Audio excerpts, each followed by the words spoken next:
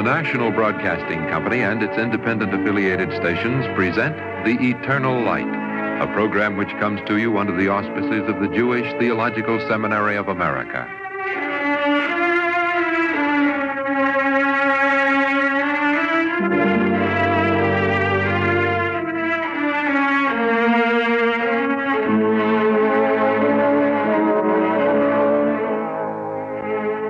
Today, we present the second of two conversations with outstanding public figures. Our guest is the Honorable Gideon Raphael, permanent representative of Israel to the United Nations. Ambassador Raphael will be interviewed by Ruth Sethman, formerly of the news department of Kol Yisrael, and presently with the Jewish Theological Seminary of America. Ambassador Raphael, your new post as Israel's ambassador to the United Nations is not your first official connection with that organization, is it? No, I came for the first time to the United Nations in 1947 when the United Nations decided the future of the Jewish aspirations and the establishment of an independent Jewish state.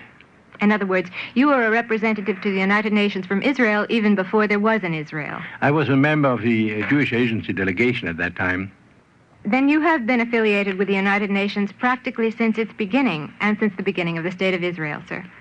Yes, I have attended most of the General Assemblies and other meetings of the United Nations and sessions and Security Council meetings.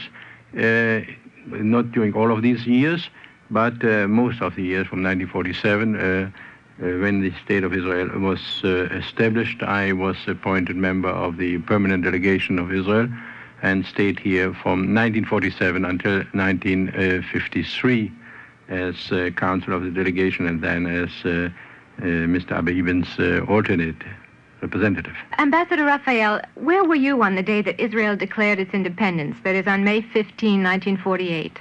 Were you in Israel at the time, or were you here with the United Nations in New York? I was in Israel. I attended the ceremony at the Tel Aviv Museum when the state was proclaimed, independence of Israel was proclaimed by Mr. Ben-Gurion. And then that same evening we opened up the new foreign ministry under the leadership of Mr. Moshe Sharet. That was on the 14th of May in the evening. And from these days on, I'm connected with the Foreign Service of Israel. So I guess that was one of the best happy memories of your life then, wasn't it, sir? Well, it was a very, very great day, and I am certainly happy that I had the chance to be present when the independence of Israel was proclaimed. But I guess the joy was short-lived because almost immediately after its proclamation of independence, Israel found itself at war. Yes, the next morning on the 15th of May, I remember very well, we were greeted by Egyptian planes which bombed Tel Aviv as a kind of salute to the independence of the new state. The Egyptian and other Arab armies invaded the state of Israel that very day, and from that day on we had these troubled times which had culminated in recent events again. Mm-hmm. Ambassador Raphael, to get back to you, sir, and your work with the United Nations, in 1965 and in 1966, you were, I believe, a representative to the 18 Nations Disarmament Committee in Geneva. Yes, I represented Israel in Geneva as the United Nations headquarters and international organizations for a short while. And while I was in Geneva, I followed very closely the disarmament negotiations. I was connected with work on disarmament. During all these years, I attended the General Assembly sessions and represented Israel on discussions on disarmament. The question of disarmament is a matter of very high priority and very great concern to Israel. We ourselves have become a victim of an armaments race which was imposed upon us by outside forces, and present situation, previous situation, we have perhaps the very result of that unlimited armaments race.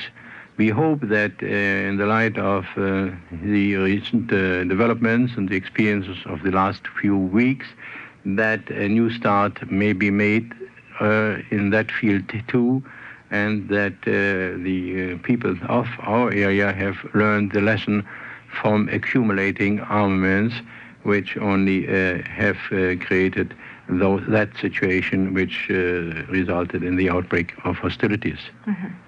But the world's quest for peace, as we know, sir, didn't begin with the United Nations. Doesn't it go back even to biblical times? Well, I think the first disarmament program was presented by Prophet Isaiah, and the very evidence of that you can find at the United Nations Plaza, where the famous saying of Isaiah is engraved in stone, that nation shall not lift sword against nation. That saying of Prophet Isaiah is not only engraved in stone in the United Nations, but it is engraved in the hearts and memories of the Jewish people for times immemorial. Ambassador Raphael, the connection between Israel and the newly independent African nations is most interesting. You were personally involved, weren't you, sir, in establishing some of Israel's African relations? Well, in a modest way, only I paid some visits to African countries, but it was not exactly in the province of my main preoccupations. I remember that I visited the Congo, which is now the Democratic Republic of Congo, Kinshasa, in 1959, before the independence of that country, and returned later in 1960 to represent Israel when independence of that country was proclaimed. At that same time, I visited a number of other African states, and was deeply impressed with the vitality of these countries, their great needs, and their desire to catch up with modern progress. And I always enjoyed very much these contacts, because we found quite a close affinity of thought and emotion among people of African countries and the Israel people. I think we share a common experience of suffering, differing ways of suffering, of discrimination which is no fault of the man, but as the people, but which is imposed by outside forces. I believe, Ambassador Raphael, that the Africans are well aware of the remarkable progress that Israel has made in many areas, in government, science, agriculture, and economics. And so they send many students to Israel. Isn't that so? Yes, they do so. I think we have trained in Israel, I think more than 9,000 African students over the years. We have sent teams of instructors to most of the new nations, not only to Africa, as a matter of fact, but also to Asian countries, and we have close relations of cooperation, economic cooperation and development cooperation with Latin American countries. But it's correct that the main effort was oriented towards Africa. I believe it is easier for them to grasp what we are doing in a small country than for them to understand the highly developed technology, and which expresses itself in very large dimensions in the industrial countries. I remember very well when I think it was still in Belgium, when African representatives came to me and wanted to know what we could do for them to assist them in their development programs. And I asked one of them, a man who became a prominent leader later in his independent country, why do you turn to Israel? Well, he said, look, Israel is for us like a small carpet. We can see the beginning of the weaving, we can see the end of the weaving, and we can discern the pattern. We come to a great country or to a highly developed country, we don't see the beginning, we don't see the end, and we don't see the manufacture of the whole development scheme. Therefore, we prefer to be with you and to study on the spot in Israel. But not only that, I think the very zeal of the Israelis to develop their country, their ardor which they develop, is somehow infectious. We are building a nation, and at the same time we have to rebuild nature. And to do these things is apparently an exhilarating experience for others to watch and for others to learn from. A final question about Africa, sir. When the African students come to Israel, don't they have a language problem? Well, they have French-speaking Africans, they have English-speaking Africans, of course they have their own languages, great multitude of languages. So what we are doing is we are teaching them Hebrew, which becomes for them a common language. I remember an instance which was told to me by our foreign minister when he once visited Leopoldville. He was sitting, I think, in the lobby of a hotel, and two Africans were trying to discuss or to argue a certain point. One was speaking French, the other one was speaking English, and they turned to Mr. Even and asked him, "Sir, do you speak English and French? Would you help us to translate, to be our translator?" He agreed gladly, and soon he realized that these two gentlemen were discussing a problem which was connected in Israel. And one asked the other, "Have you been to Israel?" He said, "Of course I've been to Israel." And the other said, "Have you been?" "Of course, naturally." So one said, "Well, have you learned Hebrew?" "Of course," he said, "I've learned Hebrew." So the other one said, "Well, why don't we speak Hebrew?" And that was the end of Mr. Evans' career as interpreter, because these two gentlemen then could easily and friendly converse in the lingua franca, Hebrew. Ambassador Raphael, it seems amazing that tiny Israel, with such widespread diplomatic relations, has been able to recruit and train enough diplomats and foreign service officers to man its many posts. Israel is still a relatively young country. Where in the world did Israel get and develop all of its diplomats and foreign mission officers? I could answer with a question. Where does Israel recruit all these wonderful pilots and these great soldiers they have, and the farmers we have? All those come from a nation which never been prominent in the field of aviation or in agriculture. We haven't been prominent in that field since our expulsion from that country 2,000 years ago. We were driven into exile. But we have produced farmers, and we have trained the pilots, and I think they have shown that they are of good mettle. And so we had also the human material available to train the diplomats. I would say that we have not taken the diplomats just from diplomatic schools and only from universities and after long training courses. I was asked that same question that you asked me a couple of years ago by the late Prime Minister of India, Mr. Nehru. And he expressed his admiration for the fact that we had established diplomatic relations with so many countries. A small country like Israel had by that time relations with about 72 countries in the world. But now we have relations with nearly 100 countries in the world. And he asked me, where do you find all that diplomatic personnel? Well, my first answer was, Mr. Prime Minister, whenever India is ready to establish diplomatic relations, don't worry, we have a whole diplomatic staff ready, from the ambassador on to the last secretary, which are ready to depart on the spot and to come to India.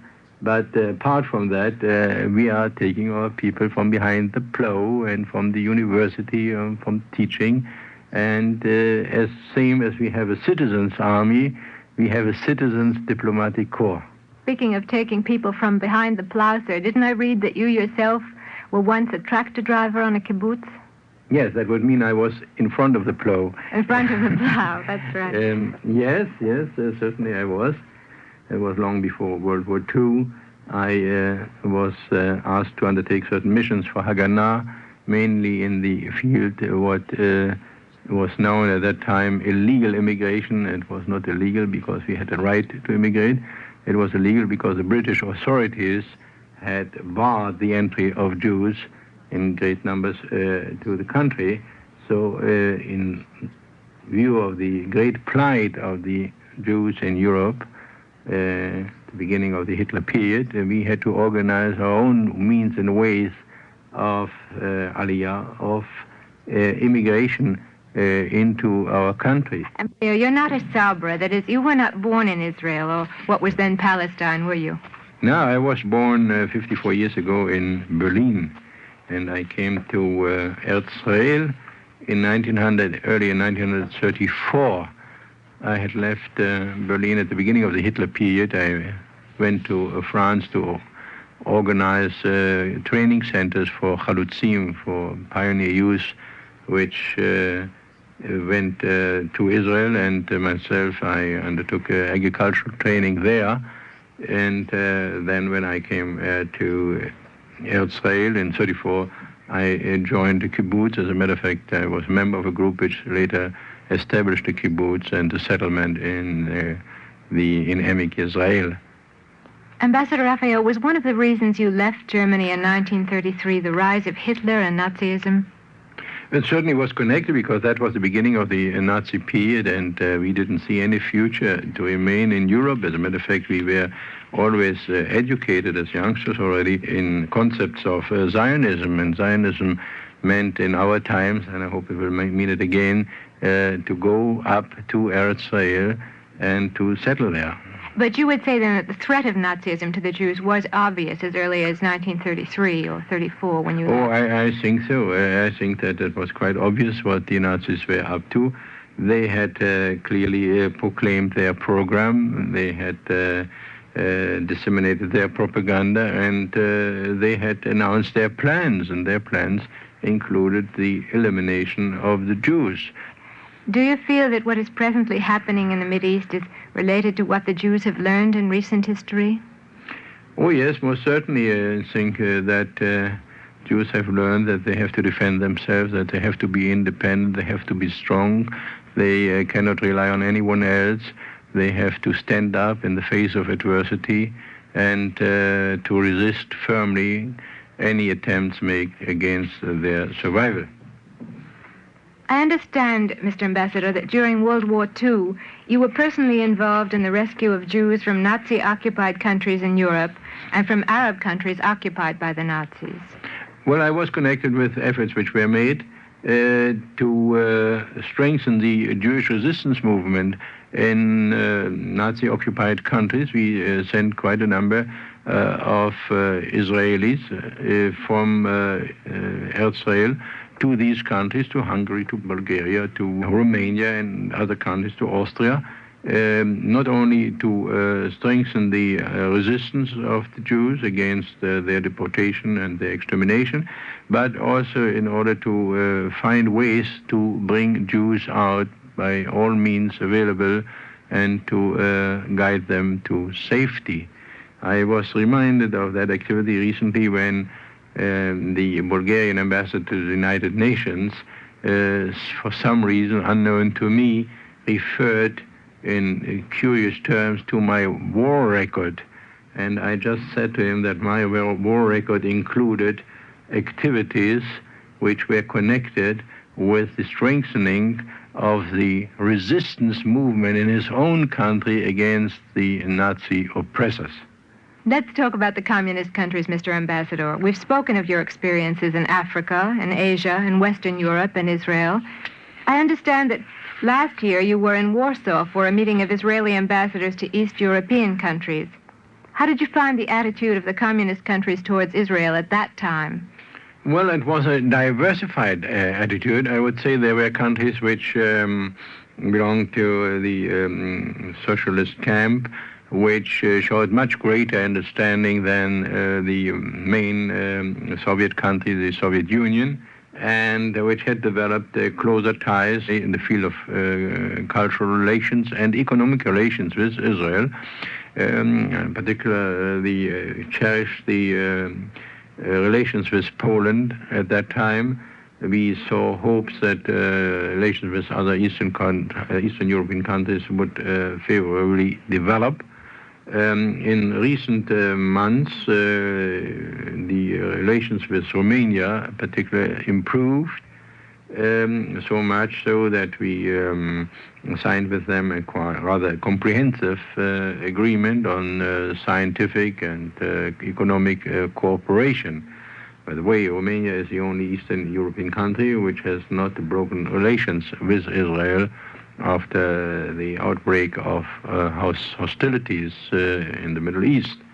That is an encouraging sign that shows the greater degree of objectivity and independence of the Romanian government and the Romanian people, which are judging its own interests and its relations with other countries on their merits. So, in other words, the attitude of the communist countries towards Israel is by no means monolithic. No, I think it's not monolithic. I think the very fact that most of the communist countries severed relations with Israel recently was certainly due to very heavy pressure exerted on them by the Soviet Union, which apparently did not want to take that step on its own. But it does not exactly reflect any identity of views and of affinity of all these countries with the viewpoints of the Soviet Union. I am sure that at the United Nations these countries will take more or less the same line, but judging by the substance of relations which existed until the severance of relations, I would say they were of a different nature, and there were certainly some hopes that relations could improve and could further develop. We still hope that this present period is a temporary disturbance, and when the Soviet Union and the other Eastern European countries will realize the realities of the situation and will come to understand the great error they have made by supporting the aggressive designs of the Arab countries, designs which collapsed completely when they were put to the test against Israel. And I assume that these countries are realistic enough and recognize the facts of the situation so that they will come to reassess their position in the months to come. Only a couple of months ago, you were in the Soviet Union, weren't you, Ambassador Raphael?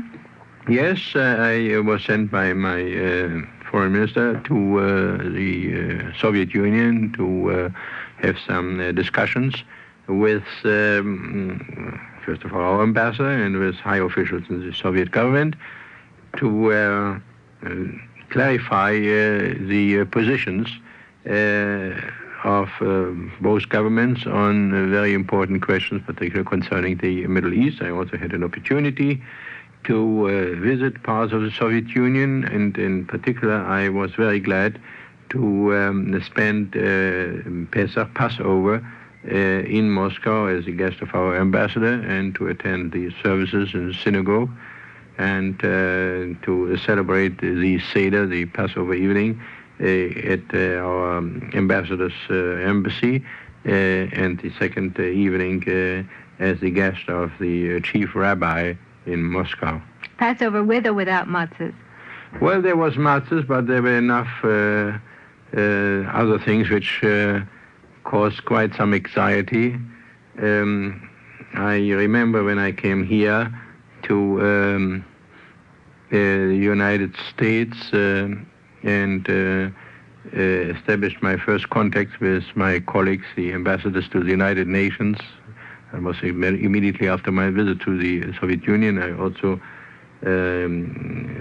paid a visit to Ambassador Fedorenko, with whom I had some recent exchanges of views, and a man who made monstrous charges against Israel and the Jews. At that time, he was of a different mood, and he was very much concerned to know whether there was matzah in Moscow. I could assure him that that was at that time not the problem, but there remained many, many other problems which concerned the Jews very much, unsolved in the Soviet Union. And all my thoughts are now going out to our brethren in the Soviet Union, and we hope that the Soviet Union will not be driven by their most sinister emotions to adopt a policy which towards Jews which would be similar to policies which the Jews had to suffer in the Soviet Union when the Soviet Union and the people of the Soviet Union itself suffered during the somber days of the Stalin regime. Certain emanations and certain sayings and statements made by Soviet representatives here at the United Nations evoke in our memories anxieties that the Soviet representatives apparently are reverting back to policies of that time, which was certainly very, very hard on the Soviet people itself, a part of its leadership, and in particular on the Jews. And we only hope that reason will prevail among the leadership of the Soviet Union, and they will be very, very careful not to aggravate the situation of the Jewish population in the Soviet Union. Ambassador Raphael, criticism is constantly being leveled at the United Nations, occasionally even by its staunchest defenders. However, most of us remain devoted to the United Nations, and in our hearts wish that it will not only endure, but prevail. What do you think we can do to make it prevail? Well, you must insist as citizens of free countries that all the nations which are partners in the United Nations should live up to their obligations under the Charter, and they should not only proclaim high principles, but they should pursue practical policies which are in conformity with these high principles. I think I said once that the United Nations is high in principle and low in performance. And we all should work together to increase our performance and to bring it in conformity with our avowed objectives of the United Nations Charter. Our Eternal Light program today was the second of two conversations with outstanding public figures. Our guest was the Honorable Gideon Raphael, permanent representative of Israel to the United Nations. Ambassador Raphael was interviewed by Ruth Sussman of the Jewish Theological Seminary of America. If you would like a copy of today's conversation program, please send your name and address with 25 cents to cover the cost of postage and handling to the Jewish Theological Seminary of America, 3080 Broadway, New York, New York, 10027. We invite you to join us next week when the Eternal Light will begin its summer series, The Words We Live By. 15 conversations featuring Mark Van Doren and Maurice Samuel, two of America's foremost men of letters. This year, their subject will be Life and Livelihood in the Bible. This is Vic Roby. The Eternal Light, produced for NBC by Rhoda Grady, is directed by Kenneth McGregor. For the seminary, Dr. Ben Zion Boxer of the Forest Hills Jewish Center is program editor, and Milton E. Krentz, producer. This weekly program is presented under the auspices of the Jewish Theological Seminary of America. This pre-recorded program has been an NBC Public Affairs presentation.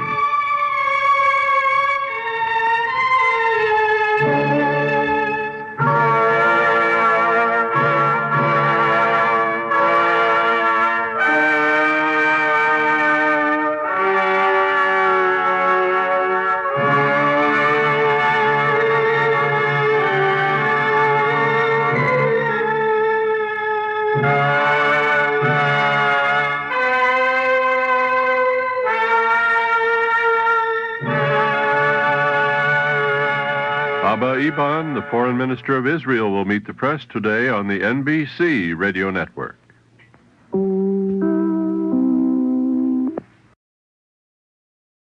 National Broadcasting Company and its independent affiliated stations present The Eternal Light, a program which comes to you under the auspices of the Jewish Theological Seminary of America.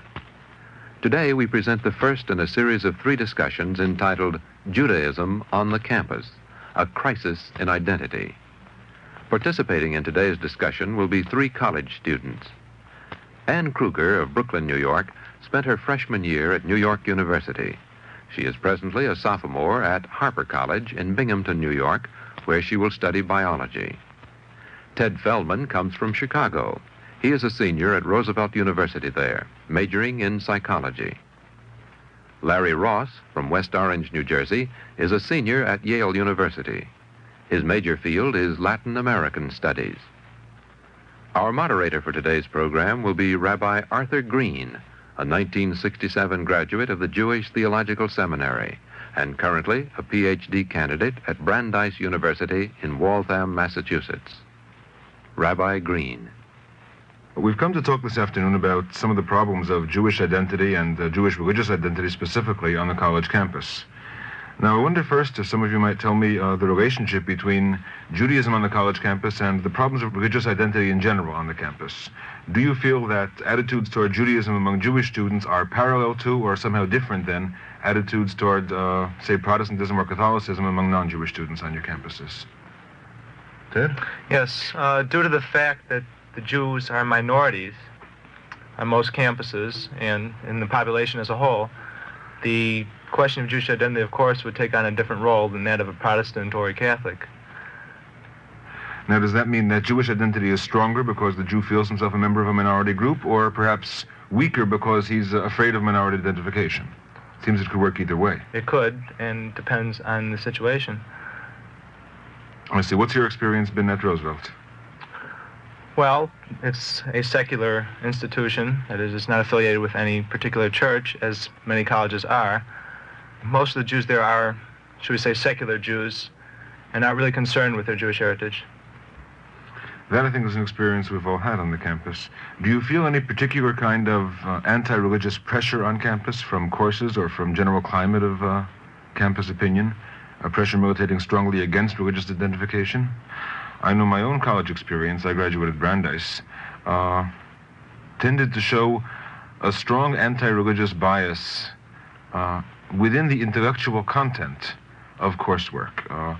Courses in philosophy, religion, courses in Western intellectual history, courses in the humanities in general, generally seem to denigrate the religious tradition. And I found many people who came to college with fairly naive religious backgrounds quickly lost their faith or lost their commitment to religion through the intellectual challenge of college. I wonder if you find that true on your campuses. Yes, I would have to agree.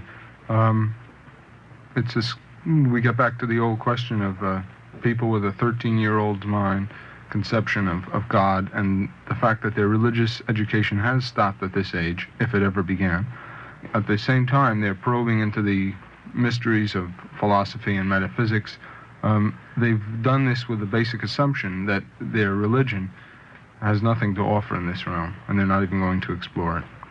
In other words, even at a place like Yale, where the general intellectual level of the student body is obviously very high, unusually high, you find that Jewish education of most of the students has atrophied at the 13-year-old level. Yes, definitely. I see. How about the other campuses? You find it's true too, Anne, at NYU? Well, New York University has a history of being very liberal as far as religious attitudes go, and any problems of religion would be parallel to any problem of religion that you would find in the civilization, at least in New York City civilization on a whole. And I agree with Larry that it's the idea that Jewish education stopping at 13 and people going into college thinking that they really know what Judaism is, and therefore not bothering to go any further into the different theories. You know, when they learn philosophy or when they discuss other religions, they start with a very shaky background without realizing it. Now, I remember, for example, in my experience, we had a Humanities 1 course, which was really the end of religion for great numbers of students. I remember Jewish students coming in with fairly orthodox backgrounds and suddenly being told that the Torah was not given by God on Mount Sinai, but was a collection of documents written by many men over hundreds of years. Or I remember Christian students being told that historically, the resurrection just couldn't have happened that way, that it can't be taken as historical fact.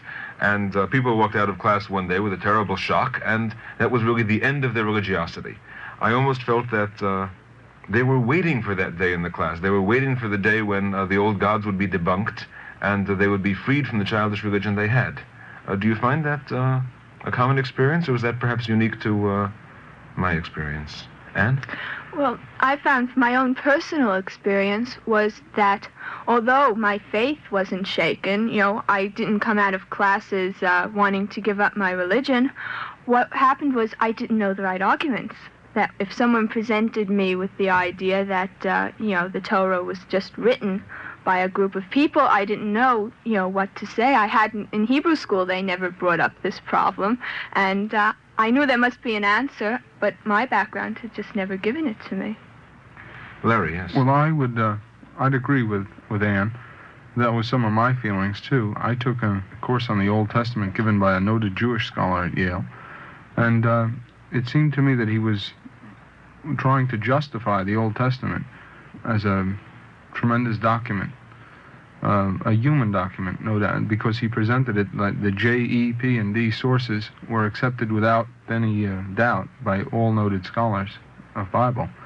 And I could sense among some of my contemporaries an eagerness to be rid of this. This is a very logical explanation of the whole thing and fits in much better than any such thing as revelation or the Torah from heaven.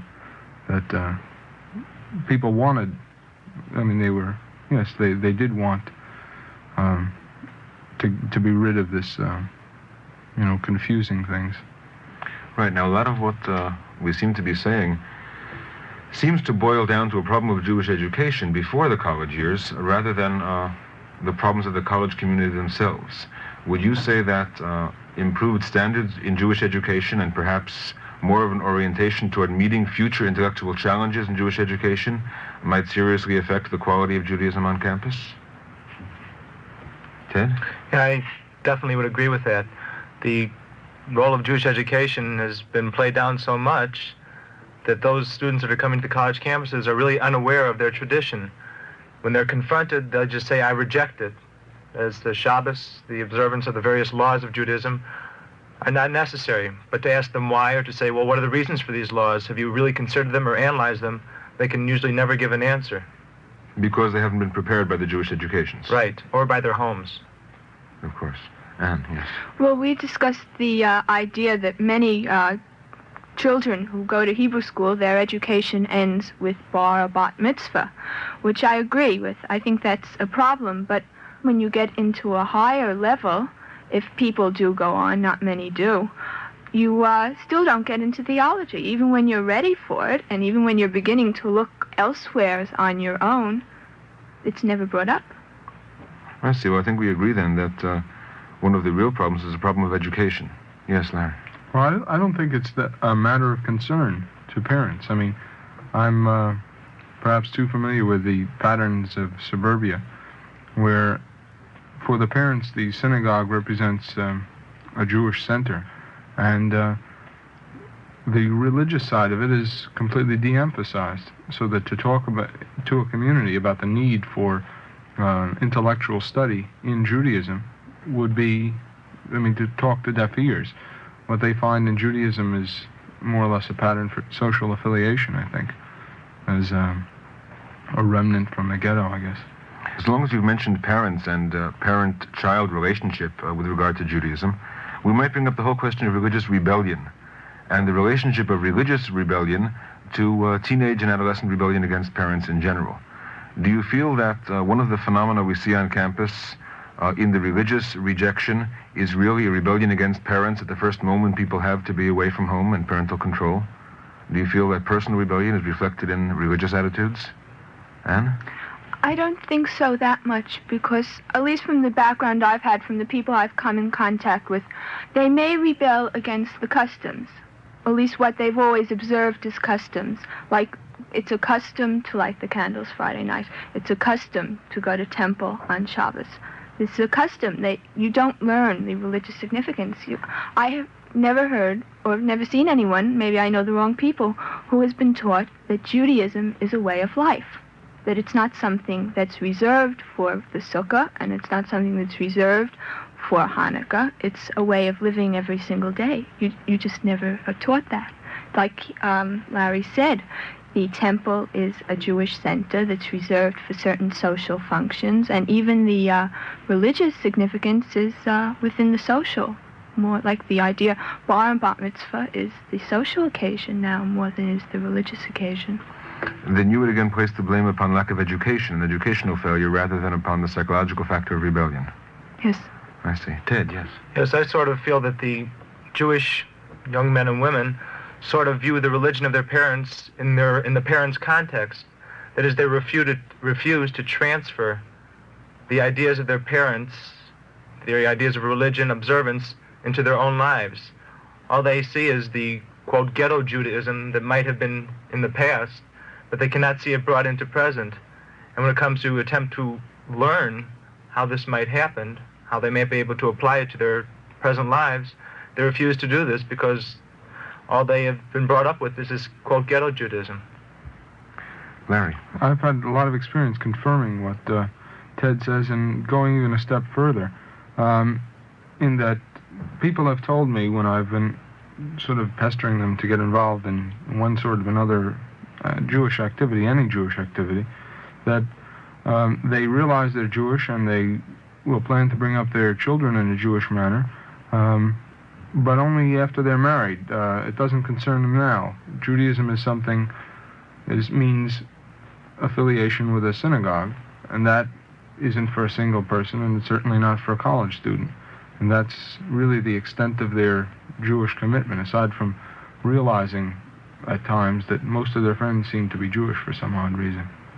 Now, Larry, in talking about the future and in talking about Judaism for when one raises kids, you bring another problem to mind. It's often been said that the rebellion of the college years is a temporary phenomenon, that when the hippies get married and have a few children, they'll buy homes in West Orange. Now, do you think the same is true of religious rebellion and the religious pattern among college students? Do you think your friends at Yale, for example, who have nothing to do with Judaism now, will join suburban synagogues, much like those their parents belong to, and perhaps conform to that which they now see as hypocritical? I would have to think so, because I don't see anything in these suburban communities, in these suburban synagogues, that really demands a religious position from one, except one of just apathy. I'd like to disagree with that, Larry, in some sense, that I think now there's a rebellion going on, which is very much a rebellion against hypocrisy. And the idea that many people I know are not going to join a synagogue as their parents had, and who aren't going to bring their children up just practicing customs which they don't know the meaning of. Of course, very often the idea of going to find out the meaning never occurs to people. They think they know it, but they're not going to do this. They're going to totally reject it, and I don't know what they'll adopt. I can't, predict, but that they're going to reject even the temple as a social center and find other social centers.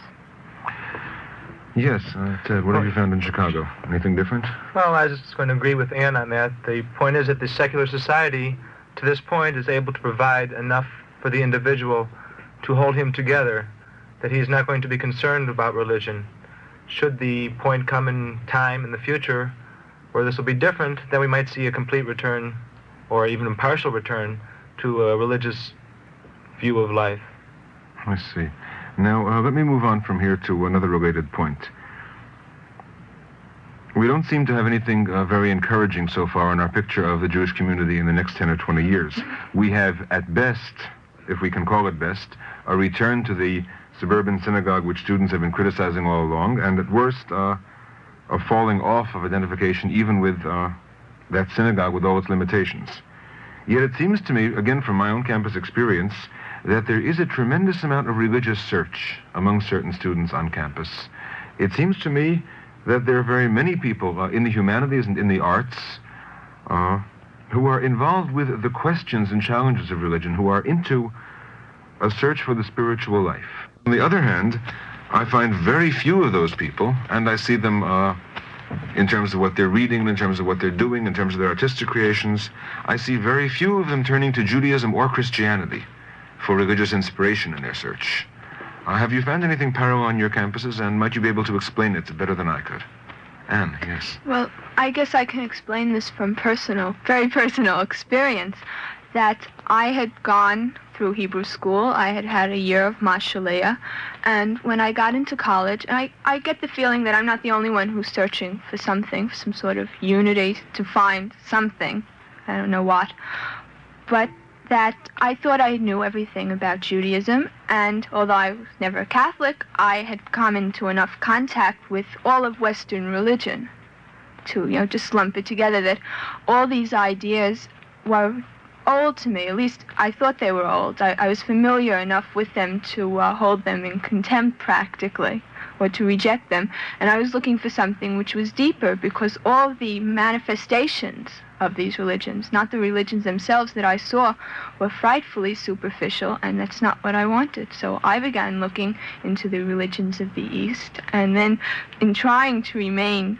a Jew and trying to find out about Judaism and tie in Hinduism and Judaism, I decided, well, I have to ask somebody. And I'm learning about Judaism and really learning what's there, that there is something that can be found if enough people know that it's there to look for. Well, that's very interesting. Then you came back to an interest in Judaism through an interest in Hinduism and the religions of the East. Yet it seems to me there are a lot of people who never make that final step, who never make the step back to Judaism. What you seem to say is that there's an exotic appeal to Eastern religion that Western religion just can't ever have. Yes, Larry? Well, this is very true. I'm sure we've all met countless Jews who say, well, I'm a Jew, don't tell me about my religion, I understand it. I have an intuitive understanding, and the same goes true for all of Western religion. I have friends who are not Jewish, who are Catholic and Protestant, and I understand their religion too, because I understand them. And I don't think any attempt is usually made to go beyond one's superficial understanding into the study of it. After all, you're not talking about individual Hindus whom you've met. You're talking about Hinduism as religious philosophy. And you never make the same attempt in Judaism, because Judaism is there. It's the given, and you understand it. And Judaism is too closely associated with our former lives and with the Jews, with Jews we've known, right, and with our upbringings. I see. In viewing the whole phenomenon of Jews toward Oriental religions and turning toward other cultural phenomena for religious inspiration, I wonder if there isn't a note of Jewish self-hate or Jewish self-rejection on the college campus. Again, I have to speak from my own experience. I found being on a campus with the Jewish majority, which of course is almost a unique phenomenon at the campus I attended, there were many Jews who were extremely content to escape their Judaism. Again, being away from home, being away from parental pressure, being away from Jewish institutional life gave them a very good opportunity to deny their Jewish identity altogether, perhaps because it had become psychologically problematic. Now, I wonder, first of all, how that works out on the campus where Jews are in a minority. And secondly, whether you know this phenomenon of Jewish self-hate from your campus experiences at all. Anne? Well, I don't come from a college where Jews are a minority, but I can speak about friends I have who do. And I don't think that they're turning... Well, some of the people I know, there are two ways. Either they react to it where they become much more observant than they were before. Not religious, but observant than they were before. Or they completely reject it, whereas at home they went around saying, we are Jews, we do certain things because our parents tell us to. Now, they reject all this because I think we get back to the idea of education, that what their Judaism is. Their Judaism, I think, is with a small j rather than with a large j. Their Judaism is the fringe of the substance. It's not the religion, it's the customs, and I guess through the generations, what's behind the customs has been left for fanatics to remember, and they can't see. I can understand why they can't see maintaining them, especially when there are no parents there to tell you to. But you don't feel a deep-seated Jewish self-hate, say, a la Philip Roth, among people you've known? No, I don't think so. I see. Larry? I like what Anne said. It has an echo. I think at Yale, it's not a question so much of Jewish self-hate as it is a little embarrassment over the customs maybe of the parents and certainly of the grandparents, and trading these in for the ones of a very likewise tradition-oriented community, that is Yale, which they feel to be more intellectually kosher, I think. In other words, the academic robes may look as bizarre as the tallis, but somehow they're a little more respectable on the Yale campus. Yes, certainly. I see. But you two have no direct experience of this kind of deep-seated Jewish self-hate. Only in individual instances, people who, when I've invited them to dinner and then casually suggested that we go to services because there was a nice speaker, said, no, I really have a lot of work to do. Matter of fact, I'm totally against going to services anyway. I don't know whether that's Jewish self-hate or just being afraid to find out what's there. I see. Ted? Yes, in my school, I don't know, I've experienced something a little bit different. Those that walk around school, the Jews, they're very proud and happy to be wearing either a mezuzah or a Jewish star. In fact, there are some non-Jews who would walk around wearing this. Now, whether this is a cultural identification, which it probably is, rather than a religious identification, it is there not to keep a person away, but to draw other people towards them, to show that there's no barrier because they're Jewish. Well, it's good to hear that the negativism is perhaps less than I had expected. Now, before we come to sum up, which we'll have to do in just a few minutes, I wonder if we could talk about some of the alternatives that might be open to a Jewish student when he decides in the course of the campus experience that he's interested in knowing something about Judaism or in furthering his Jewish contacts in one way or another. The picture we've painted is fairly bleak. We've talked about the failures of Jewish education, and we've talked about the weakness of Jewish identity on campus. What does a Jew do on your campus when he wants to assert his Jewishness? What avenues are open to him? Yes, Anne.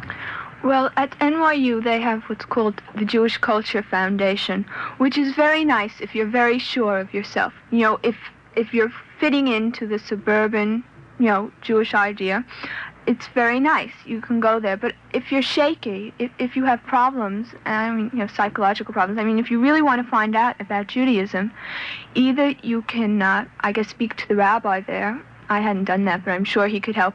Or you can go to the library and take out every book that has either, a Jewish-sounding name and just, try to sit plodding and reading and trying to find out on your own, because there are very few courses given in religion, especially in Judaism.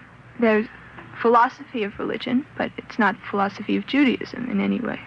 In other words, one really has to struggle. From the picture you paint, there's no easy avenue open for the Jewish student who's interested in Judaism, but rather he has to work hard on his own initiative and has to be deeply motivated before he'll do that. Yes? Well, I hate to sound like I'm giving a plug, but personally, I'm very glad that there's a Jewish theological seminary. This is my personal experience. I don't know whether I'm allowed to give this type plug, but it's there, and it can be used. You happen to be in New York, of course, and yes. In New York you have that advantage. Yeah. What's the situation in New Haven, Larry?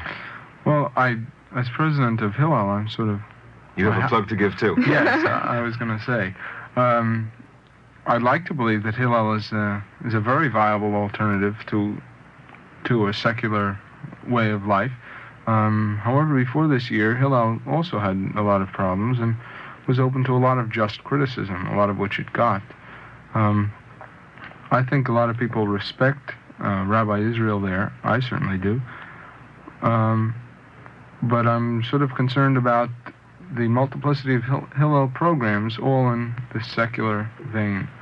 We don't really deal with someone who does have strong religious feeling. That's left for themselves. There's a group of boys who eat in the kosher kitchen, and these boys are outside of Hillel. They're Hillel members, but what they do to observe is not part of Hillel. What you seem to be saying, then, is that Hillel has gone the way of much Protestant religion in this country, namely entering into the secular city rather than dealing perhaps with the specifically religious. Exactly. Well, we've done that in an attempt to get people out of the secular or just to make them realize that there is something. Ted, have you got a plug to give, too, for an alternative to Jewish college students? Well, Chicago has several opportunities for Jewish education. My school specifically has a joint program with the College of Jewish Studies in Chicago. It is possible at my school to get a BA, a Bachelor of Arts in Jewish Studies, if I had wanted. The only problem is the people that attend this program are usually those that aren't really interested in Jewish life. They're taking it just to get a degree, just to get through school. In many cases, it's girls who aren't really interested in the education. They've had a little bit of Hebrew high school, and they want to get through, so they take some courses at the College of Jewish Studies that they feel that they could get through easily. I see. And there are times when the comparative religion courses are offered on Saturday mornings, which makes it very difficult to attend. So the program is available, but not always terribly attractive. Right. And not always completely available. Right. I see our time is just about up now. Well, it's been a very interesting conversation we've had here. I think some points are clearer in my mind now than they were before, and surprisingly enough, as a conclusion to this program, I'm a little bit more optimistic than I was half an hour ago. My feeling had been that Jewish self-rejection and the flight from Judaism was perhaps deeper seated than the picture you've portrayed from Yale, Roosevelt, and NYU. I also feel, though, that we've put our fingers pretty clearly on the problem being education. Education on the elementary and high school level, preparing the Jewish student for the challenges to religion which he is about to confront, and perhaps just as important or more important, educational opportunities for the college student while he is at college to continue and deepen his Jewish study. And this certainly tells us where the challenge lies and in what directions the American Jewish community has to turn its efforts. Let's just hope that the leaders will have the wisdom of the students and will turn the efforts in that direction. Thank you very much for a very enlightening conversation. Our Eternal Light program today was the first in a series of 3 discussions entitled Judaism on the Campus, a Crisis in Identity. Participating in today's program were college students Ann Kruger, Ted Feldman, and Larry Ross. Our moderator was Rabbi Arthur Green.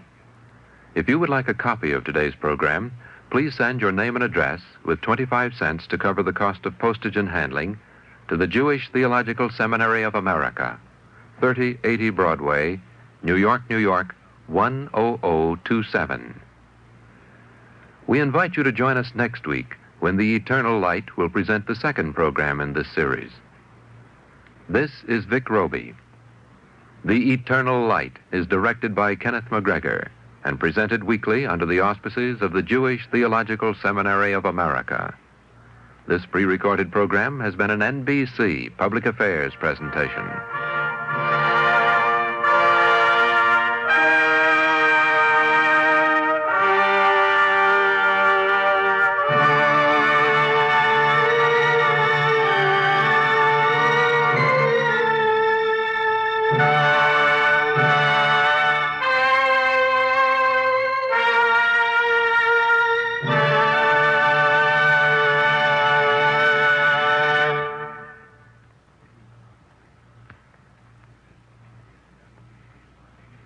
This is the NBC Radio Network.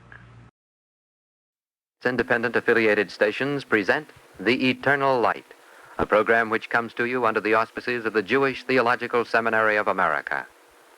Today we present the second in a series of 3 discussions entitled Judaism on the Campus, a Crisis in Identity. Participating in today's discussion will be 2 recent graduates of Rensselaer Polytechnic Institute in Troy, New York. Richard Mandelbaum is presently a graduate student in mathematics at Princeton University. While at Rensselaer, he was a member of ATID, the college-age organization of the United Synagogue of America, where he met Andrew Goldfinger.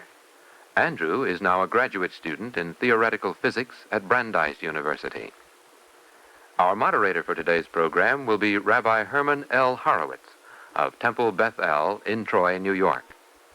Rabbi Horowitz is counselor to Hillel, advisor to ATID, and chaplain to Jewish students at Rensselaer Polytechnic Institute. Rabbi Horowitz. So much time is being devoted today to understanding the college student that one might think that he's sort of become a culture hero. Why, in your opinion, is the Jewish college student gaining so much attention? He's being courted by all sorts of organizations. What does this represent? Do you have any idea, Andy? Well, the question is not so much why is the Jewish college student being courted as why is the college student being courted. And I can't give any reason for this, but I can give a barometer. The area which I would look first would be something as prosaic as television commercials. The people who are selling products on television are young, and the people that are smoking cigarettes are young, and the people that are driving cars are young. And we seem to be idealizing people who are young in this country. Even those who aren't young, the adults who buy more of the cars and spend more of the money, are made to believe that it's a fantastic virtue to be young, and the advertising is done within the format of youth. And again, this glorification of youth is rampant. What people tend to mean nowadays, the man on the street by a college student, is really a student of science. I think that the major stress on education in these past few years has come, as people will also say, since Sputnik. Since it became apparent that a person who's educated, and particularly a person who might be an engineer, is going to be necessary to the country, there's a large amount of money to be spent in education now. And for this reason, people are beginning to worship the people that are young who they feel will be able to bring about the new ideas, because the new ideas are the ideas which are going to benefit the country.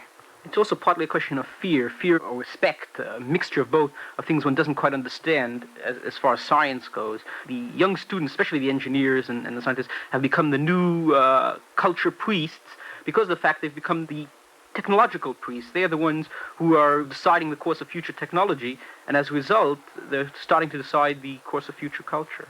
Maybe we can go behind and beyond this practical development that you're speaking of, which is very real, and see perhaps some sort of a failure of vitality on the part of the adult generation, or you might say even a failure of nerve to be able to say explicitly that accumulated wisdom, which comes only with age and with experience, is now being doubted. It's not being referred to as much as it might be. The college student nowadays is thrown into a very artificial atmosphere. He comes to college and he finds himself among people that are his intellectual peers, people that are of his same age, which is quite a significant thing. He never has to contend with young people, with senile people, with people that aren't intelligent, and he's very insulated. And this is one of the reasons why you have a distrust of older people.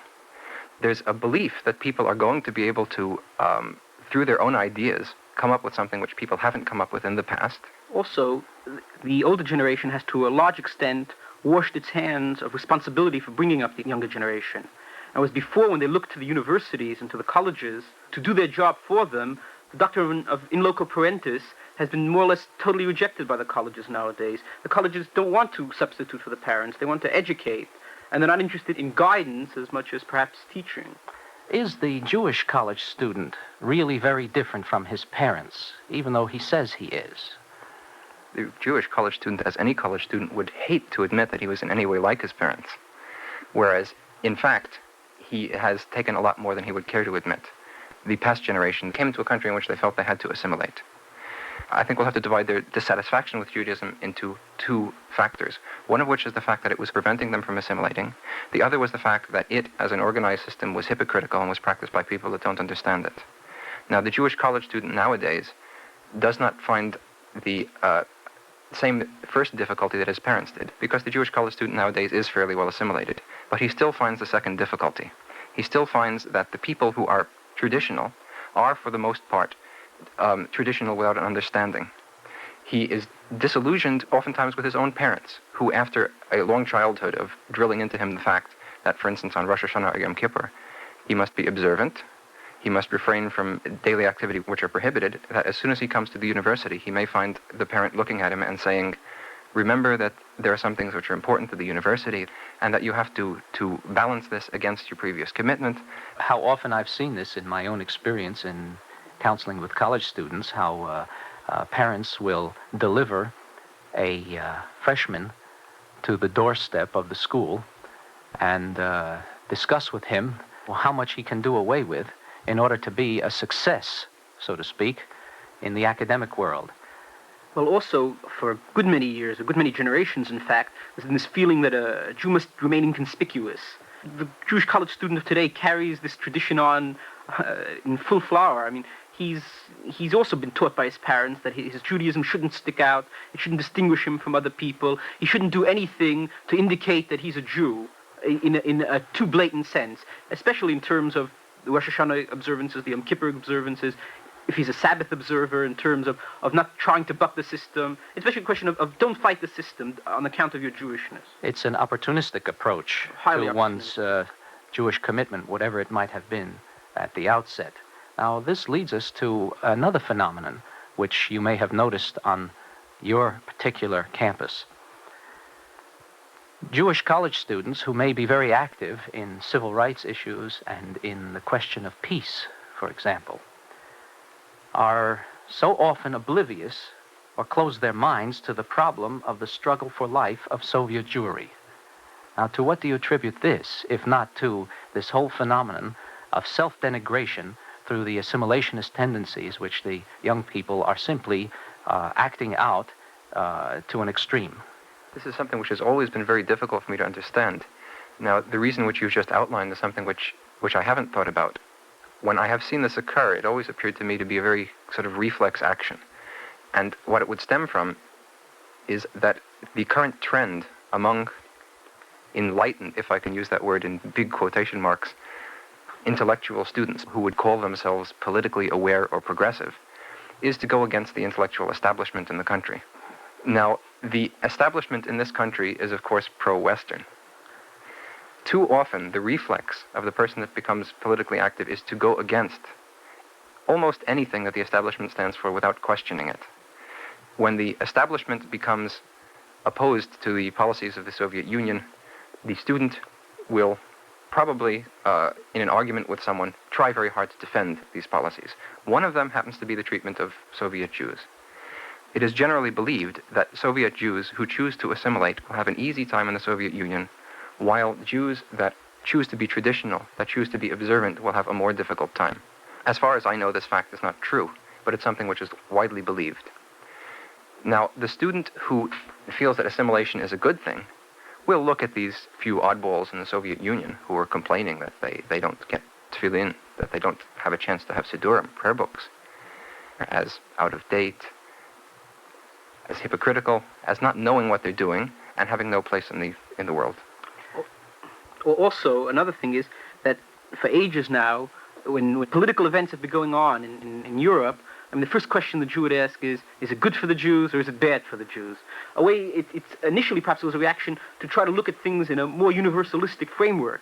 But now it's gone to the point where they've completely rebelled against any idea of any Jewish interest whatsoever. If these were Armenians who were being discriminated against, they might protest and they might do something, but because they are Jews, they don't want to protest and they don't want to indicate their Jewishness again by affiliating themselves with a Jewish question of any sort. So in other words, because of their overcompensation or defensiveness, they've deadened a chance to be in sympathy on a human basis with human beings. Exactly. But with specific class of Soviet Jewry. I think that on the college campuses, the reaction to the recent war was an overwhelming support for the cause of Israel, certainly among Jewish students. Now, this is identification with Jews, but it's not identification with religious Jews, with traditional Jews, with observant Jews. This is the thing which they feel that they're unable Judaism, to identify. in other words. With Judaism, yes. It's also identification with winners, which is a significant point. I don't know how complete the identification would have been had things, God forbid, had gone someone different. Well, we have abundant evidence of how the adult generation has taught young people to keep their Judaism under a bushel basket, and have seen some of the results on the human scene. And we've also seen how this self-denigrating viewpoint that Judaism should be practiced only in the home and not be made a public matter in any way whatsoever has undermined the confidence of the student. This is really part of, as I see it, an entire anti-intellectual development on the campus, isn't it? The attitude of Jews, some students who are Jews, toward Judaism, the attitude toward something which requires experience, which requires wisdom. And instead of that, there are certain things which we all are very well aware of that are supposed to replace this striving. Some sort of messianic quickie shortcuts which often try to reduce complex issues to slogans and to take the place of analysis and reflection, which is, after all, supposed to be, at least we hope, the hallmark of experienced people who have had the benefit of several decades. Judaism, being a religious culture pattern rather than an organized theological structure, doesn't lend itself to these easy verbalizations. And the people who are looking for quickie formulations will probably be quite disillusioned. Some Jewish students, therefore, take this to be a weakness. But at the same time, we find that some of these very same people grab for certain oversimplifications because of their messianic promises. And these oversimplifications are, for example, slumming in Oriental cultures, while they're really strangers to those cultures to begin with. Drugs and LSD and so forth. As far as my experience has been with people, there are two reasons why people will go towards drugs. One of them is that they will hope to gain an increased objectivity in psychological terms. They'll be able to come to terms with themselves by the influence of this drug. The second is that they hope to gain some mystic experience. Now, I'm not qualified to talk about the psychological reasons. I think Richie perhaps knows a bit more than I do. Well, from what I do know, you don't get any objectivity at all from the use of drugs. Instead, what happens is your subjective mind, so to speak, takes over. And what you're really doing is just getting a playing out of your own inner subjective aspects, of your own fears, of your own desires, and things like that, are just played out on a heightened scale. Mm-hmm. The criticism which I would have would be of the second reason, namely the mystic experience. A glance at any of the systems which do involve mystic experience would show that the person who is seeking a genuine experience would, if a Hindu, go to a guru, if a Jew, go to a Rebbe. And he would be led up to his experience over a long period of time.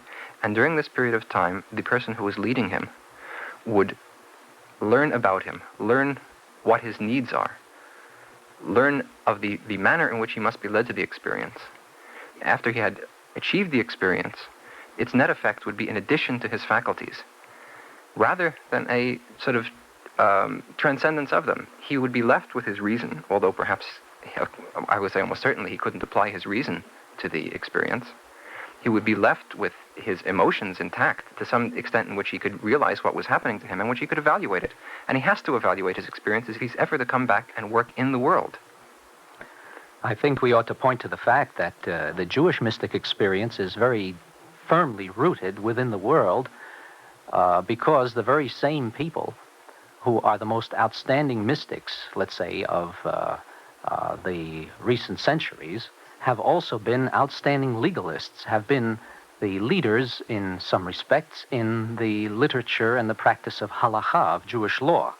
So I think here we have a concrete example of what just exactly what you're driving at, Andy. Exactly, as well, perhaps the most famous Jewish legalist, Joseph Caro, was at the same time the head of one of the schools of mysticism. Same thing with one of the most venerated Kabbalists, the Ari, Lion, was also made great contributions to the law. So you have a completely different pattern of Jewish mysticism. There is this irrational, this mystical experience which sort of transcends everyday living, but this does not take one comes back to the world from this, when this is very much tied in with living a life within the society. This is not a form of escapism by any means, whereas most of the mysticism which we see around us now is almost pure escapism. It's certainly not a shortcut. Now, since we're talking about some of the programs which the hippie generation and their fellow travelers, you might say, have offered as alternatives to the mess which the over 30 generation has made to the world, what would you say about this slogan, "Make love, not war"? This is another part of the program. This is certainly a form of reaction to what the people that are involved would refer to as the irresponsibility of modern society, which allows war to take place. My criticism of it would be that what they're choosing is another form of irresponsibility. You cannot improve the world by taking one emotion, which is a bad emotion, and just attempting to put what you would call a good emotion in its place. You can't play with people's emotions like that. You can tell yourself, I must love, And if you ever try that, you're going to find out you're not going to have very much success until you try to spell out what's involved in loving.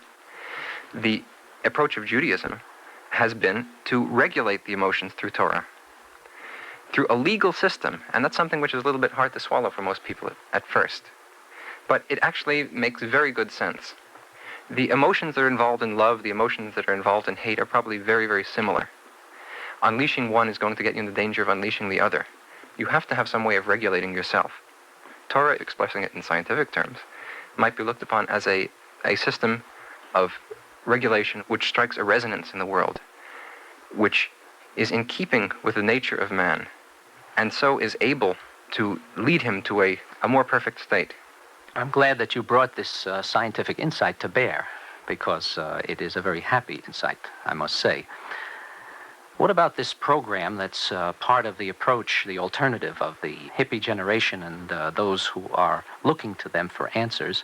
This approach which says that you must never come to a conclusion. You've always got to be questioning, and answers are impossible, and therefore don't expect answers. All you can do is question. Well, the whole concept of open-mindedness is based on a willingness to consider viewpoints which contradict one's conclusions. One isn't open-minded if one doesn't have conclusions to start with. A person who keeps on seeking and never is willing to commit himself, well, he's not going anywhere. He's just going around in circles, and anything which he's going to offer, anything which he's going to say, is sort of going to be an escape from being committed. It's going to be an attempt to back away from society, because society demands some sort of commitment. You must be committed to something in order to just exist, because otherwise you've copped out, so to speak. What about the student, the Jewish student, who is very enthusiastic about slumming in a way of life which is really not his own and he has no real insight into, namely Eastern religions and Eastern disciplines, but wouldn't dream of having anything to do with the Jewish mystic experience? I think an interesting answer to that question is that not only wouldn't he have anything to do with the Jewish mystic experience, he wouldn't have anything to do with the Christian mystic experience.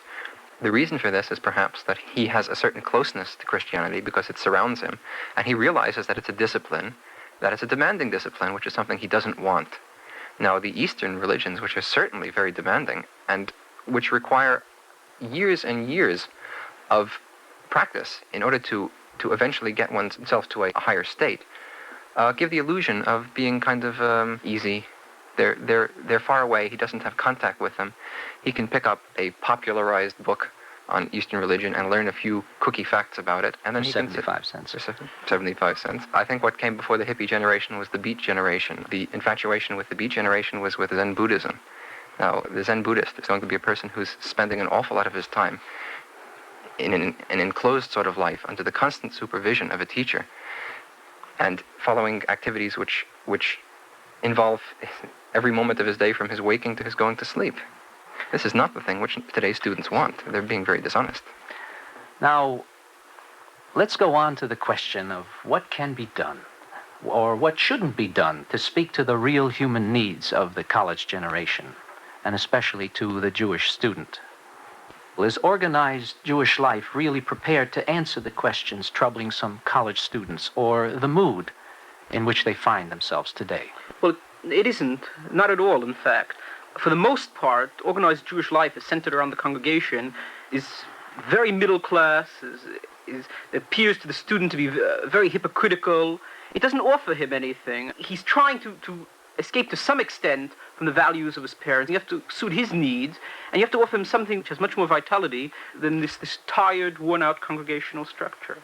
But should we be toadying to what we think is the mood of the college student, or should we be trying to remake the congregation and congregational organizations to fit what we think is the need of the student? So I would say that we shouldn't try to remake anything, because Torah exists as it is. The trouble too often is that people are trying to water it down. And the second problem, I would say, is the attempt to center the Jewish revival around the congregation. The place for the Jewish revival to take place, which is the same place in which it has taken place throughout history, has been the family. I would say that a young person who is committed, who wants to do something to further Judaism, would really find it best to do nothing more than to learn something about Judaism and then to go out, get himself married, live someplace near a university, have a practicing family to which he could bring students. I know that in my college days, one of the most illuminating experiences which I had was the opportunity of seeing a functioning Jewish family. A Jewish family which was modern, which existed in America, which was the last place I would have expected to find it, and which was committed to Torah. Now, once you show someone a family, a group of people who are committed to Torah, who are practicing it, then you don't have to water it trying to interpret it. He'll see it himself.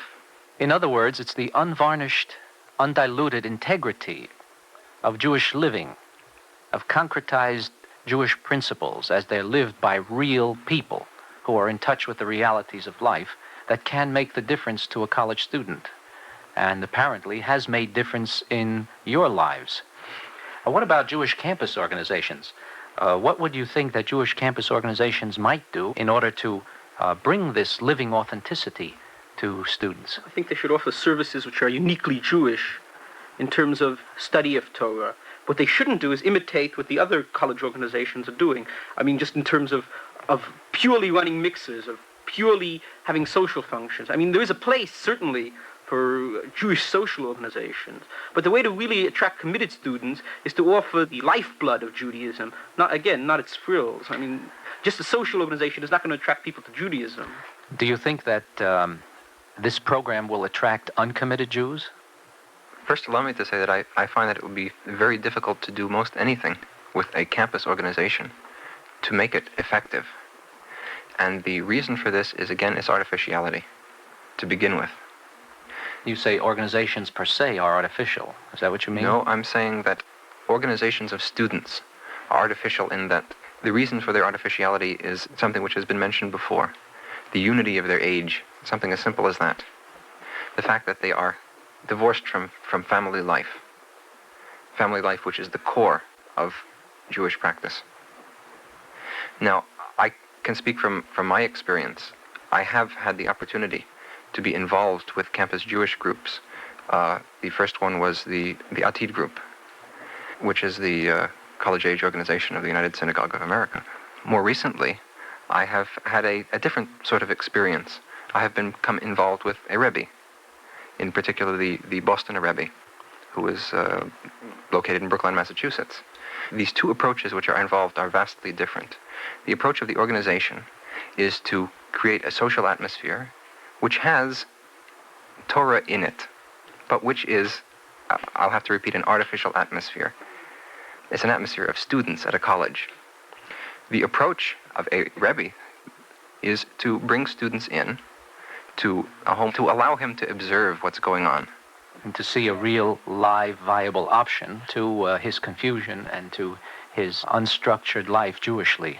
Yes. When you say a Rebbe, I suppose you're not limiting this only to one group or another, but a Rebbe can be anyone who gives a viable, living example. Who is living Torah. Yes.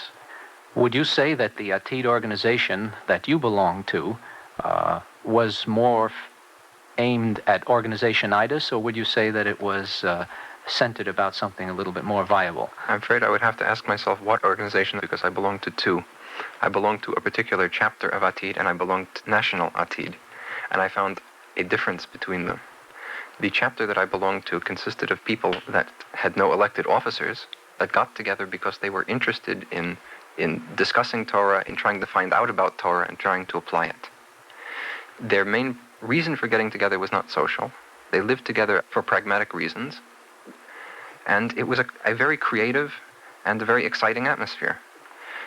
The National Atid organization tends to have the difficulty of confronting a large number of people that will come into it. People that have no commitment, that have no background, that are just coming in. Now, the mistake that it makes is that rather than providing an atmosphere which they can look at and they can decide whether they're going to accept or not, it takes the idea of, let's see if we can teach them something about Torah, but we can teach it in such a way that they're going to keep on coming back. They're not going to get scared off. Now, it takes an awful lot of courage to be able to say at a certain point a person has been exposed and he's made the decision that he doesn't want it, a decision which people do make. Then, well, it's unfortunate, but what can we do about it? We have to present ourselves for what we are. Exactly. The organization succeeds or would succeed most where it's stuck to Torah, but succeeds least when it starts to drift away. So you'd like an organization that is an anti-organization. Exactly. And one that pivots around the real integrity that Torah makes possible. I would say that Torah provides us with all the organization that we need at present. Exactly. I think you can't be wrong if you stick to Torah. Our Eternal Light program today was the second in a series of 3 discussions entitled Judaism on the Campus, a Crisis in Identity. Participating in today's program were graduate students Andrew Goldfinger and Richard Mandelbaum. Our moderator was Rabbi Herman L. Horowitz. If you would like a copy of today's program, please send your name and address with 25 cents to cover the cost of postage and handling to the Jewish Theological Seminary of America, 3080 Broadway, New York, New York, 10027.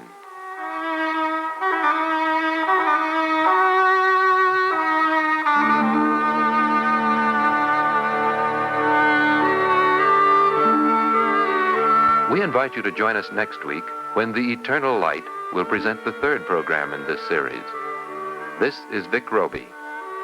The Eternal Light is directed by Kenneth McGregor and presented weekly under the auspices of the Jewish Theological Seminary of America. This pre-recorded program has been an NBC Public Affairs presentation.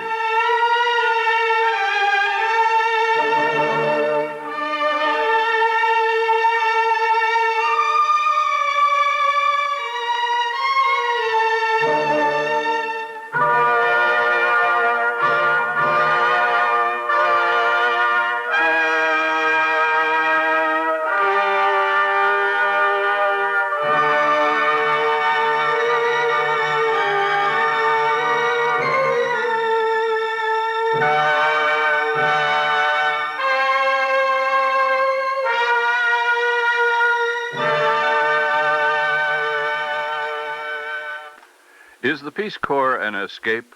You bet. It's an escape from indifference and intolerance. An escape into a world where people are hungry, illiterate, and need help. An escape into awareness and action. If you think escaping is the easy way out, try it. Write the Peace Corps in Washington. This is the NBC Radio Network. The Eternal Light.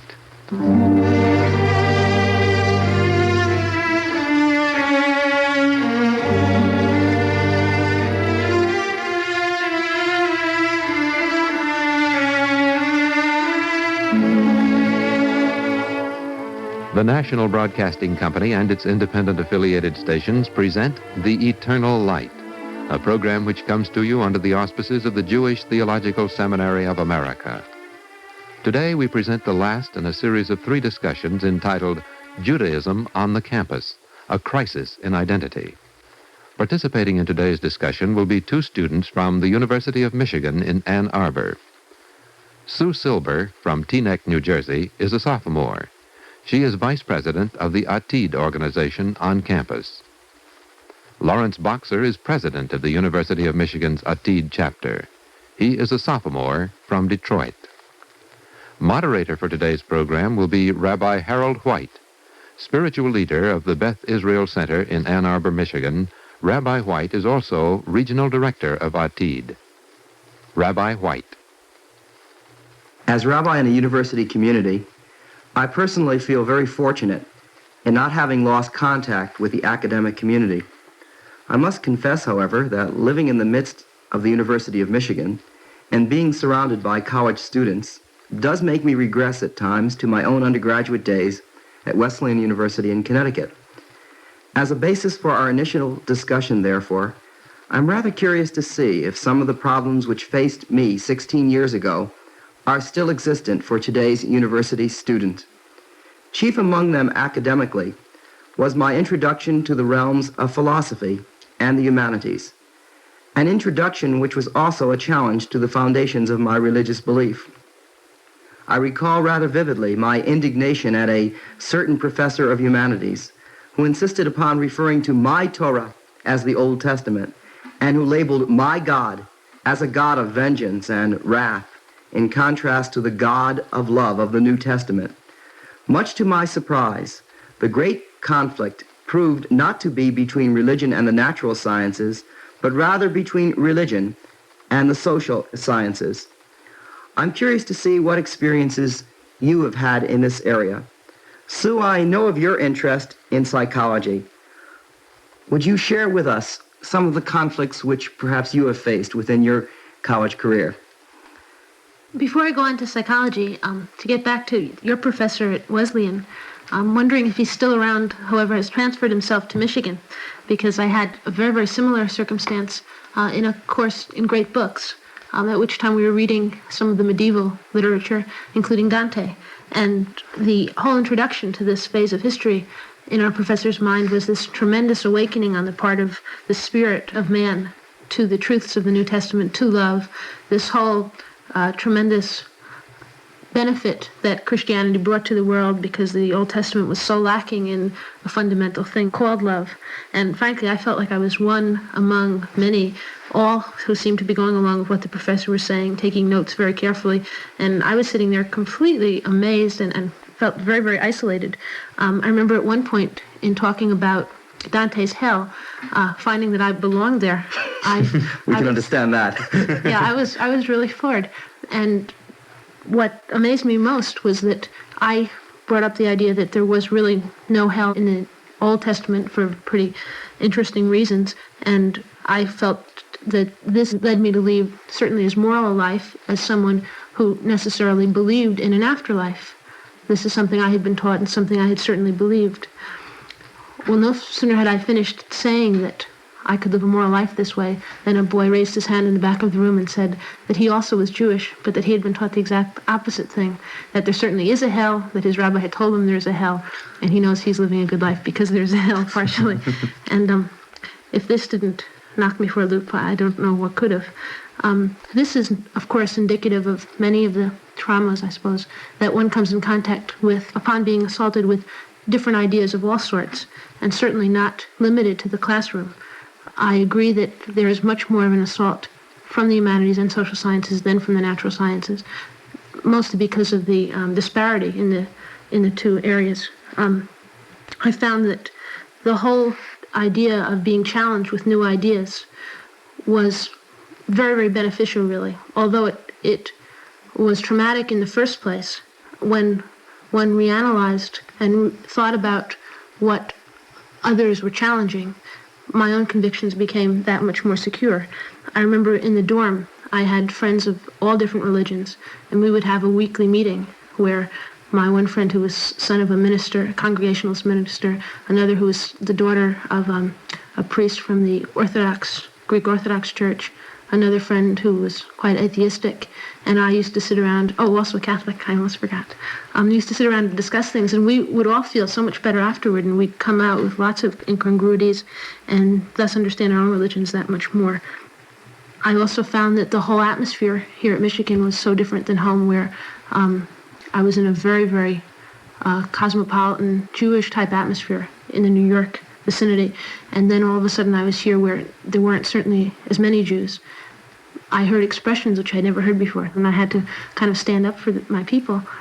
This was an experience in itself. At first I thought it was horrible. Later I realized it gave me that much more insight into what Judaism actually is, what we stand for in our own eyes, and also what other people think of us. So might I interject just a moment? Do you feel that you were prepared for this conflict? Did it come as a shock, or did you have some idea back in religious school days, shall we say, of the fact that such a conflict existed between not natural science in this case, but between the social sciences and religion? I'm sure I did to some extent, but there's no comparison between the influx of new ideas that one encounters in college that one encounters in elementary school and high school. And as I said, I was in a pretty cloister-type environment in the sense that most of my good friends were Jewish. Most of my contacts were in a very Jewish-type atmosphere and environment, and therefore the changes in the college environment were very, very different from before, I think. Although I can't say that I wasn't prepared, because I felt that, the many years of studying of our tradition certainly helped me to meet these other challenges. I never could have been on the same footing as these other friends of mine, for instance, unless I had had some good background. Larry, what have been your experiences in this area? I must confess that when this idea was first presented to me of the greater challenge to religion coming from the social sciences rather than the natural sciences, I was quite a bit surprised at first, because traditionally I'd been taught that the scientists were breaking down superstitions and traditional beliefs by showing that so much of what had been accepted as mysticism or as faith or magic or voodoo or whatever could be explained in terms of scientific law, in mathematical terms. I myself am a math major, and it just didn't occur to me that the challenge to religion would come more from the social sciences than from the natural sciences. However, the more I thought about it, the more I found that experience bears out this hypothesis. I know that many of my, well, just from looking at many of my friends, I find that perhaps not most, but many of the most deeply religious ones are people who are majoring in the sciences, and many who have little or no concern for religion are people who are going into the natural sciences and the humanities. And the question occurs to me, why is this? And I don't know that I have any answers, but I do have some ideas on the subject. It seems to me that in questioning the existence of our universe, the natural basis for the world we live in, the scientists are finding that there is a need to believe in some higher being than we normally experience in our daily lives. This is something which was impressed on me by one of my high school physics teachers, who made mention of the fact that a great many of the physics students in the universities are taking more and more courses in philosophy these days, because they're finding that they're getting at the very root of things, and it becomes so awesome for them to find so much order and so much, you might call it ration, I suppose, in the nature of our universe, that it just seems incomprehensible that such a world could come about by chance. At the same time, many of my friends in the social sciences, finding that perhaps religion or institutionalized religion does not hold the answers for them that they would like to have to many of their questions about life, are turning away from religion, trying to solve whatever personal dilemmas they have in other fields. And many of these people who are involved in various social movements are turning to these social movements as a replacement rather than an implement to religion. Sue, I know of your primary interest in psychology and in the social sciences, and I'm particularly fascinated by the tendency of psychology today to move more in the direction of stimulus and response, and the effect that this would have upon a university student who had been raised with the belief in, shall we say, a supernatural God, who through history has manifested a master plan for the universe. Would you care to comment on modern trends in psychology today and the effect that they are having upon your own religious beliefs? Let me say first that psychologists are very much like Jews in the sense that all seem to disagree on just about every point. Therefore, to say that stimulus-response theory holds such a large reign in psychology today is only to say that it maybe makes up for 1/10 of the explanation, and 300 other explanations make up for the other 9/10. Therefore, you don't get into too much trouble when you hear that religion can be explained away by stimulus-response theory as merely a stereotyped response behavior brought upon by frustration at all. And you have someone like Skinner who gets this really neurotic chicken to bow his head 3 times a day, and then he says that this chicken is now a Muslim or something of the sort. This is fine and good, but I personally have found that this cannot explain the complex behavior that human beings exhibit. To balance people like Skinner, people like the behaviorists, I have physiological psychologists who don't really have any disparagement for religion at all, at least as far as I've been able to see. This again brings up this idea of the natural scientists not getting in the way of religion. Also, we have people who are very great humanists who happen to be psychologists also, like Alport, like Maslow, who talk of peak experiences, who talk of the individual searching for individuation. We have psychologists from a little further back, like Jung, who sees the collective unconscious in man being such a great thing, such a motivating force. And looking at his type of theory, I can see where Judaism has so many of these elements and is so full of symbols and mythological meanings which can help run my own life, and also add more appreciation to the thing that man is, rather than merely analyzing him into stimulus and response types of behavior patterns. Up until this point, we've been speaking about a conflict which is basically in the area of approach. Let's take an example of a conflict in value systems. Judaism, for example, through the Talmud, suggests that greater is the individual who is commanded to do something and does it than the individual who is not commanded to act and does so. How does that sit with you, Larry? Well, to me it would depend on a number of factors, probably the most important of which would be the purpose behind the action, in the sense that if a person is not commanded to do something and he does it anyway for the sake of, say, adding up his brownie points, or to put it in Jewish terms, his mitzvah points, this doesn't sit well with me at all. However, I do believe very deeply in going above and beyond the call of duty, and while the individual commandments are not to be ignored, they're not to be the entire basis of one's actions either. Do you feel Judaism is concerned with motivation?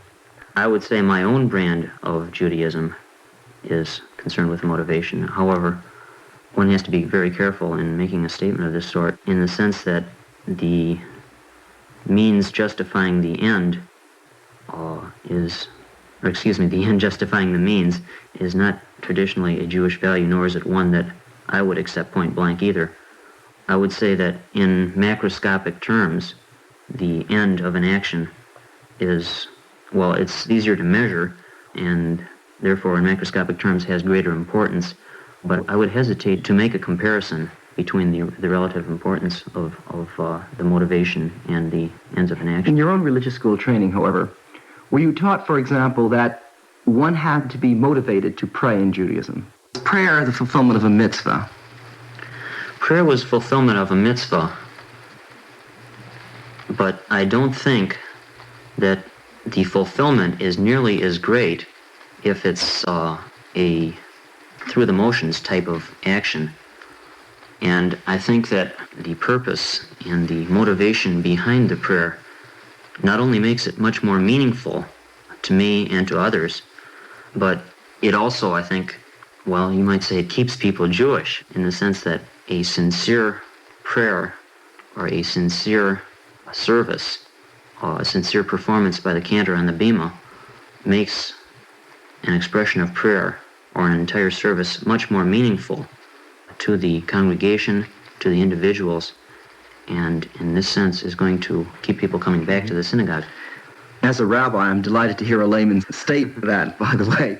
Sue, we all know that psychology has been concerned with motivation and that it still is concerned about motivation. How do you feel about value systems and this area that I've just thrown out?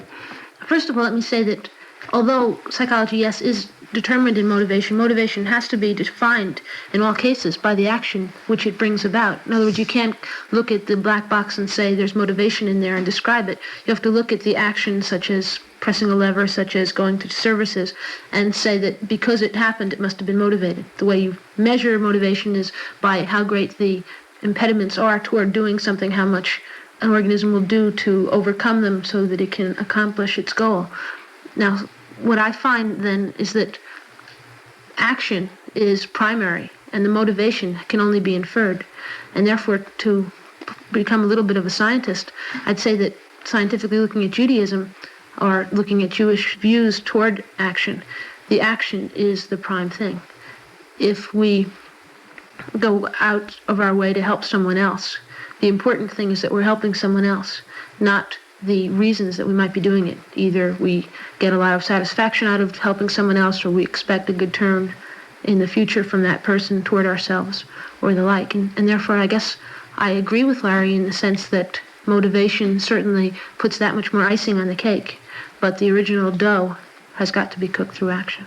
Your concept of the dough, then, is very much in keeping with the traditions of Judaism, which speaks in terms of Torah Lishma, a mitzvah for the sake of a mitzvah. One of the most beautiful statements about Judaism, for example, is that the reward of performing a mitzvah, a commandment, is the privilege of performing another, which of course fits in with this idea very beautifully of the important thing being the action. Judaism, of course, is an ideological system, but it's an ideological system which must lead to action. We have the beautiful example in the statement of the concept of loving your neighbor. It's more than a concept, it's an act. The neighbor is the indirect object. We should read it as, you shall show love to your neighbor. There are some people we know, of course, who love humanity as an abstract principle, but they don't like people. In Judaism, the act becomes the essential thing. There's another basic area that I should be rather interested in touching upon today, namely the relationship between Judaism and student activism. Being quite realistic, I don't believe that members of SDS, Students for a Democratic Society, are really that much concerned about their Jewish identity. In fact, I have the very distinct impression that some resent it. Let's also be quite honest enough to admit that Jewish students who went down to Selma and to Mississippi on civil rights marches claimed that their participation had nothing to do with values gained from their religious traditions. In fact, many insisted that their religious school experiences had been a complete waste of time and that their participation in student activism was a reaction against rather than a positive creative force from their religious training. Larry, any comment on this? I would agree that in a great many cases, this type of phenomenon would be a reaction against the religion of the individual. But I would disagree as to the rebellion being against quote-unquote Jewish values. It is my conviction that a great many of these people just don't know what they're talking about when they say this is a rebellion against my religion, this is a rebellion against my Judaism. Because I think they would find that a great deal of this can be inferred from values which are stressed by Judaism, such as the Golden Rule, thou shalt love thy neighbor as thyself. It does not say in the Torah specifically, you shall go down to Selma and you shall march against white racists and work for equality. But this can be derived very easily, I think, from values taught not only by Judaism, but by Christianity and Mohammedanism and virtually all the other great religions of the world. Sue, as one who has been involved in student activism in your college career, how do you feel about this? What role does Judaism have to play in it? I think I tackled the problem a little differently than Larry did. I think that what, Rabbi, you were getting at in the beginning was not that Judaism itself, in analysis, does not provide the spur for some of these actions, but rather that the Jewish community, as it exists today in America, and I would say it's probably a very bourgeois, a very settled, very established community, that it in itself does not create this type of force, this activist force. For every one Jew who goes down to Selma and who is involved in social movements as well as in the synagogue, there are tremendous numbers of Jews who are only concerned with making the hair look nice and raising their daughters properly and getting them married off quickly. Now, this isn't any reflection on my family, which I think is an exception, but it certainly is a reflection on the community that I come from and on many Jews that I've seen everywhere. I do find in Judaism a motivation, a source for some of the ideas which lead me toward social action.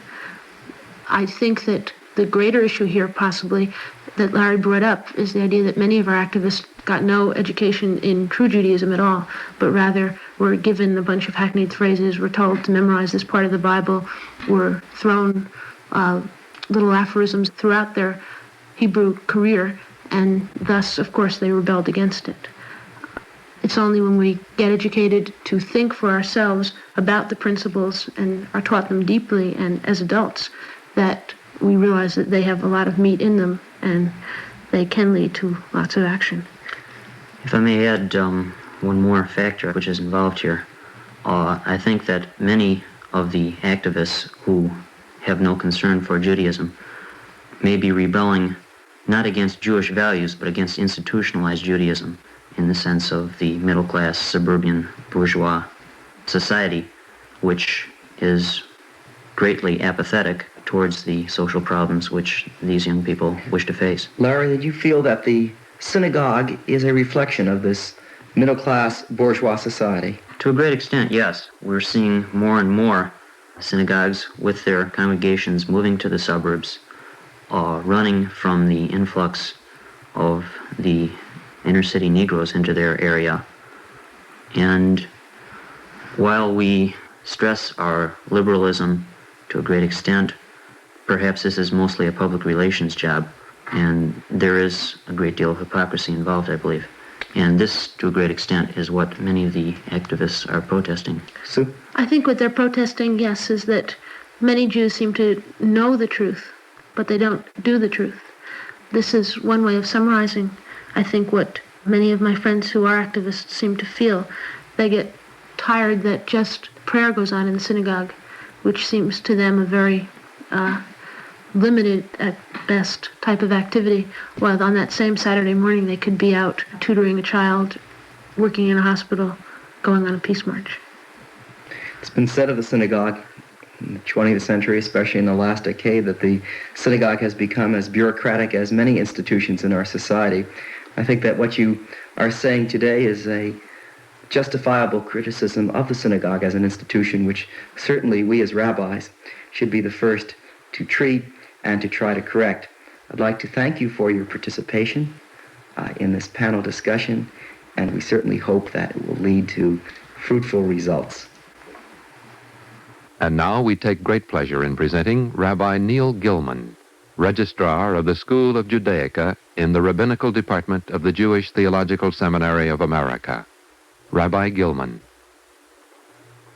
We have just listened to the last in a series of 3 discussions on the state of Judaism in university life today.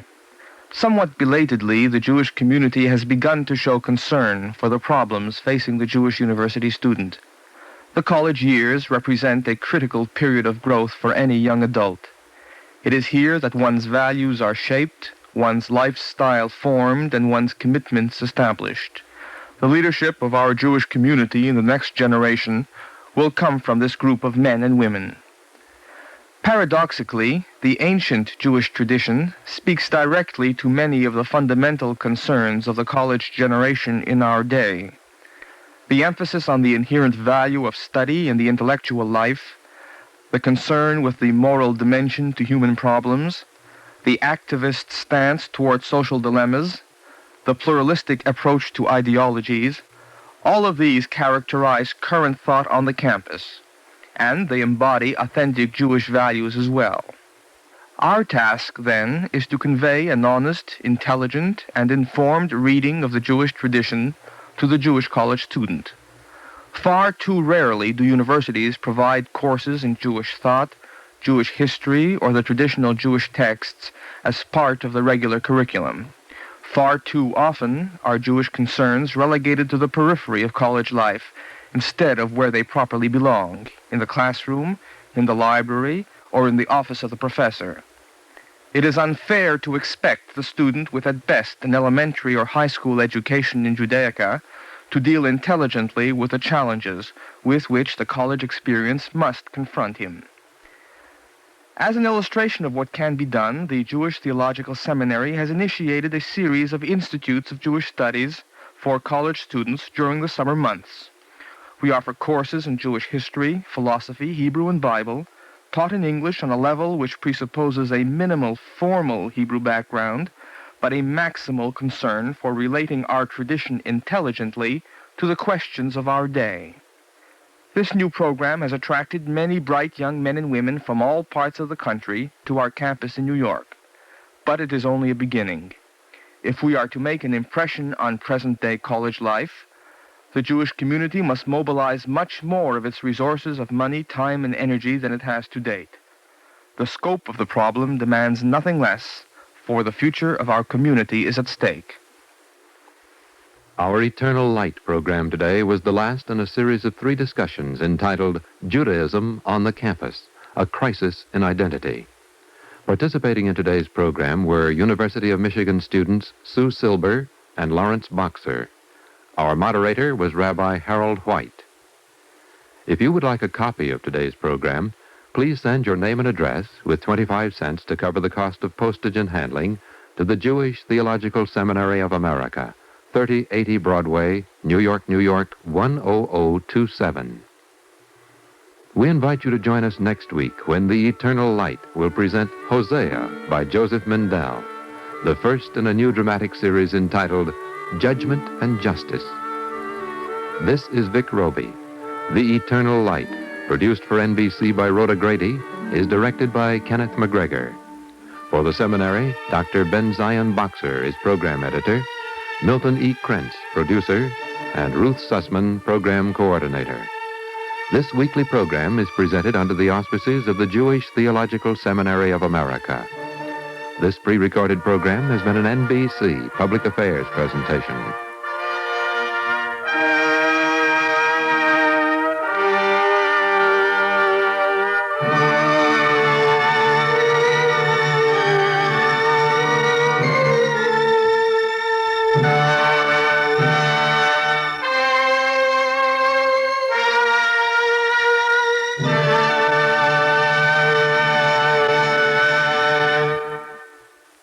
This is the NBC Radio Network.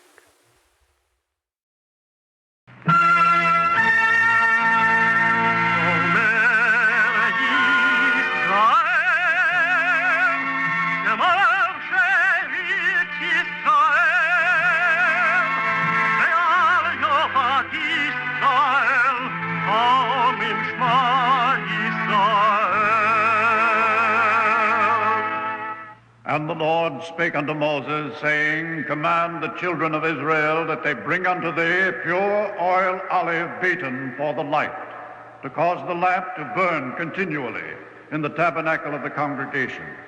And it shall be a statute forever in your generations.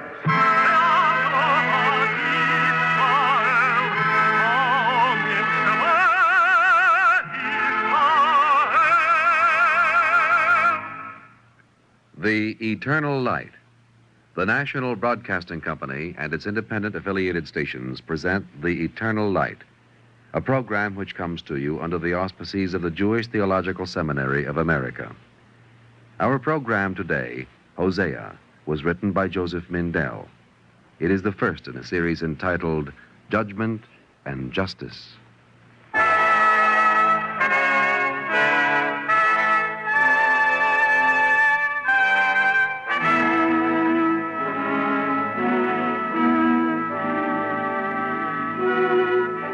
There was a man who lived in the days when the temple yet stood in Jerusalem, and he was called Hosea. One day he came to the house of Amaziah and spoke to him.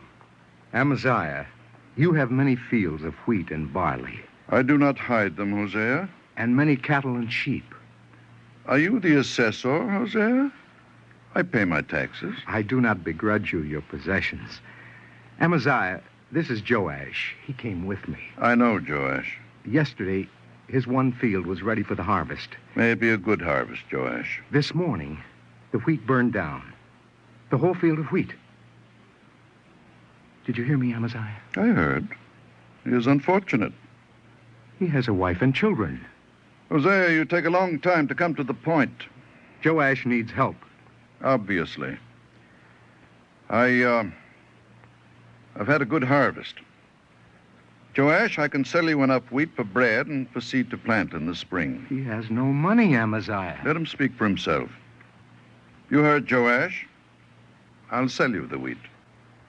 I have no money. Oh, it's too bad. I told you, Hosea, it's no use. Wait, Joash. Amaziah, you're a rich man. You can spare the wheat. Hosea, do you really think I would give him the wheat? Come, Hosea, I'm not overly sensitive. Tell me. No, I didn't think you'd give it to him. Then why did you come to me? Oh, it doesn't matter what I think. You have the right to decide to help or not to help. I see. Thank you, Hosea, for permitting me to choose. If you'll excuse me, I have some matters to attend to.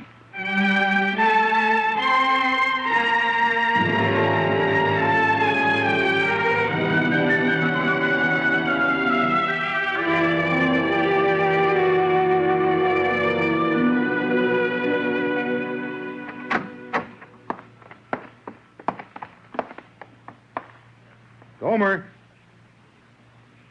Gomer! She's not in the house. Well, doesn't matter. Look, Joash, here is my harvest. Take what you need. Hosea,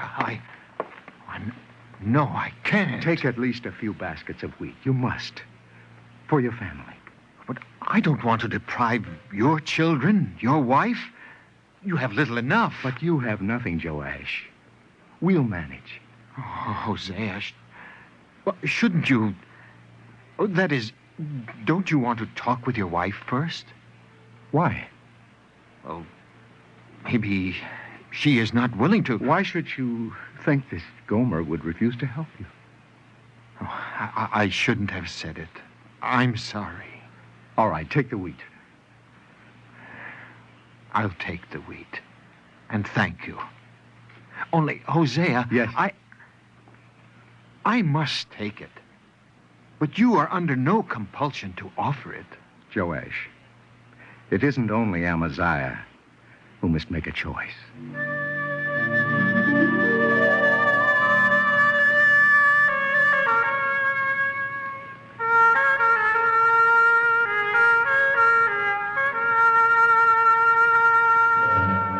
Gilead is a city of them that work iniquity.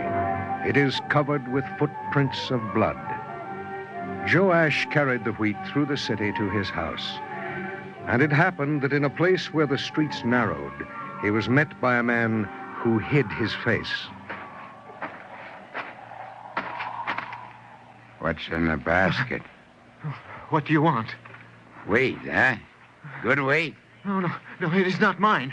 It was given to me. You can't object if I take it. No, you can't.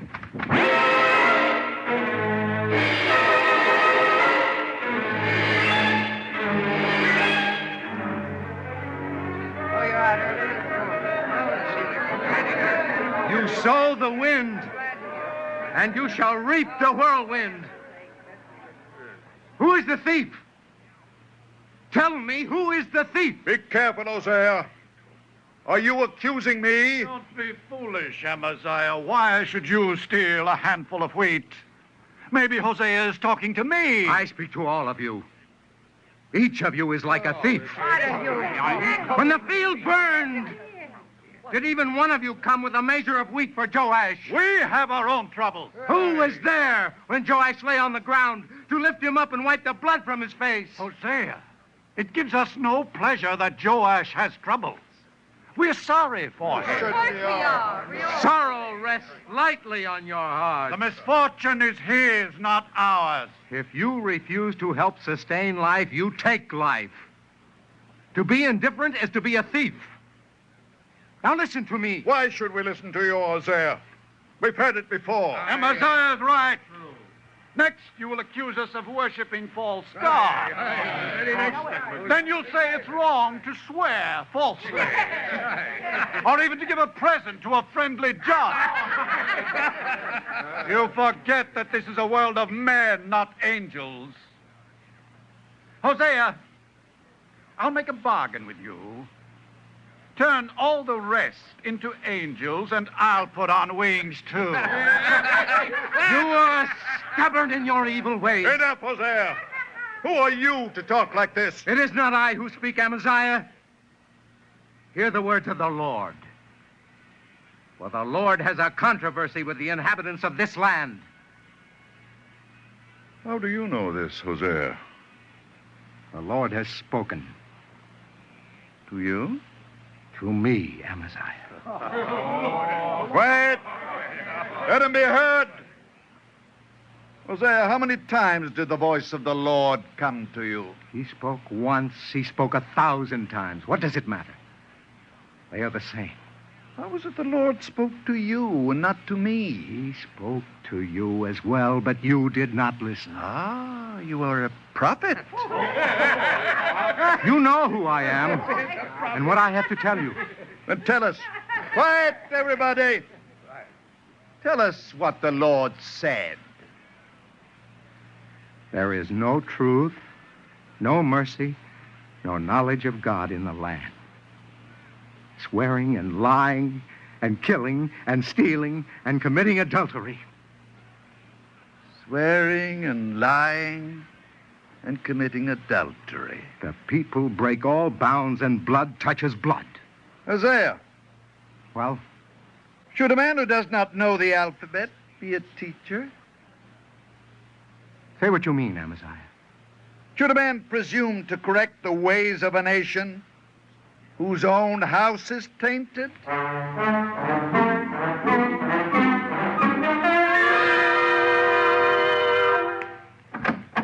Gomer! Gomer! Your wife is not in the house, Hosea. Where is she? I can't tell you. How should I know? You're not telling the truth. Why don't you ask me, Hosea? Gomer. Go about your work, Huldah. Well, Hosea, aren't you going to ask me? No? Well, then I'll tell you. I was in the marketplace. I was there. I didn't see you. I only went to buy bread, and then I visited a friend. Huldah says you go out every day. We need bread every day. Huldah can go to the market. I'm not permitted to leave the house. Is that what you're saying? No, I don't mean that. You question my servant. You ask where I go. What do you want to find out? Nothing, Gomer. I was upset. You don't trust me. Forgive me. Of course I trust you.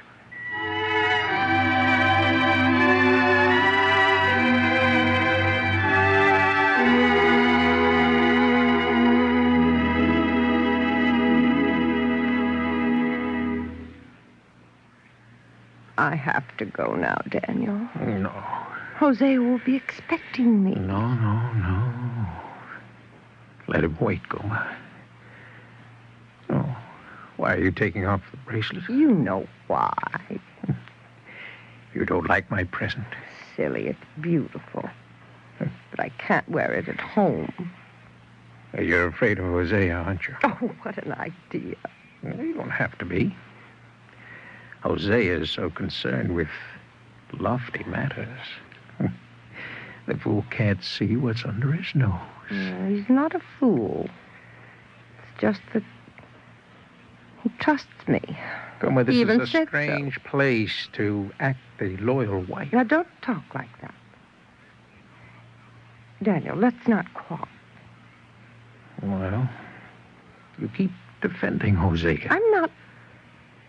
Oh, don't talk about him. What's he got to do with us? Nothing. Oh, Gomer, don't go yet. I don't want to go. Stay with me. At least a little longer. If I stay now, where will I go later? Think of now, not of later. I can't help it, Daniel. The thought comes by itself. Where will I go? Oh, you'll stay with me. Yes. I'll take you with me. Gomer, you don't have to go back to Hosea.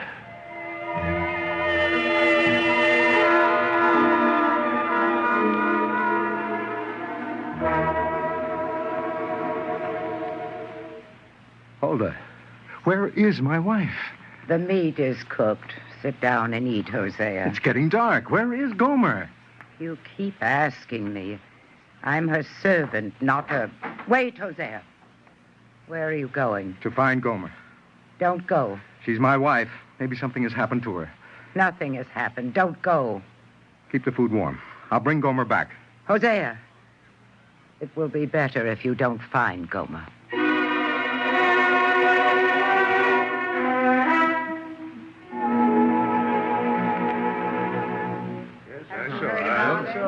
Yes, Hosea, I saw Gomer. I saw her, too. Which way did she go? Tell me, Amaziah. Are you sure you want to know? I asked you a question. Why shouldn't I want an answer? Maybe because it's good riddance. I don't know what you're talking about. Don't you? Tell me where she went. Hosea, you're angry. Don't play games with me. But of course you're angry. Wrongdoing and sin and evil always make you angry, don't they? Even when the sin is in his own house, eh, Amaziah? Wait, Hosea. Don't go. I can tell you what you want to know. Well? But first, what will you do if you catch her? No, first let him prophesy against the evil doers. Stop it, Amaziah. All of you. Stop it. Hosea, I saw Gomer on the road, going north out of the city. Thank you, Joash. She wasn't alone. I'm sorry, Hosea. Thank you for telling me. I'll walk with you. Oh, I don't need anyone. You have a worthy assistant, Hosea.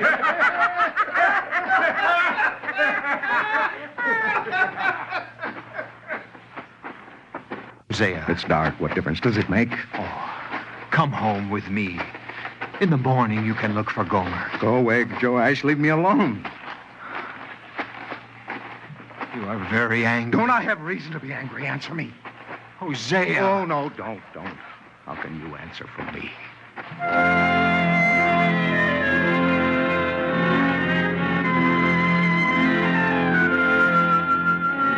Hosea walked in the night with his anger.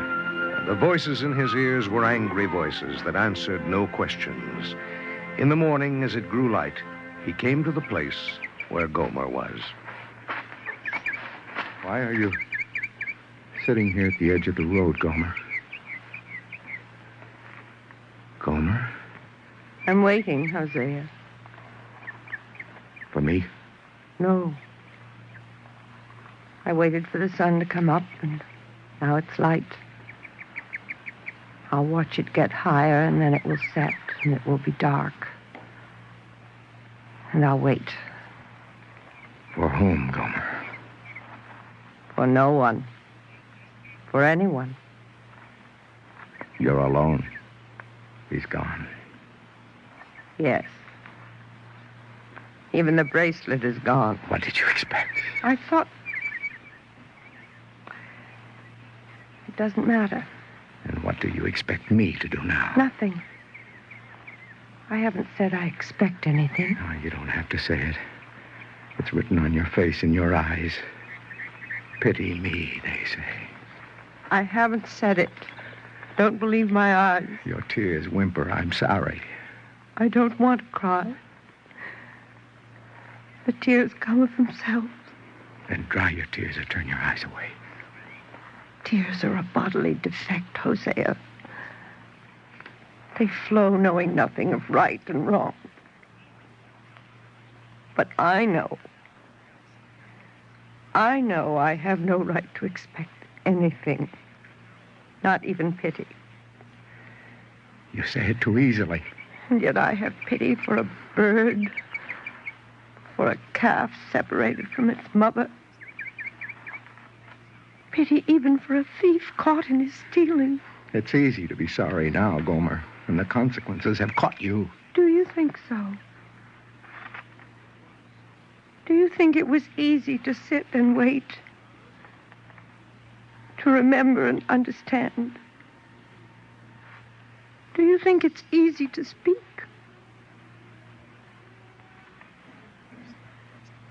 You don't answer. Well, you're right not to answer. Why should you? I didn't know how to answer. Not until now. Gomer. Pity belongs to everyone alive. Oh, I wanted you to say that, Hosea. Thank you. I'll go now. Where will you go? Oh, I don't know. Somewhere. Gomer. Pity is such a little thing. Sometimes it is not a little thing. Sometimes pity is enough. No.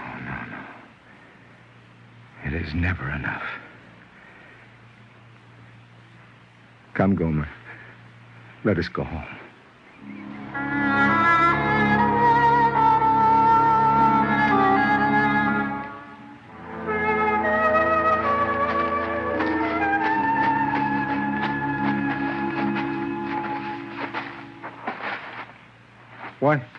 Why did you stop, Gomer? It's only Huldah. I'm afraid. You should be afraid. Huldah, why don't you greet your mistress? I've been waiting here outside the city to see if you would bring her back. There's a stone in your hand, Huldah. Yes, I've been waiting to greet her. Put down the stone. Why did you look for her? Why did you bring her back? Put it down. She has sinned. Gomer has done you no injury. She has sinned and must be punished for her sin. Who made you judge and executioner? Put down the stone and go your way.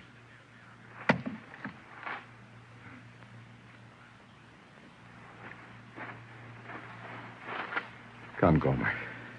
No, the road goes through the marketplace. It's the way to our house. Hosea, let's go around through the fields. I won't let them harm you. I'm afraid, Hosea. Even so, we must go through the city. Gomer, we can't run away.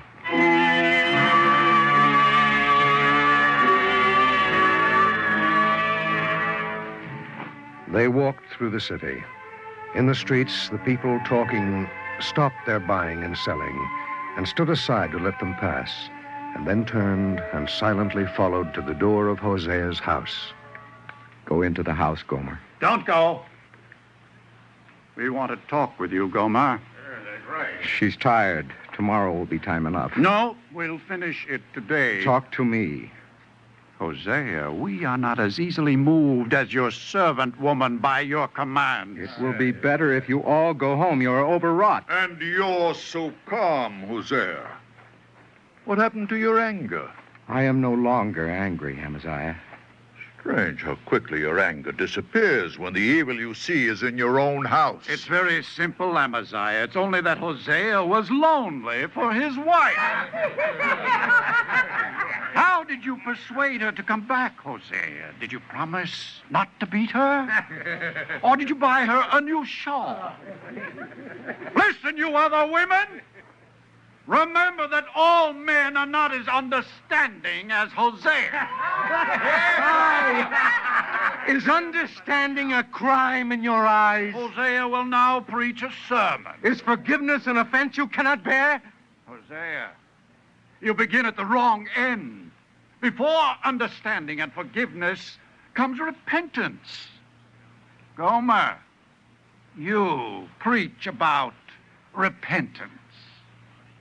Come. We're waiting, Gomer. Don't touch her. Well, you're lucky, Gomer, to have such a husband and protector. Fistel, it's enough. Messiah, I was only saying what I know. It's enough. Thank you, Amaziah. Keep your thanks, Hosea. I want no credit for virtue in your ledger. What you do with Gomer is your concern. I want no more to do with it. Yet you will listen to what I have to say. I did not like your words when you spoke in anger. I like them no better now. I am no longer angry. Do you want to know why? Your words are not clean. Gomer stands beside you in your house. It is because of Gomer that I know. Listen, there is meaning in everything that happens. You speak from a house polluted by sin. Sin that you condone. I will not listen. Have you not defiled God's house? Yet there is forgiveness. I will not listen.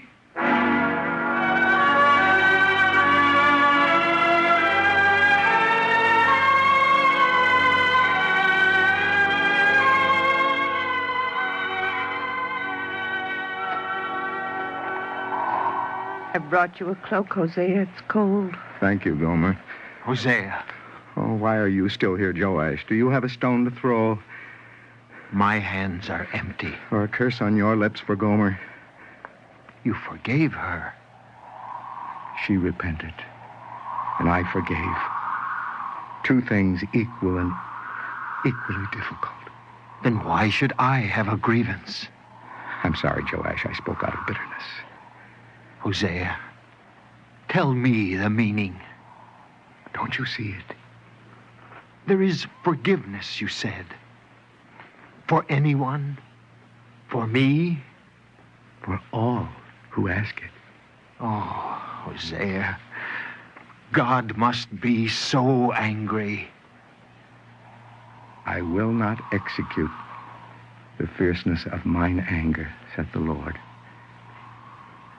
I will not return to destroy. For I am God and not man. And I will not come in fury. Joash, not in fury, but with compassion.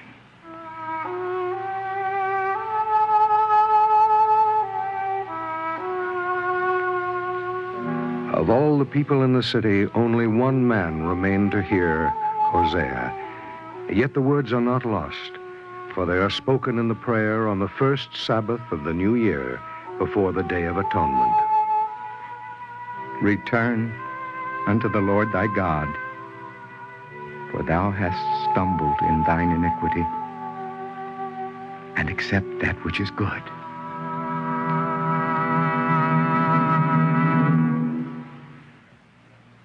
If you would like a copy of today's script, please send your name and address with 25 cents to cover the cost of postage and handling to the Jewish Theological Seminary of America, 3080 Broadway, New York, New York, 10027. And now we take great pleasure in presenting Rabbi Mordecai Waxman, spiritual leader of Temple Israel, Great Neck, New York. Rabbi Waxman. If Hosea, as the script suggests, was left with only one listener in the city, he has not lacked for listeners since that time. The greatness of the prophets is that they speak to the ages, and not merely to an age. Hosea indeed distilled truths from the anguish of personal experience, but he saw them as universal truths, and he understood them to apply in all times and all places to society as well as to individual men. He did indeed proclaim the need for compassion. It is the debt that fallible man owes to all the living, and he believed that it is the quality that an omnipotent God combines with judgment to achieve justice for stumbling man. But if Hosea was soft-hearted, he was nonetheless hard-headed, and he saw that if matters end with compassion, they dare not begin there. As he faced the fact of unfaithfulness in his wife, so he felt both God and man must confront the fact of faithlessness in society. In Israel many yesterdays ago, in our own society today. The Lord hath a controversy with the inhabitants of the land, he says, because there is no truth or mercy, nor knowledge of God in the land. Swearing and lying and killing and stealing and committing adultery, they break all bounds, and blood toucheth blood. Therefore doth the land mourn. A lesser man might have ended with condemnation. Hosea saw the possibility that men and nations can reverse their paths, that they are not bound by fate to proceed to destruction, but are always open to repentance and redirection. It is in this spirit that he cries out, "Sow to yourselves according to righteousness, then reap according to mercy." Compassion for Hosea is the companion of justice, not the substitute for it. Hosea proclaimed these insights centuries ago. He would pronounce them today with equal cogency. Perhaps there is still a listener in the city. Thank you, Rabbi Waxman.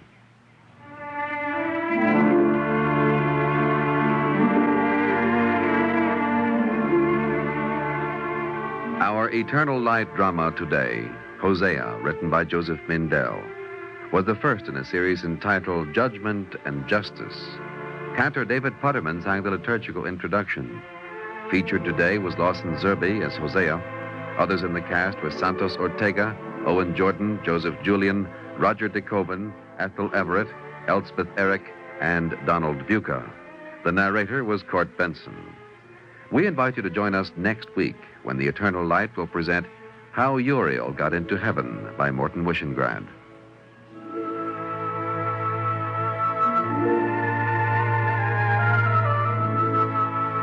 This is Jerry Damon. The Eternal Light is directed by Kenneth McGregor and presented weekly under the auspices of the Jewish Theological Seminary of America.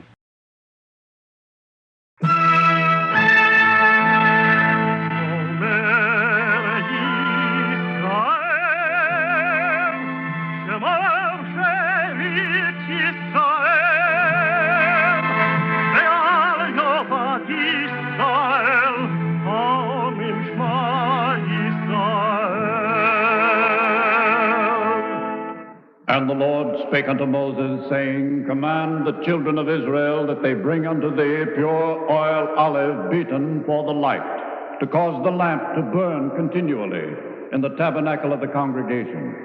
And it shall be a statute forever in your generation.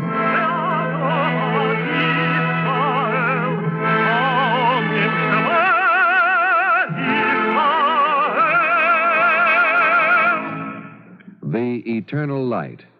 The National Broadcasting Company and its independent affiliated stations present The Eternal Light, a program which comes to you under the auspices of the Jewish Theological Seminary of America. Our program today, Hot Iron, was written by Joseph Mindell and is the third in a series entitled Judgment and Justice.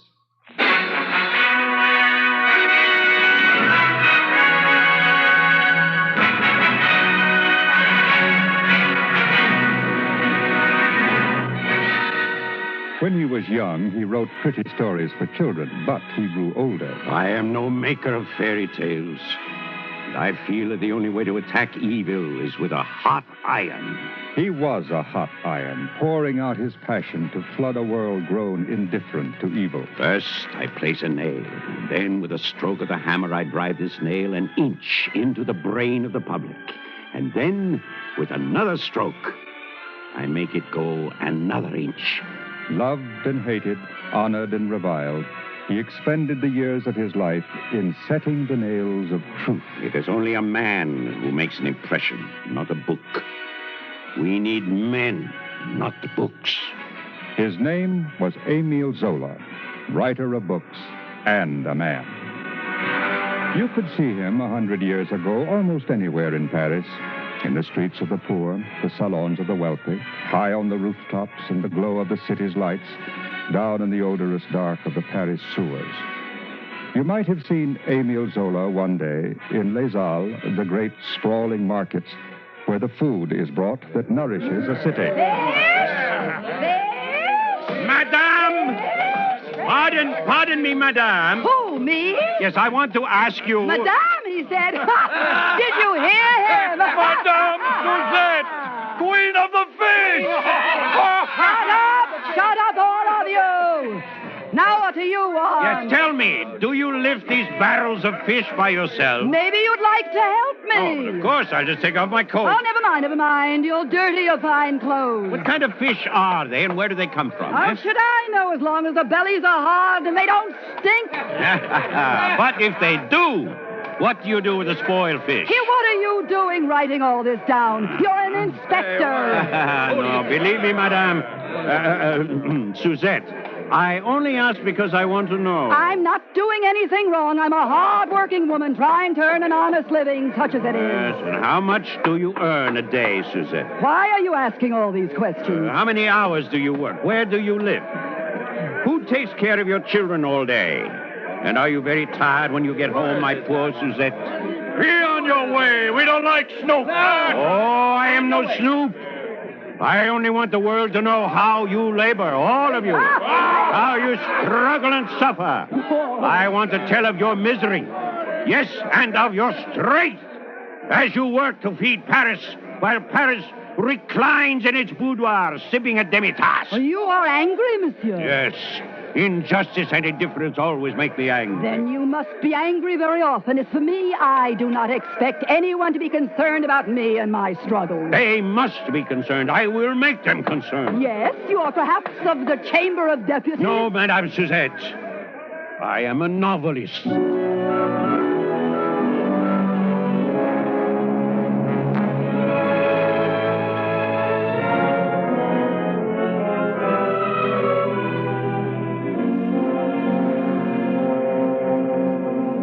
Give it up, my dear Zola.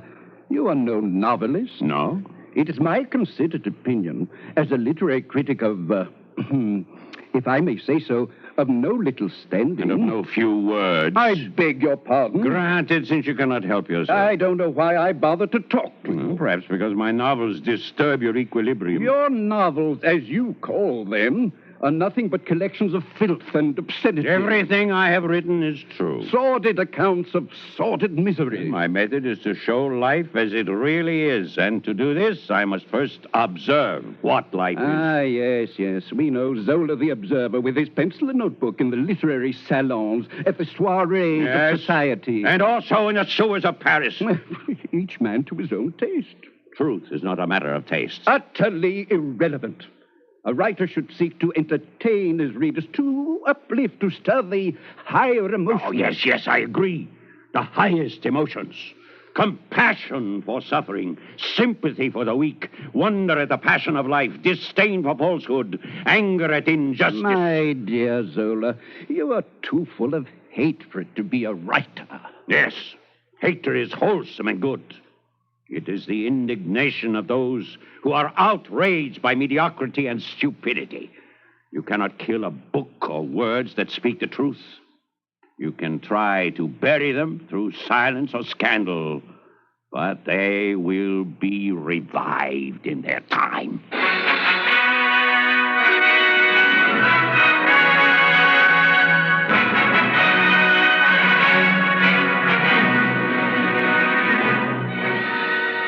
Year by year, book after book, the words of truth accumulated. They were read not only in France, but all over the world. And of those who read them, many cursed him. Others were frightened, and some wept in the presence of understanding. For if, as he thought, his novels were based on the methods of science, his portraits were painted with the passion of poetry. Émile Zola prepared himself day by day for the next work. Or perhaps the world in which he lived prepared him, as it was preparing another man, 20 years younger, for the role he was to play. My military record, Mon Général. Yes, I have it before me. My rating in the tests of the War College is among the highest. Come to the point, Captain. What is it you want? A post in the General Staff of the Army. That does not seem advisable now at this time. Am I to take this as a denial of my request, sir? Don't be so touchy. I speak as one who has your interests at heart. You people shouldn't be so aggressive, so eager to push yourselves forward. I am asking for nothing more than that to which my record and my grades in the War College entitle me. Of course. I'm not arguing with that. But consider, you would be the only Jew in the General Staff. Mon Général, I am an officer of the French army, as well as a Jew. In short, you insist, eh? Very well. According to the regulations by which I am bound, you will be on the General Staff. Thank you, Mon Général. Wait, I haven't finished. Remember what I tell you now. You may yet come to regret your insistence, Captain Dreyfus.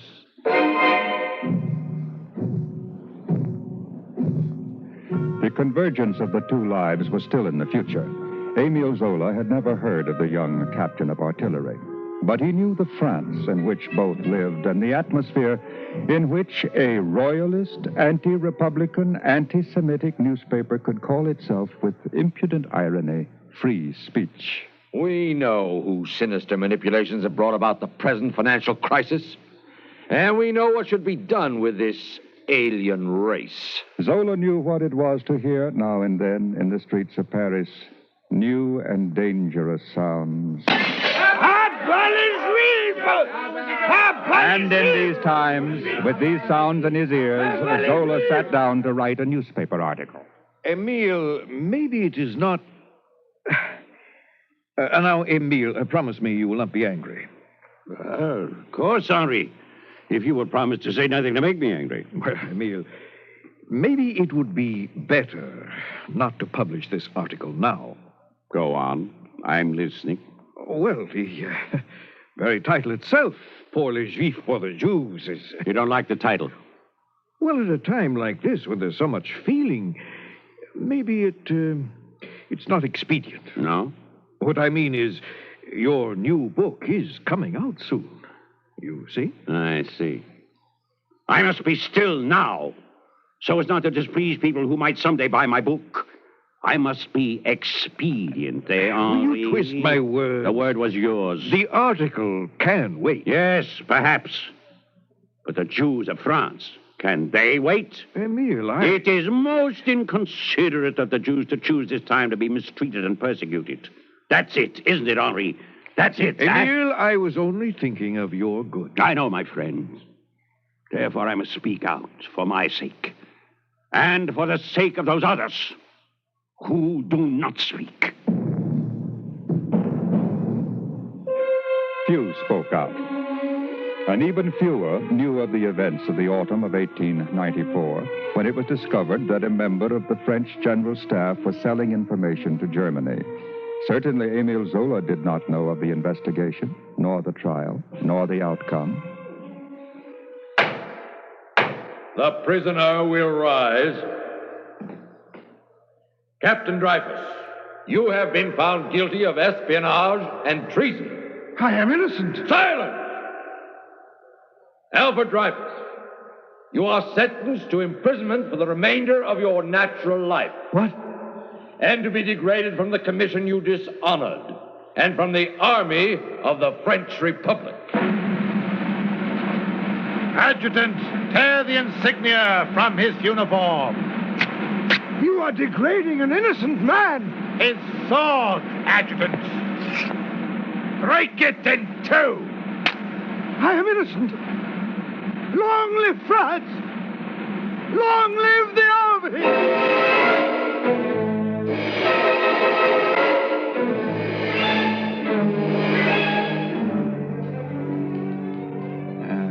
Here it is, Emile. Here, the short item on the back page. Yes? What about it, Henri? Well, read it. Oh, it pleases you to be mysterious. What, this one? Yes. A prison ship departed today for Devil's Island carrying the former officer convicted of espionage, Alfred Dreyfus. But all right, I've read it. Is there something I'm expected to say? Well, it's true that it all happened while you were away in Italy, but after all... I have read that there was a spy among the general's staff.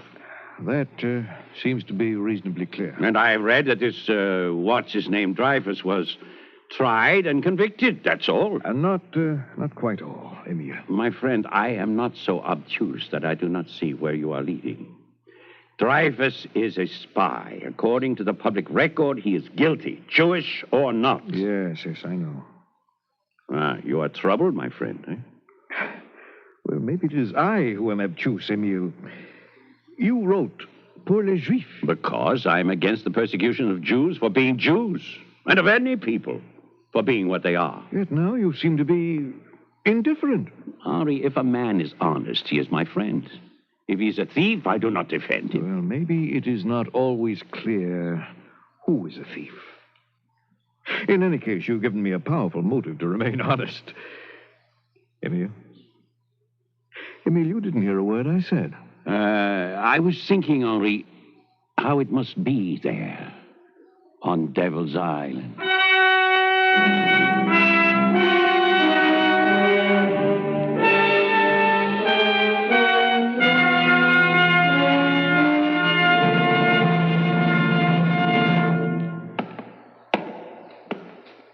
Guard! Guard! All right. What do you want? There have been no letters. Why have there been no letters from home? You ask me every day. I told you, Dreyfus, the commandant... I want to know what is happening. I must know. It is no use to ask me.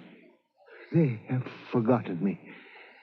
They have forgotten me. You must not ask me. I am not permitted to talk to you. Do you hear? Shh. Dreyfus, come closer. They have not forgotten. Listen, you have friends in France.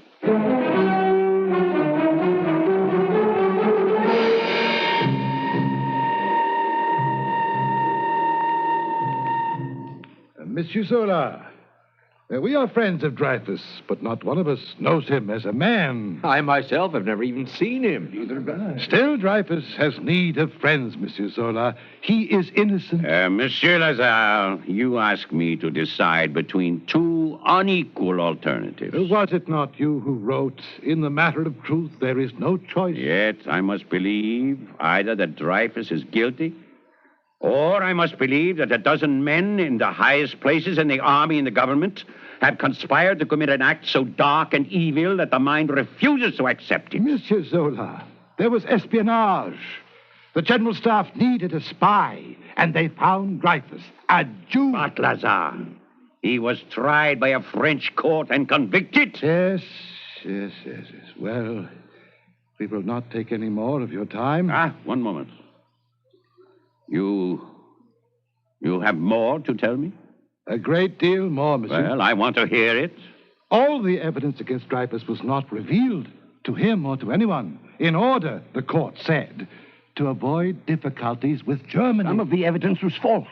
For example, the handwriting of the intercepted message from the spy. And some was entirely suppressed.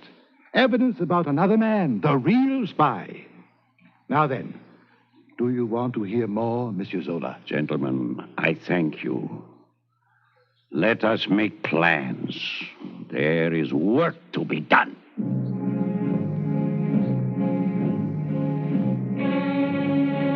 On Devil's Island, a man mouldered in a solitary cell, his hair graying and his mind at times wandering. In Paris, a few men who did not know Alfred Dreyfus, who knew only a victim of injustice.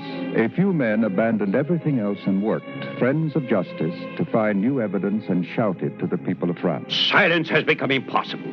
Truth is on the march, and nothing will stop her. Zola wrote words of fire, and the flames died at the wall of public resistance. When the elders of France seemed willing to sacrifice truth to save the General Staff, Zola wrote an appeal to the young people.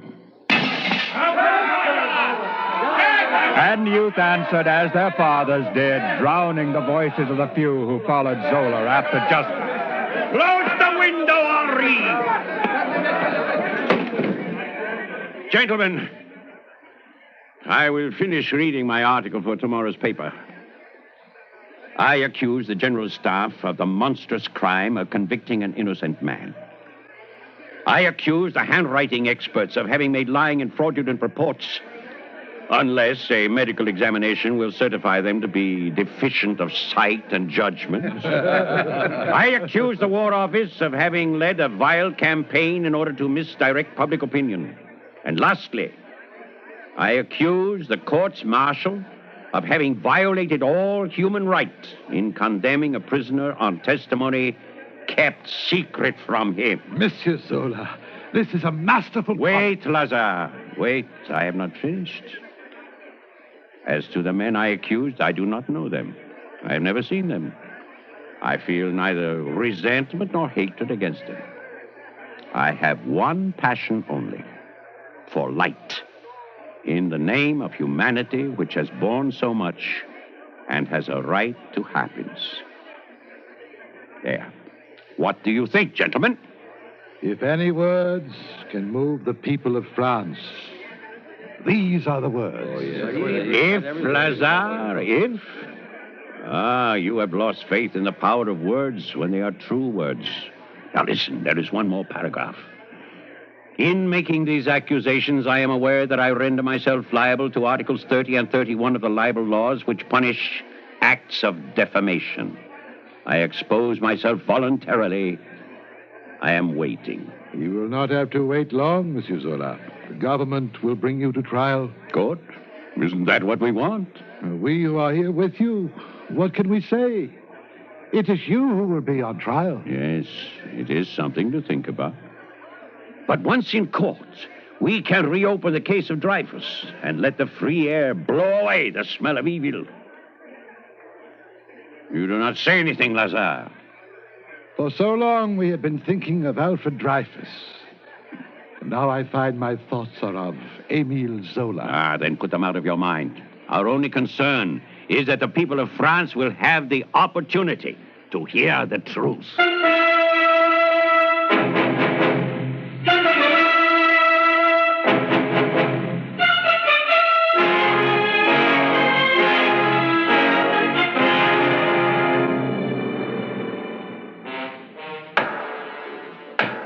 counsel for the defense will limit himself to the point at issue. But, Your Honor, my question goes to the heart of the matter. The handwriting on the intercepted message... The question will not be put. There will be no discussion of matters already judged. I will prove that Alfred Dreyfus was not... The question will not be put.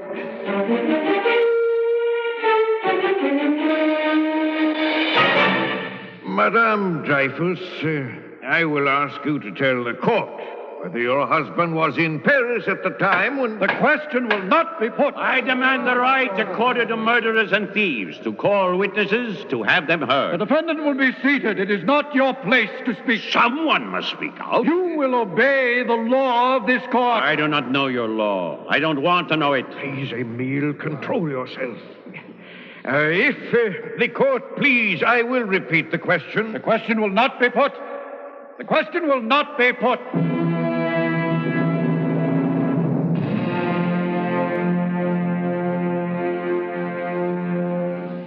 The defendant may make his statement to the jury. Emile, speak now, Emile. Yes. Gentlemen, if I am here before you, it is because I wish to be here, desiring of my own free will that the whole obscure, monstrous affair be brought before your jurisdiction. I tell you, Dreyfus is innocent. At this solemn hour, before this tribunal which represents human justice, before all France, before the entire world, I swear that Dreyfus is innocent. I desire that my country take no longer the way of deception and injustice. I may be sentenced here. Someday, France will thank me for having helped to save her honor.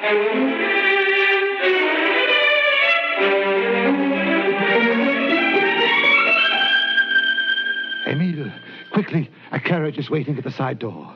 Emile! Oh, is it any use when they don't listen?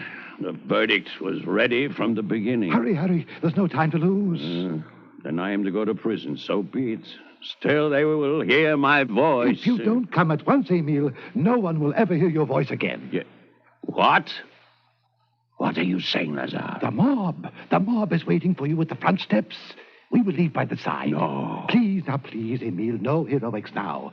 I do not have the courage. Are you afraid of them? I don't exaggerate. They will tear you to pieces. I'll tell you something, Lazar. The sight of blood has always made me ill, and the thought of anyone's pain puts me in torment. I am also afraid, Lazar. Then come quickly, before they find me. But if fear is such a terrible thing, we could have been expedient and silent.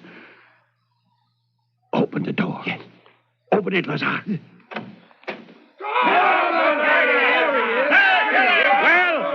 here I am.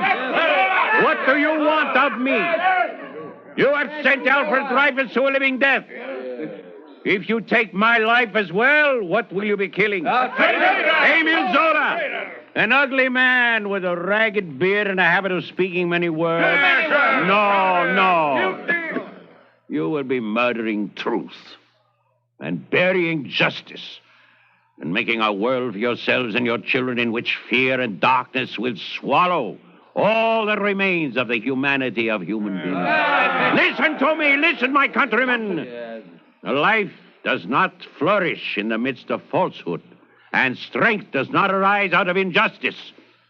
Do not be afraid, my brothers. I tell you that a nation, a world, can live and be strong only when it throws the light of day upon the truth.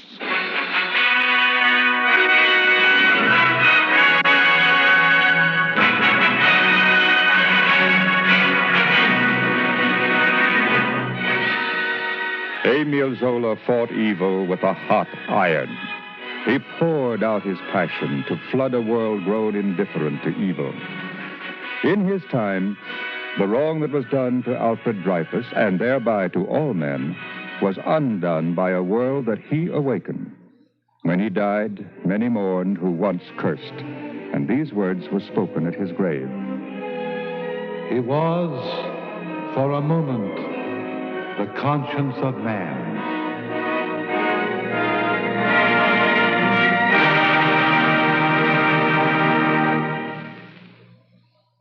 If you would like a copy of today's script, please send your name and address with 25 cents to cover the cost of postage and handling to the Jewish Theological Seminary of America, 3080 Broadway, New York, New York, 10027. And now we take great pleasure in presenting Mr. Sidney Baer, Philadelphia Insurance Executive, Philadelphia Chairman of the Patron Society of the Jewish Theological Seminary of America, and member of the Board of Overseers of the Seminary. Mr. Baer. This dramatic tale of Dreyfus and Zola is important in the history of the world because it illustrates most clearly that the basic Judaic beliefs of truth and justice always come to the fore. Civilization often has been late in adopting the teachings of the ancient rabbis and the students of the Torah, the Jewish law. But finally, it is the hope of all peoples that justice and truth will prevail, and that this will bring peace to all the peoples of the earth. This stirring story of how Zola battled all odds to bring justice to a French Jewish army officer who had been unjustly convicted of treason may well point up the objectives of the Jewish Theological Seminary of America. It was formed more than 80 years ago to train rabbis for the newly formed synagogues in the United States, and it has become the source of continued study and perpetuation of these teachings of the Torah. In essence, then, the seminary and its famous scholars are disseminating the Judaic beliefs, not only to the Jews, but to all the peoples of the world. The seminary also is the fountain for Jewish survival, for the strengthening of the cultural, educational, and religious fabric of this ancient faith. The Jewish Theological Seminary of America is dedicated not to yesterday, but to bringing the wisdom of Judaism to the modern world of today and tomorrow.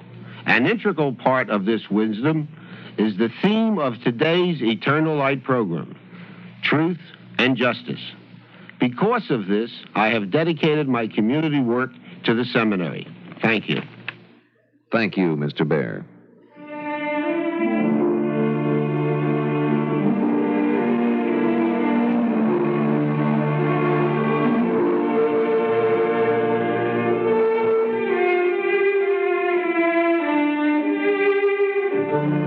Our Eternal Light drama today, Hot Iron, written by Joseph Mindell, was the third in a series entitled Judgment and Justice.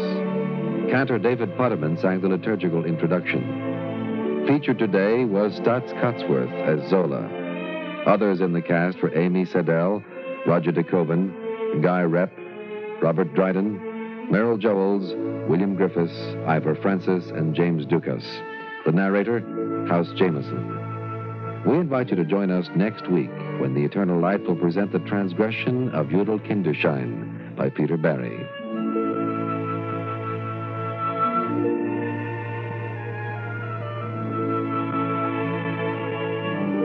This is Jerry Damon. The Eternal Light is directed by Kenneth McGregor and presented weekly under the auspices of the Jewish Theological Seminary of America.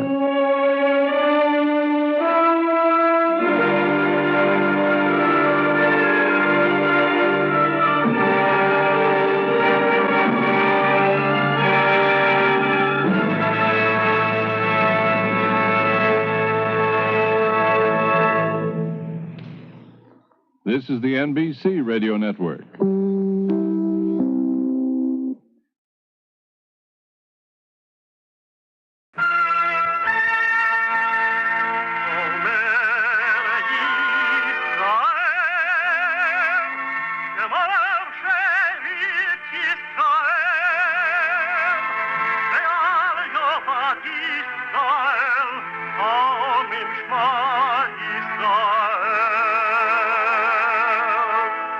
And the Lord spake unto Moses, saying, Command the children of Israel that they bring unto thee pure oil olive beaten for the light, to cause the lamp to burn continually in the tabernacle of the congregation, and it shall be a statute forever in your generation.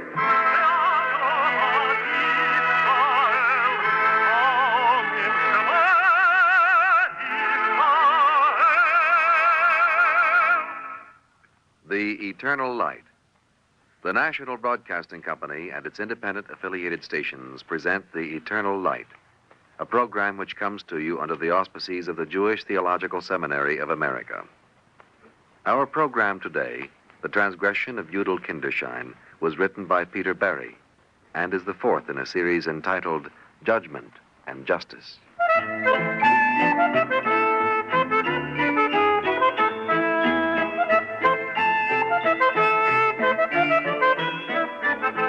I am Chaim Eglevsky, a citizen of Grozny, industrious, honest, intelligent, and not at all bad-looking. I am possessed of an even temper, a pious nature, and much tolerance for my fellow creatures. The only thing that I can't tolerate is a man who is better than I am, which is why I so thoroughly detested my competitor, Judel Kinderschein. He was a gifted merchant and a whirlwind success at the kitchen doors of both Jew and Gentile from Grozny to Lemberg. Oh, he had everything his own way to this upstart genius. He was up before daylight crying his wares. Judel Kinderschein cried them in rhyme. Cook pots for baking your kiddish night hens, trinkets and jewelry, ladies and men's, hairpins and razors, bright, shiny, and new, and a glass for your tea when the day's work is through. Such poetry he could spout for hours, making it out of his head with no sign of effort, and outselling me everywhere 20 to 1. Since I had been a peddler when Judel was still in his cradle, I objected to this deeply. And one Shabbos morning in Grozny, I stopped him on the street and told him so to his face. If I've disturbed you, Chaim Eglevsky, I am deeply sorry. Spare me this sanctimonious blither. We are both men of business, Judel Kinderschein. But all I ask is that you promise to limit yourself to fair and reasonable competition. Do I get the promise or don't I? Such a promise is unnecessary. Oh, indeed, indeed. And stand warned, my soft-spoken friend. I shall consult Rabbi Benjamin about the ethics of one peddler taking the bread from the mouth of another. Such consultation is likewise unnecessary. Not in my opinion. Chaim. What? I won't be going on the road anymore. What did you say? I won't be going on the road anymore. I've decided to give it all up. Do you tell me this with a straight face? Oh, yes. On a Shabbos morning? On a Shabbos morning. You think I'm a fool, or are you trying to make one of me? If you listen for only one moment. Well? I have suddenly discovered that there is a certain tendency for a peddler to, shall we say, exaggerate the value of his goods. Discovered it? Such a thing is only human. How sad that people use this lofty word human to excuse their basest instincts. Oh, stop mumbling to yourself with that superior look on your face. You expect me to believe that you would dream of giving up so comfortable a vocation? Forgive me, friend, but no vocation that distresses my conscience is comfortable to me. And peddling distresses your conscience? Indeed it does. And therefore, you shall have the field to yourself, Chaim Eglevsky.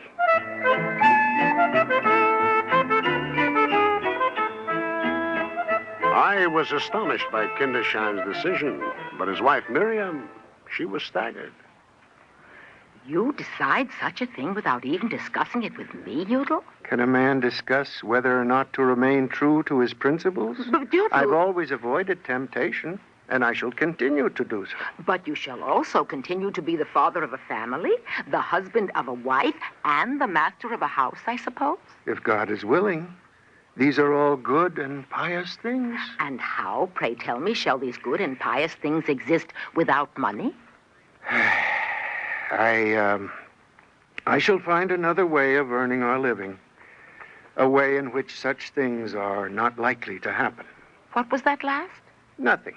Nothing? Nothing. Don't tell me nothing. It's always your nothing that's the key to the matter. Please, Miriam. And what is this latest nothing that threatens the roof over our heads? I'm ashamed to say... What do you mean? I have transgressed, Miriam. You... Mm-hmm. Listen, last evening, Yes? Just before dusk fell over the Lemberg Road, a carriage drove up, a most beautiful carriage. Yes? And a lady leaned out of the carriage and asked me the price of the little black combs. Yes, What is your yes. price, my man? She asked me. It had not been a good day, but what with the rain and the mud, and before I knew it, the words had leapt from my mouth like a pair of serpents. 8 coppers, lady. Well, so? It was not until she was clattering away down the road that the evil of what I'd done came over me. You had done an evil? The price of that comb is only 4 coppers. 4, my good wife. 4 covers the cost to me, plus a reasonable profit. But I had asked the woman 8 for it. And what's more, I had taken 8. Well, what then? Hey, you ask, what then? I am as ashamed of you as I am of myself. I'm sorry if I shame The you, sweat Judel, ran but... from my forehead, let me tell you, as I chased the carriage. But unfortunately, a man cannot overtake a double team of horses. And fortunately, a woman with a coach and 4 isn't concerned about a few coppers. This from you, from my own spouse. I meant no harm.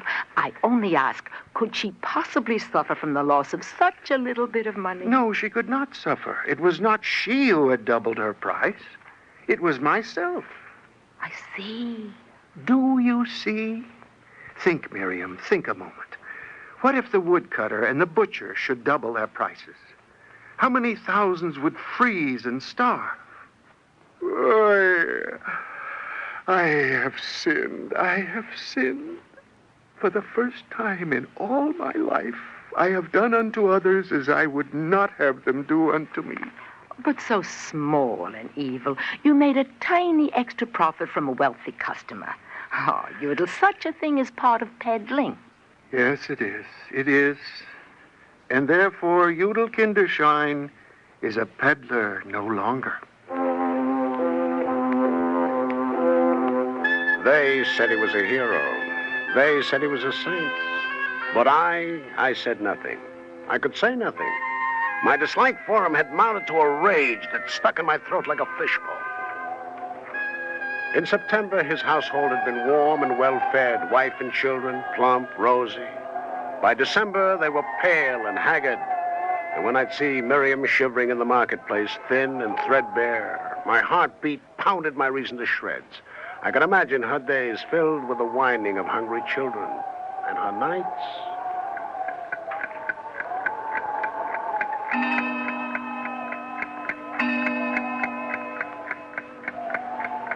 Judel? Yes. Are you still awake? Yes. And you? Yes. It's late. I'm worrying. I'm worrying, too. I worry how a man shall manage to get through this world unsullied. What do you worry about, my wife? About how we shall manage to get through the winter alive?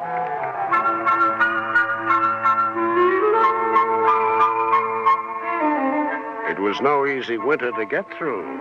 The snow fell early that year, and some people didn't get through it.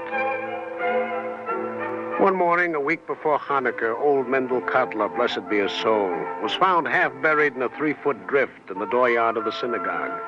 He had served the congregation for 40 years in the capacity of shamus, and there was considerable grief at his passing.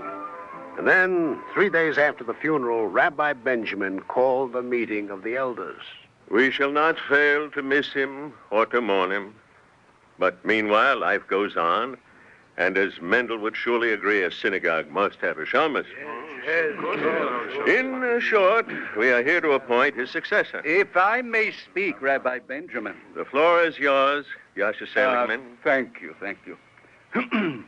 In order to waste no time, let me say that the tasks of a shamus make him, so to speak, the steward of the synagogue. And so he is set somehow above his elders, and should therefore be a man to be looked up to. An admirable man, a righteous man. Yes. Seligman, whom exactly do you have in mind? A man of every admirable quality. A Jew of unquestionable righteousness.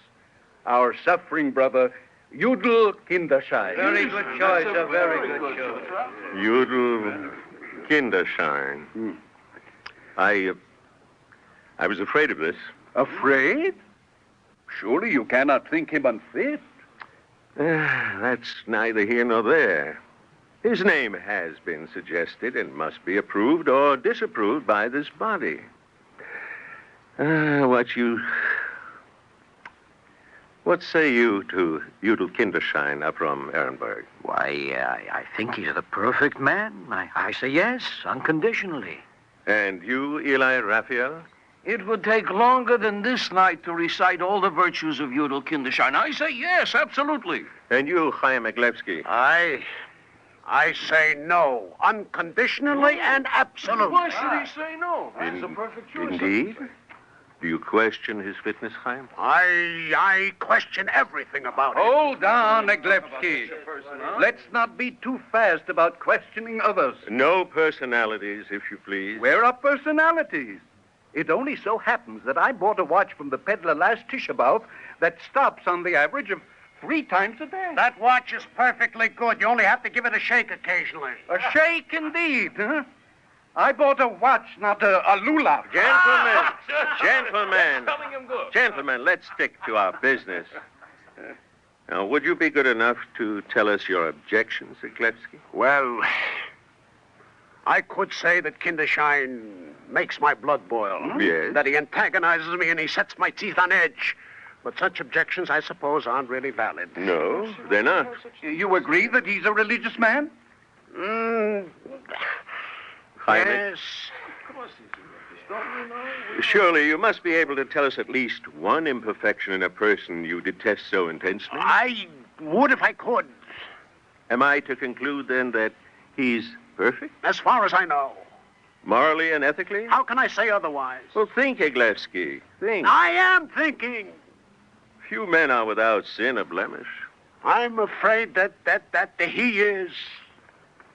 Well, then, if you can tell me nothing definite against him, I must leave the matter up to a vote. I can tell you nothing definite against him, but I can tell you this. What? And I know it, though I don't know how I know it. In spite of all this talk of his righteousness and his virtues, Judel Kinderschein is not fit to be Shamus of Groznia.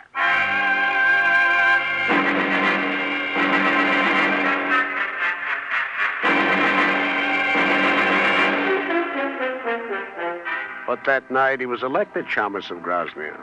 Although, for some reason, Rabbi Benjamin declined to vote at all. It was Yasha Seligman who was delegated to bring Judel Kinderschein the news. Heaven has smiled on you. And just in the nick of time. I, Judel Kinderschein, a servant of the synagogue. And no man could be better suited for the task, I think. Judel? Yes? Did you hear what Yasha Seligman said?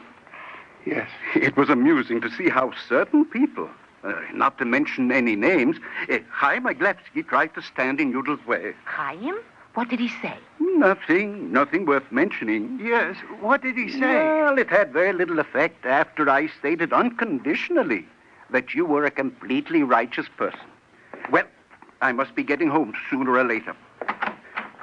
Good night, then. Yasha Seligman. Yes? What did he say? Who? Chaim Eglevsky. Oh, it was unimportant. Still, what was it? Why bother? Curiosity. Personally, I shrugged it off, and so did everyone else. But what he said was, in spite of all the talk of your righteousness and virtues, you are not fit to be the Shamus of Groznia.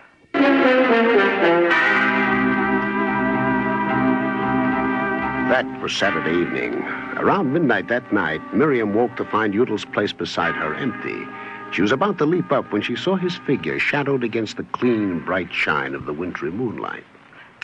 Judel? Yes? What are you doing standing there in the window? Thinking? About what? Nothing. Judel, don't tell me nothing. Then what did he mean? Oh, Chaim's jealous of you, Judel. It's only that he's jealous. I'm not sure it's only that he's jealous. What do you mean? It hasn't occurred to you? Occurred to me? Yes. That he may know about it? What?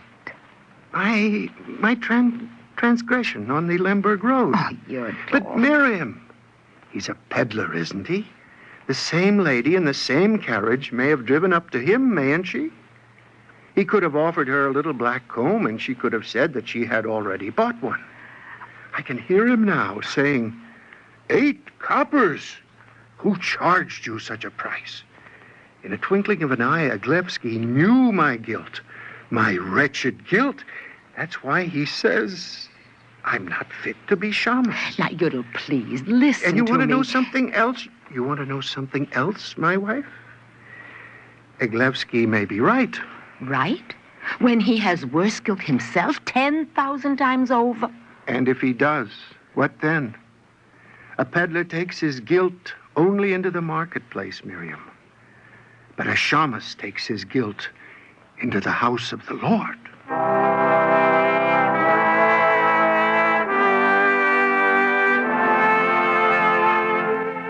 On Monday night, Judel Kinderschein appeared before Rabbi Benjamin and the elders to make a formal acceptance of his duties. You were praised most eloquently, my son. Your election was practically unanimous. And I welcome you to what I trust shall be a rewarding task, spiritually rich and fulfilling. Well, Shammos? Judel. Rabbi, I have something I must say. I must say that I am a needy man, and that I know in my heart what fairness and kindness the congregation has shown me. I must say that, and I must tell you I shall appreciate it deeply and always. Well spoken. Pardon me, but I have a little more to speak. I also know in my heart that I must show the congregation an equal amount of kindness and fairness. And I'm sure you shall whenever the need exists. Unfortunately, Rabbi, the need exists now. Huh? I must tell you that the least kindly amongst you was the most correct. What do you mean? I mean, Chaim Aglevsky was right. I am not fit to be shamus of Grozny.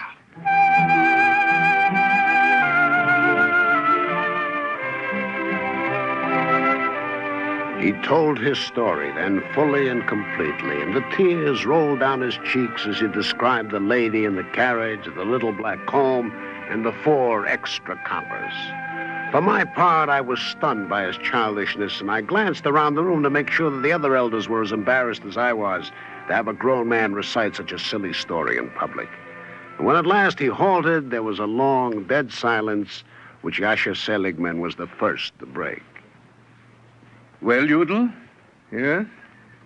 That's all, Judel? Yes. I see. It was very good of you to tell us. There was no choice for me. I had to. Well, I can't believe that it's a matter of very great importance. Can you, Eli? No. And you, Avram? I can't see that it has any importance. It wasn't a theft, and it surely wasn't a swindle. As a matter of fact, I'm amazed. If you don't mind. Yes, Rabbi Benjamin. I would like to render judgment in relation to such a problem in ethics as this. Oh, of course, Rabbi. We took it for granted that the situation was too obvious for any... Yes, very obvious. It is obvious that Judel Kinderschein committed what he knows to have been a very grave wrong. Yes, just so. He deprived a woman of her substance selfishly and heedlessly. It was altogether a matter of 4 coppers, Rabbi. And since when is there a moral difference between 4 coppers and 1,000? I'm sorry. Or 1,000,000? I'm sure the rabbi knows best. Oh, no question about that. No question at all. Thank you, Avram. Judel Kinderschein. Yes, Rabbi Benjamin? You must understand that this revelation has put you in an entirely new and different light. Yes, Rabbi Benjamin. And therefore, I have altered my decision. Your decision? Yes. I cast no vote in Judel's election. But in so serious a moment as this, I cannot refrain from expressing myself for the record. Your pardon, Rabbi, but I insist on the right to change my vote in keeping with yours. I too, absolutely. I wish unconditionally to change mine at once. Peace. It is your privilege to change your votes as you please. But I hereby cast my own in confirmation of the former action of this body. What do you mean? I mean, I vote for the election of Judel Kinderschein as Shamus of Grozny.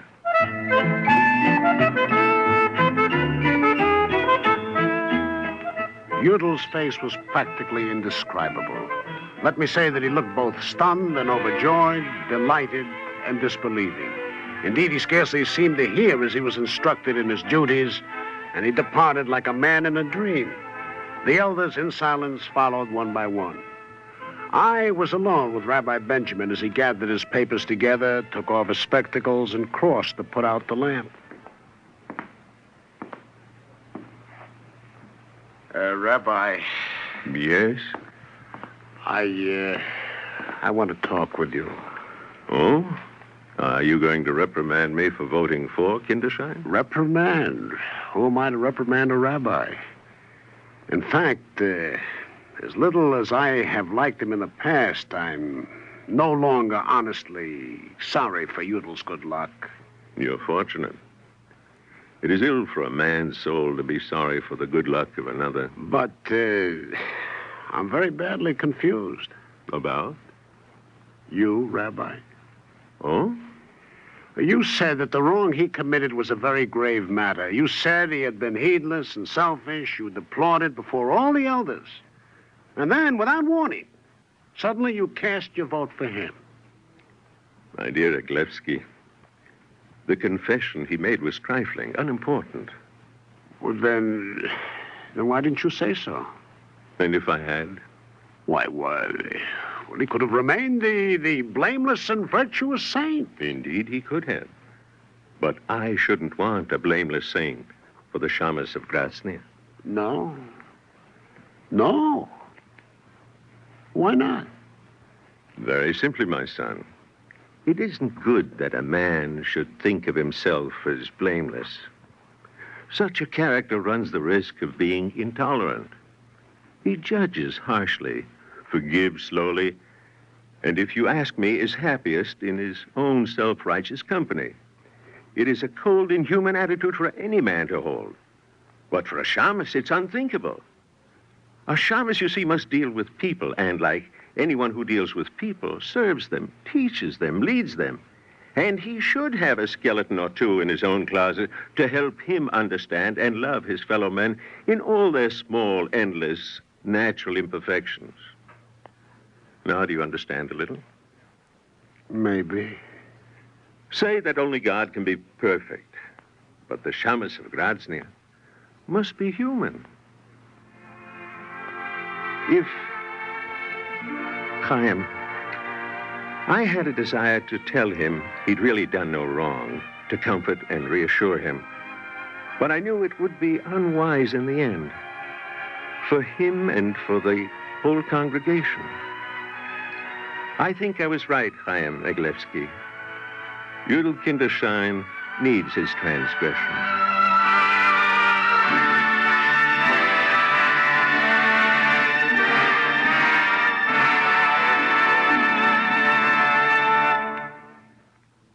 If you would like a copy of today's script, please send your name and address with 25 cents to cover the cost of postage and handling to the Jewish Theological Seminary of America, 3080 Broadway, New York, New York, 10027.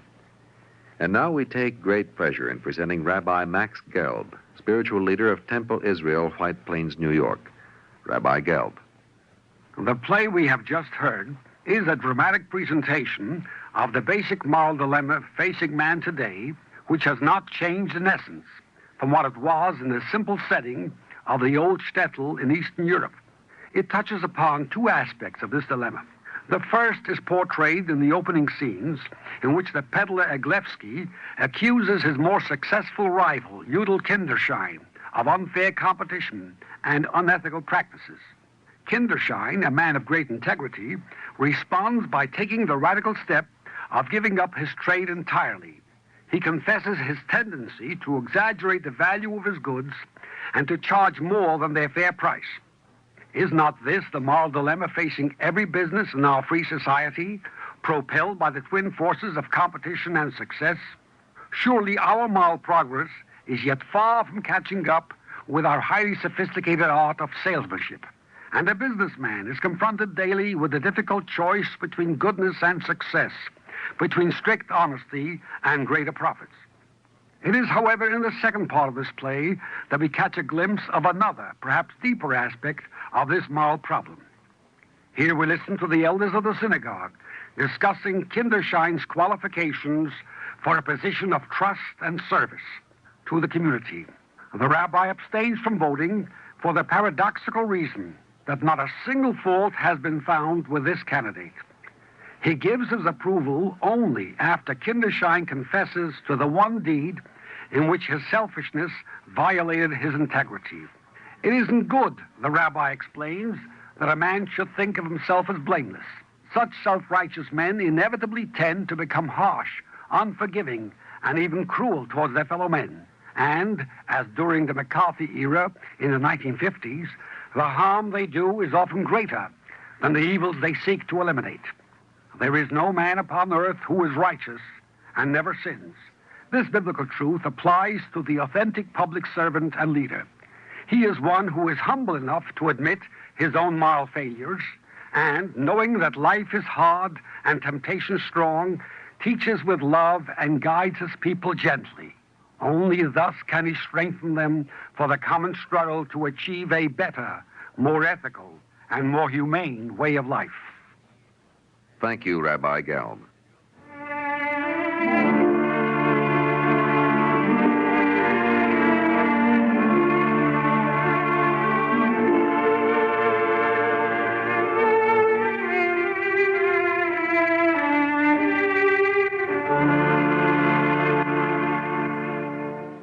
Our Eternal Light drama today, The Transgression of Judel Kinderschein, was written by Peter Barry and is the fourth in a series entitled Judgment and Justice. Cantor David Putterman sang the liturgical introduction. Featured today were Ralph Bell as the narrator Chaim Eglevsky and John Gibson as Judel Kinderschein. Others in the cast were Beatrice Pons, Daniel Ocko, Guy Rep, Herb Duncan, and Gilbert Mack. We invite you to join us next week when the Eternal Light will present Brandeis by Morton Wishengrad. This is Jerry Damon. The Eternal Light, produced for NBC by Rhoda Grady, is directed by Kenneth McGregor. For the seminary, Dr. Ben Zion Boxer of the Forest Hills Jewish Center is program editor, Milton E. Krentz producer, and Ruth Sussman program coordinator. This weekly program is presented under the auspices of the Jewish Theological Seminary of America. This pre-recorded program has been an NBC Public Affairs presentation.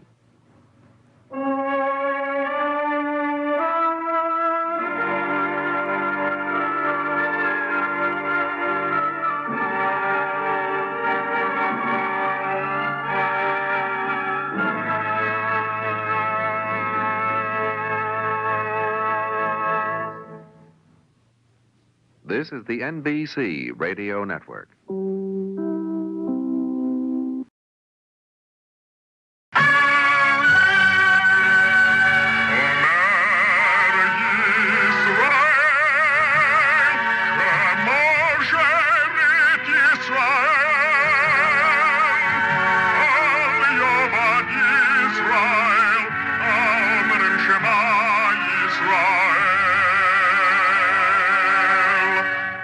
And the Lord spake unto Moses, saying, Command the children of Israel that they bring unto thee pure oil olive beaten for the light, to cause the lamp to burn continually in the tabernacle of the congregation.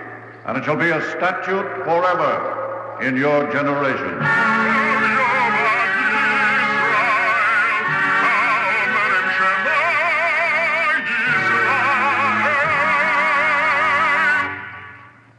The Eternal Light, the National Broadcasting Company, and its independent affiliated stations present The Eternal Light, a program which comes to you under the auspices of the Jewish Theological Seminary of America.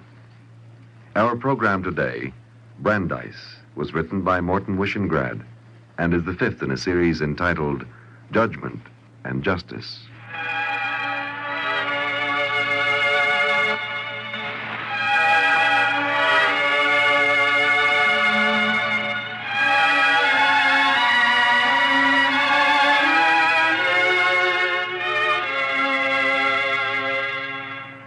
I have a story to tell you, but you cannot understand my story unless you understand this fact.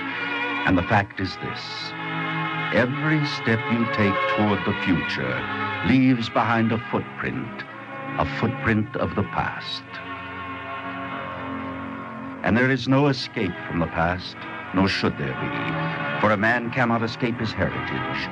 If it is good, he may redeem it, but no more. I know this. You must know it. In the year 1910, in the 54th year of his life, Louis Dembitz Brandeis knew it also. What are the things a man may not forget? I say to you that I may not forget that I am pursued by the Middle Ages like a neurotic haunted by a phantom dream. My days are warm with the memory of 3,000 years of civilization, but my sleep is fitful with the cry of 2,000 years of persecution. And both by day and by night, I am a Jew. And this is a fact sealed in my flesh like the covenant of Abraham. Now I shall tell you the story. On a day more than 50 years ago in the city of Boston, I sat in the offices of the firm of Brandeis, Dunbar, and Nutter and listened to a man with blue eyes talk to two visitors. Mr. Kelly, what is your grievance? Why do the shoe workers threaten this strike against my client, Mr. Williams? It's pretty simple, Mr. Brandeis. The men can't live on what they get. Oh, Williams, is that true? You're my lawyer, Brandeis. You know I pay my men $18 a week. For these times, it's not a bad wage. We ain't denying that, Mr. Williams. It ain't a bad wage. You do admit that, don't you? Sure, we admit it, sure. Well, then why do you want to strike? We want more money, that's why. Brandeis, I told you there was no point in asking him here. The workers are unreasonable. Absolutely unreasonable. Mr. Kelly, let's be clear about this. You admit that Mr. Williams pays a decent wage? Highest in the business, sure. Yet you want more? Aren't you being a little unfair? No, sir. Ask him about the 2 long, slack seasons when the men are laid off. Are there slack seasons, Mr. Williams? Naturally, it's a seasonal industry. But we don't live seasonal. We live 52 weeks, same as you. Average our fancy pay over the year, and what do we get? Mr. Williams, I like your figures on seasonal layoff. Now, look here, Brandeis. I'm a manufacturer, not a settlement house worker. Don't you think Mr. Kelly has a point to what he's saying? Then you tell him my point. You're my lawyer. I pay you, not him. Don't forget that little thing. I haven't forgotten it, sir. But wouldn't it be a rather unfortunate thing for a lawyer to advocate something which he can't approve as a citizen? Listen, I hired a lawyer, not a citizen. Perhaps, Mr. Williams, when you hired me, you hired both. Did I, though? Yes, Mr. Williams. I think perhaps you did. All right, Mr. Citizen. You just go right ahead and sit behind this desk. Me? I'm going out to get me a lawyer. Mr. Brandeis, you talk mighty funny for a conservative. Funny? I don't think so. There was a time when the working relationship was between master and servant. Today, it's between employer and employee. All I want is to make both employer and employee partners to a contract. Well, it's still pretty radical for Mr. Williams. So are Isaiah and Amos, Mr. Kelly. Oh, that gives me an idea. Excuse me, Mr. Kelly? Sure, you go right ahead. Yes, Mr. Brandeis? Have you finished my holiday list? Yes, I have, sir. Please add another item, will you? A book? Of course, sir. For the children? No, for Mr. Williams. Yes, sir. Inscribe my compliments and please send him a copy of the Bible.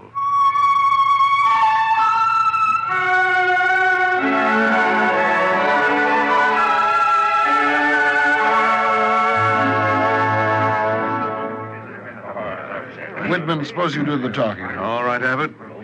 Mr. Brandeis, a number of Boston businessmen have organized a committee that needs some legal advice in a hurry. Yes? I believe your firm represents the Great American Assurance Society? Yes, we handle their local matters. Do you know much about them, Mr. Brandeis? Oh, good deal. Why? Abbott and I are policyholders, pretty big policyholders. Abbott, tell Mr. Brandeis what you found. We found something pretty dirty. A few vice presidents have formed a syndicate. They're buying securities with Treasury funds. Oh? Well, if the securities are sound, I don't see what's wrong. Oh, the securities are sound enough. What's wrong, though, is that they're buying the securities for themselves. What? Can you prove this? Look at this. Sworn affidavits. Yes, they're using other people's money, aren't they? Brandeis, we know you represent the company. We're asking now if you would want to represent us against the company. Mr. Brandeis, if this embarrasses you as a lawyer, why, just tell us. It's embarrassing, all right. I'm embarrassed to be the company's lawyer. Then you'll take the case? I'll be glad to, Mr. Whitman. Fine. We're prepared to give you a retainer of $10,000. No, Mr. Whitman. No? Well, they told us you were a good businessman. We'll make it 15. Oh, you don't understand. I'll take the case, but without fee. This isn't a private matter, and I don't think I have a right to charge the public for my services. Well, we can afford to pay, Mr. Brandeis. All right, Whitman, I'll take half of what you're getting from this. Well, I'm getting nothing. Good, I'll take half of that. Mr. Brandeis, I think I know why your friends call you a liberal. Thank you, sir. Mr. Abbott, what do my enemies call me? What do you suppose, Mr. Brandeis? You tell me. Why, Mr. Brandeis, they call you a Jew.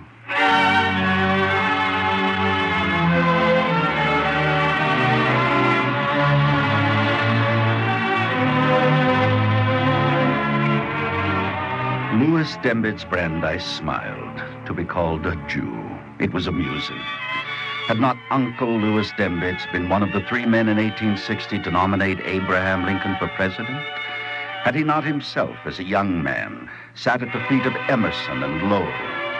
He was the man consulted by presidents, the friend of Oliver Wendell Holmes and William Allen White, and a college president called Woodrow Wilson.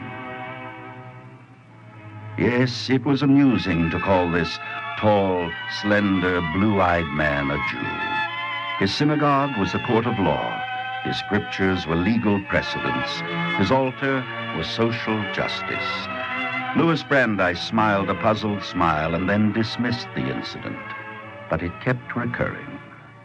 Congratulations, Mr. Brandeis. You certainly made them crawl back into the woodwork. I believe I did, Mr. Whitman. You know, there's a good deal of fun in being a public servant, isn't there? Maybe. Well, anyhow, you got yourself some free publicity in the Tribune. Here, listen to this. Brandeis possesses the rare knowledge of knowing when to stop. When he has exasperated his opponents to the limit of their endurance, he grows gentler than a suckling dove and more... Oh, I'm sorry, Mr. Brandeis. No, it's quite all right, Mr. Whitman. No, read on, please. Just forget it. No. Please, read the rest of it. All right. He grows more persuasive than a second-hand clothes dealer who pretends to sacrifice himself to give you a bargain. Well, it's pretty low, Mr. Brandeis. My friends call me a liberal, and apparently those who aren't my friends call me a Jew. If you'll excuse me, Mr. Whitman, I think I'll have to talk to my friend Philine about this.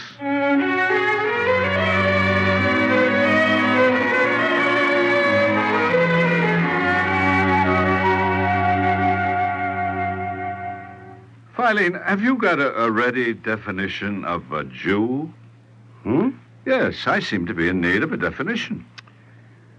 Well, I don't know who the philosopher was, but someone is alleged to have said that a Jew is like everybody else.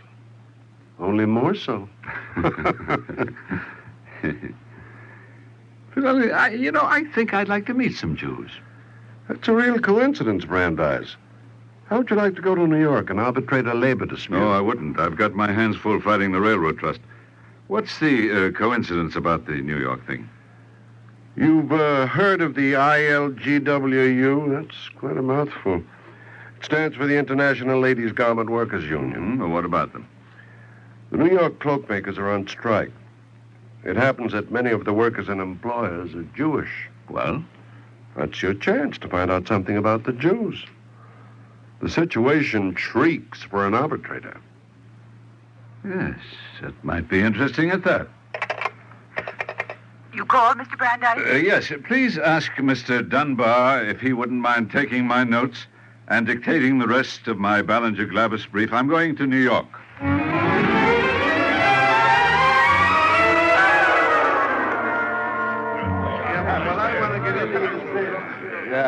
Yes, you see, Mr. Brandeis, in the Union, it's a real democracy. Everybody wants to talk, nobody wants to listen. Yes, Mr. Doyle. Mr. Doyle, please. If you have no objection, I'd like one of the shop chairmen to present the case. Okay, Moskowitz, tell Mr. Brandeis, huh? It's very simple, Mr. Brandeis. All we want is a contract and union recognition. I thought you were striking for higher wages and the elimination of sweatshop conditions. Naturally, but the union comes first. But suppose I were able to get an increase for you, would you turn that down? Look, Mr. Brandeis, my own boss isn't a bad fella. He came to America on the same boat with me. But that doesn't make him Santa Claus. Today he feels generous, so he gives us a raise. Tomorrow his wife burns the coffee, he gives us a cut. Yeah. Excuse me, Mr. Brandeis, we want a union. Right. That's right. That's the consensus, Mr. Brandeis. You can tell that to the employers.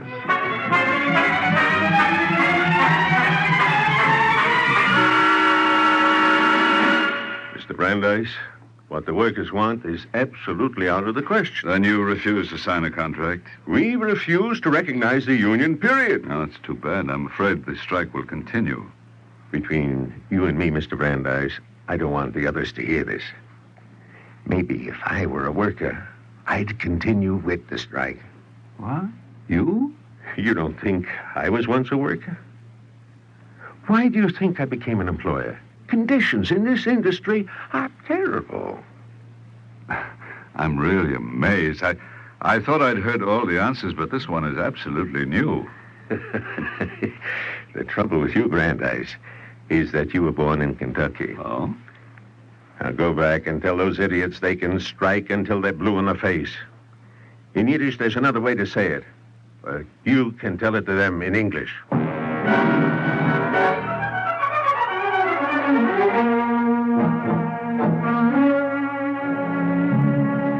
We'll stay out, Mr. Brandeis. Look here, you can't. Some of your people are literally starving. If it was just for hours and wages, we'd go back tomorrow. But this is a principle. When I was a young fellow in Kishinev, I used to study the Talmud. When I came to America, I found the word I studied. They call it democracy. Is that what the Talmud is about, Mr. Moskowitz? Well, they call it something else, but that's what it's about. You know, Mr. Brandeis, it's a shame. A smart man like you should learn a little Hebrew. I think it's a shame. Someday, perhaps, someone like you should teach me. Free of charge. If you want a small lesson, here it is. Look, I'm writing. Oh? It looks like a dentist chart. That's Hebrew. It spells a word. I'll say it for you. Tzedek. Tzedek. What does it mean? Justice and righteousness. Now, here's another word. Tzedakah. It comes from the word for justice. Tzedakah. I see. It means charity. That's a wonderful thing, Mr. Brandeis. In the Hebrew language, the word for charity comes from the word that means justice and righteousness. Here's another word. Tzedakah. It comes from the word for justice. Tzedakah. I see. It means charity.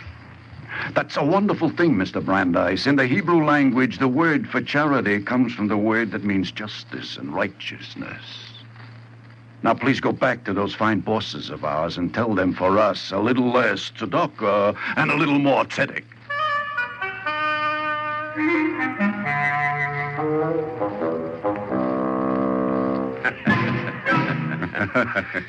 Mr. Brandeis, don't believe anything that Moskowitz says.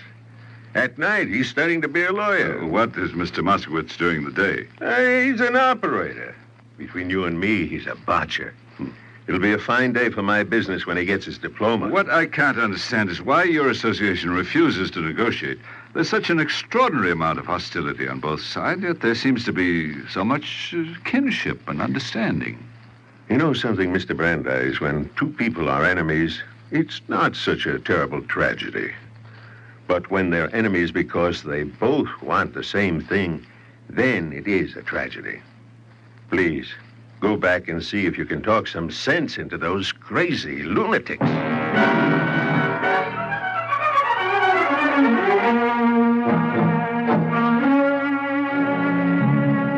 The Mr. Moskowitz, a wise man knows when to yield. With the greatest satisfaction, Mr. Brandeis. Tell him Moskowitz says he can be a wise man. I give him the honor. Let him yield. This is the most extraordinary strike I've ever known. It's like a passage from the Talmud, with both sides trying to write a commentary. Yes, Mr. Brandeis, I have a little boy. Papa, he says, what's democracy? Sonny, I tell him, democracy's in the classroom, in the store where Mama buys tomatoes, in the Board of Aldermen, in the polling place. But for 10 hours a day, it's not in the shop. The boss doesn't have time for it. Please, Mr. Brandeis, tell him the shop is on East Broadway. East Broadway is in New York, and New York is still in America.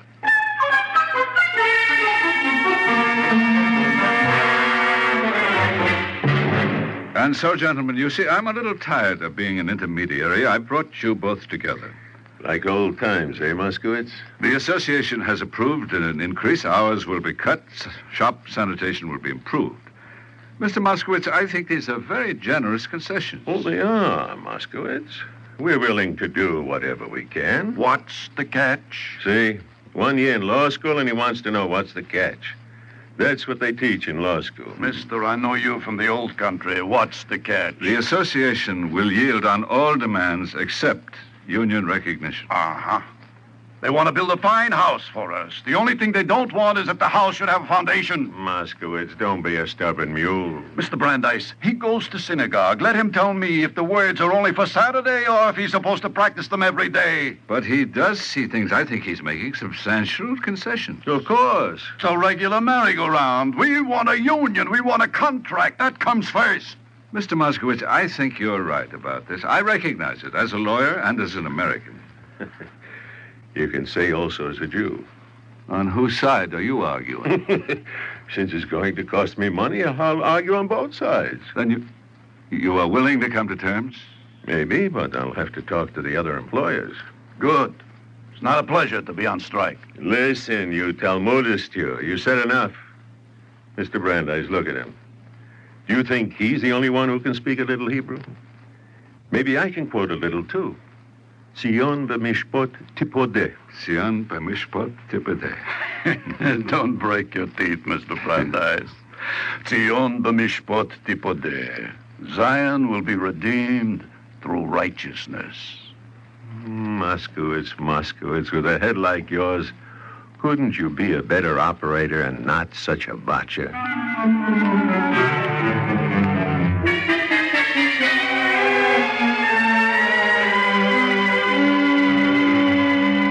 Well, there it is, gentlemen. This is the first collective agreement with enforcement machinery in it. I think it's a fine day's work. Gentlemen, I've learned something from you both. I'm 54 years old. All my life, I've worked for something I call justice, social justice. I came here with curiosity, and I found that beneath all the bickering and the controversy and the passion, there was something the preachers call brotherhood. And I found its expression, perhaps you may not accept this, but I found it expressed in terms of Judaism. For someone like myself who hardly considered himself a Jew, that means a good deal.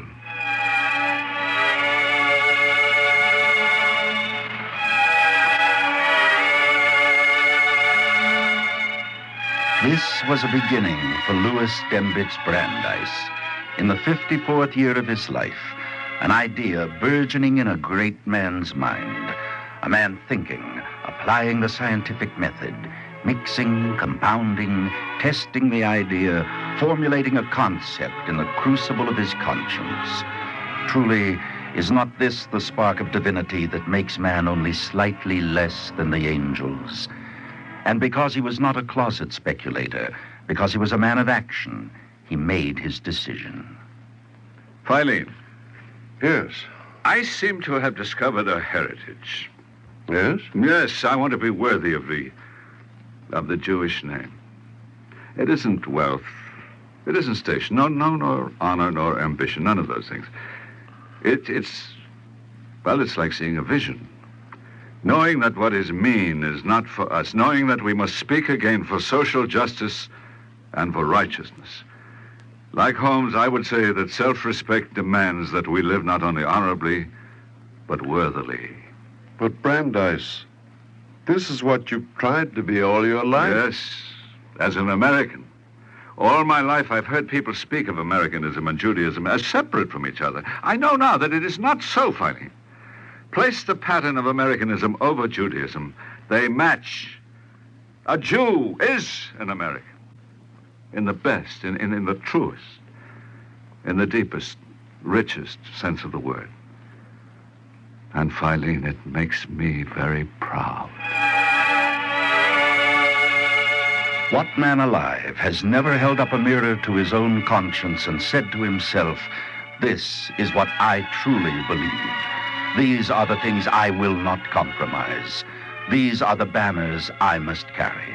Without them, I have no integrity." In the summer of 1910, these ideas came to Louis Dembitz Brandeis. The ideas came. He held them in the pan of his brain. He kneaded them like dough. He placed them in the oven of his heart to bake. And when, months later, a rabbi came to him and spoke of Palestine, Brandeis answered, "I am an American, Rabbi." So am I, Mr. Brandeis. We are trying to found a refuge in Palestine for Jews who have no other land, the Jews of Middle Europe and Eastern Europe. Can I, as an American, support such a project? Yes, because you are an American, Mr. Brandeis. Rabbi, I have begun to feel that to be a better American, I must become a better Jew. Carry it further, Mr. Brandeis. I hold that to be a good Jew, you must help fulfill the prophetic vision for the Holy Land. Perhaps you're right, Rabbi. But I shall have to consider it carefully. If Palestine is to have any validity, it cannot be just another small state, such as a small duchy, Luxembourg, or another Montenegro. It must have a purpose greater than nationalism. Yes, it can have that. With the help of men like yourself, I know it must.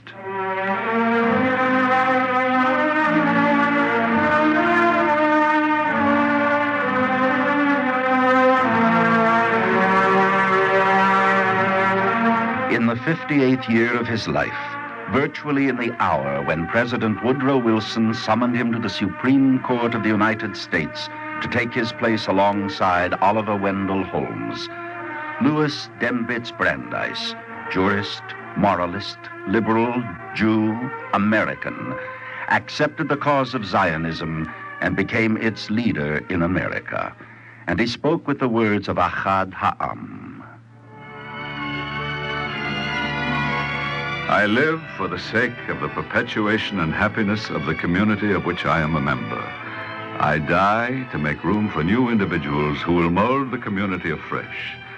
When the individual thus values the community as he values his own life and strives after its happiness as though it were his individual well-being, he finds satisfaction and no longer feels so keenly the bitterness of his individual existence because he sees the end for which he lives and suffers. I am an American, and I have come to Zionism through Americanism. Let it be for what the prophet spoke. Let it be only that. Sion b'mishpat tipodeh. Zion will be redeemed through righteousness.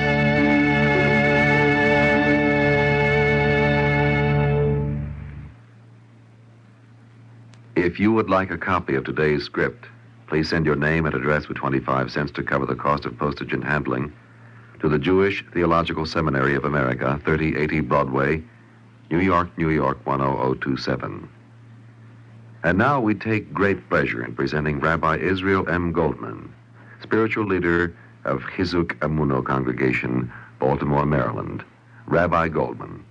Dear friends, it was thrilling for me to listen with you to this fascinating presentation of several of the dramatic incidents in the life of the great American jurist, the late Justice Louis D. Brandeis.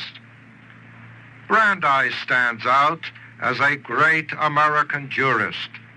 President Wilson, who appointed him to the Supreme Court of the United States, well characterized his friend when he said, Brandeis is a friend of all just men and a lover of the right.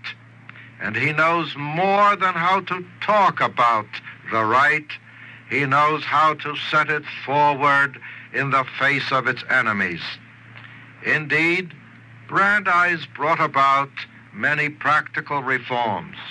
He settled the famous garment workers' strike in 1910. He championed minimum wage laws, shorter hours for women, trade unions, and workmen's compensation. He fought against railroad and gas monopolies. He protected the interests of life insurance policyholders. He stood out for free speech and freedom of the press.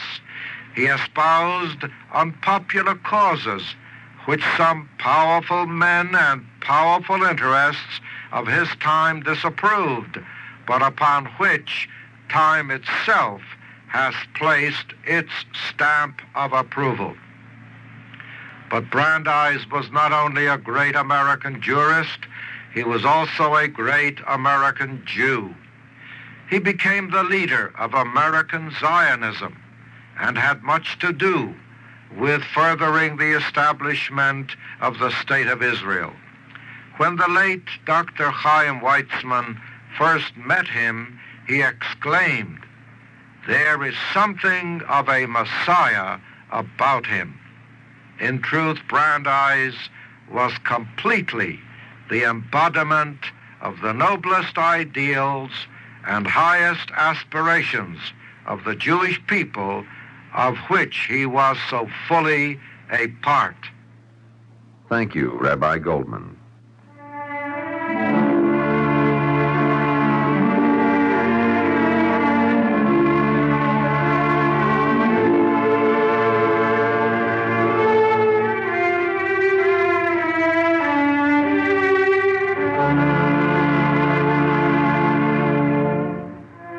Our Eternal Life drama today, the fifth in a series entitled Judgment and Justice, was written by Morton Wishengrad.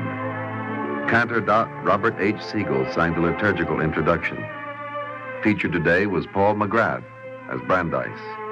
Others in the cast were Jane Amar, Nat Poland, Joseph DeSantis, William Griffiths, Alan Manson, Santos Ortega, Daniel Acco, and Roger DeCoven. The narrator, Lester Rollins. We invite you to join us next week when The Eternal Light will present The Thief and the Hangman by Morton Wishengrad.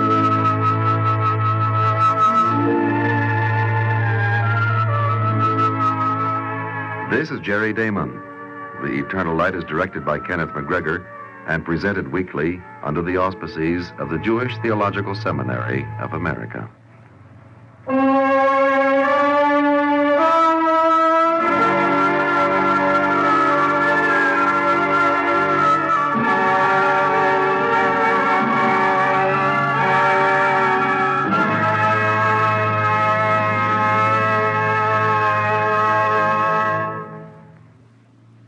This is the NBC Radio Network.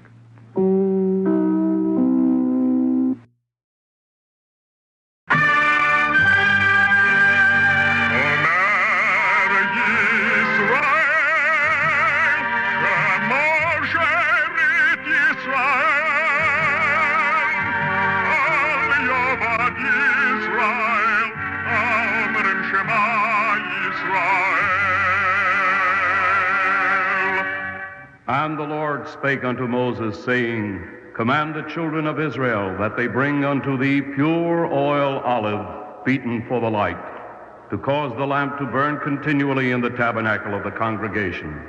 And it shall be a statute forever in your generation.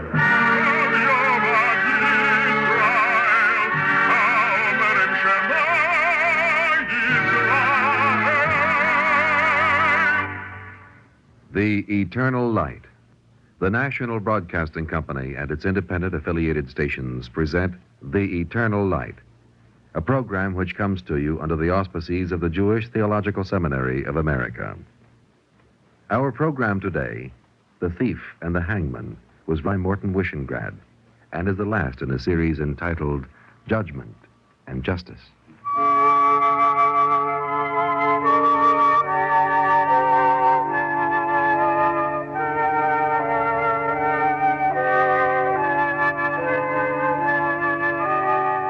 This is a story that came to me in the night.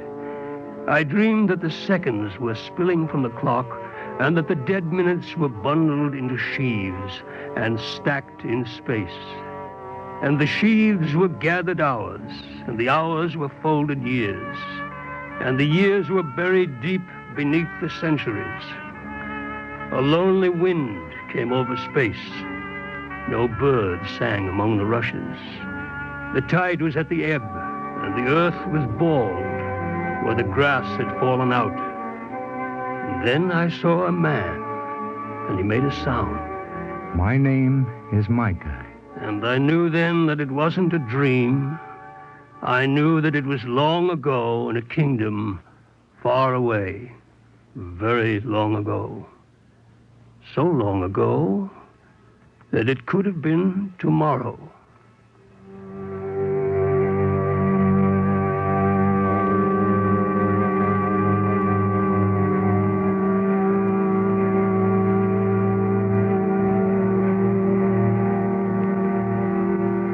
Micah had 2 arms, 2 legs, ears for listening, eyes for wanting, and a stomach for hungering. And while his soul hungered mightily for the Lord, his belly hungered for bread. And soul and belly joined in a prayer. And ye shall serve the Lord thy God, and he shall bless thy bread. Micah, there's no bread. Why do you say the prayer? Say a thing often enough, and perhaps it comes true. No, Micah. I've lived a long time. Faith bakes no bread. Faith is only a manner of wanting. Nothing comes from wanting except more wanting. Micah considered this for a long time, and then he considered what he would do. I shall steal. He said it with dignity, the way you'd say, I shall go to the office. Only Micah said, I shall steal enough to dull the hunger. And so very long ago, so long ago it could have been tomorrow, a man named Micah stole and became a fugitive.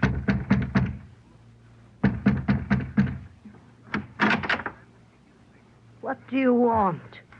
What business do you have waking respectable people in the dead of night? They're after me. They've turned the dogs on me. Oh, have they? Turn your face to the moon. Oh, please, let me in. Give me asylum. Your face to the moon. You've killed a man, haven't you? No, I haven't killed. I swear I'm no murderer. Will you let me in? Tell the truth. You killed. Admit it. If I said I killed, would you let me in? That depends on whom you killed. Who was it? No one. I told you I'm not a murderer. Then what are they after you for? I stole. You're a thief. Yes, I'm a thief. Will you give a thief asylum? And be robbed in my own house? Well, you said you'd let me in if I killed someone. I said it would have depended. It would have... The dogs are coming closer. Every man alive was once born. Even a thief was once born. Help me. I don't let thieves into my house. Oh, someday you'll want mercy for yourself. Maybe. But is it likely that I'd ask a thief for mercy? If you won't grant asylum, if you won't let me in, tell me what to do. At least do that. All right. I were in your place. Yes. If I were in your place, I believe I would run very fast.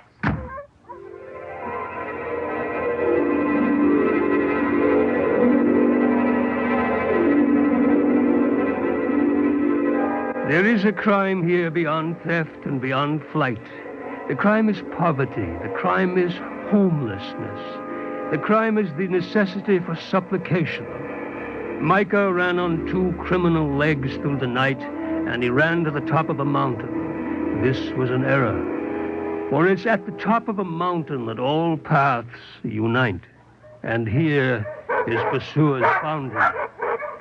All right. Come down from that rock, Micah. Someone take a stick and quiet the mongrels. Micah, it's no use. You're surrounded. You can't go higher. You've got to come down. Be sensible, Micah. The dogs will tear me to pieces.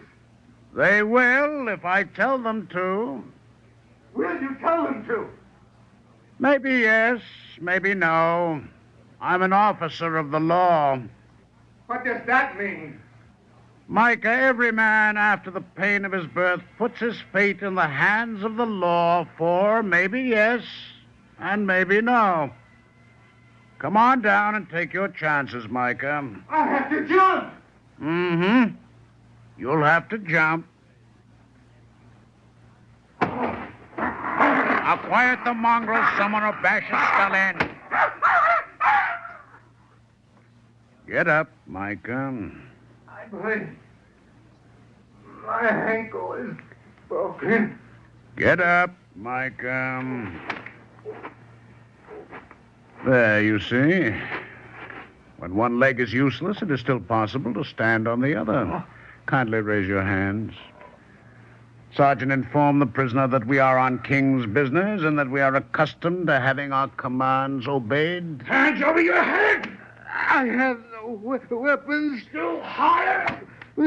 When you're balancing on one leg, it's a difficult position. That's the trouble with illegal action, Micah. It always puts you in a difficult position. Sergeant, bind the prisoner's hands over his head. Yes, sir. Where are you going to take me?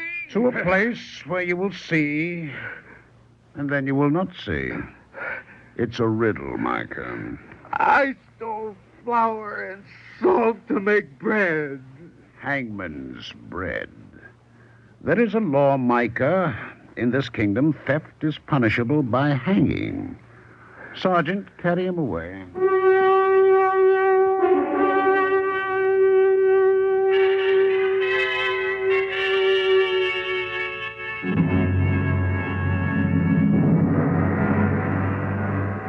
They pronounced him guilty, and then they tried him. Such was the jurisprudence of the kingdom. But it wouldn't have mattered since Micah readily admitted his theft. The king pronounced the sentence. Death by hanging. I commend you to God's mercy. The prisoner will bend his head. Bend your head, Micah. The executioner's waiting. I should like to say something first. Well, it's no more than right. You're entitled to it. May I speak? After the noose is fixed, bend your head for the hangman.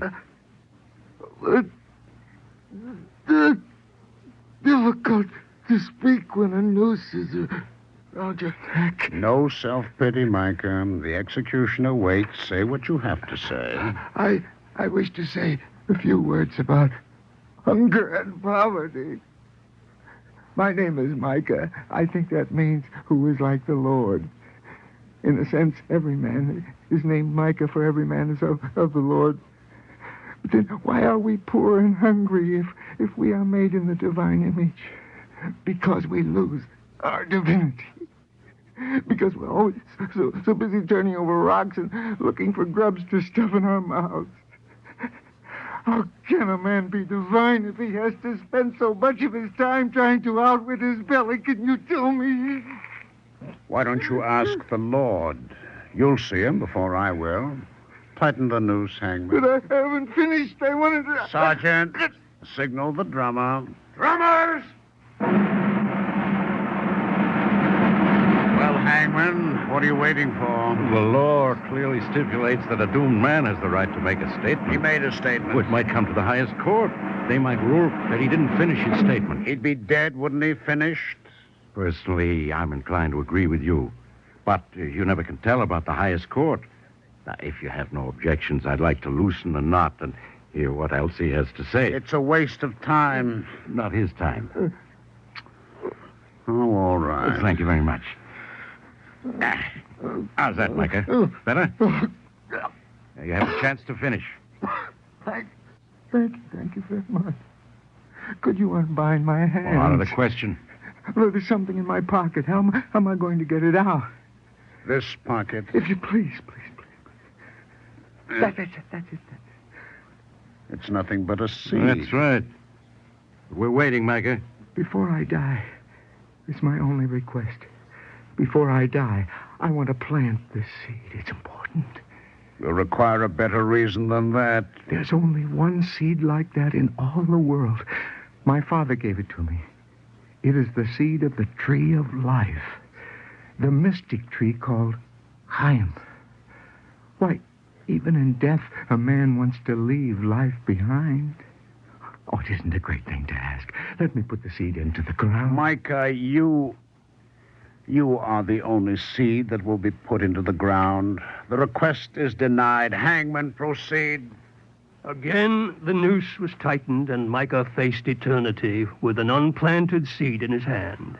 The hangman, his fingers clenched tightly about the rope, studied the doomed man, and then, unaccountably, his fingers unclenched. The rope went slack. The drums ceased rolling. For at least a moment, Micah was born again in travail, as he had been born once before in travail. The hangman smiled a self-conscious smile.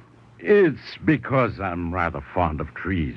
You've lost your mind. Let's hang him and let's go home. I never heard of a Chaim tree. Did you, officer? Start the drum roll! Drum roll! You're being unreasonable. Trees are very nice things. I have a personal interest in trees. Figure it out. No trees, no place to hang people from. If people don't get hanged, what does society come to? It's practically an end to law and order. Stop the drum roll! Stop the drum roll! Oh, you might as well start it again. What's that? I can't plant this seed. I just remembered. Micah, this is a fine time to tell us. What did you remember? I am unclean. It's impossible for me to plant the seed of the tree of life with unclean hands.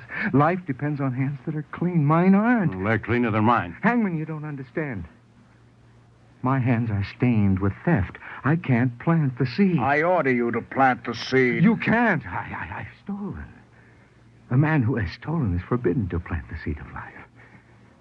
If I obey you, the tree will wither and my soul will go to hell. You had better hang me. And let... Hangman, you haven't stolen. You can plant the seed. Well, that's right. I could. What are you waiting for, Hangman? Take it and plant it. Micah. Yes, Hangman. What's stealing?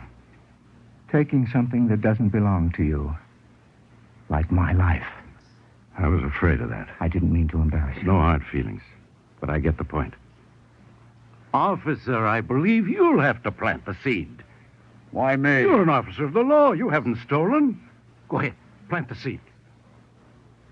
Mike, how many kinds of law are there? You told me yourself. There's maybe yes, and there's maybe no. It's all right. In fact, it's praiseworthy to uphold the maybe yes kind of law. But the maybe no kind? Bad laws? Bad laws are like stealing people's liberty. Hangman, do you want to reconsider? Oh, no. You can plant the seed. We're not going to start that all over again. Now, look here, Micah, don't go away. I can't go very far. My ankle's broken. Besides, there's a noose around my neck. Fine. Stay right here. I'm going to inform the king. This looks like something for him to settle. The king will tell us what to do.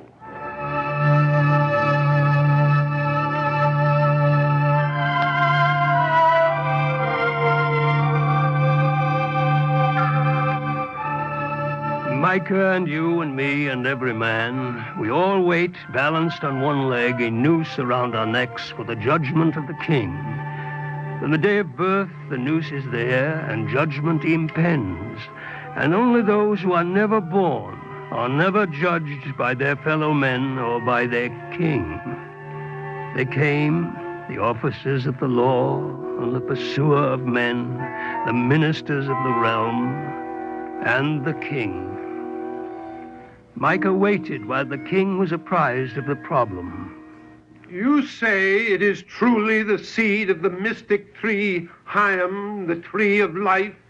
Yes, Your Majesty. And it may be planted only by one with clean hands, one who has not stolen and never stolen? That is correct, Your Majesty. Chamberlain. Your Majesty. You are the treasurer of the kingdom. You are the man who holds our highest regard and confidence. You shall plant the seed.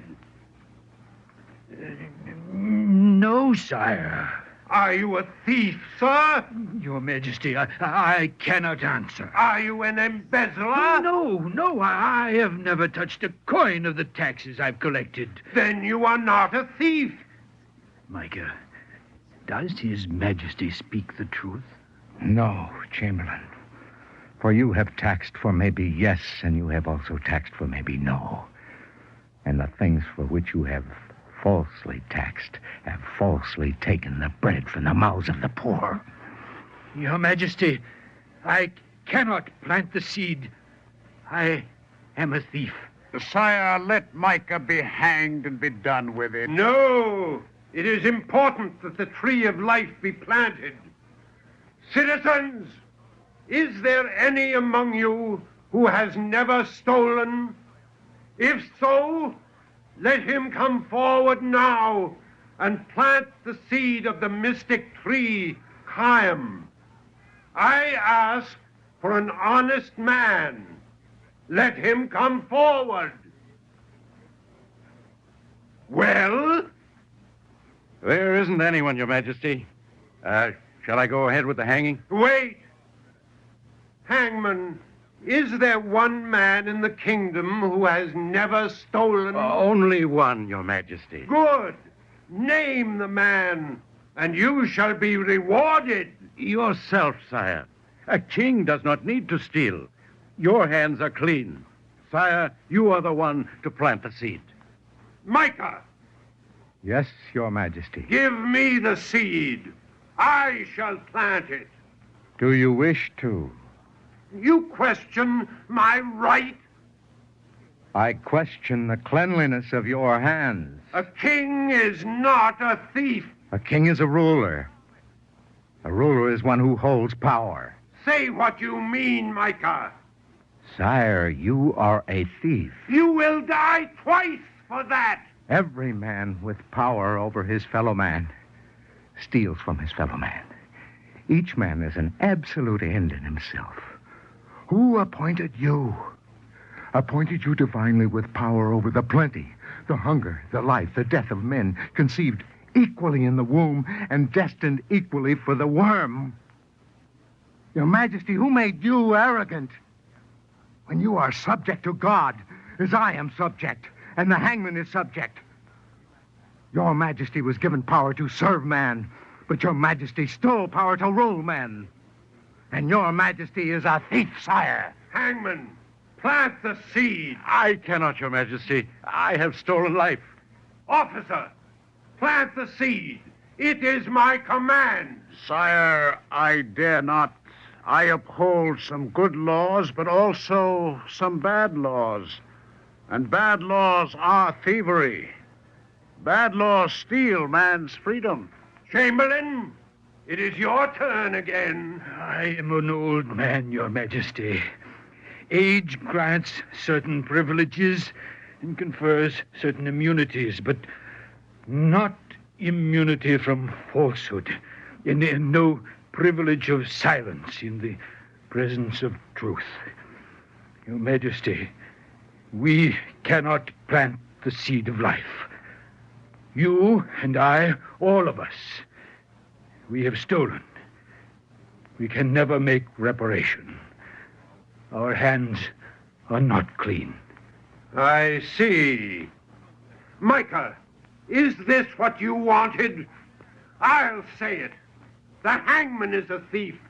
My law officers are thieves. My treasurer is a thief. And I am a thief. Answer, Micah, because on your answer hangs your life. Micah, what is your answer? I will answer. I will not answer for myself.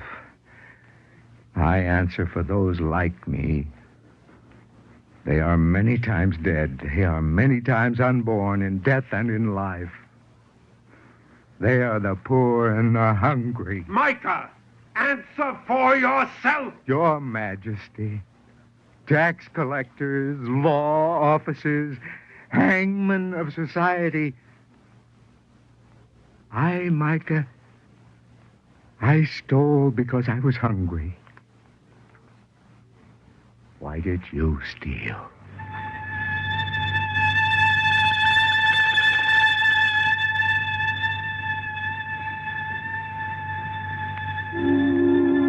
They didn't answer, for there was no answer. Micah had sinned and knew that he had sinned, and Micah would be punished. But the king had sinned, and the officer of the law had sinned, and the hangman had sinned. And for once, society knew that it should also be punished. But when society plays the hangman, who is the hangman's hangman? This is a question for you and for me, for all men who balance on one leg with a noose around their necks. It is only a story.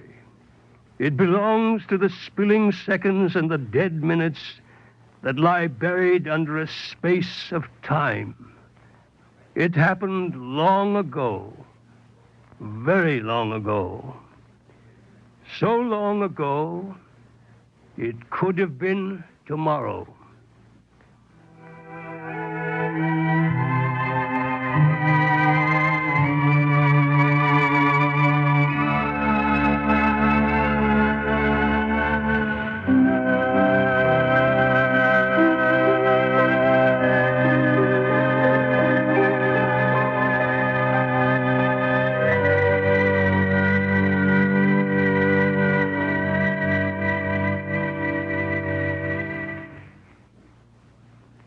If you would like a copy of today's script, please send your name and address with 25 cents to cover the cost of postage and handling to the Jewish Theological Seminary of America, 3080 Broadway, New York, New York, 10027. And now we take great pleasure in presenting Rabbi Seymour Siegel, Professor of Theology at the Jewish Theological Seminary of America. Rabbi Siegel. Next to being the children of God, our greatest privilege is being the brothers of each other. These words of the great Jewish philosopher Martin Buber express the meaning of the remarkable play by the late Morton Wishengrad, which we have just heard. All of us are involved with each other. Human society is one great organism of which every single individual is a part. When injustice, callousness, and indignity attack one part, all the rest of us, directly or indirectly, share the pain and the anguish. The great sin is self-righteousness, which magnifies our own goodness and undervalues the goodness of our fellow man. The great offense is callousness and hardness of heart, which looks with unfeeling indifference while all around us there is misery, poverty, and oppression. The great need is compassion, participation in the pain of our fellow man, and sympathy for the burdens he has to carry. It is only because of undeserved good fortune that most of us have been born into circumstances where necessities are taken for granted and where hope for the future and confidence in the present sustains us.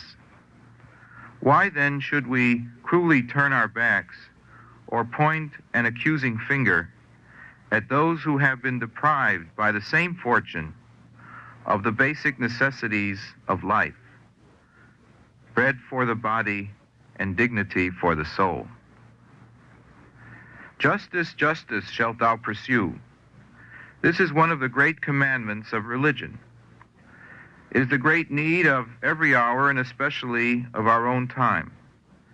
But we can pursue justice only when we rid ourselves of the exaggerated sense of our own goodness, of blindness to the sufferings of our neighbors. Though only few of us are guilty enough to be brought before the court of justice, all of us are responsible. Surely, says Ecclesiastes, there is not a righteous man on earth who does good and never sins. The individual crime is the result of one's own evil. but it is also the expression of society's corruption. Insofar as we are responsible for our society, we share the guilt of all of those who do evil. No man is innocent enough to escape the guilt of the crimes which are the result of poverty, ignorance, and prejudice.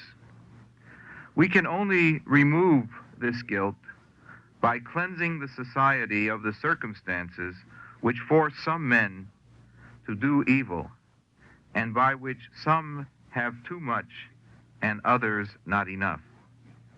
By acknowledging our own guilt and by recognizing in our fellow man, whether he is righteous or unrighteous, the child of the one God, will we be able to live together as brothers.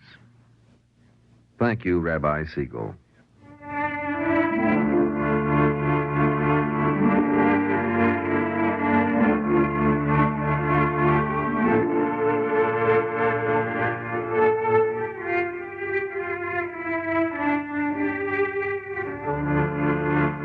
Our Eternal Light drama today, The Thief and the Hangman, written by Morton Wishengrad, was the last in a series entitled Judgment and Justice.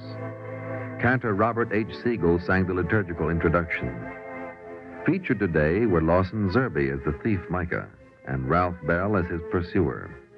Others in the cast were Humphrey Davis, Abby Lewis, John D. Seymour, Gilbert Mack, and Maurice Torplin as the hangman.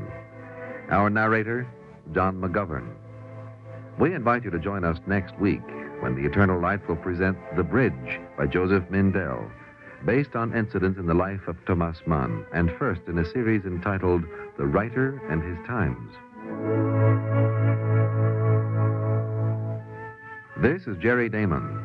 The Eternal Light, produced for NBC by Rhoda Grady, is directed by Kenneth McGregor. For the seminary, Dr. Ben Zion Boxer of the Forest Hills Jewish Center is program editor, Milton E. Krentz, producer, and Ruth Sussman, program coordinator. This weekly program is presented under the auspices of the Jewish Theological Seminary of America. This pre-recorded program has been an NBC Public Affairs presentation.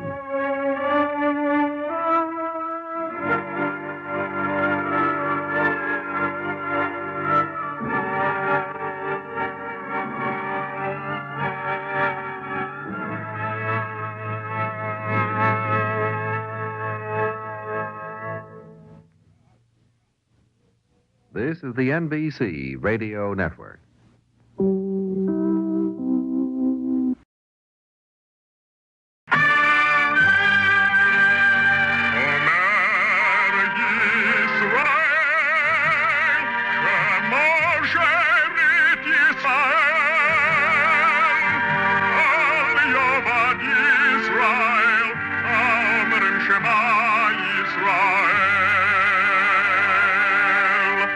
And the Lord spake unto Moses, saying, Command the children of Israel that they bring unto thee pure oil olive beaten for the light, to cause the lamp to burn continually in the tabernacle of the congregation.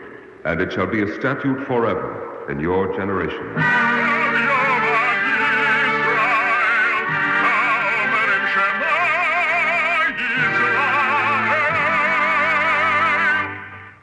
The Eternal Light. The National Broadcasting Company and its independent affiliated stations present The Eternal Light, a program which comes to you under the auspices of the Jewish Theological Seminary of America. Our program today, The Bridge, is the first in a series entitled The Writer and His Times. It was written by Joseph Mindell and is based on true incidents in the life of Thomas Mann. The Bridge.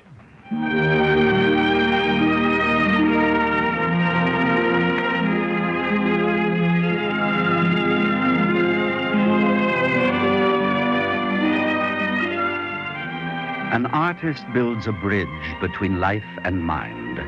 He may build with color or form or tone or words, but always the bridge is between event and meaning, between the world and one who lives in it. That is to say, anyone, for the thoroughfare is not private. Let us then walk the bridge of Thomas Mann. I will tell you about Thomas Mann. But if you ask, is the story true, then you must not expect the answer to be either yes or no. Only remember that if the link between reality and imagination is slender, yet it can support the world and truth besides. Then I will tell you first how Thomas Mann once watched a performance of Hamlet. Oh, I die, Horatio. The potent poison quite o'erfroze my spirit. The rest is silence. Now cracks a noble heart. Good night, sweet prince, and flights of angels sing thee to thy rest.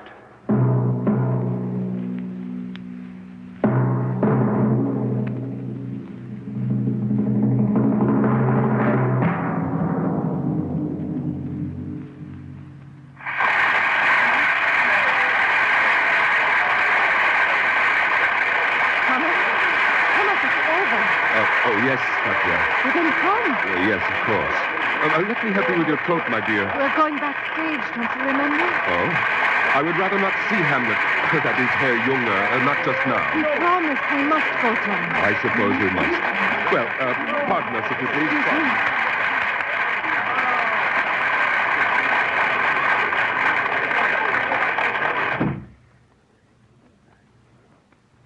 It was a moving performance, Herr Junge. Well, you are most gracious, gnädige Frau. But I really mean it. And I'm sure that my husband agrees with me. Don't you, Thomas? Forgive me. I was remembering the dueling scene when the blood flows from your arm. Well, the blood, Herr Mann, that blood was nothing more nor less than tomato sauce. No. Yes. You see, I give 6 performances each week. I'm afraid I simply couldn't spare quite so much real blood. Oh, no, naturally. Thomas, you didn't really believe... No, of course not, my dear. Oh, well, I'm very sorry, Herr Mann. That is, I regret that I've disillusioned you. Well, forgive me, I am a clumsy ox. Thomas. What? Oh, I'm sorry. I was thinking... I'm afraid that Herr Junge is rather upset. Oh, please, my dear sir. I regret that I spoiled your enjoyment entirely. No, quite the contrary. It was a remarkable illusion. It was? I saw blood. With nothing but tomato sauce, you made me believe that I was seeing real blood. Really? Oh, allow me to congratulate you, sir. It was a moment of artistic creation.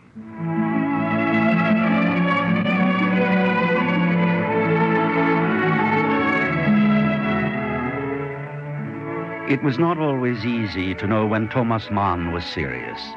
But then he might have said that it is not always easy to know illusion from reality. And this delighted him, although it sometimes gave him cause to reflect. You know, Katya, a very strange thing happened today. Did it? I met Felix Krull. I hope he and his family are well. Katya, Felix Krull. Who? Oh, Felix Krull, the story you wrote. There he was. I don't even remember the man's name. The same walk that I described. The same manner of talking. And a scoundrel, I'm sure. A real scoundrel. But charming? Oh, quite charming. It was an upsetting experience. I would have thought you'd like to compare your Felix Krull with his model. What? There was no model, Katya. I invented Felix Krull from head to foot, inside and out. Oh, that is disconcerting. That is. I think I invented him. You have never met this man before? No, not that I remember. Old Müller, the critic, was there. Did he also recognize your Felix Krull? He winked and nodded with a knowing look in his eye. You're pleased with yourself, aren't you? He took me aside and talked at some length about his astuteness. I know what you're thinking, Thomas. Do you, Katya? You're thinking what a devil of a fellow you are. I never said... I can read it in your face. How you lead people around by the nose, you're thinking. You create a world and they believe in it. But I do not fool you, do I? But of course you do. You are der Zauberer, aren't you? The sorcerer? Am I? Tell me, do sorcerers also manage sometimes to fool themselves?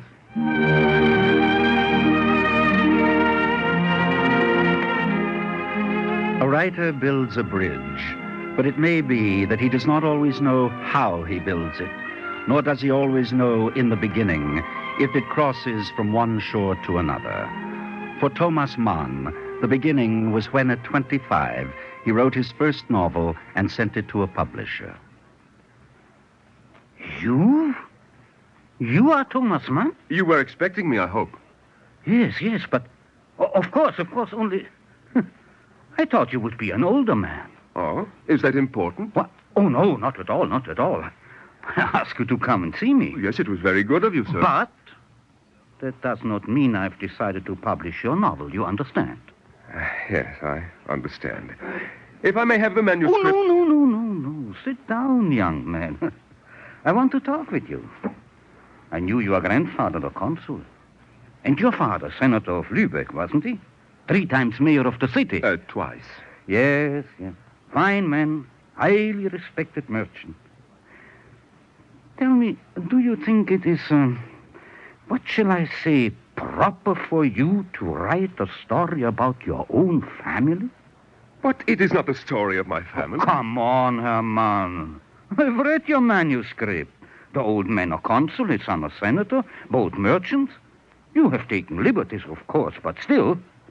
Now, why did you choose to write about them? I wrote about those things that I knew. Now, what's the world coming to?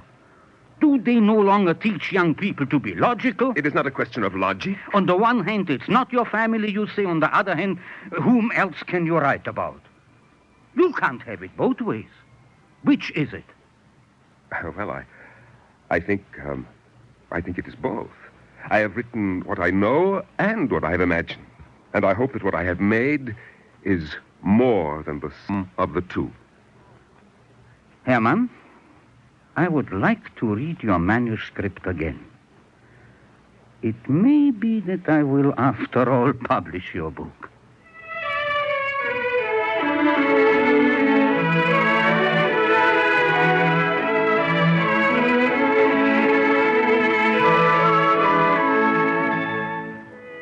The novel that was almost rejected was Buddenbrooks, eventually to be read by millions and earn the Nobel Prize for its author.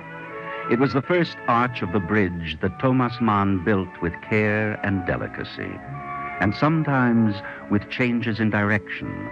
For in the years after the First World War, life was changing with rapidity, especially in the Germany of the Weimar Republic. Your name carries weight in Germany, Herman. I ask you... No, it is no use, Franz, my friend. I will not address political meetings. I have no concern with the forms and institutions of government. Forms and institutions? Herman, the Kaiser was overthrown. The Prussian Junkers forced back. For the first time, the German people have a promise of democracy and freedom. How can I make you understand? I am concerned with culture, not politics. All right. Good day, Herman. I am sorry that I wasted your time and mine. No, wait, Franz. I do not want you to leave with bitterness. I have been honest with you, my friend. Yes, you have made your position clear. You enjoy a luxury that only an artist can afford. Luxury? To be unconcerned with freedom. How do you know what freedom means to me? I have listened to you, Herman. You talk of freedom and mean elections and jury trial and free enterprise. The right of working men to be thoughtless citizens and businessmen to be irresponsible money grubbers. You fail to mention artists. And the right of artists to be irresponsible bohemians. That is not what I mean. Then I have not understood you at all. Franz, I'm talking of moral freedom. The freedom to see the world as it is, to understand what I am, to look for truth and know it when I find it. Are you so certain, Herman, that there is no relation between moral and social freedom, between the right to seek the truth and the right to vote? No, Franz. I am past the age when things are certain. But this I know. I am not a political man.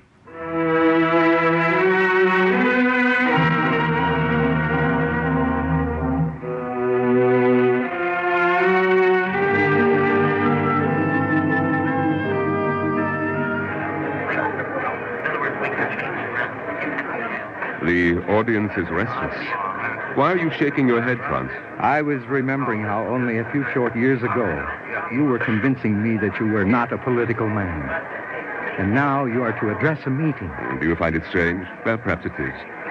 But I've been learning to know myself, and whoever does that never remains what he was before. Whatever the reason, I am happy for the change. The world has also changed. Not for the better. Not when the National Socialist Party can win seats in the Reichstag. Hermann, it is not entirely a friendly audience out there. It does not matter so long as they listen. Hitler has sent gangs of his fanatics. Now that the moment is here, I'm not sure that You are not sure that I should speak after all? They stop at nothing. In one respect, I have not changed, my friend. An artist also has responsibilities. If there are hours when the urgency of existence chokes back his own thought, when the general distress shakes him too, then he must do what he can. And art must wait. Hermann, the meeting is about to begin. Well, now is the time.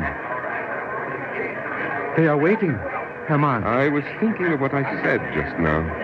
Is there ever a time when the needs of existence are not urgent, when the artist is so free from the immediate that he can devote himself entirely to the eternal? Please, Hermann. Listen, at home on the shelves where I keep my own works, there are as many volumes of speeches, lectures, essays as there are novels. You can't keep them waiting any longer. All right. I am ready now.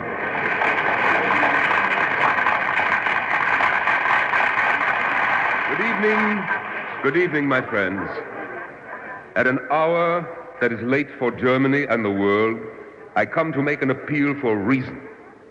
I will talk of the National Socialist German Workers' Party, every single word of whose name is a fraud. How much longer it will be possible to speak freely, no one can say. Now, before it is too late, I ask you to subject to reasoning analysis the high-flown, wishy-washy jargon, the hyphenated prefixes like race and hope, the fanatical barbarism, the heads of power to flog and stupefy.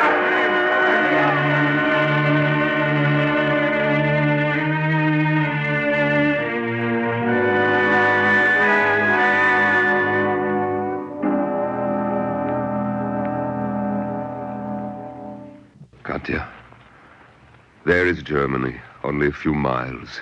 You can see it from the window.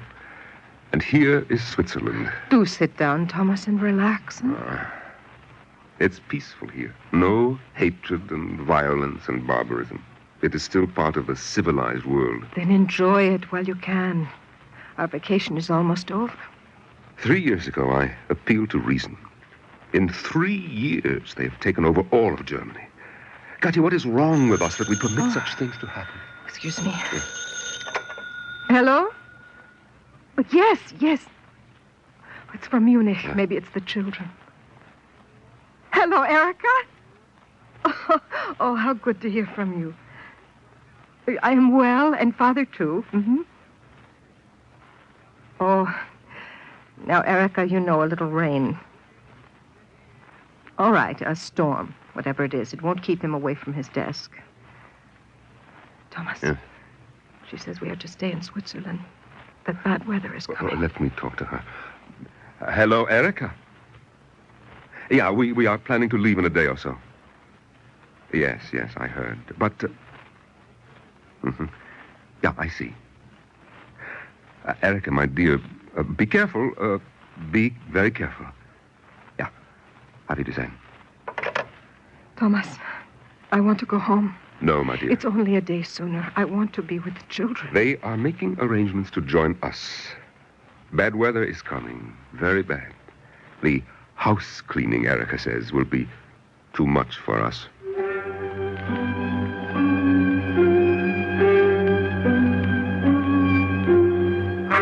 Thomas Mann, who had begun by proclaiming himself long ago an unpolitical man, now lived in exile because he would not be silent.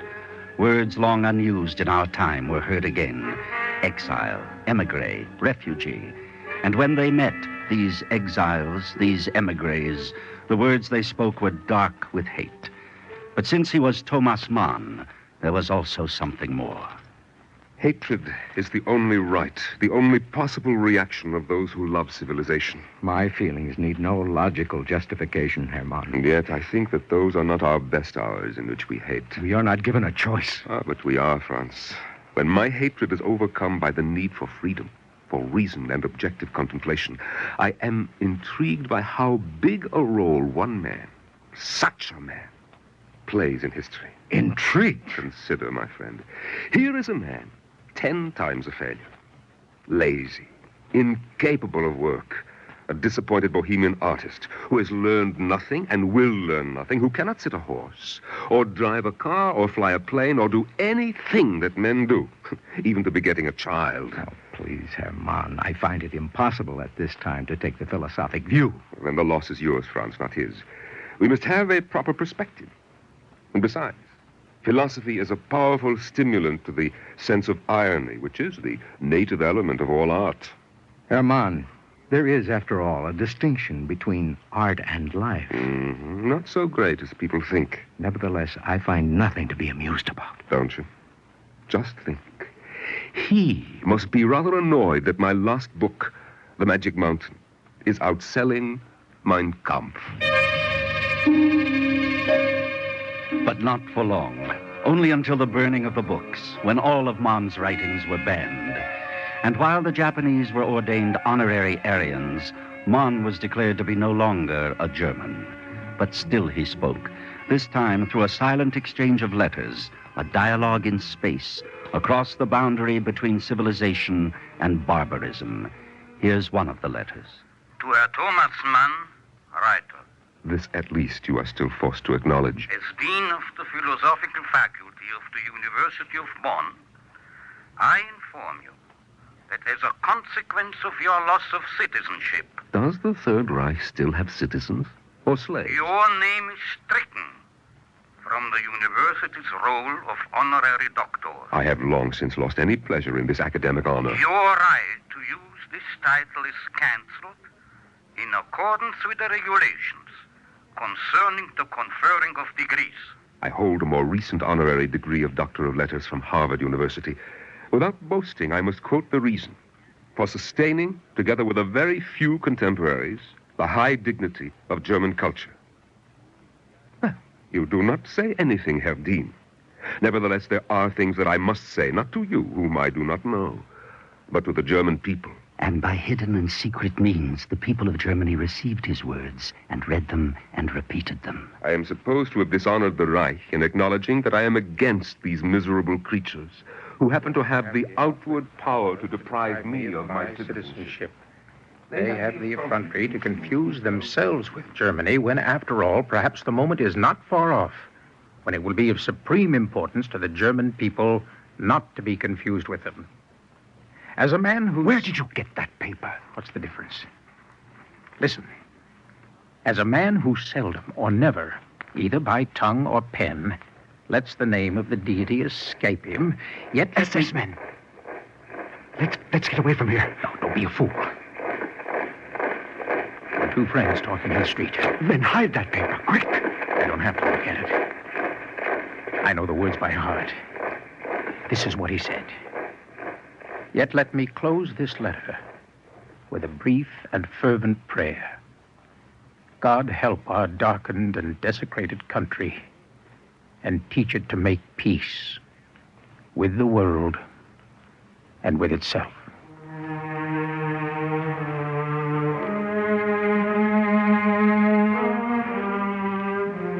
An artist builds a bridge with the tools he has in the years that are given to him. In the years when there was no peace anywhere in the world, not in Europe nor in America, where Thomas Mann came to live, he used words, his tools, as an artist must. Every month he spoke by radio across the ocean to the German people, and every day he worked at the cycle of novels that was becoming his life's work. For Joseph was a man blessed with blessing from the heavens above and from the depths beneath. Well, Franz, what do you think of it? What is there to say? The words cast a spell, only... Der Zauberer. Did you say something, Katya? Oh, just to myself, Thomas. Oh. You have reservations about the story, Franz? Oh, no. Only it seems strange that you should choose as the hero a biblical figure. Joseph, the son of Jacob. What, is it so strange? Joseph was also in exile, wasn't he? Banished by his brothers. But even more, he was a worldly man, and at the same time, a man of God. There. That is what I find strange. That you seem to have turned to religion. It is nothing new, and entirely natural, since I am a writer. But I have read... Franz, he's teasing you. Only a little. Franz, tell me why it is that in German we do not have one word to describe a writer. We must use two. Dichter and Schriftsteller. Poet and journalist. Exactly. It is a fourth difference that corresponds to that between culture and civilization, between God's will and the life of men in this world. What has all this to do with Joseph? Don't you see? Pronounced the blessing upon Joseph's head. And it was not a wish that he might be, but a statement that he was blessed from the heavens above and the depths beneath. Joseph was a man on earth and a child of God, a link between Schriftsteller and Dichter. Thomas, my dear, aren't you confusing yourself with Joseph? Not only myself, but all men. For if a man is an artist, whether with words or with his life, then what does that mean? That he has concern for the truth, for the good, the just and needful thing. In other words, the will of God. Yeah. I hope that I have always been a religious man.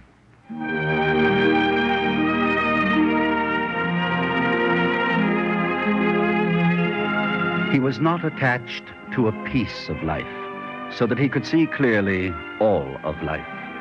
Thinking to write of himself, he explained the meaning of his times, and out of his vision, he built between the mind and reality, between men and their world and God, a bridge that others might cross.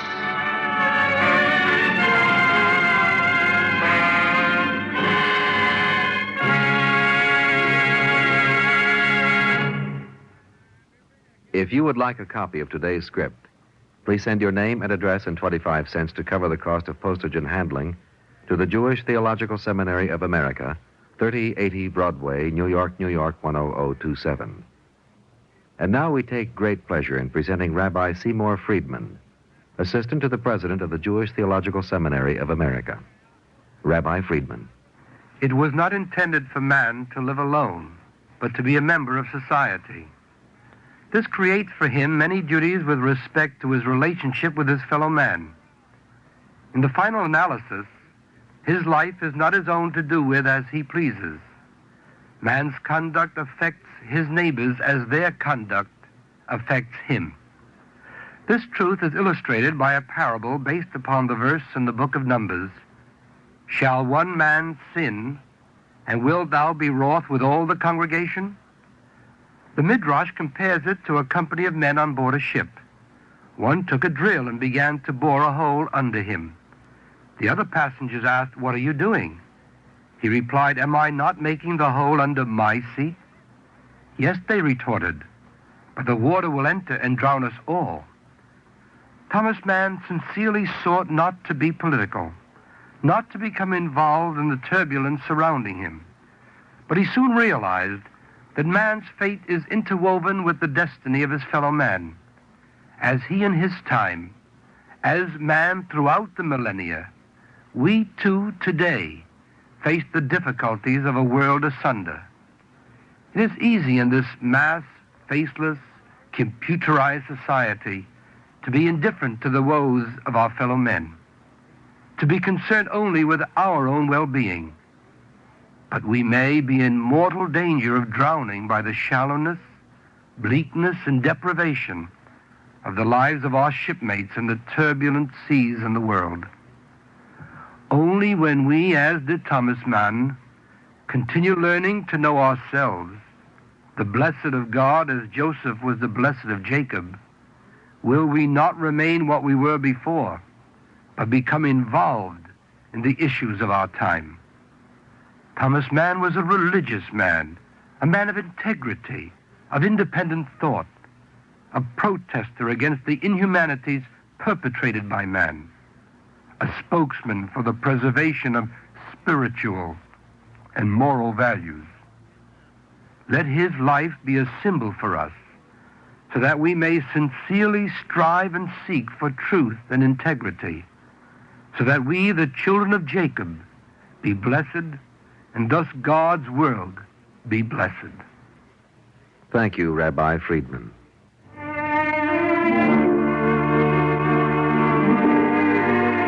Our Eternal Light drama today, The Bridge, was written by Joseph Mindell and was the first in a series entitled The Writer and His Times. Cantor Robert H. Siegel sang the liturgical introduction.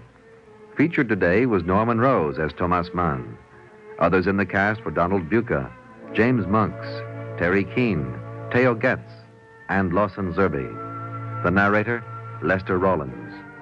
We invite you to join us next week when the Eternal Light will present The Lantern in the Inferno by Morton Wishengrad, a special program in observance of Hanukkah. This is Jerry Damon. The Eternal Light is directed by Kenneth McGregor and presented weekly under the auspices of the Jewish Theological Seminary of America.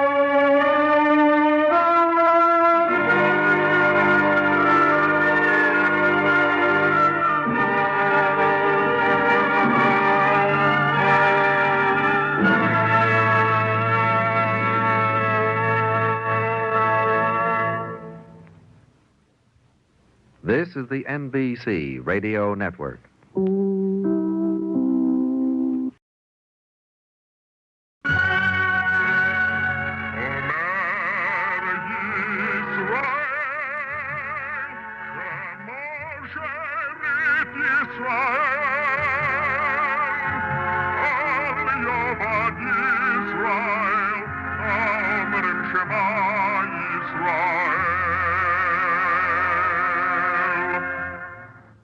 And the Lord spake unto Moses, saying, Command the children of Israel that they bring unto thee pure oil olive, beaten for the light, to cause the lamp to burn continually in the tabernacle of the congregation. And it shall be a statute forever in your generations.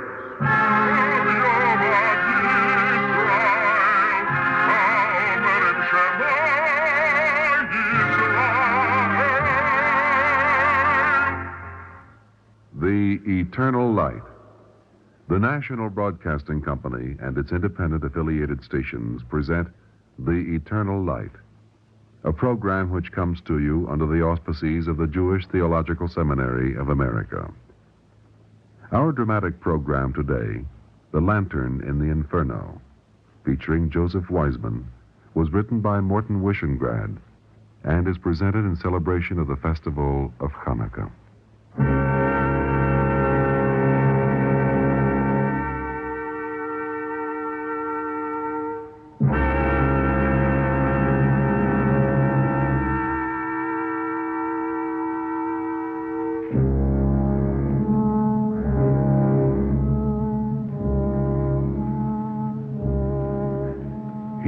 Saves a human life is as one who saves the entire world.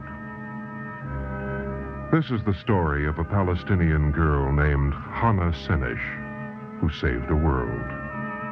And if she died in the act, let the Hebrew words Kiddush Hashem be said of her, for she died for the sanctification of God's name. There is a gloomy dungeon beneath the ancient prison of the Hungarian city of Budapest. Toward the end of May 1945, Lieutenant Hardy of British intelligence led a squad of men to the old dungeon. The heavy doors swung open, and into the light stumbled the liberated scarecrows, animate lumps of protoplasm in the shape of human beings. When they were assembled, Lieutenant Hardy called the roll, and the protoplasm answered. Jordania, Here. Zvi Marcus? Yes. Shlomo Dichter? Here. David Ben Giora? Here. Chana Shenesh? Chana Senesh. Make a note of it, Quimby. Yes, sir. Dov Nathanson? Dov Nathanson. Dove, the lieutenant called your name. 264. 265. Dove. 266. Please, Dove. 267. Quimby, get a doctor for this man. 268. Dove, listen to me. 269. Please stop counting. You're among friends now, Dove. You're no longer in the dungeon. 271. Please, Dove. What is he counting? Why does he do that? 272. Drops of water, Lieutenant. He's counting the drops of water falling from the ceiling of the dungeon. 275.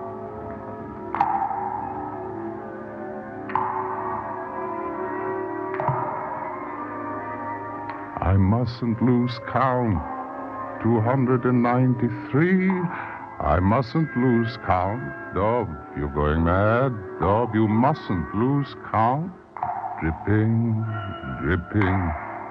Hannah Senish, can you hear it? From where you are, can you hear it, Hannah? Hannah, this is Budapest.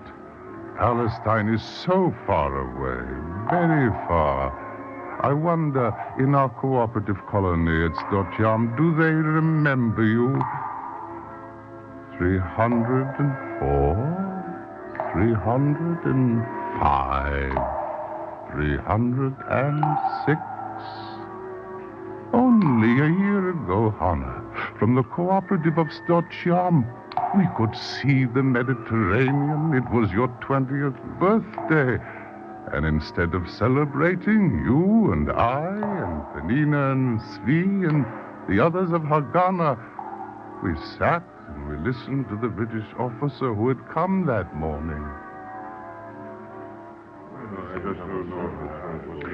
Please follow me on the map. This is Yugoslavia. In this area here, behind the enemy lines, groups of partisan fighters are organized. They need immediate reinforcements. I am Hannah Senesh. The others have asked me to speak for them. That's right, sir. Suppose we volunteer. How do we reach Yugoslavia? By parachute. Make no mistake about it, this is a dangerous mission. You will be parachuted down in the dead of night. We understand, sir.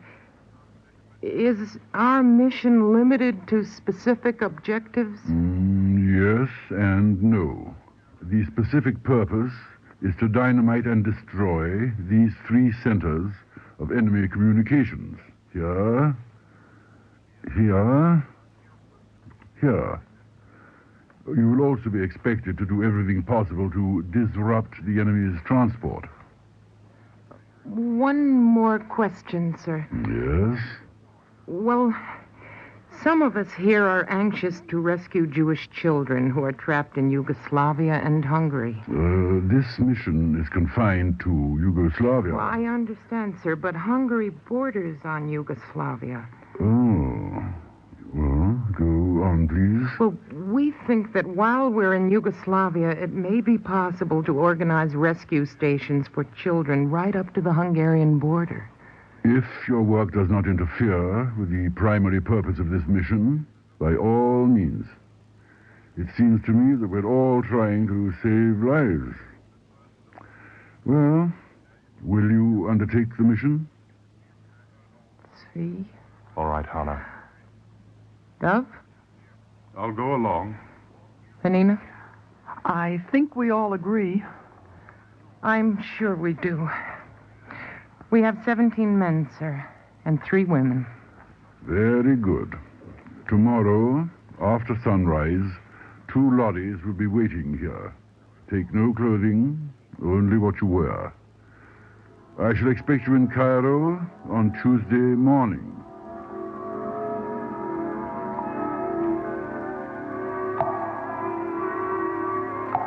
$308, $309, $310. Hana Sanish, listen, do you hear water dripping? Drip, drip, drip, like a clock ticking, like a heart beating. 316. Hana, this is Budapest. We went to join the partisans and save the children.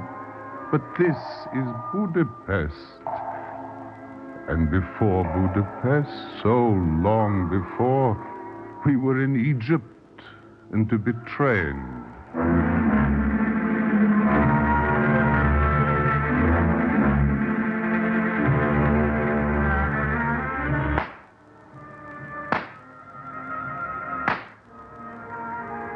Better, Hannah, much better. But squeeze the trigger. Squeeze, don't pull.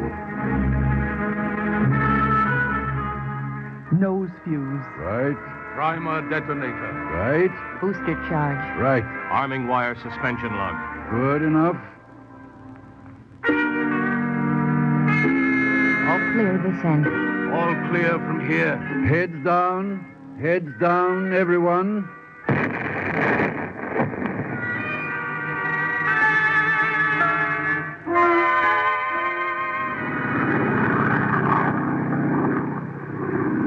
You've jumped in daylight.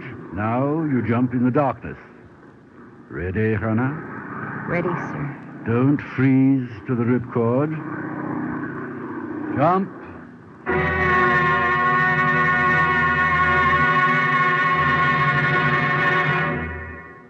Dove, you're not looking at the map? But I'd rather look at you, Hannah. Tomorrow we may be in Yugoslavia. Uh-huh. Your nose is twitching again, the tip of your nose. Dove. Mm-hmm. I wonder how many children we can bring out. You know, Hannah, if your eyes were just the merest bit larger... Dove, we've got to find the children. Hannah, you're not pretty, you know. Not really, that is. Dove, please, I can't get the children out of my mind. I'm sorry. Maybe we can bring them back to Stotyan. Maybe. Put them on the land and teach them to farm. We could watch them grow and see them become normal men and women. That's all you want, Hannah? Right now, Dove. Yes. Right now. That's all I want. All right. Oh, Dove, I'm sorry. When we come back from Yugoslavia, there'll be time to talk of other things. Sure. All right. Don't be moody, Dove. There's time. Besides, tomorrow we'll be in Yugoslavia.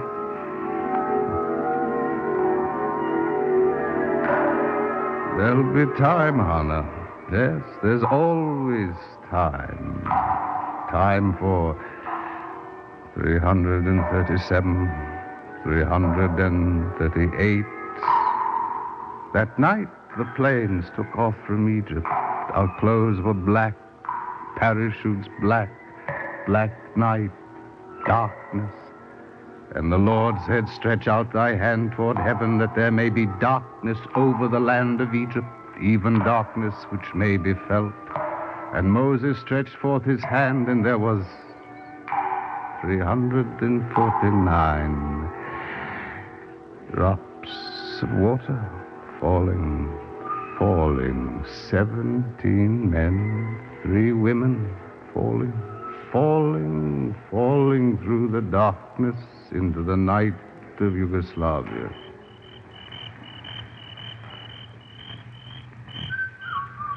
There it is. Wait. We must be sure. All right, Svi, answer him. Shlomo? David? Penina? Guns ready? Right. See anyone? No. Why doesn't he come? he is. Answer him, Zvi. Hello. Hello. We're glad to see you. How many? 17 men, 3 women. That's good. We've got mules waiting below. Friend, are there any Jewish children here? No children. Only Nazis. Come on, we have work. First, there's a German troop train to take care of.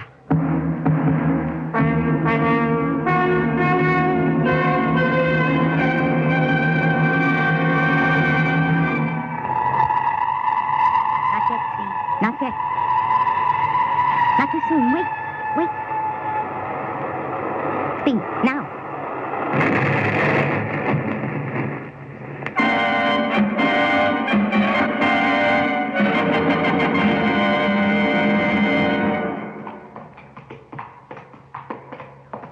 You look foolish on the mule. You're bigger than he is, Duff. A mule is not a he. He's an it.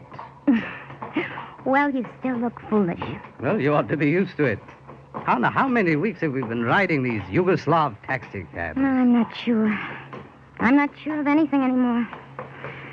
We come to destroy and to save. It's confusing. We've done all right. Oh, I hope so, Dove. It's a queer world. We're like people carrying a lantern into an inferno, and we're helping to build the inferno. Dove, we've got to see the children, and how can we see them when we create the fire that blinds our eyes?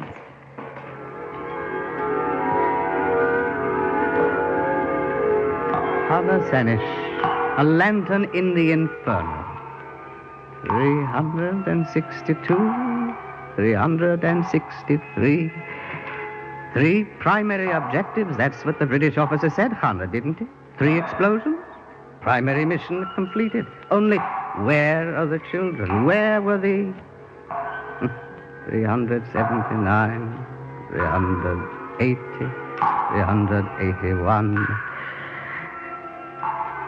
So, we went north toward the Hungarian border. Penina, and Zvi, and Hannah and I north, looking for the children.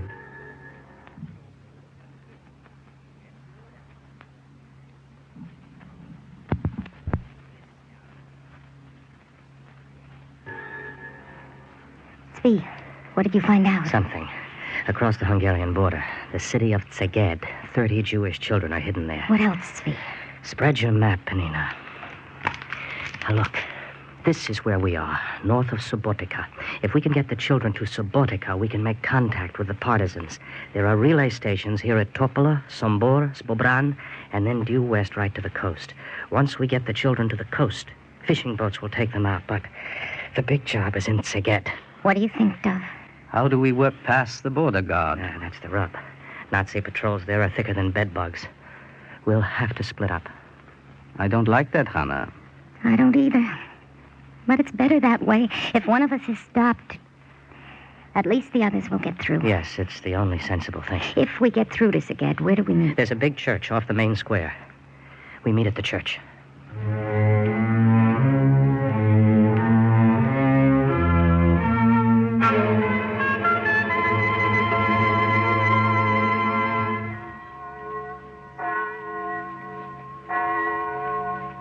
We're being watched. Just lean against the wall. Talk casually. You're all right, Hannah? Good enough. We're at Zvi and Penina. Inside the church. The priest is our contact. Oh, fine. And the children, how many are there? Only 15. 15? Zvi said there were 30. Only 15 left, Hannah. The priest thinks the Nazis have spotted the others. We have to work fast. When? Tonight. Where? There's a river or a lake, I don't know which. There'll be 4 rowboats, 4 pairs of oars. We divide the children in the boats. Anna, it means we're still separated. Dove, they're watching us. Keep your head turned away. Sure. Will Zvi bring the children? Zvi and the priest. Penina will wait with us. Oh, that's fine. Hannah? Yes, Dove. You're not pretty. Not really, that is. Dove. Yes. Thank you.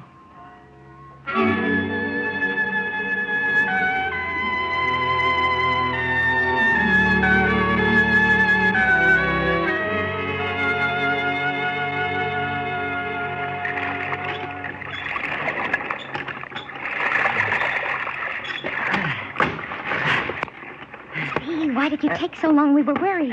Is your load safe? In the woods. Children, this way. No talking. Go toward the flashlight in the woods. Is Penina all right? Yes, and so is Dove. They're waiting for the children. Hey, what's wrong? Hannah, there are two little girls. Still on the other side. In God's name, why didn't you wait for them? My arm. I fell. I couldn't go back. No, Hannah, don't do it. No, Hannah. Come back, Hannah. If I'm not back in a half hour, tell Dove to go on. Hannah, come back. A half hour, Tzvi. Don't forget. Like a clock ticking, like a heart beating. 412, 413. You knew they would catch you, Hannah. We saw the lights, we heard the shots, we knew. Hannah, I think the children are safe, but why did you go back? Didn't you know that once the children were safe, we'd come after you? Yes, we weren't very lucky either. We were 424. We were told they had taken you to Budapest. We had to follow. They caught us outside the town of Seglet. You three inside the truck. Guard, did you hear anything of another Palestinian? A girl, about my height. I heard. Inside the truck. Is she all right? For now, yes. She shot a man, you know, a soldier. For now, she's all right. What are they going to do to her? What do you think? Inside the truck, you'll see her soon enough. All right, driver, they're in.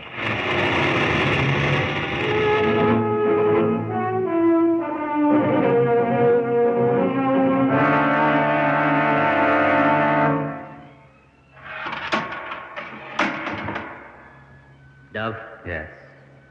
What did they do to you? Nothing. They let me see her. Hannah? Yes. Are they going to? Yes. Tomorrow. It's my fault. No, Tzvi, it's not your fault. It was hard to talk to her. Every tooth in her mouth was gone. Her teeth were nice, weren't they, Tzvi? The guard said they would accept a plea for clemency. She told me. She told them clemency was for criminals. Yes, sure. She says they haven't treated her too badly. She say anything else? Not much. Just that she's glad the children were rescued. Yes, sure. The children were rescued. Sure.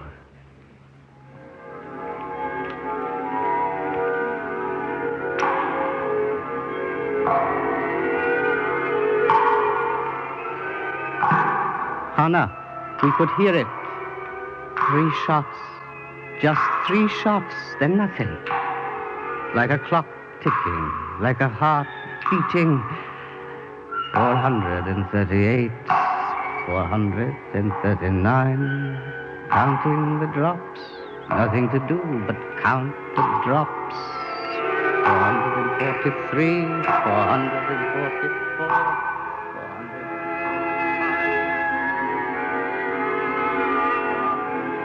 He's coming out of it, Lieutenant. Thank you, Doctor. I wouldn't make him talk too much. Yes, of course. Dove Nathanson, it's Lieutenant Hardy. You're all right now. Tzvi, Penina? They're fine. I'm glad. You mustn't talk too much now. In a short time, there will be a plane to take you home to Palestine. That's good. Lieutenant, I want to go home soon. Yes? Make it soon. Perhaps in time for Hanukkah. Dov, you're not to talk. I want to tell them of Hannah Senish. I'll try, Dov. Lieutenant. Yes? She was a lantern in the Inferno. Yes. Yes, of course. A lantern.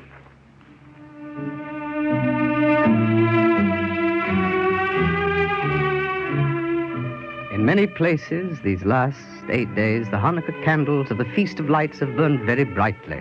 Here in Palestine, the lamps were kindled from Upper Galilee down through Beersheba in Gaza and south to the Egyptian border. But I think that nowhere have the lamps burned so brightly as in our own cooperative colony of Stochjam. For while in the rest of Palestine the candles were lighted to commemorate the ancient exploits of the Maccabees, here in the colony of Stochjam, our candles burned also for another Maccabee, a girl called Hannah Senish, who was one of us and who died, that others might live.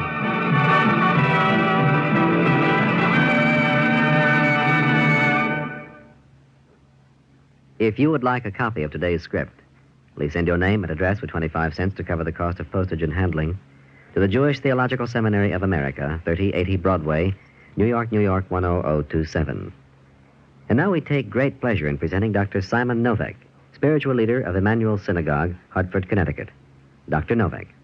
The courageous deeds of Hannah Senis and the Jewish parachutists represent a new evaluation of the meaning of heroism which has come into Jewish life in modern times. Since the days of the Pharisees more than 2,000 years ago, our tradition has glorified not the military achievements of Mattathias and his sons, but the religious martyr who was ready to give his life for his faith. The saga of the mass suicide of the 960 defenders of Masada, which can be seen at the exciting exhibition at the Jewish Museum in New York, the glorification of the 10 martyrs during the rabbinic period who were executed by the Romans because they continued to teach the Torah, the self-immolation of thousands of Jews who killed their families and themselves during the Middle Ages rather than fall into the hands of the Crusader mobs. These are examples of this concept of religious heroism. It is based on an acceptance of the divine will and the ultimate victory of faith and passive resistance. But in modern times, as the eminent historian Selo Baron has pointed out, a new meaning has been given to heroism. The courage to stand up and fight back, no matter how overwhelming the odds. Examples of this new type of heroism can be seen in the Warsaw Ghetto Uprising, in the revolts which took place in other Polish communities, in the Jewish partisans who fought so valiantly against the enemy, and among the fighters for Israel independence in 1948. Hannah Senis and the Jewish parachutists were symbols of this new modern type of heroism, a reassertion of the Maccabean spirit in our time. When the whole world stood passively by and watched the mounting evil, she and her friends broke the sense of helplessness and proved Jews could act. The dignity and courage with which she faced her captors, the dramatic meeting with her mother in the Budapest prison, her refusal to ask for mercy after being condemned to death, are all part of the heroic legacy of this young girl. As we light the Hanukkah candles this week, we must not forget the long line of religious martyrs who died al Kiddush Hashem, for the sanctification of God's name. But we ought also to honor the new type of hero who has emerged in our times. Hannah Senis was one of these latter-day Jewish heroines. Before she died, she wrote a poem, Ashrei Hagafrua, blessed is the match that is consumed in kindling the flame. In giving her life, she helped to inspire the spirit of courage and bravery which manifested itself in Israel so magnificently last June. This new heroism will be a source of pride for the Jewish people for centuries to come. Thank you, Dr. Novak.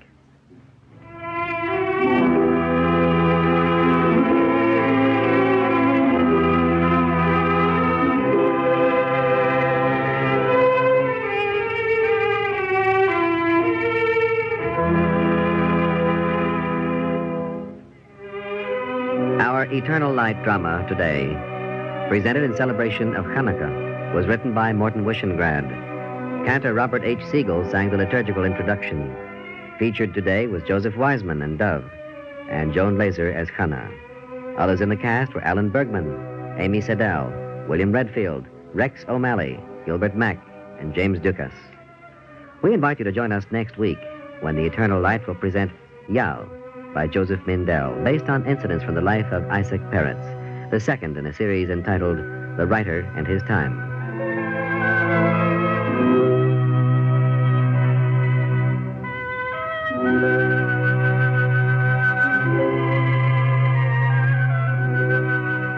This is Jerry Damon. The Eternal Light is directed by Kenneth McGregor and is presented weekly under the auspices of the Jewish Theological Seminary of America.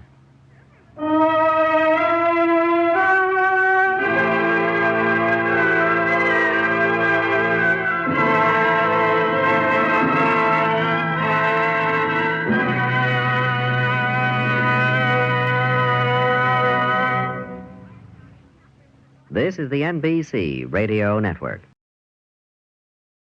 Oh, man.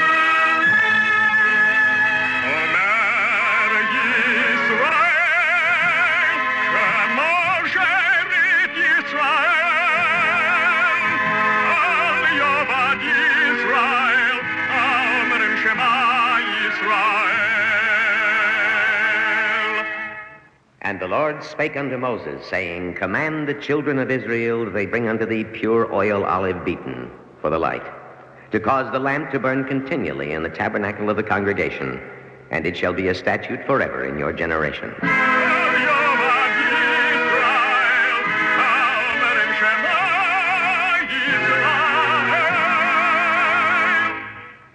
The Eternal Light.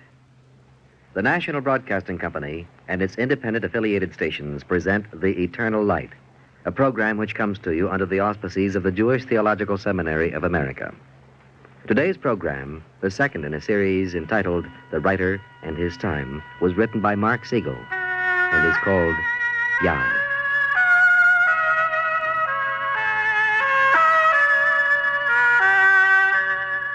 His full name was Isaac Labush Peretz, but we who knew him in Warsaw called him Yahl, a combination of the initials of his Jewish name, Yitzhak Labush. I want to tell you about Yahl the man, not Peretz the writer. You see, Peretz was a literary genius, but Yahl was the beating heart of Poland's Jewry. He was born in Zamość, the little Paris of Poland. Now, it's enough of a miracle when any child is born, isn't it? But Yahl, he was a prodigy from the start. He was a Hebrew scholar at the age of 3. At 6, he could read and interpret the Talmud like an old man. At 9, he was fluent in 4 languages. And by the time he was 12, he was driving his mother to distraction. Reb Moshe, have you seen my son? What? He's run away again? Again, and only an hour before time to light the candles for the Sabbath. When you find him, punish him. That's what he needs. He's too bright to punish. When we punish him, he tells us we're punishing ourselves. And he's right. Michael, a moment, please. Michael. Michael, have you seen Yitzhak Labush? No, Rebecca, but I can tell you where he is. Why waste your time and mine quickly? Where is he? Try the river. The river? Not in the river, near the river. You'll find him lying in the meadow. What's he doing there? What should he be doing? He's lying in the grass, naturally, listening to the angels who stand beside each blade. And what are the angels saying that he can hear it? The angels are saying to each blade of grass, and to your son, too, grow, grow. He was a dreamy child, growing too rapidly, and his soul mirrored the many conflicts of his time. He rebelled against the rigid atmosphere of his home. But having discarded the old, he was uncertain as to what was the new. In his teens, he suffered as only an adolescent can suffer. He would lie awake in bed, ridden by his doubts and fears. And when his terror grew too great, he would leap from bed, twist open the window, and dart out into the square. Who is it? Who's there? Let me in, Michael. Boy, what are you doing here at this time of night? I couldn't sleep, Michael. I was afraid. Oh, come in, then. I'll get you a cup of tea. I didn't come here for tea. Then for what? Because I'm afraid, Michael. Because I don't know anymore what to believe. In these times, Yitzhak, who knows what to believe? Everyone. Everyone has something to believe. Reb Moshe in the house of study believes if you study the Talmud day after day and have a long face and go to the synagogue 3 times a day, you fulfilled your duty before God. Reb Shlomo believes you must not only be pious, but that you must dance and sing. They're both so sure. And which one is right, Yitzhak? Reb Moshe or Reb Shlomo? Maybe they're both wrong. Michael, do you believe in God? May heaven forgive you. What a question. Of course I believe in God. Does God control the world? Of course he controls the world. Did I ask to be born? When I leave the world, will it be because I want to go? No, son. God will decide. He decides everything. No, he decides some things. How do you know which things God decides? Well, no one can answer that precisely, Yitzhak. Why does he make people suffer? Yitzhak, you can't inquire into the ways of God. Why can't you inquire into the ways of God, Michael? In Warsaw, do they inquire into the ways of God? Well, there are people who try, but I don't think they'll succeed. Michael, other people who don't live in the ghetto, what do they believe? I think they struggle with the same problems. If I knew what they thought. If I could read their books. Yes? Then? And maybe I could find the answers. No, Yitzhak. Listen to me. I, too, have searched for the answers, and now I am old. Study, learn, search for knowledge. But as you search, remember, learning alone will not answer the questions inside you. Man has a brain, but man was created also with a heart. A man cannot live without a heart.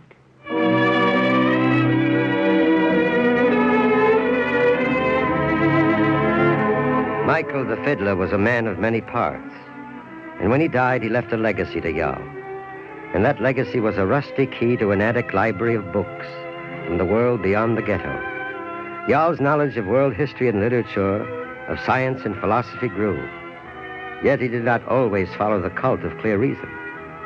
One day, Yahl and a friend were at a fair in Leshnet. To escape the heat, they walked into a cool wine shop. Yes, gentlemen. What will you drink? A glass of wine, please. And you, Nachum? The same. In a moment. A fine-looking girl. Peretz, you've been single too long. No. She has a soul. You can see it in her eyes. You're a law student. An observation like that wouldn't stand up in court, and you know it. Happily, Nachum, this is no court of law. Your wine, gentlemen. Will you join us, Miss, Ringelheim. No, thank you. I don't drink. Never? Only on special occasions. At celebrations. Well, this is a celebration. Gutela. You did say your name was Gutela, didn't you? I said my name was Ringelheim. Just Ringelheim. Miss Nothing Ringelheim? No. Helena. Miss Helena Ringelheim. Well, have a drink with us, Helena Ringelheim. Stop bothering the girl, Peretz. You just heard her say she drinks only on special occasions. This is a special occasion, Nachum. I am about to ask Miss Helena Ringelheim to become my wife. He and Helena were married 4 days later. It was a good marriage. He took his bride back to Samosh, paid off his debts, and began to practice law.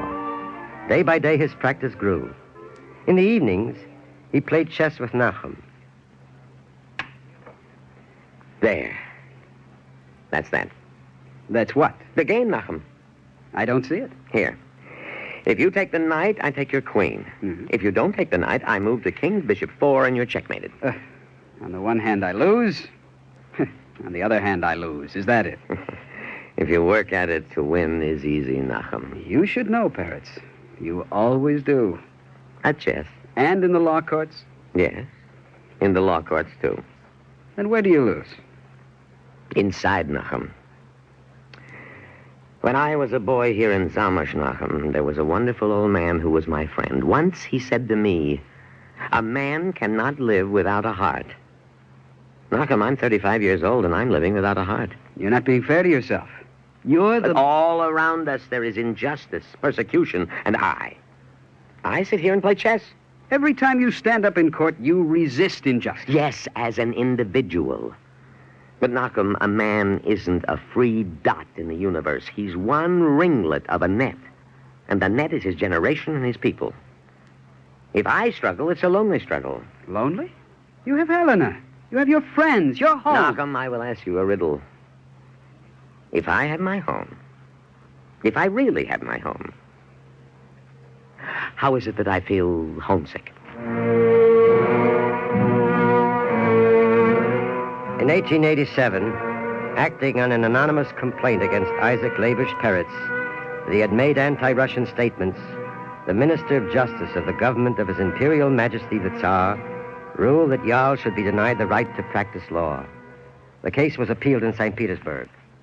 Your Excellency, in the case of my colleague, I.L. Peretz, may I ask if there is any act in his record as a lawyer for which his license has been revoked? Advocate, this is not a cross-examination. If you have anything to say in behalf of this Peretz, say it and be done. Yes, Your Excellency.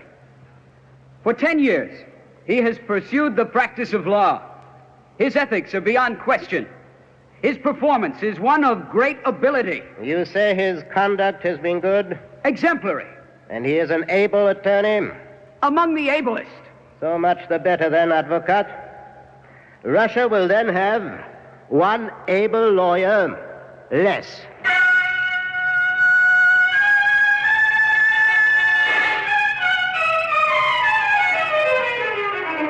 The Minister of Justice could not have known that his decision would give life to a new movement, that he was guiding a misdirected genius into a channel which would bring heart and courage to all the Jews of Poland. Yahl and Helena came to Warsaw, the center of Jewish intellectual life. It was there that he began to write seriously. I liked him from the start and admired his work. We disagreed only on one point. Write in Yiddish, Yaakov? In jargon? Never. Yiddish is the language our people understand. You prefer it, good, but not for me. I write in Hebrew. Yiddish is impossible for artistic purposes. There are purposes higher than purely artistic purposes. Such as? Such as those you've begun to recognize. Such as the education of 3 million Jews in Poland. I believe in education, but I will continue to write in Hebrew. Peretz, how can you be so brilliant and so stubborn? You call it stubbornness, Yaakov. I call it willpower. The result is the same. You're writing in a vacuum. That's not true. I'm writing of the most urgent problems of our people, the problems that all of us As an intellectual, Peretz, you write about the people's problems, but you don't really feel them. Until you can come face to face with these problems, you will meander through our time, offering nothing, solving nothing. Meander? I don't understand. You're neither one thing or another. You satirize tradition and reject modernism as lifeless. You believe the Jews of Poland have special problems, but you concern yourself with the problems of the Polish people. You pay lip service to education, but you write in a language only intellectuals understand. In short, Yaakov, I'm an impossible mixture. Well, I wouldn't put it that strongly. It's all right, Yaakov. I've been an impossible mixture for 35 years. But I begin to think it was meant to be that way, that out of the extremes there may come a middle ground, a path down which I can walk with acceptance and with pride. Perhaps there will be others who will follow. In 1888, Yahl needed a job badly. I helped him get one as a traveling statistician on an expedition to determine the condition of Poland's Jews. In the little provincial towns, he was not greeted with immediate trust. Good morning, friend. Good morning. What is your name, friend? Levy. And your last name? Why do you want to know? I'm gathering statistics. Statistics? We've heard that before. We know what that means. What does it mean? More taxes. That's what it means. No, not these statistics. I'm helping some people who want to show how poor the Jews are, how hard it is for a Jew in Poland to get along. My friend, take my word for it. To prove that, you don't need statistics.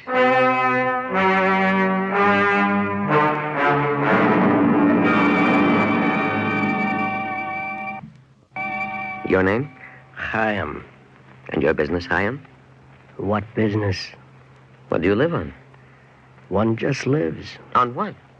I do what they let me do. I run errands. I carry coal. You have no trade. What good is a trade if you're not allowed to practice it? Look, I'll answer all your questions at once and you can go back to Warsaw. Neither I nor any one of the Jews in this village has any money. Therefore, we live as God wills and have lived so all our lives.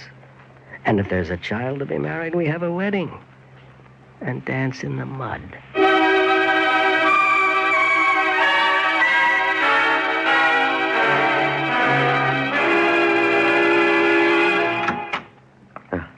Is your mother here? There, on the bed. It's cold. Why don't you light a fire? There's been no fire, not chimney for a month. Have you eaten today? Yes, potato peelings. Potato peelings. Nothing else? And one onion. Look, I have a few coppers in my pocket. Can I get you something? Yes, thank you. What do you want? Please, sir. May you have health and strength. Could I have another onion?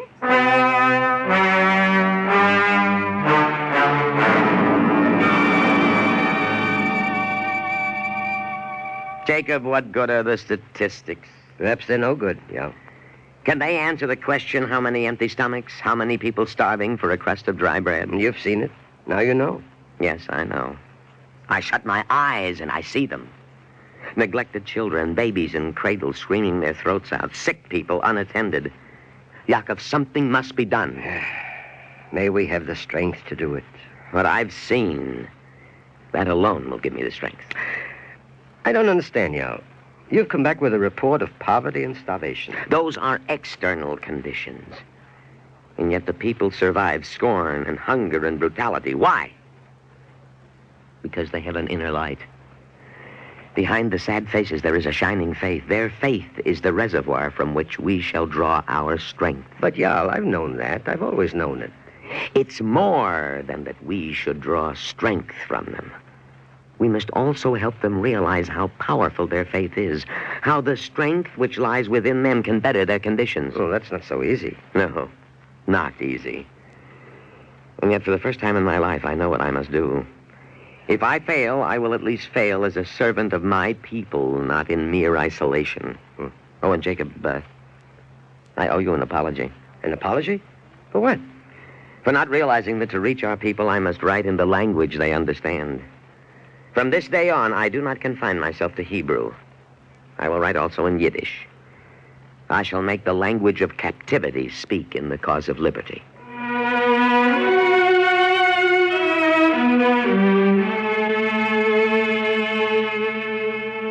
He was 37 when he made his debut in Yiddish. So that he could go on writing, he found a job with the Gemeinde, the Warsaw Jewish community. He became clerk of the mortuary department. 6 days a week from 9 to 3, he recorded the deaths of his people. But in the afternoons and through the nights, his pen spoke life and renaissance. It also spoke justice and freedom, ideals not popular with the Russian censor. Now, look here, Parrots. I've been lenient with you up to now. Yes, Your Honor. And I must warn you, you're beginning to anger, not to annoy me. What have I done? Well, these last stories, these stories about your Elijah, your Jewish prophet. Nothing but propaganda. Your Honor, those stories are hundreds of years old. I'm only retelling them. Telling or retelling? Can't go on glorifying the poor and denouncing the wealthy. Wealth is only a pledge entrusted to mortals, Your Honor. It can be retained forever if proper use is made of it. That is just the kind of statement I'm talking about. I warn you, Parrots. Mind your commas and your periods. Yes, Your Honor. And Parrots. No more of these series of printed dots behind which you conceal your thoughts. Your meaning does not escape me. Your Honor, you flatter me. Flatter you? How? When people understand what I write, I'm pleased. But when they understand even what I don't write, Your Honor, I must admit it. Then I'm flattered.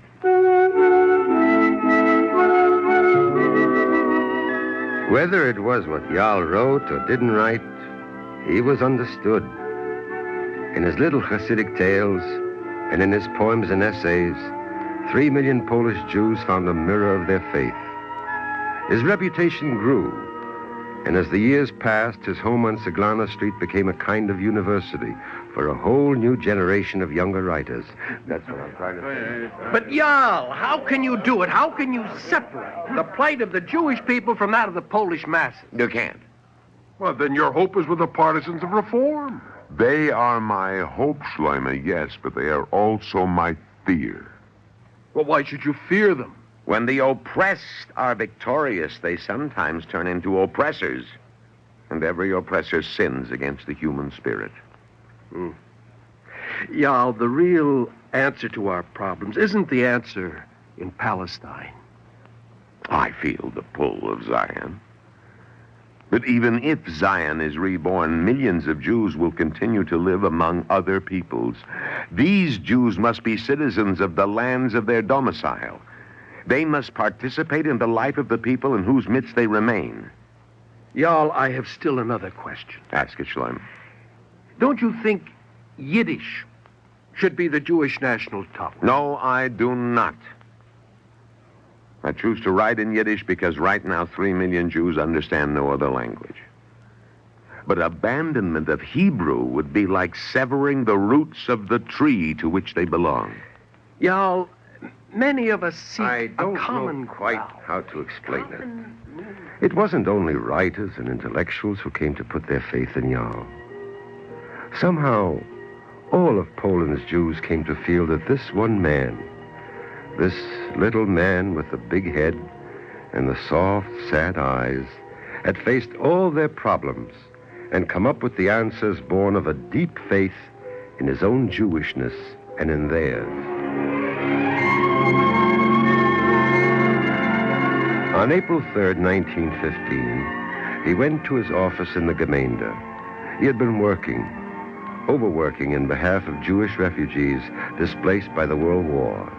He had promised to write a poem to aid the children of a refugee orphan asylum. He sat down at his desk and began to write. Softly, softly, about to give thanksgiving,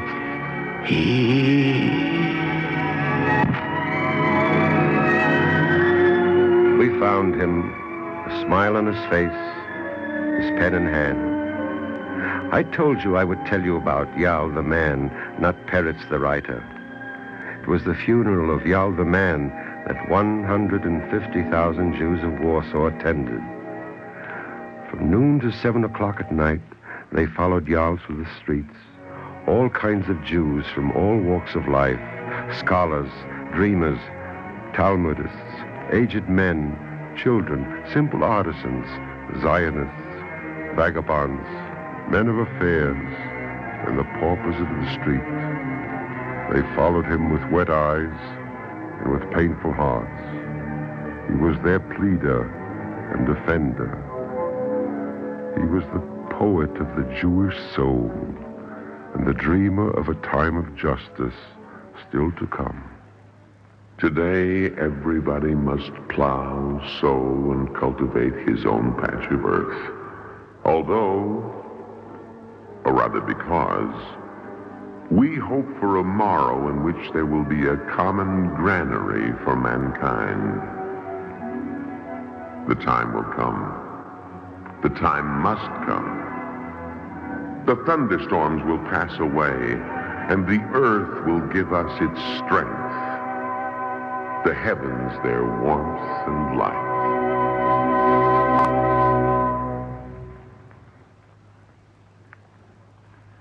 If you would like a copy of today's script, please send your name and address with 25 cents to cover the cost of postage and handling to the Jewish Theological Seminary of America, 3080 Broadway, New York, New York, 10027. And now we take great pleasure in presenting Dr. Judah Nadish, Rabbi of the Park Avenue Synagogue of New York City. Dr. Nadish. Yahl Peretz was moved by the shining faith behind the sad faces of the Jews in Russian Poland. That faith, he said, enabled them to survive scorn and hunger and brutality. It was a threefold faith: faith in God, and therefore the universe was one of order and reason. Hence, despite poverty and oppression, there was no despair. It was also faith in the Jewish people as a people covenanted with God. Therefore, it could not be altogether cut off, for it was destined to play out its role in human history, a principal arena to be the land of Israel, to which the Jews would someday return. It was, too, faith in the Torah, whose teachings were associated with the divine. Since what they saw about them was the antithesis of what the Torah taught, they knew that the current experiences would be short-lived. Peretz's times were, for the masses of Jews of Eastern Europe, the breakup of the Middle Ages. The faith of Jews that Peretz admired drove them into diverse directions, into the ranks of revolutionaries, reformers, and Zionists. The reformers made significant contributions to the advancement of the democratic system in the lands of their loyalty in Western Europe and America. The most identifiable result of that period of the Haskalah, of the Enlightenment, in which Peretz was so luminous a figure, was idealistic Jewish nationalism, or Zionism.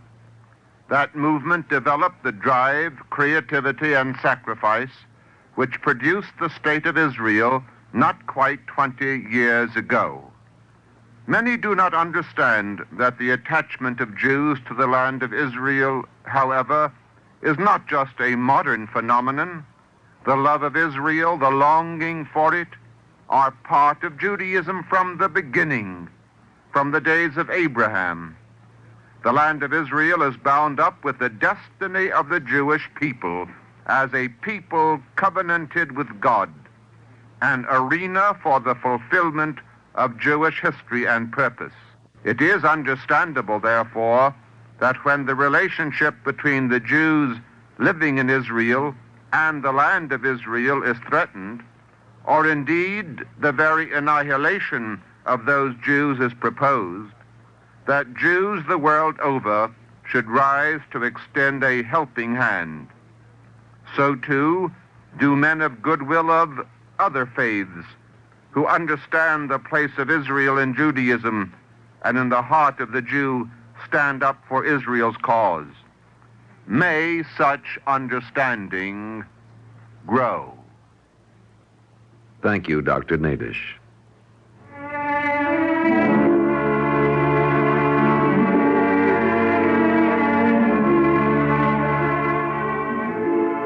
Our Eternal Light drama today, Yahl, written by Mark Siegel, is the second in a series entitled The Writer and His Times. Cantor Robert H. Siegel sang the liturgical introduction. Featured today was Leon Janney as Peretz. Others in the cast were Martha Greenhouse, Albert M. Ottenheimer, Edgar Staley, Helen Howard, Diana Barth, William Mason, Stefan Schnabel, Rosa Gottlieb, and Clifford Carpenter. Heard as the narrator, Jacob, was Joe DeSantis. We invite you to join us next week for the third in this series, Man of Athens, by Joseph Mindell.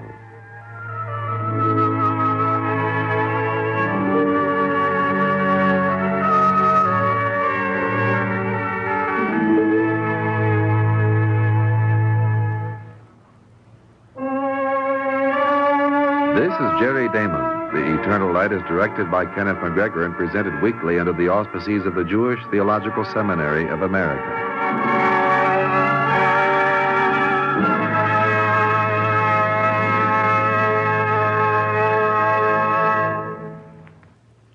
This is the NBC Radio Network.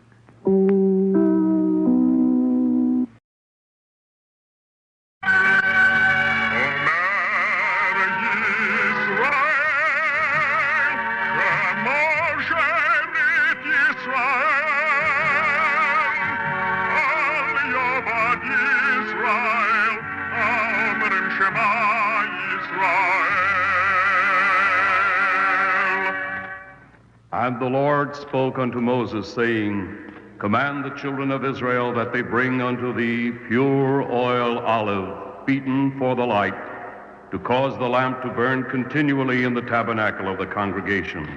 And it shall be a statute forever in your generation.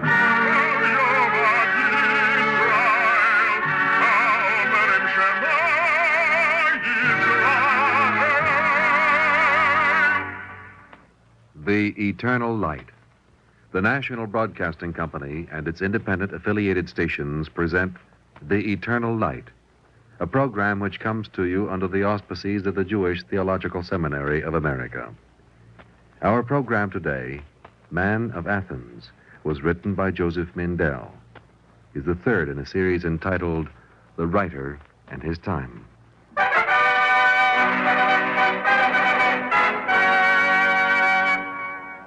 Let the accused speak. The court is waiting, Socrates. Have you prepared your defense?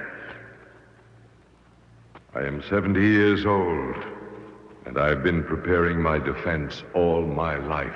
Then speak, but choose your words carefully, for your life depends on them. There is little time, and I will not waste any of it in answering the charges against me. Men of Athens, why do you want me to die? You see, I'm asking questions again. All my life I've sought wisdom and truth. But when I questioned your wise men, I found only a pretense of wisdom. And in your good men I found no virtue. And in your pious men, no piety. I have said this out loud and plainly. This is why you want me to die. You don't have to die, Socrates. Only stop your questioning and change your manner of speaking. Acquit me or not as you think best. But whichever you do, understand that I would rather die having spoken after my manner than speak in your manner and live. Judges of Athens, I will obey God rather than you. Citizens of Athens, you have heard the accusation and the accused. What is your verdict? Guilty! And the sentence?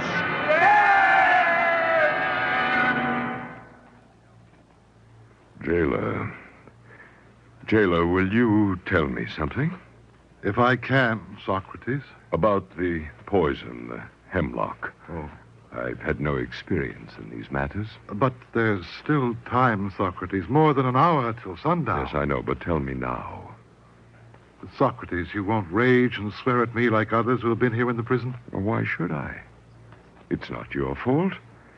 Now, tell what I must do. Well, when you drink the hemlock, you will walk about until your legs are heavy, and then you will lie down, and the numbness will creep upward. I won't do it, Socrates. My life is already forfeit. There's nothing you can do to prolong it. Socrates, I must talk with you. I'm always glad to talk. What problem shall we discuss? Jailer, may I talk with Socrates alone? Yes, of course. I have work to do. Thank you, my friend. He is a good and honest man, Cineas. Is he? Never mind. It's all arranged, Socrates. There isn't a minute to lose. Come. Come where? Well, out of here. Out of prison. The guards are bribed. They'll turn their backs. Even the president of the court has hinted that there would be no great outcry at your escape. Then he has a conscience after all. Come, Socrates. Come where? Where will I go? What difference does it make? To Sparta or Corinth or Thebes. And what will I do there? Do? You live. Live? Will I? If the people of my own city find me dangerous, how will strangers receive me? Cineas, call the jailer. I'm here. Oh, you came so quietly. You've prepared the poison. Yes, I have. But why don't you go with your friend, Socrates? No. Give me the cup. But why, Socrates? Why? Do you want to die? No, Cineas, not more than most men, and not before my time. But if I live, I want to live as a free man. Jailer, a cup. Thank you. Oh, the hemlock is bitter.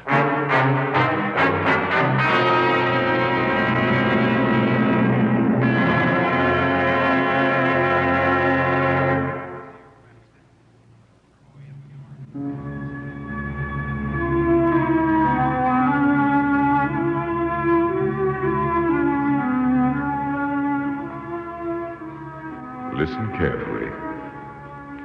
I was Socrates, and if my voice is dry, you will please remember that my voice now comes to you across a space of 2,500 years. But why? Why have I told you what you may already know about my trial and my sentence? I think I know the reason, and it is this: that every man who dies or who lives for an idea must know whether that idea survives. As for me, it may be that I know the answer. Let me tell you the story that you do not know. It began a few days after my death. Some of my disciples gathered together. He's dead, Cineas. What are we to do? Do? We'll live, Apollodorus. and keep a cautious tongue. No. We owe it to him, to ourselves, yes, to Athens, to continue his questioning, his examination. Do we? I remember his words. You were there, Cineas, and you, Diocles. He said, the unexamined life is not worth living. I remember, Apollodorus. Then go. What do you mean? Go to the public square and examine the citizens of Athens. Well? I have a family. My children. So did Socrates. I remember how they cried. You're not going? What do you want of me, Cineas? I'm not Socrates. I can believe what he said, but I can't live as he did. I wish I could, but I can't. I'm sorry, Apollodorus. It's not only you. It's all of us. He wasn't afraid, but we are. You and I and Diocles and Jason. Jason? You've said nothing, Jason. I didn't know him as well as you did. I used to listen from the edge of the crowd. Cineas, I don't want to live in a city that can kill a man like Socrates. All our cities are the same, Jason. Where will you go? There's an island, not far from the mainland. Half a day's journey. I passed it once in a fisherman's boat. Go on, Jason. The island is uninhabited. We could live there as we think men should live. The Athenian Senate would never let us go. We don't have to ask their permission, Apollodorus. Oh, but Jason, you don't realize what it means. You have no family. I have a wife and soon a child. It means leaving everything behind. Apollodorus. Let me finish, Cineas. We would uproot our lives. Our children would grow up citizens of no state. Apollodorus, can we have roots in corruption? Don't you see?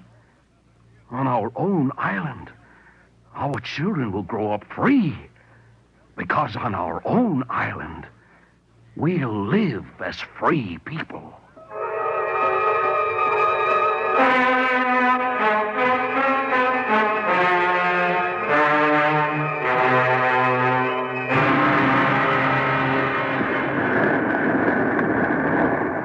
I found some caves, Cineas, for the women and children to sleep in. That's good, Jason. Tomorrow we must build some shelters. No. The first house we will build is a school. Cineas, the caves are cold and damp. If we had wanted comfort, Jason, we could have remained in Athens. Right. Of course I am. The school comes first. What good is a school, Cineas? There are no teachers among us. We'll all be teachers, Apollodorus. But it will not be an ordinary school for children only. No? It will be for us, too. A place where every afternoon we will meet to discuss and study. As Socrates would have wanted. Yes. And we will recall his words and write them down, because he never did. What's the matter, Apollodorus? You're shivering. I'm cold. If freedom can't warn you, that maybe work will. Let's begin on the schoolhouse. Well, I'm ready, Cineas, only... Only what? Well, how do you build a house?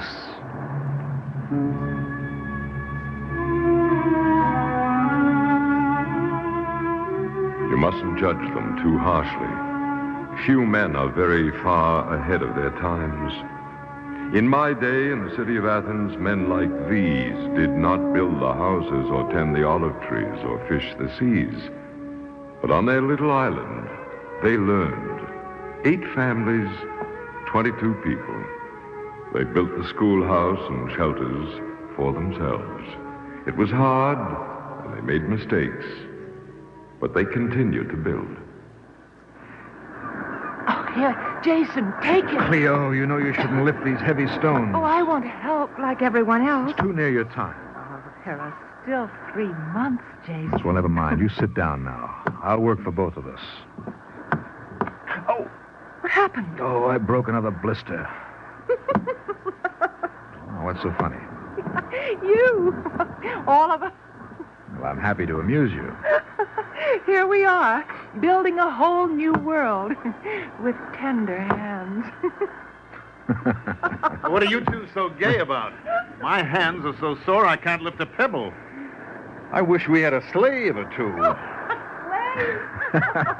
Apollodorus, they say that Socrates walked barefoot summer and winter. Oh, it's true. He trained his body as well as his mind. And we're poor disciples of his. I wouldn't say this to Cineas, but between you and me, Jason, I always thought I could learn as much sitting on a soft cushion as on the rocky ground.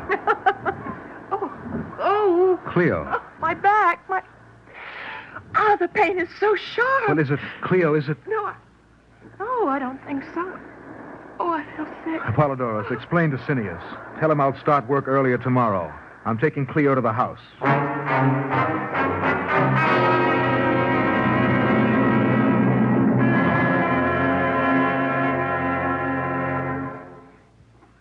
I'm better now, Jason. You still look pale. No, it's nothing. You can go now. I don't want to go anyplace, Cleo. But they're meeting at the schoolhouse to talk and study. No, I couldn't keep my mind on the discussion.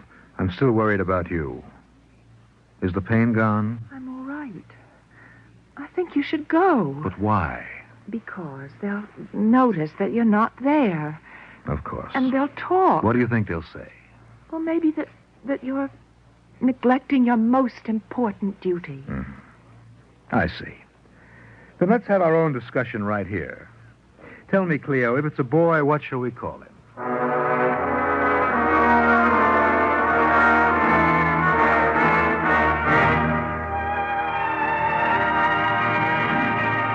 Jason, we came here to be free to examine ourselves and each other. We are free, aren't we, Cineas? Yes. Therefore, we have an obligation. And you can talk plainly, Cineas? You, didn't join us in our discussion yesterday. I couldn't. I'll be there today. Socrates said that to discourse daily on what is just and righteous is the greatest good of man. I'm not arguing with him or with you. Cleo was sick. Socrates was waiting for death in his prison when he said, I ask you to be thinking of truth and not of me. Well, I'm not Socrates. You can at least follow in his path. Don't you understand? Cleo, my wife, needed me. Cineas, is it more important to talk about good than to do it?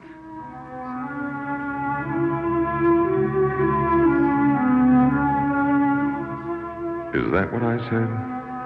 A man can say one thing, and his listeners hear another.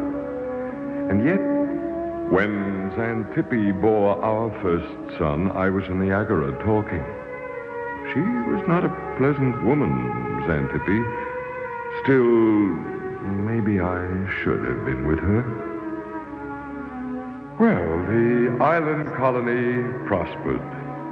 One day, Jason, fishing at the water's edge, was startled to see a man, a stranger, lying on the sand, ragged and half drowned. And he took the man to his house. Quickly, Cleo. Bring some hot broth. Now, don't try to talk. My name is Demo. Now, later. Here, drink this. Now, here. Now, take this down. I'm from Athens. Now, Cleo, throw a cover over him. I'll be back soon. Where are you going? To tell the others. Oh, wait, Jason, not yet. Now, don't be afraid, Cleo. He can't hurt you. It's not that, but he's so weak. Let him rest. Let him get his strength back. Yes, of course. Let him rest. In the meantime, I'll tell Cineas. And Cineas will want to talk to him. Well, naturally, we all will. There are questions to ask. Like who he is. We know that. He's Demo of Athens. And who is Demo of Athens? Yes, you're right, Cleo. He'll need to be strong when we question him.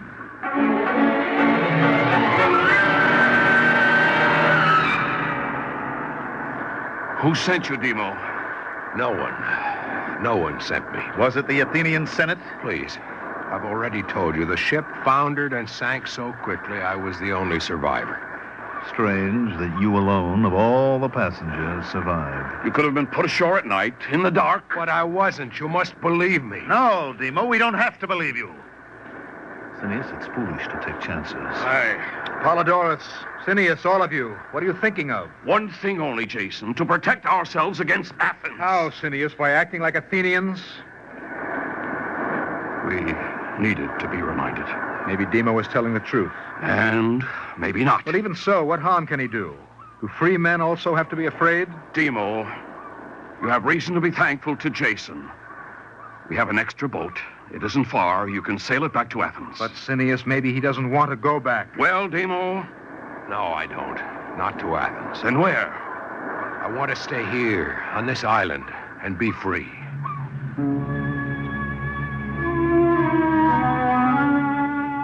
And so the island gained its first recruit.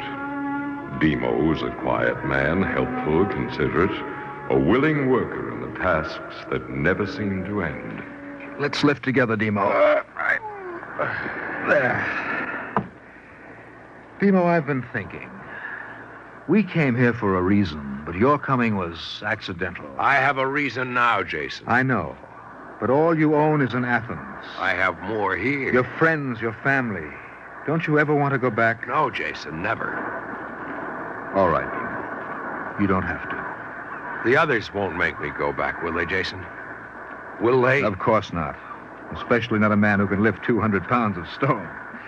Now, this is a heavy one. Oh, let me pick it up for you. No, I wasn't complaining, Demo. I'll do it myself. Ah, your hands are still sore. Let me. I wish I had hands like yours, hard, calloused. You didn't get those by debating with the sophists in the square at Athens. I used to work with stone. That is, I was a sculptor. Oh, why didn't you tell us before, Demo? That's just what we need, a sculptor.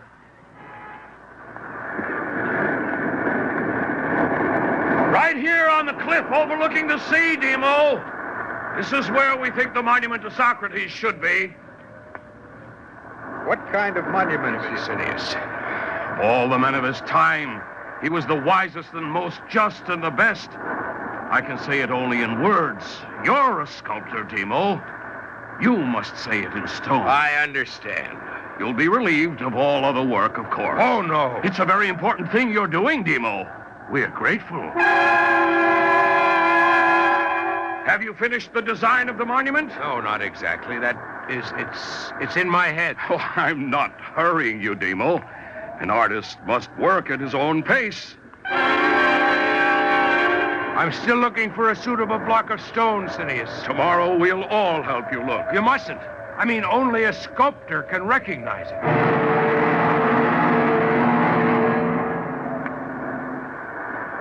The block of stone is still not a monument, Demo. It takes time, Phineas. You said it yourself. You haven't even touched the stone, have you? No, I've been thinking of changing the design. You're not a sculptor at all, are you? Answer me, Demo. No, I'm not a sculptor. Why do you lie? I don't blame you for being angry, Phineas. I should have told you before. No, tell us now. Only this time, let it be the truth. All right. For now, I'm not afraid to tell the truth. What were you in Athens? Because now I know that it doesn't matter whether I was a prince or a slave. Answer me. But I've already told you, Phineas. In Athens, I was a slave.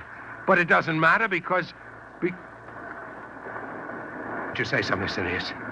Why don't you tell me that it makes no difference? That here on this island, all men are free. I've said it before, Phineas. We can use a slave here. Stop it, Apollodorus. We won't pervert the reason for our being here to preserve your delicate hands. What difference does it make to Demo where he's a slave, in Athens or on this island? We'll keep no one here against his will as a slave. Don't make it a problem of philosophy, Phineas. There's no reason why we can't be practical. Is that why we left Athens? Because we were practical people? I forget too easily, Phineas. Then what are we to do with Demo? What choice is there? He'll return to Athens. Phineas, there's another choice. I see none, Jason. I've worked with Demo as you have, and eaten with him and prayed with him. He's my friend. I want him to stay here as my friend. Jason, you forget he's a slave. Yes, that's exactly what I'm forgetting. There's no place for him among free men. He's a slave with the body, mind, and feelings of a slave. Didn't know it until he told you. That doesn't change the truth. You know what Socrates would have said? No, I don't know. This is something we must decide, not Socrates. Be careful, Jason. You're making a lot of trouble for yourself on account of a slave. A man, Phineas, and my friend. But not only on his account, on mine too, and even yours. Phineas, as long as Demo is a slave, I am not free.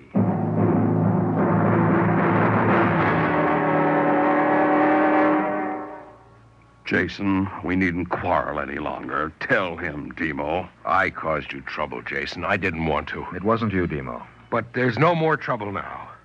I'll be happy here, even as a slave. No, Demo, it's wrong. You mustn't do it. It's settled, Jason. We've all decided. Stop arguing. But then we'll unsettle it, Cineas, and argue until we reach a just conclusion. You don't understand. You are forbidden to talk about this any further. No one can forbid me to believe that one thing is good and another is not. Believe what you like, but we're tired of your talk. Tired, Cineas? Or afraid? It doesn't matter so long as you keep quiet. And if I refuse to stop talking? Then you'll have to leave the island. Jason, we don't want you to leave. Nor do I want to, Cineas. Well, then stay. If I do, I'll never stop reminding you that you pretended to build a world of free men but enslaved another to do it. Where will you go, Jason? You belong to no city in the world. Do I belong here if I can't speak? Think of your wife and think, where will your child be born? I remember what Socrates said at his trial. The difficulty, he said, is not to avoid death, but to avoid unrighteousness. Yes, I know. Cineas, I have no wish to be a hero. Jason, you don't have to go. How can I stay?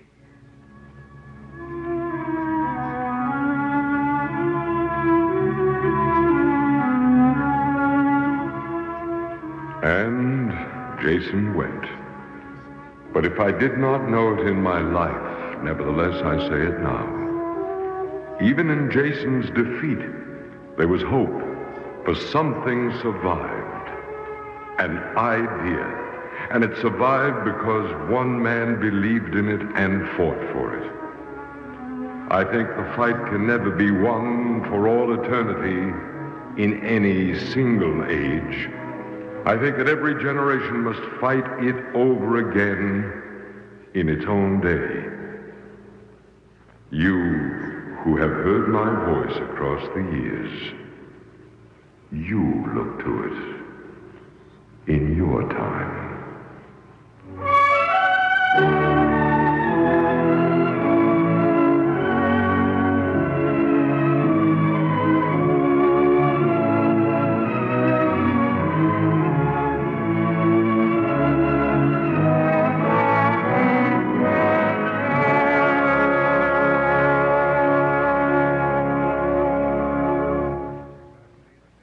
If you would like a copy of today's script, please send your name and address with 25 cents to cover the cost of postage and handling to the Jewish Theological Seminary of America, 3080 Broadway, New York, New York, 10027.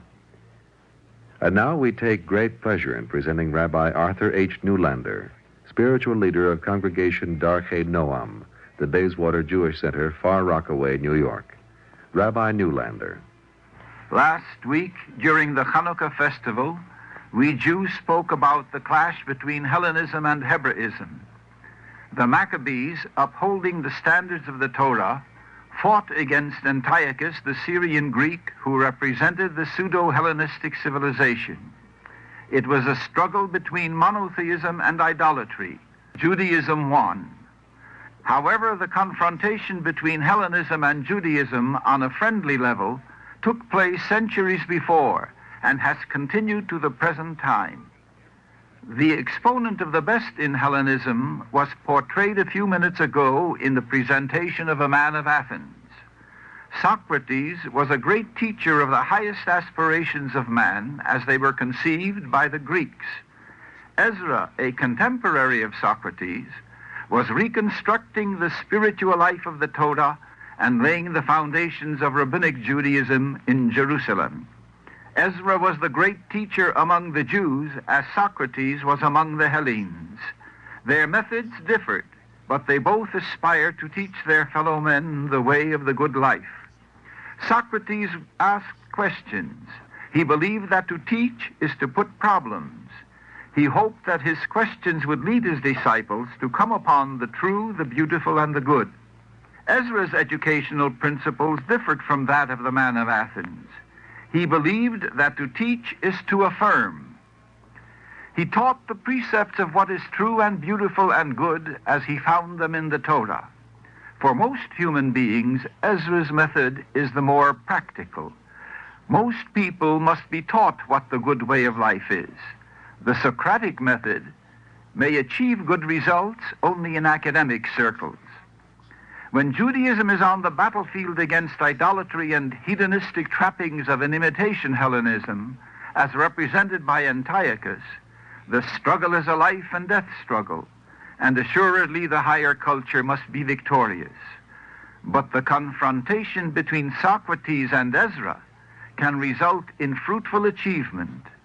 Judaism and Hellenism complement each other on an intellectual and spiritual plane. From such confrontation, we have nothing to fear. On the contrary, it results in blessing. Thank you, Rabbi Newlander.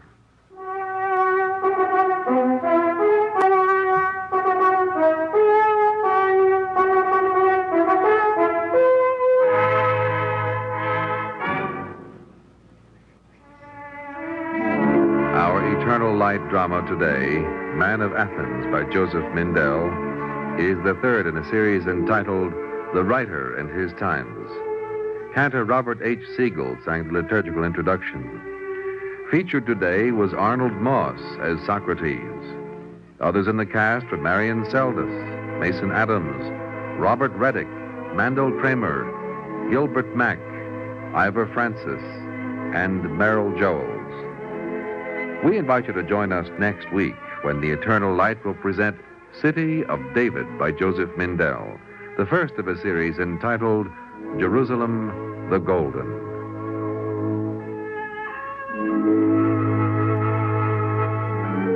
This is Jerry Damon. The Eternal Light, produced for NBC by Rhoda Grady, is directed by Kenneth McGregor.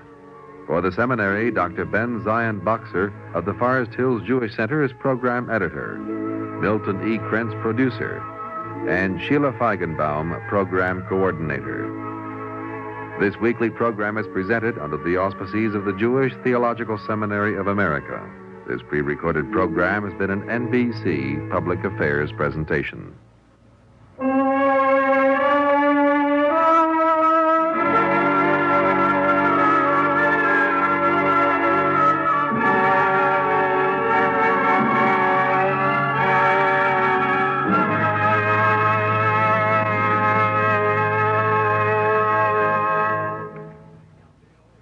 This is the NBC Radio Network.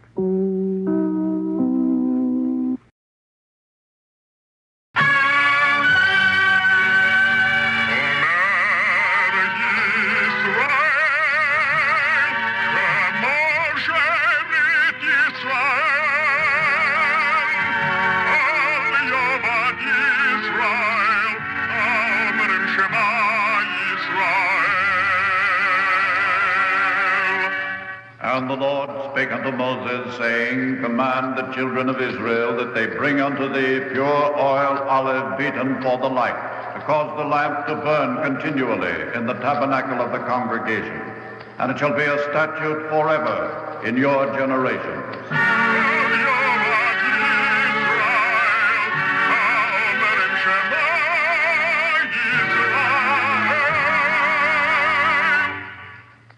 The Eternal Light.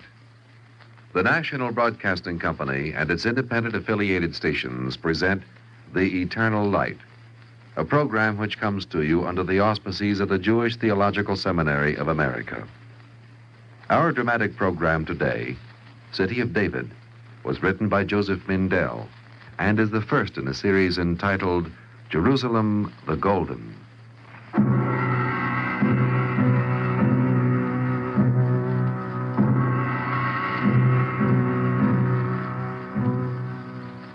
For 1,000 years before David the king stood at the gates, cities had been built on this hill, each on the rubble of the one before it. And there is no remembrance of the names of any of the cities, nor of their builders. When David stood beneath the towers on the walls, the city was called Jerusalem. Its name is not forgotten.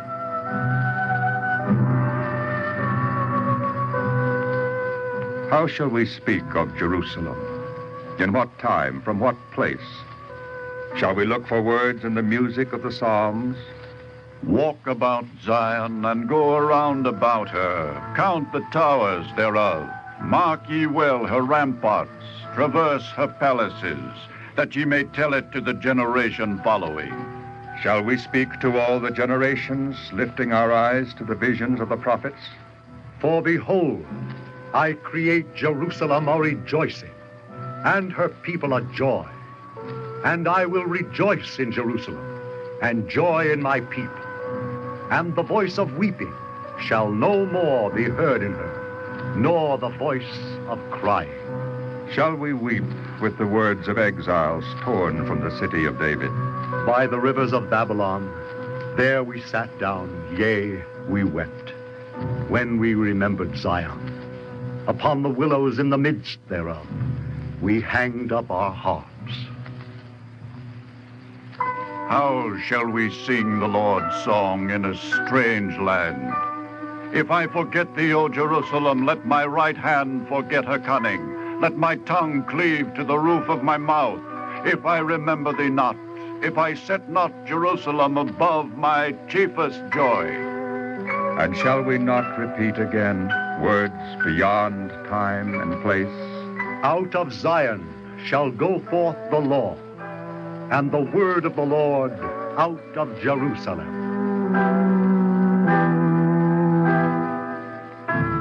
There are questions within questions, but all answers begin with the time long ago, when David the king looked upon the gates of a Jebusite city that was called Jerusalem.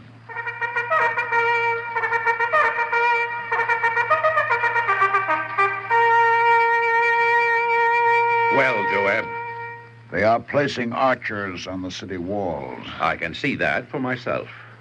There are deep valleys on 3 sides and a fortress. I have eyes.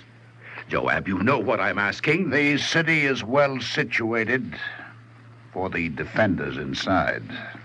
Listen, Joab. Long ago, when the Philistines overran the land for the first time, I left my father's sheep and took 5 smooth stones out of the brook, and I was armed for Goliath.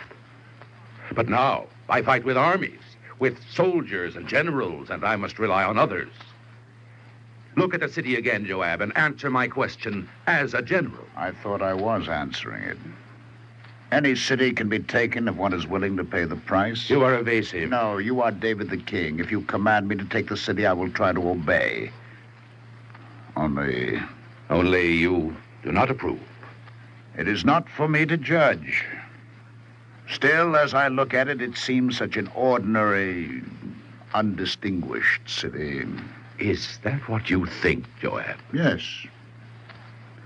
But on second thought, I suppose the 5 stones from the brook were ordinary, smooth stones.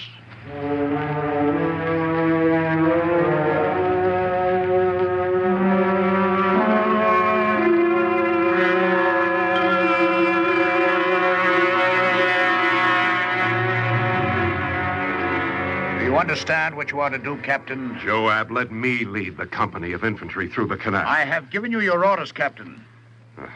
I will take the men under the walls into the city. We will fight our way But to the I should be the one Be still. At my signal, and not before, you will lead the attack from outside. Do you understand? Yes. No, I won't let you do it, I won't Joab. argue with you. Corporal, place the captain under arrest. Wait, Joab. The captain must have a reason for his insubordination. My lord, let me go instead of Joab.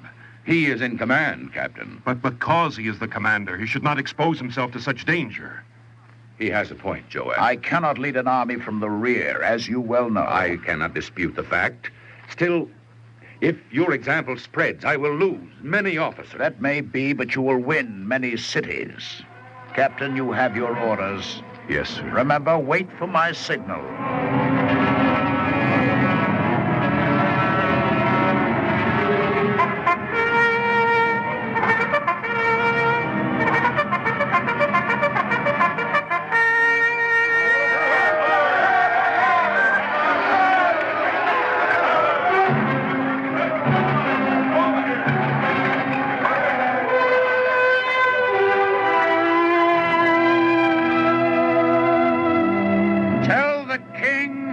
City is his.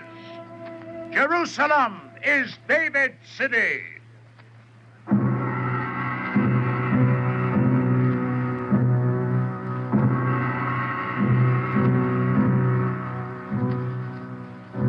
So David dwelt in the stronghold of Zion, and it was called the City of David.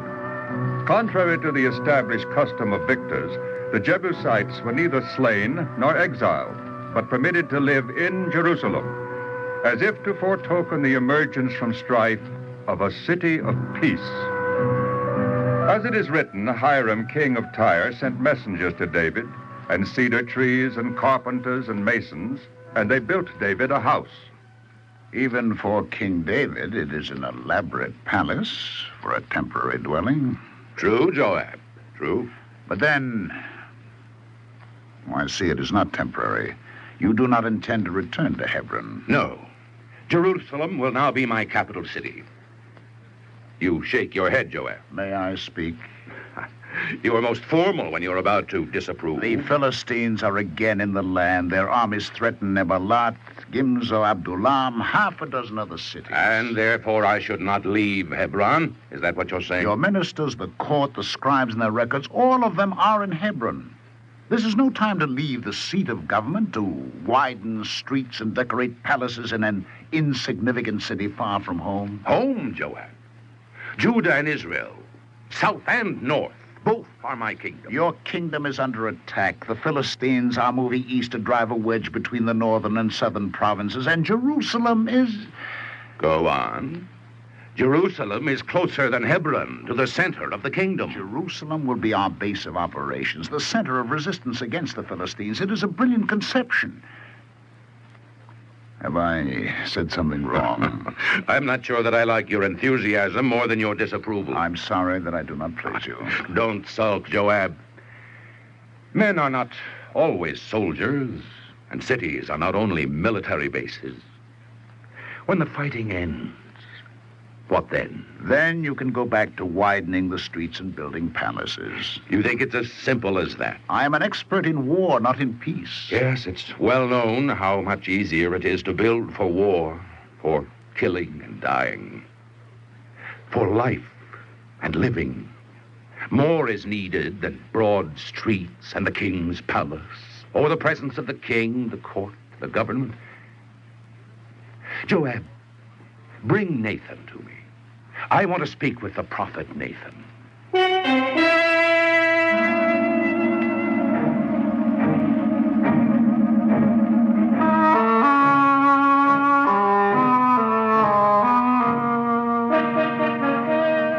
Nathan, I will bring the Ark of the Covenant to Jerusalem. Did you call me here to tell me what you have already decided to do? No. No, to ask if I should do it. To ask me, David? You are a king, a soldier. You can surely judge the military uses, the political advantage of bringing to Jerusalem the Ark in which Israel has carried the tablets of the law since Moses brought them down from Mount Sinai. You do not have to ask me. But I am asking something else, not as a king or a soldier. Nathan, is it God's will? Again, David, why do you ask me? Because you're a prophet, because God speaks to you. God speaks to everyone according to his willingness to listen. It is an awesome thing you propose to do, David, and not without danger. I am accustomed to danger, Nathan. You must know that possession of the Ark does not ensure safety. You're thinking of the Philistines. But they took the Ark in battle as if it were spoils of war. Yes, but how did they come to take it? It was at Ebenezer. Even before Saul was king. The battle was going against Israel, and the elders said, "Let us fetch the Ark of the Covenant out of Shiloh, that the Lord may come among us and save us out of the hand of our enemies." I know, Nathan. I know that even so, the battle went against them and the Ark was taken. But it brought the Philistines no comfort and no glory. They took it to Ashdod, and God smote the city. They sent it to Gath, and then to Ekron, and the hand of the Lord was against those cities. And so they returned the Ark of the Covenant to Israel. It has rested in Kiriath Yearim for 20 years, David. Jerusalem is now the center of the nation, the heart of Israel. Where else should the Ark be in the years to come? If it is God's will. Can I know God's will? Can I be certain I know? Go, David. Do what is in thy heart. It may be that the Lord is with thee.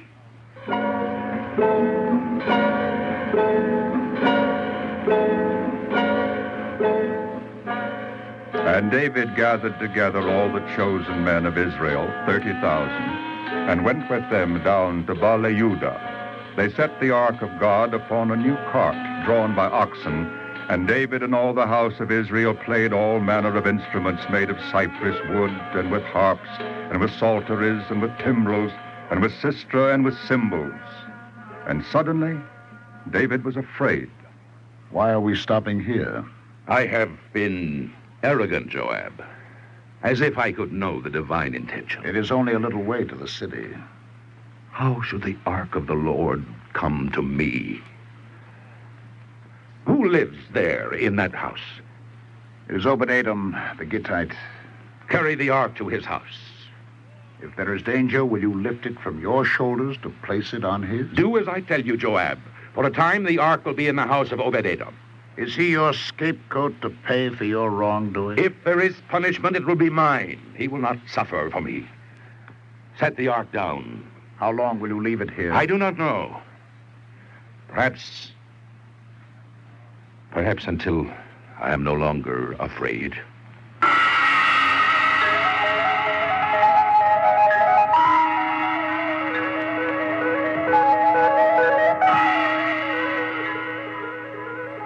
The ark of the covenant remained in the house of Obed-Edom 3 months, and the Lord blessed him and all his house. David rejoiced and went with all of Israel to bring up the ark with shouting and with the sound of the horn. And David put on an ephod made of linen, and he danced with all his might. Leaping and dancing, King David sang before the Lord. I will give thanks unto thee, O Lord, among the nations, and will sing praises unto thy name. A tower of salvation is he to his king, and showeth mercy to his anointed, to David and to his seed forevermore. And so it was that the ark of the covenant of the Lord came into the city of David.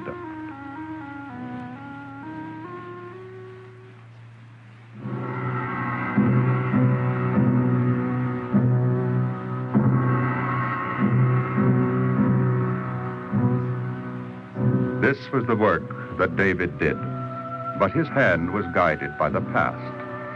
For long ago, Abram, not yet Abraham, a father of a multitude of nations, Abram here met Melchizedek, priest of God the Most High and king of Salem, which is Jerusalem, who blessed him, saying, Blessed be Abram of God Most High, maker of heaven and earth.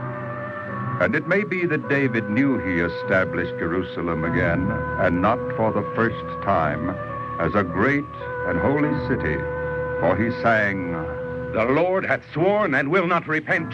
Thou art a priest forever, after the manner of Melchizedek.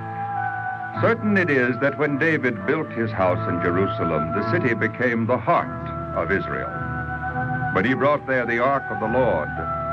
Jerusalem became the soul of Israel. Nathan, I live in a house of cedar, ornamented with precious stones and metals. The people do not begrudge their king his palace. That is not what I meant. Look there, Nathan. The ark of God rests in a tent. Has God spoken to you, saying, Why have ye not built me a house of cedar? You know he has not. The Lord has not dwelt in a house, but in a tent or tabernacle, since the day that he brought the children of Israel out of Egypt. The days of wandering in the wilderness are ended. David, you will not build the Lord's house.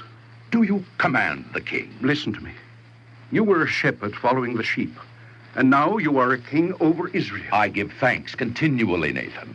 No one knows better than I how much the Lord has done. Not for you alone, for thou, the people of Israel, are planted in their appointed place, and they shall dwell in their own place, and be disquieted no more.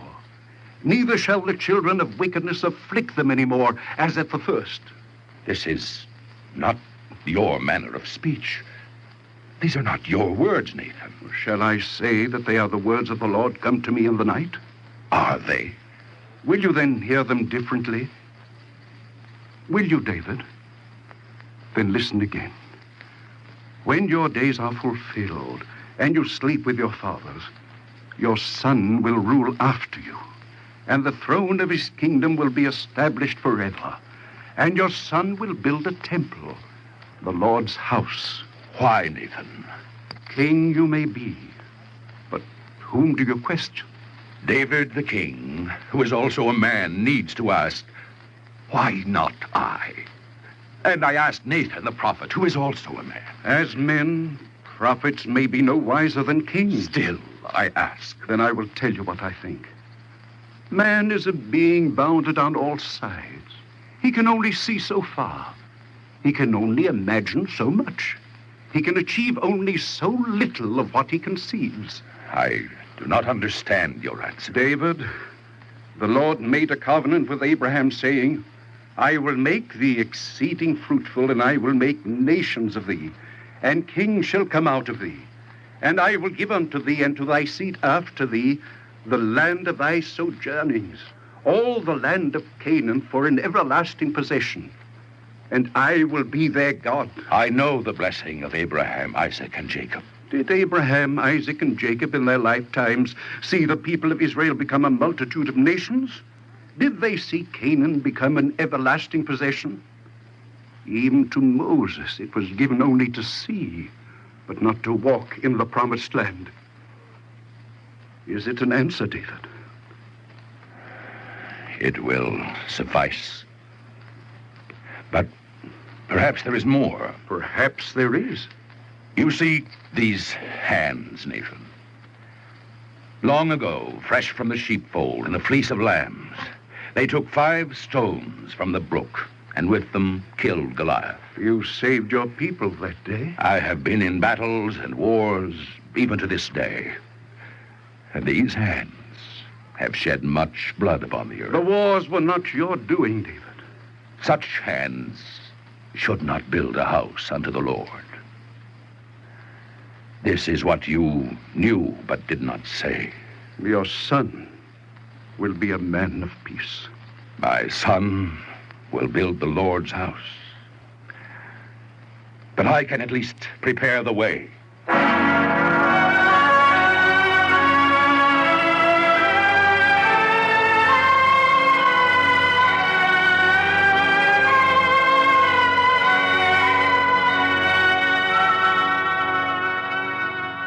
Welcome, my lord. Welcome to the house of Araunah the Jebusite. Bow down, all of you. Can't you see it's the king? We've been so busy threshing wheat, sir. That is why I am here, Araunah. On account of the wheat?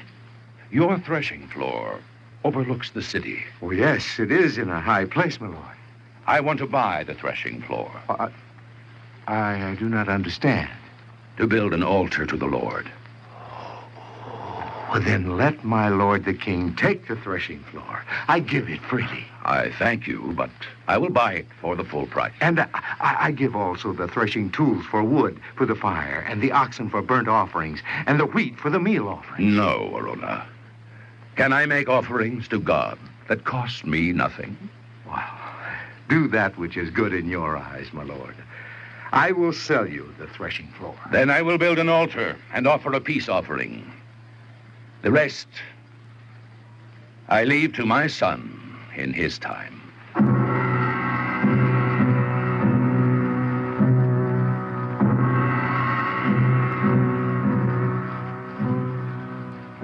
In the place that David provided, his son Solomon, whose name means peaceful, built the temple, the Lord's house, in the days of peace and quiet. Jerusalem became the heart and the soul of Israel. And it has been like no other city in the world, in one place, yet unconfined, of one time, yet forever. For it was from ancient days a city where God spoke to man. And if only some men could hear, they wrote the words for all others to know, so that God's intention may be read in a song. For the Lord hath chosen Zion. He hath desired it for his habitation. Here will I dwell, for I have desired it. Through Jerusalem, the city and the symbol, men still speak daily to God. Do thou in thy mercy return to thy city Jerusalem, and do thou dwell therein as thou didst promise. Cause Jerusalem, to be restored for an enduring life, and establish therein the ancient glory of David. And listen for answers in the voices of the prophets. For Zion's sake will I not hold my peace, and for Jerusalem's sake will I not rest, until her triumph go forth as brightness, and her salvation as a torch that burneth. And the exiles that have come back sing words that ascend to him who gathers together the dispersed and heals the broken in heart. When the Lord brought back those that returned to Zion, we were like unto them that dream. Then was our mouth filled with laughter, and our tongue with singing. The Lord hath done great things with us. We are rejoiced.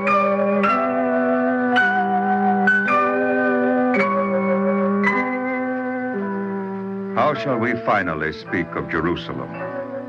Let it be in words first heard long ago, but spoken every day by the congregations of Israel when the ark of the scrolls of the Torah is opened. Ki mitzion tetzei Torah, u'davar Adonai miYerushalayim. Out of Zion shall go forth the law, and the word of the Lord out of Jerusalem.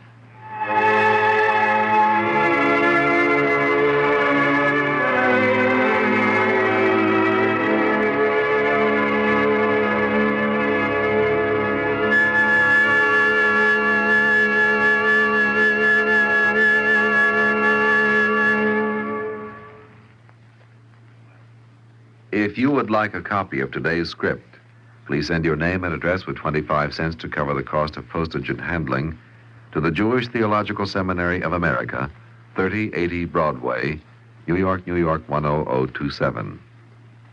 And now we take great pleasure in presenting Rabbi Myron M. Fenster, spiritual leader of Shelter Rock Jewish Center, Roslyn, New York.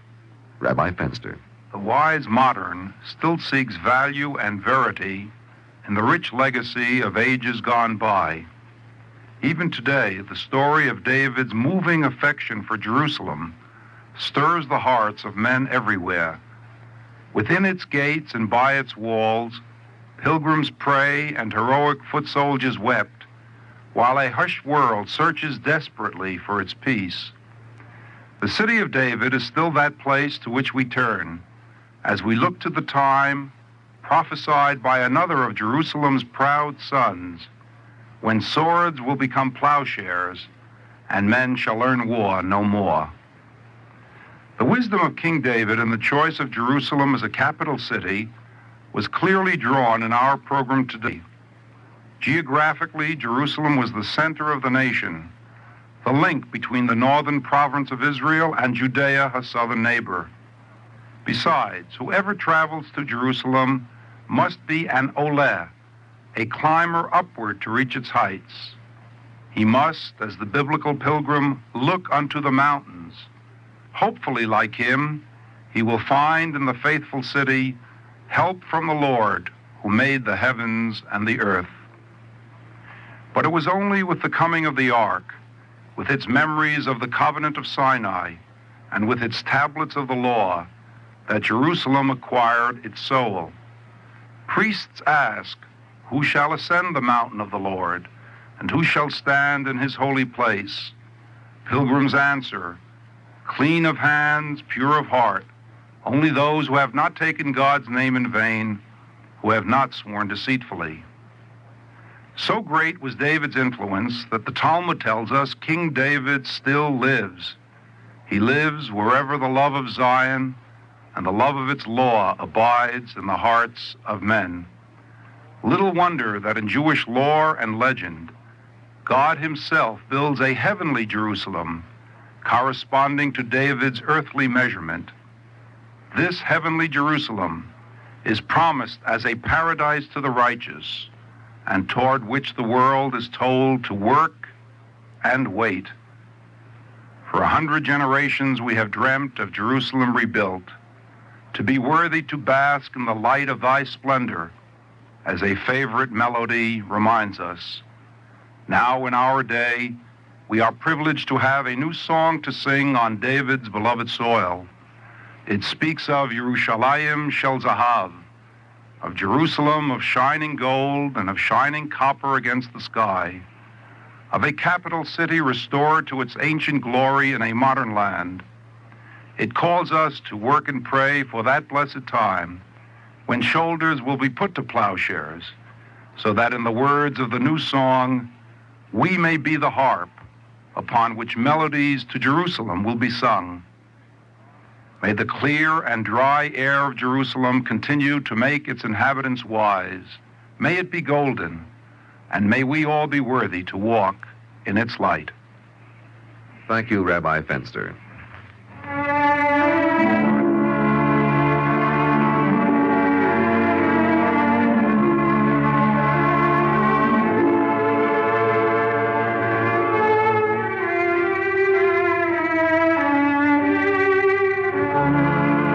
Eternal Light drama today, City of David, was the first in a series entitled Jerusalem the Golden, and was written by Joseph Mindell.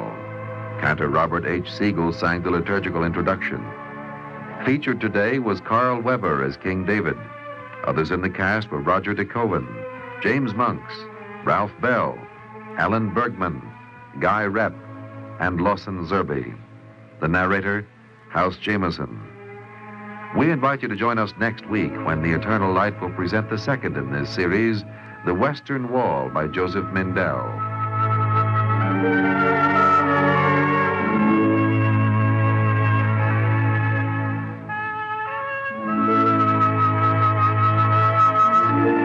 This is Jerry Damon. The Eternal Light is directed by Kenneth McGregor and is presented weekly under the auspices of the Jewish Theological Seminary of America.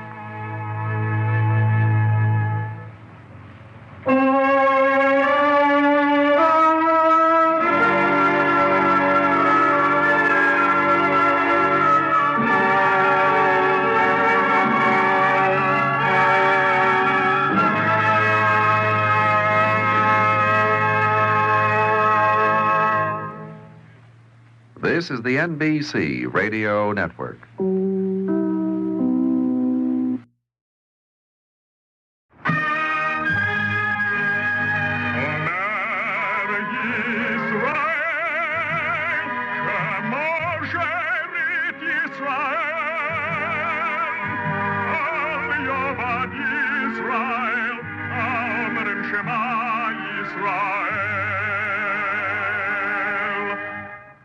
And the Lord spake unto Moses, saying, Command the children of Israel that they bring unto thee pure oil olive, beaten for the light, to cause the lamp to burn continually in the tabernacle of the congregation. And it shall be a statute forever in your generation.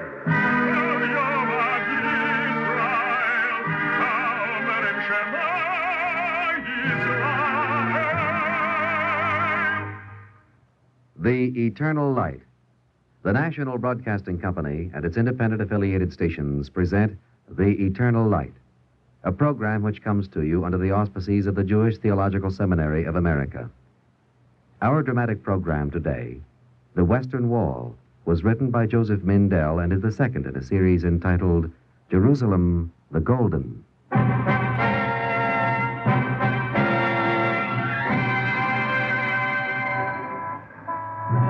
In Jerusalem, where the streets are paved with history, thoughts make a bridge to other times. Today's footsteps mingle in the shadow of the Western Wall with the voices of those who walked here long ago. The rough, scarred stones testify to a paradox, bearing double witness both to destruction and to survival, so that one who stands before them, touching with a hand the solid reality of stone, must ask, what was destroyed? And what survived? How and why? And whoever asks may then hear voices that still echo from the Western Wall, voices 19 centuries old.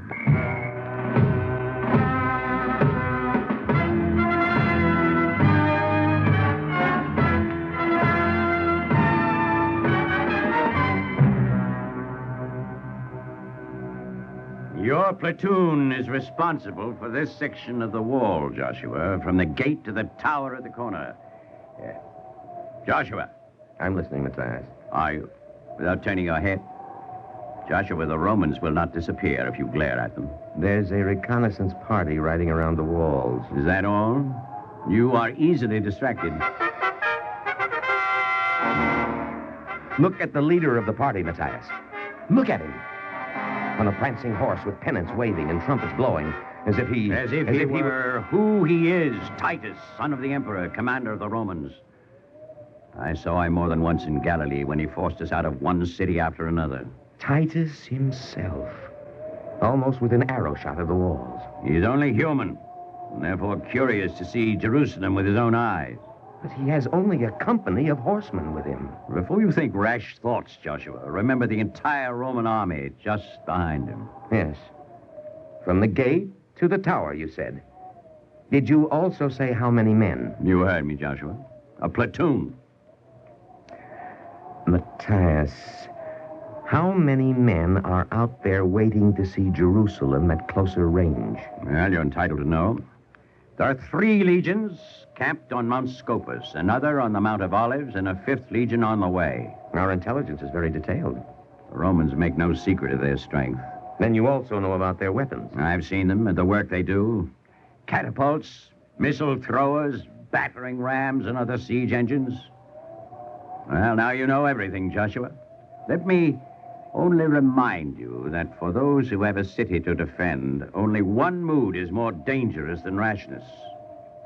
Despair. I will remember, Matthias. Good. And if you have no more questions... One more.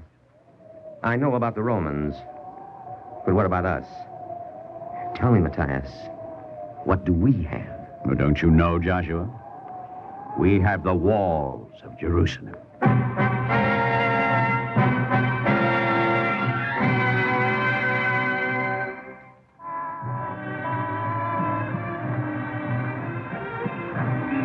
There is only a wall, no corner at either end, no roof. A wall the length of the street and high, so that you must turn your head up toward heaven to see the top. And if, enveloped by the sounds of the city, you stand before the huge stones cut by ancient skill and joined layer upon layer without mortar, if, with head uplifted, there is a quivering of the heart at the impossibility of grasping all, and all at once an immensity that stretches from past to present, then it may be reassuring to remember how Jerusalem's Nobel laureate, Shmuel Yosef Agnon, measured the stones. The western wall, vestige of our treasures of ancient days, which the Almighty in His mercy left for us, is the height of 12 people, symbolizing the 12 tribes. This is so that each one who looks may direct his thoughts to his own height at his stone.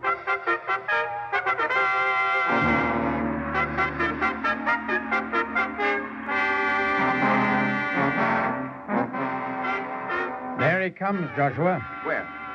Oh. Yes, it's Titus again. He's still looking us over. Listen to me, Simeon. From now on, you are to note carefully what time he makes his tour, how many men he takes and their arms, how close to the walls he rides. Now, Joshua... If you can't remember everything, then write down a complete account. I know what is in your mind, but Matthias... Never mind, Matthias. Do as I order you, Simeon. Well, if you say so. All the same, Matthias...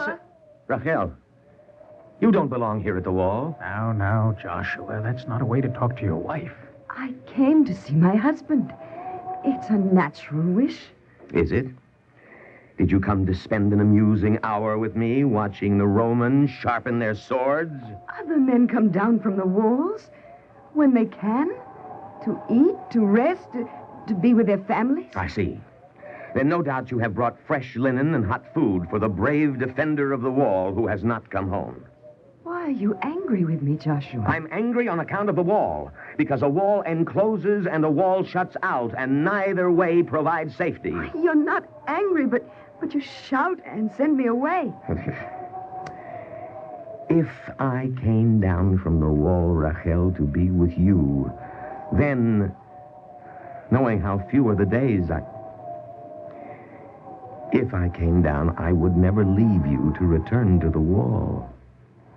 Do you understand, Raphael? No, Yes. Yes, I understand. But that is not how I want it to be. You do not have a choice, nor do I. You are not alone in Jerusalem. You do not have to defend the wall all by yourself. From the gate to the tower, that is my responsibility, and there is no one besides me. You exaggerate, Joshua. In the first Be place, still, there Simeon. is our platoon. Not to mention the platoons on both sides. And there is the second wall inside this one and a third wall inside the second. I suppose the you mean city well, but- is secure, Joshua. If not now, when will you take an hour to go home? I'll tell you when, Simeon. When the Romans decide to go home.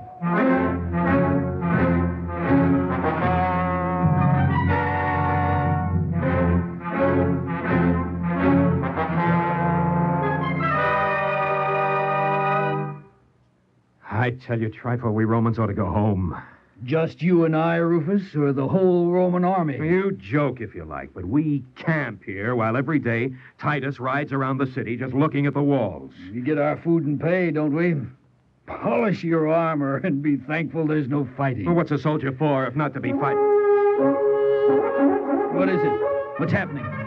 The Jews have opened a gate in the wall. They're running out to attack Titus and his cavalry troops. Come on, Trifos. Sit down, Rufus. Don't you see Titus needs help? Maybe so, but we have no orders. Orders? Well, you're getting old, Trifo. Yes. Getting old has long been an ambition of mine. Look at Titus. Well, he's fighting with the strength of a dozen men. You see, he doesn't need your help after all. Yeah, he's getting away.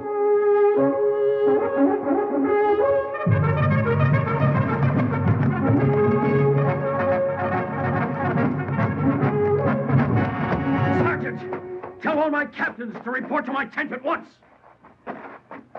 Well, Rufus, you can stop polishing your armor. Titus is done with merely looking at the walls of Jerusalem.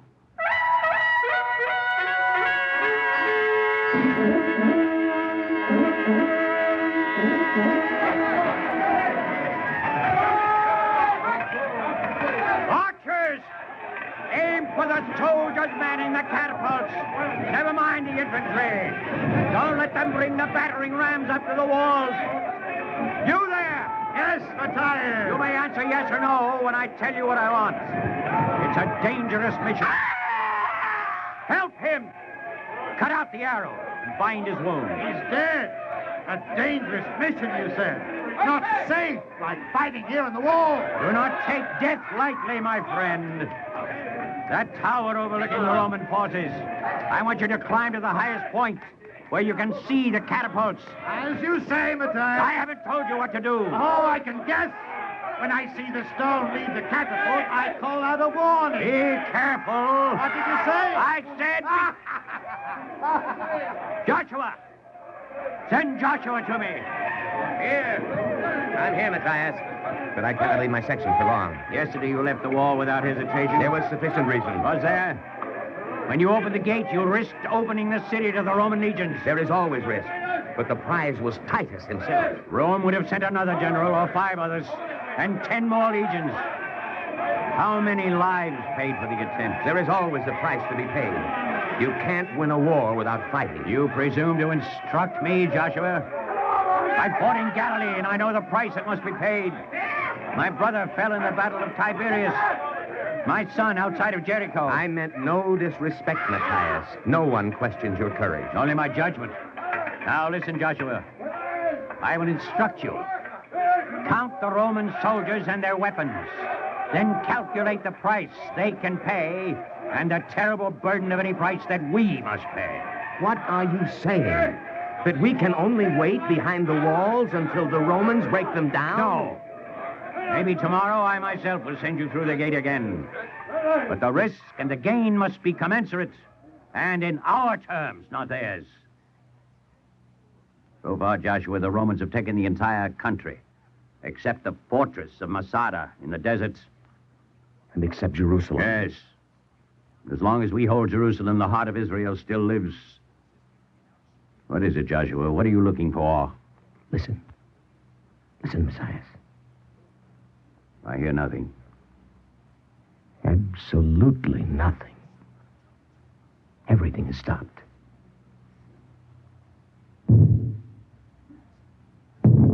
Matthias! Well, what do you see from the tower? Matthias!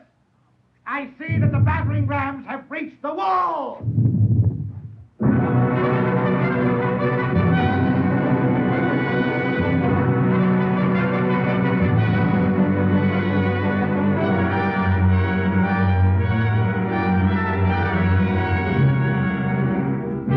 The first wall was breached on the 15th day of the siege. There was hand-to-hand fighting in the streets behind the rubble of the wall. The defenders, ignorant of Roman tactics, lost heavily in close combat and fell back through the massive gates of the second wall. How many men are left in your platoon, Joshua? 18, Matthias. So few. Tomorrow, the platoons on either side will cover the section of the wall assigned to you. We're going through the gate? The first light of day. Be sure your men understand the objective. To destroy the siege machines, battering rams, towers, anything they can set afire. Yes. And, Joshua? Yes, Matthias. No heroics. We cannot afford to pay the price.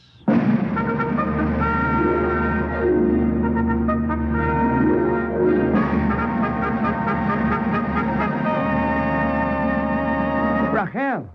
I had to know where your new wall was. My wall. Well, here it is. I was just leaving. It will be morning in a few hours. Don't go, Raphael. You're no longer angry, Joshua? That's true. I'm not angry. Aren't you pleased? I'm not sure. Is it because you no longer hope? I don't know, Raphael. Stay with me. Of course. But in the morning, you must go into the center of the city. Remember, Raphael, you must leave the wall.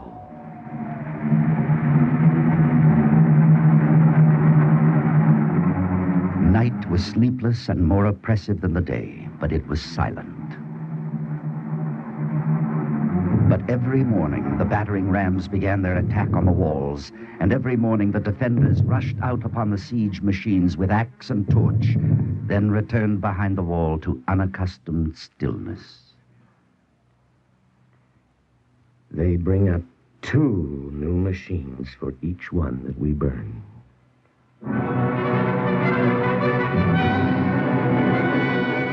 The second wall was breached 9 days after the first. The third wall was protected by fortresses, and containing a smaller area was more heavily manned by the defenders.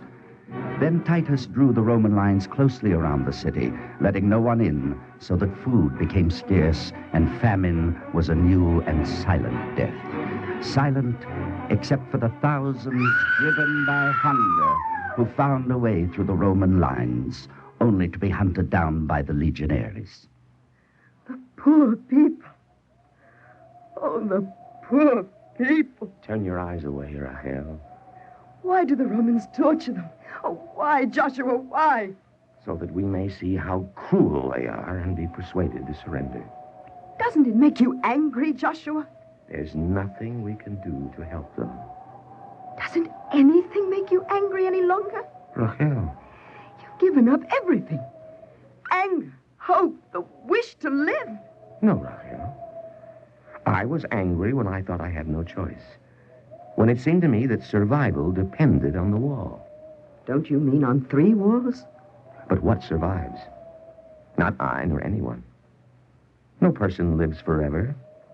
Nor does a wall nor a city. But thought survives, the idea of a city, the meaning, the soul of Jerusalem. And what I do or refuse to do is part of the meaning, a measure of survival. I can choose after all, Raphael. Don't you see? No. But maybe if you do, that will suffice for me as well. Joshua, I'm hungry. What can I do? I have no food for you. There's a market in the outer courtyard of the temple. What can they have to sell? Stones and dry earth? I still have my mother's gold brooch. Maybe I can buy some bread. I've been to the new market, Raphael. Couldn't I get something for this brooch, Simeon? Oh, yes. Yes, lots of things. Silver lockets, or an ivory bracelet, or a jeweled ring. But no bread. No. No bread, Raphael. Joshua, you'll have to find a replacement for me. No, Simeon. Tonight, Joshua. I won't let you do it. I'm not asking permission. You can't go out there. Why not? Maybe I can bring back some food. For ourselves, Raphael, we could stand it, my wife and I. But the children, I can't watch their bellies swell, their arms and legs grow thin and brittle as twigs. No, I'll get through the lines. The problem is to get back, Simeon. The Romans hunt in packs.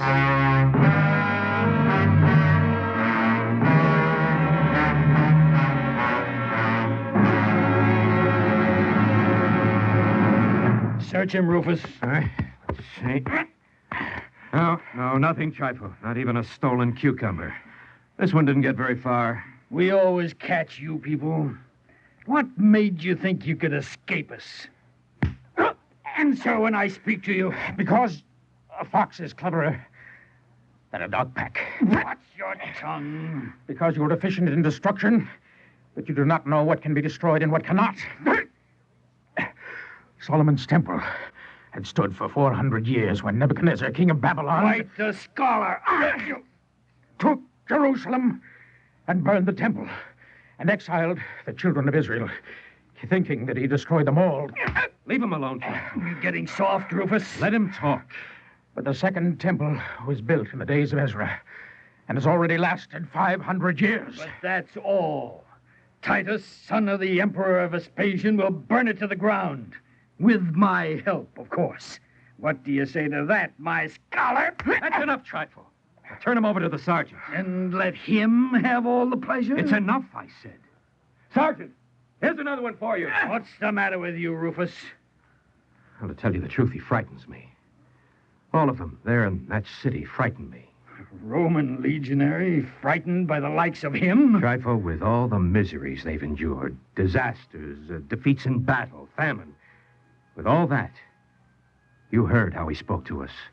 With all that, they still fight at the walls like lions. Do you know what runs through my mind? No. I can't make you out anymore. I think, suppose, instead of afflictions, they had for a little time, even one day, good fortune. Or they might even defeat Roman legions. You're in a bad way, Rufus. But cheer up. There's only one more wall. When the third wall was breached, the fighting swept into the temple enclosure. It is sometimes said that Titus intended to spare the temple itself, but the flames of battle spread without hindrance, and when they died down, nothing remained except the western wall. If, standing before the ancient stones, you ask why one wall survived and why this one, you must expect an answer not in the logic of history, but in the poetry of legend and tradition. The foundation roll of the western wall is made of 7 stones, set in place of Adam, Abraham, Isaac, Jacob, Joseph, David, and Solomon. The western wall was built by the poor and needy, with their own toil, not with hired labor. Therefore, angels from heaven spread their wings over the wall, protecting it from the Roman soldiers. Some have seen the western wall covered with moisture, like drops of dew. They are tears shed by the wall as it weeps with all of Israel.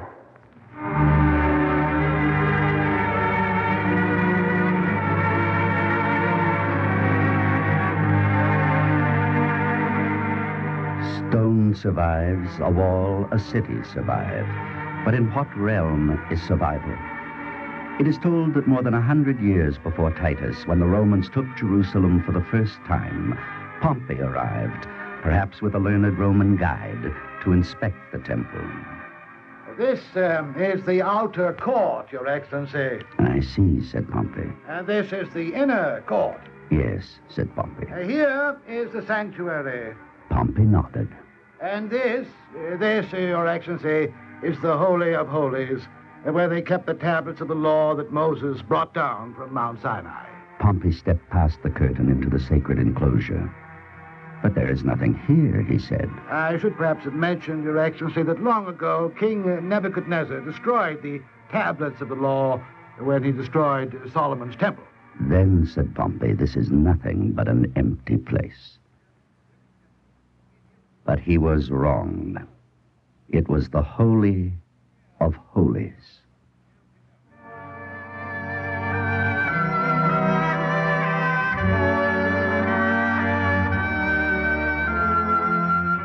It is written in the book of the prophet Zechariah, survival is not in time or place or things. Saith the Lord of hosts, not by might, not by power, but by my Spirit.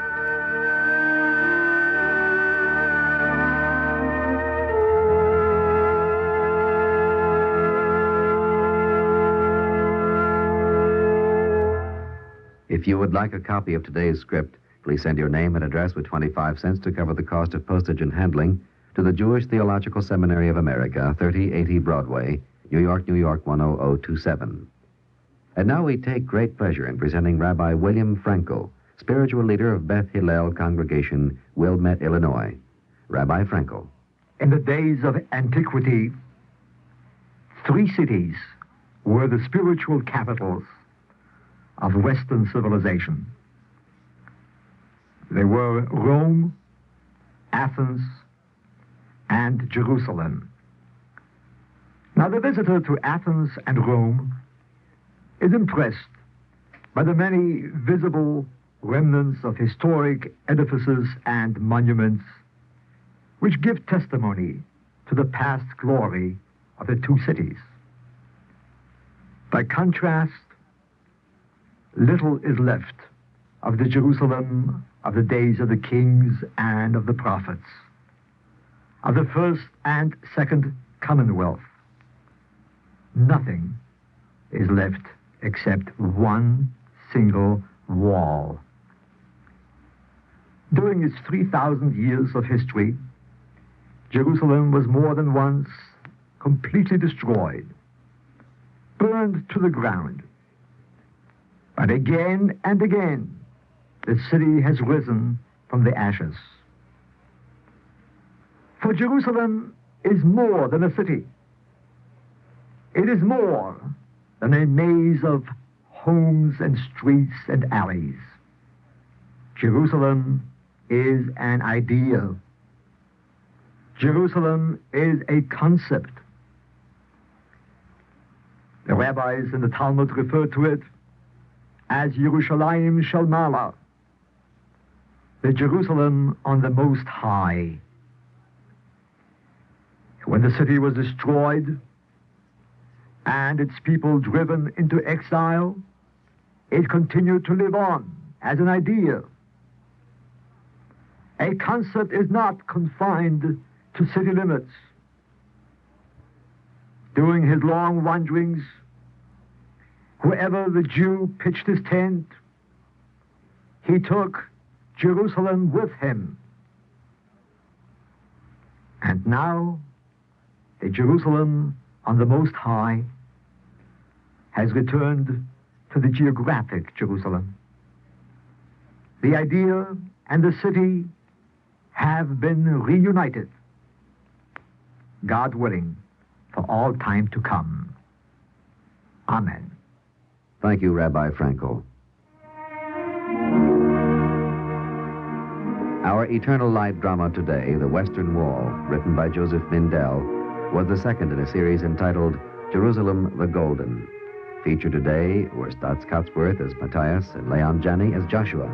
Others in the cast are Rita Lloyd, Gilbert Mack, Donald Buca, Alan Bergman, Humphrey Davis, and Ivor Francis.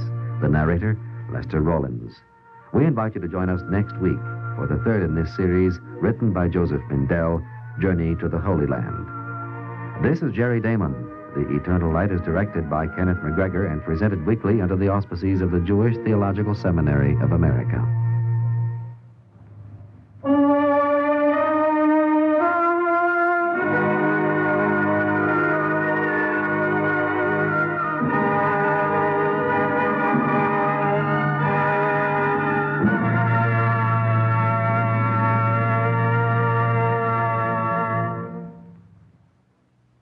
This is the NBC Radio Network.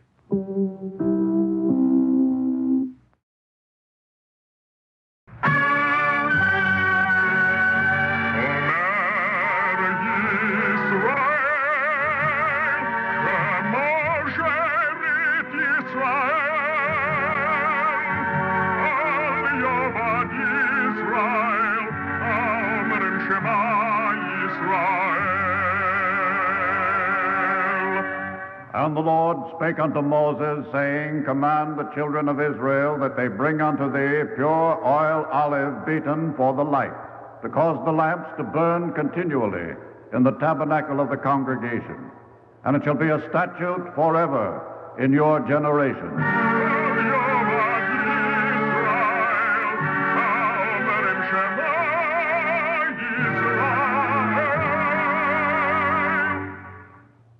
The Eternal Light. The National Broadcasting Company and its affiliated independent stations present The Eternal Light, a program which comes to you under the auspices of the Jewish Theological Seminary of America. Our program today, The Seed and the Dream, written by Morton Wishengrad, is the third in a series entitled Jerusalem the Golden.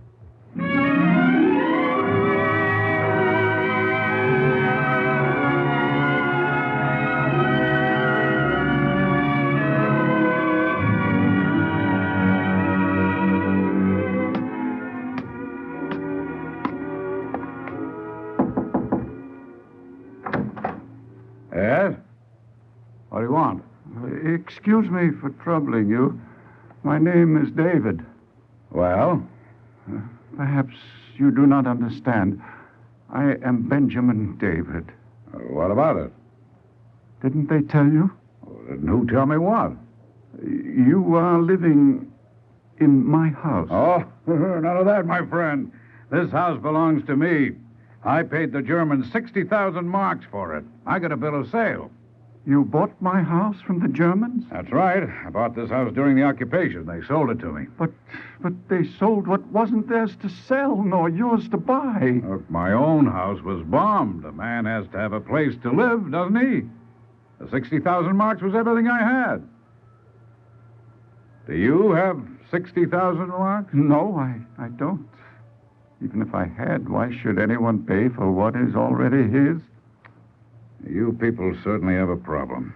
I don't like to be a problem.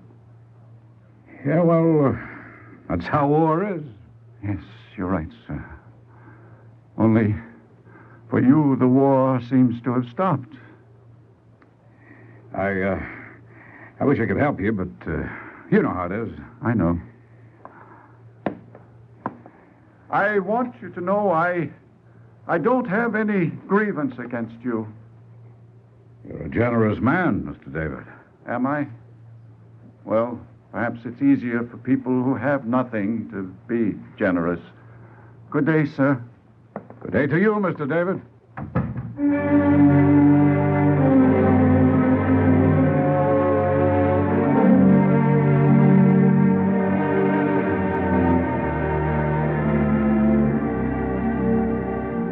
Benjamin David. Yes? Which road do you travel? Any road, no road. What difference does it make? I shall travel with you. Thank you. Who are you, please? My name is Theodore Herzl. You mustn't mock me, sir. I can stand a good deal, but not to be mocked. Still, my name is Theodore Herzl. Theodore Herzl is dead. Well, then don't throw away. Only the living harm you. Dead or living, what's the difference? What's the use? Stop pitying yourself. Self-pity is a misfortune worse than persecution. What else have I left? A memory, Benjamin David. 2,000 years of fire. If you are iron, you will immerse yourself in that fire and come out steel. Very well, Theodor Herzl. I own a memory. Yes, and something else besides, a hope. And between memory and hope stands the deed. Yes? Tell me, Theodor Herzl, what is the deed? Lishana haba, lishana haba, lishana haba, birushalayim, lishana. Can you hear him, Benjamin David? He sings the promise of Zion, the prophecy of Ezekiel, the daily pledge of the prayer book. It is a dream which sprouts like green grass between cement stones. From under the twisted girders of broken cities, it emerges. It rises on the four winds, yes, even between the aisles of the graves of Germany and Poland. The dream breathes. Behold, I will open your graves, saith the Lord, and I will bring you into the land of Israel. They will tell you it is a myth. Do not believe them. For if you will it, it is no myth. Take it in your hand like a seed and entrust it to the soil. Let the dream become the seed of projects. And if today it is not bread, it will become tomorrow's bread.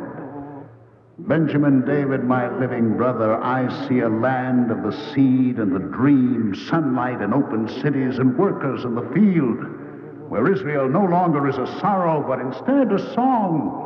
Lishana haba, birushalayim.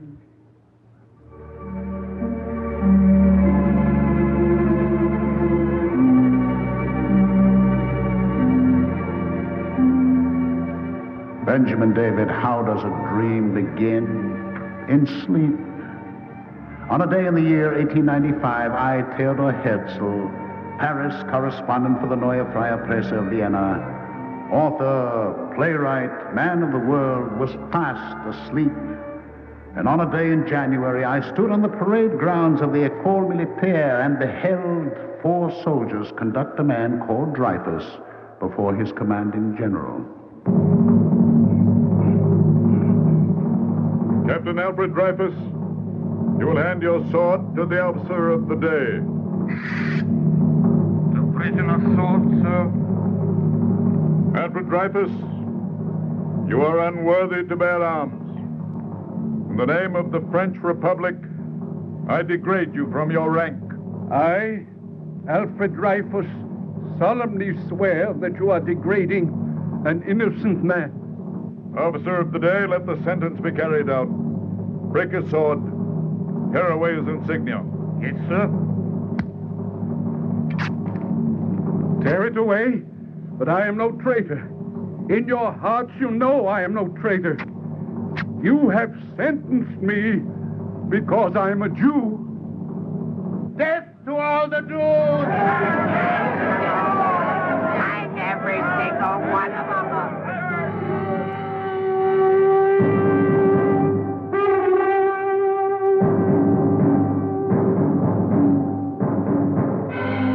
That was a shout, my brother, a shout to awaken the sleepers. This was happening in the most civilized country in Europe. This was happening in modern, republican, enlightened France. And Austria was not modern, and Germany was not republican, and Poland was not enlightened. Pain, Benjamin David, is a process of education.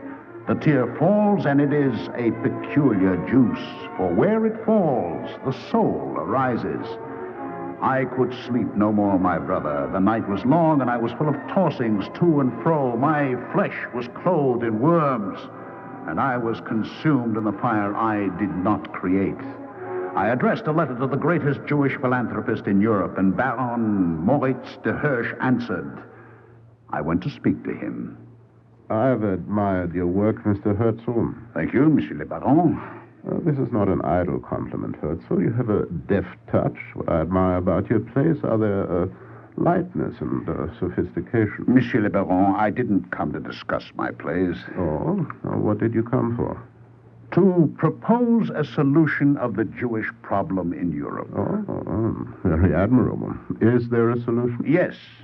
A publicly recognized, legally secured homeland in Palestine. Oh, my dear man, you're on the wrong track. The poor among our people need to be provided with work, with food, clothing. That's the solution. Monsieur le Baron, to be plundered as a Jew and to be protected as a Jew are equally shameful and humiliating. Yeah, possibly. I do not argue with you. But you spin words. I spend millions on philanthropy. Do you think you help with charity? Yes, I think so, my dear Herzl. You breed beggars, Monsieur le Baron. You bind the lazy poor to the lazy rich. My dear sir, don't you think you're being rather presumptuous? No, your philanthropy is presumptuous. It is a condemnation to apathy, to submission. Possibly. But your scheme is too simple and too fantastic. Thank you, Monsieur le Baron. That's what any dream is, simple and fantastic. Good day, sir. Good day, my friend.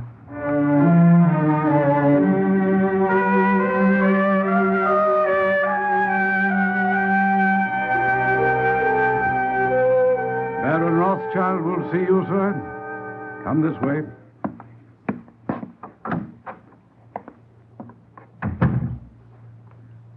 Won't you sit down, Mr. Herzl? Thank you, sir. I've studied your letter very carefully. And will you accept my proposal? I will not. Why not, sir? Because I do not like your plan. Why not, sir? Mr. Herzl, you cannot build without a firm foundation. Baron Rothschild, I place this book on your table. What holds the book up? The table, naturally.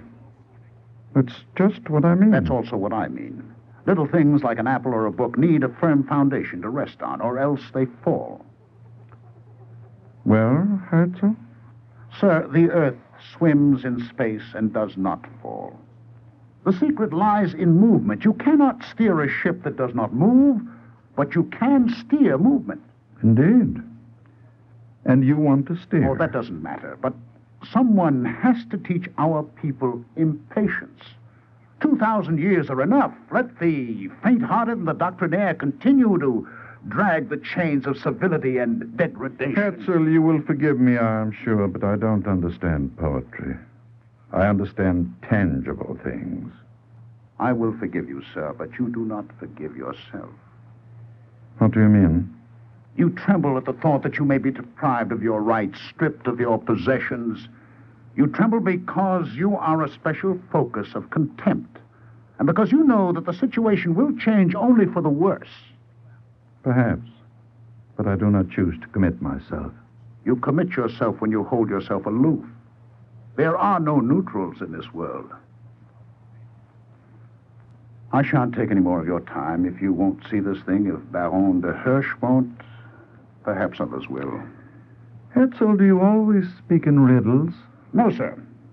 But if you are untrue to yourself, you must not complain when others become untrue to you.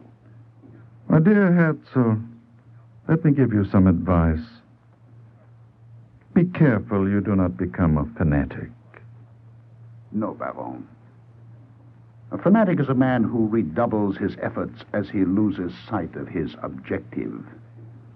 I can never lose sight of my objective. It is the prophecy of Ezekiel, the 31st chapter of Jeremiah. The hot coal branded on the lip of Isaiah. I will never lose sight of that.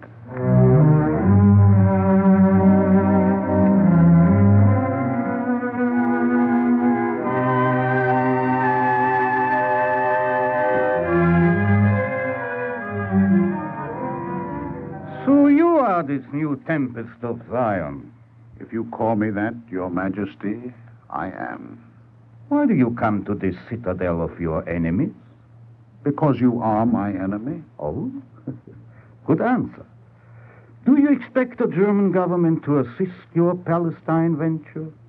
Yes, Your Majesty. Oh, you are hopelessly naive. Our Jews are convenient for us. Is that why you persecute them? Oh, come. The Hohenzollern are civilized men. We persecute no one. It's merely that our nation is somewhat less civilized. Yes, Your Majesty. To be sure, as I say, our Jews are convenient. Convenient outlet for any resentment against the government. When trouble starts, there is always your people to blame. You would be surprised how many revolutions it avoids. You see that, don't you? I'm afraid I do. Incidentally, my friend, how do you expect to lead your people to this promised land? The way Moses led them, with a hymn. Between us, my dear Herzl, you are talking of a flag. What is a flag? A bit of colored rag tacked to the end of a stick. Men die every day for such rags and such sticks. You are very amusing. I like you, Herzl. I'd even like to help you. Too bad, isn't it? It's impossible. You are really such a great convenience.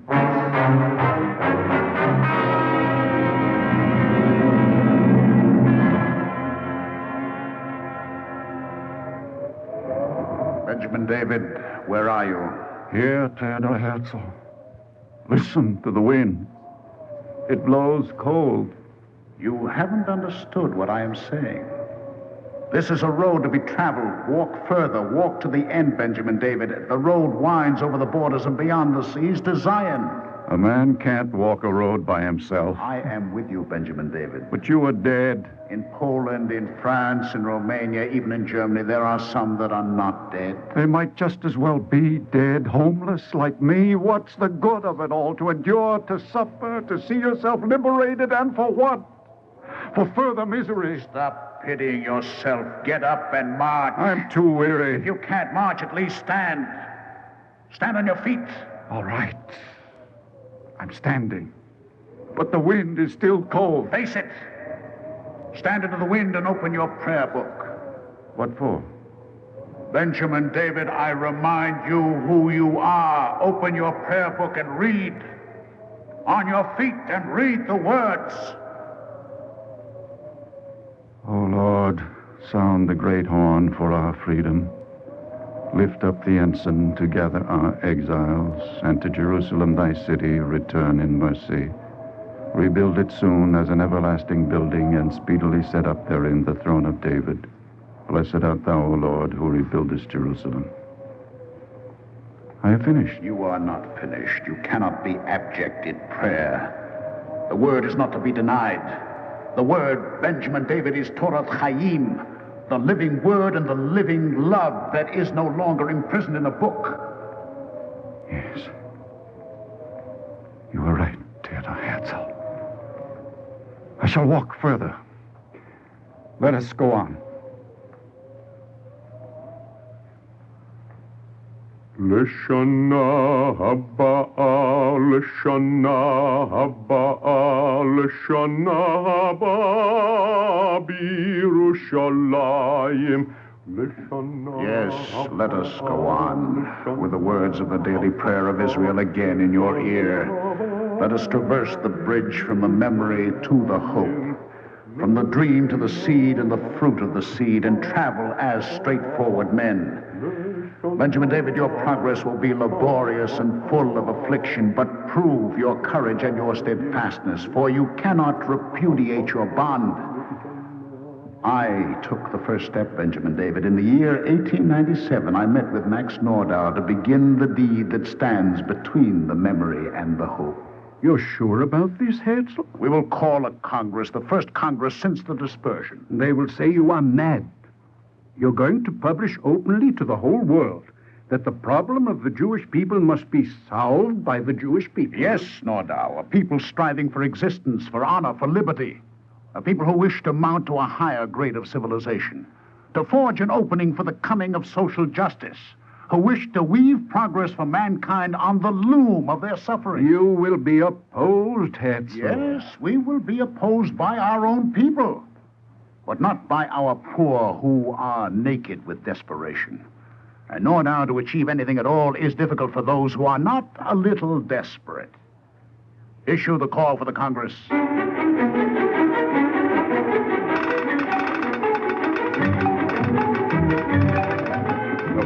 delegation from the United States. Good. They can help train us for freedom. The Tsarist government refuses passports to the Russian delegation. Tell them to come anyhow. Romania, Austria-Hungary, and Bulgaria have accepted. It's shaping up, Nordau. It will be a Congress. Here is more.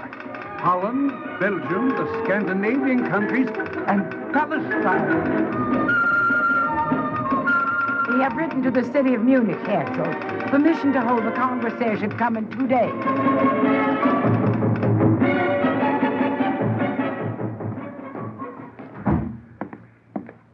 Has word come from Munich? Yes, the city of Munich has offered us a hall and has given us welcome. Good. Nordau will leave tonight and make the necessary preparations. I think you had better not, Herzl. Better not, did you say? Yes.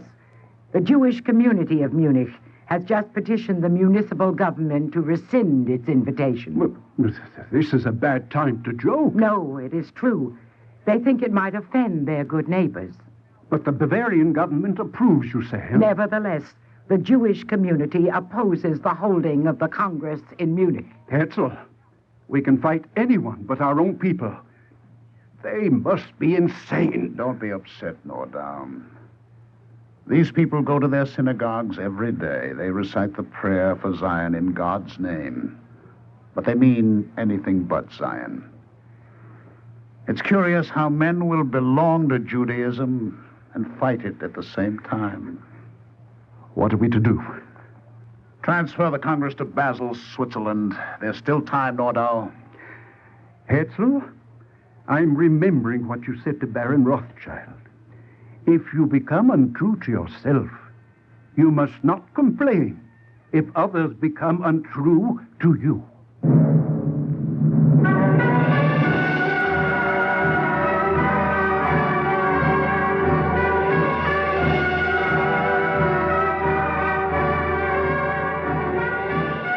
Benjamin David, the greatest happiness is to be what a man is, to hide behind no mask, to learn how to honor a man without arrogance, to respect the meaning of past generations, and to live with honor.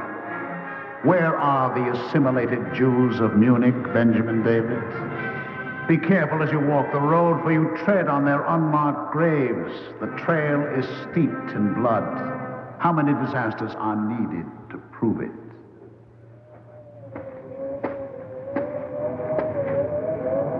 Why do you stop, Theodor Herzl?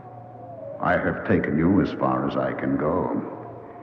It is as far as I went during my lifetime. From here, you must go yourself. I understand. Do you understand, Benjamin David? You must, you know. For you are a symbol. And we live and we die for symbols.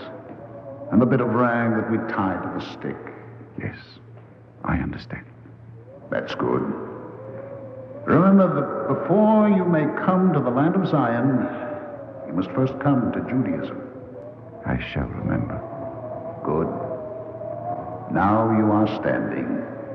And before a people can march, it must learn to stand. Theodor Herzl, a wind is blowing. It is your legend. No, it is the voice of Ezekiel and the sentence of Jeremiah. Rachel weeping for her children and the Lord answering, Thy children shall return to their own border, for there is hope for thy future. Say to the world, Benjamin David, say it for me and for yourself. Lord, there be prayers in our synagogues, but in the churches also, because all have suffered from an ancient oppression. Let the idea radiate until it reaches the last wretched remnants of our people. Let them awaken from their dull brooding. Let a new content come into their lives. Let the word be repeated. Israel will live again on his own soil and die peacefully in his own homeland. And the world will be enriched by his liberation. He will become a great people, and the world will become greater for his greatness. that which he seeks, and that which he shall find will stream out mightily and beneficently upon all mankind.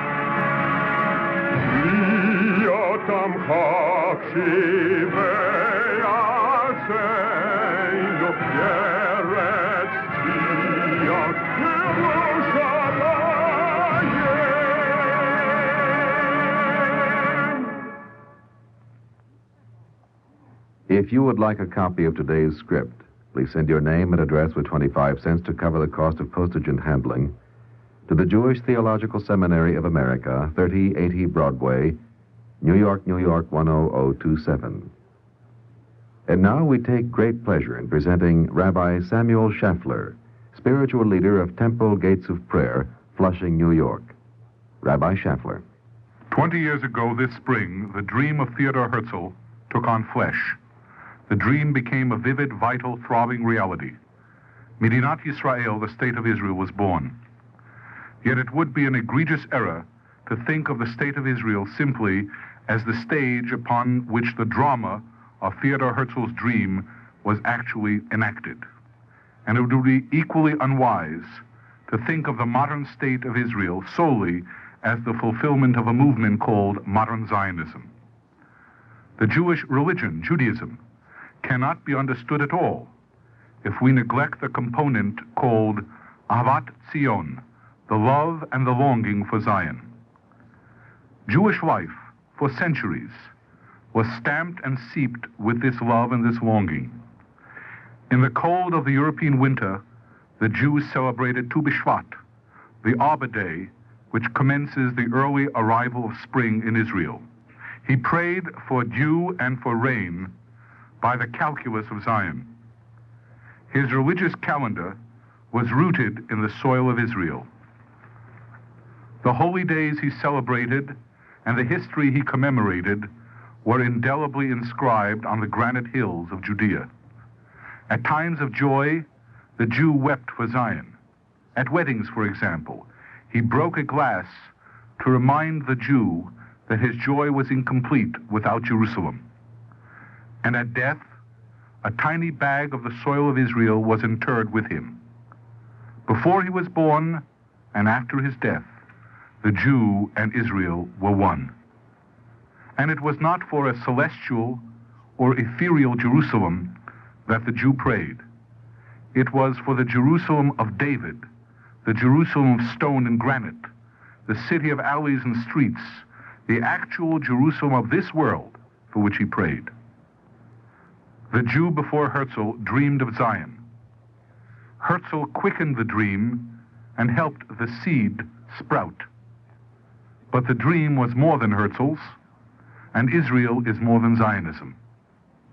Today, with God's help, Jerusalem is again one united city.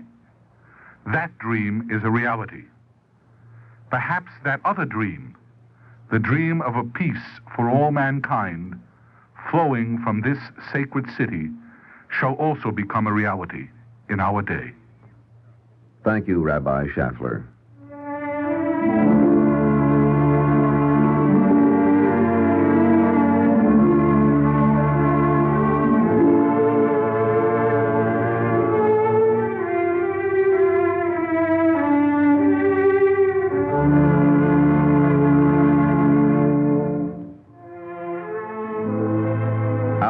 Eternal Light drama today, The Seed and the Dream, written by Morton Wishengrad, was the third in a series entitled Jerusalem the Golden. Featured today was Ralph Bell as Theodor Herzl. Others in the cast were Ethel Everett, Ian Martin, Roger De Koven, Stefan Schnabel, Theodore Getz, Guy Rep, and Santos Ortega. Cantor Robert H. Siegel sang the liturgical music. We invite you to join us next week for the fourth in this series, Journey to the Holy Land, written by Joseph Mindell.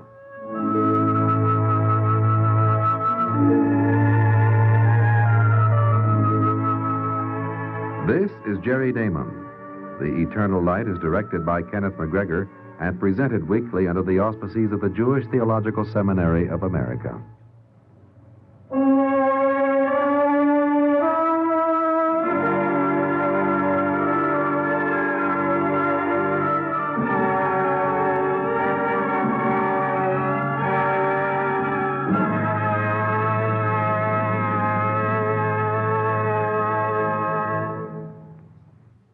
This is the NBC Radio Network.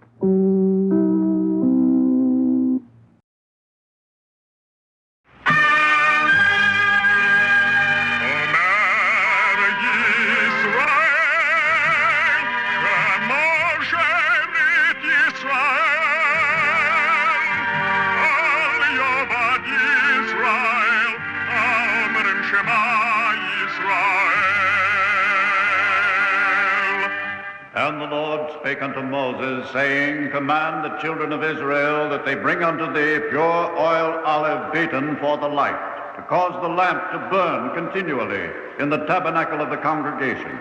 And it shall be a statute forever in your generations.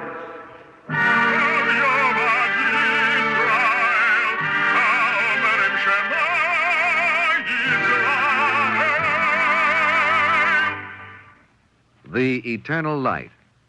The National Broadcasting Company and its independent affiliated stations present The Eternal Light, a program which comes to you under the auspices of the Jewish Theological Seminary of America. Our dramatic program today, Journey to the Holy Land, was written by Joseph Mindell and is the fourth in a series entitled Jerusalem the Golden.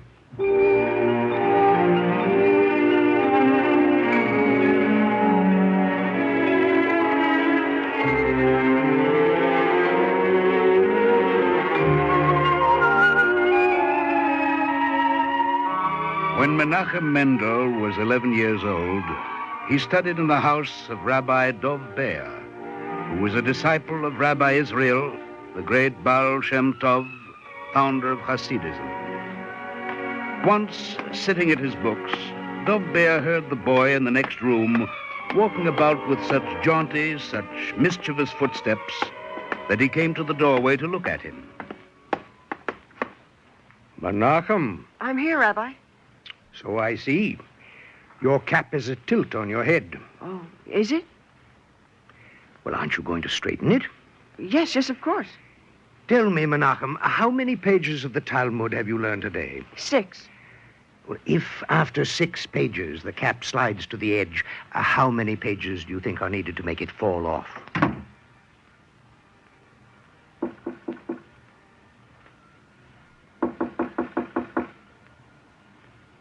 Please open the door. Please, Rabbi, open the door and tell me what I must do. I will tell you what I have decided. I'll listen with my whole heart, Rabbi, I promise. It's not a punishment, Menachem. Dry your tears. I have decided that it is time for me to take you to my teacher, the holy Baal Shem.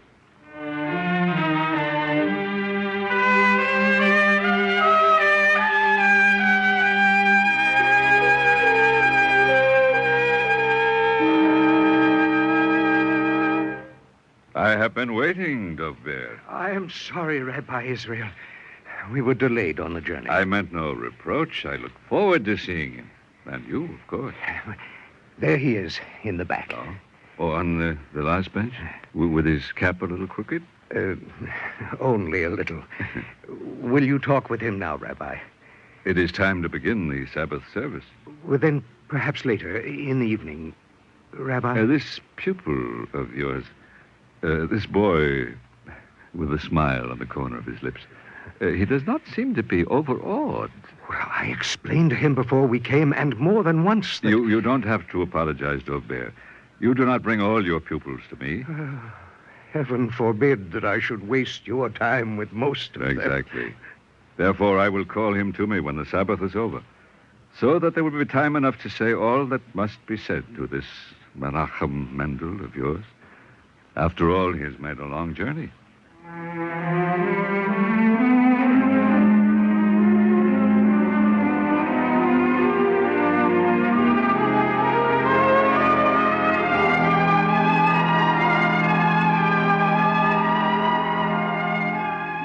In a story that begins with one journey and ends with another, we must not expect that everything is recorded in full. Who set out and who arrived, and why one completed his journey while a second did not. But neither is there reason to despair, for it is possible to know, in one way or another, that which is not written down. So we may read how Rabbi Israel, the Baal Shem Tov, told a story about oxen and a plow. Do you understand, Menachem? Only partly, I think. So, what part is clear to you?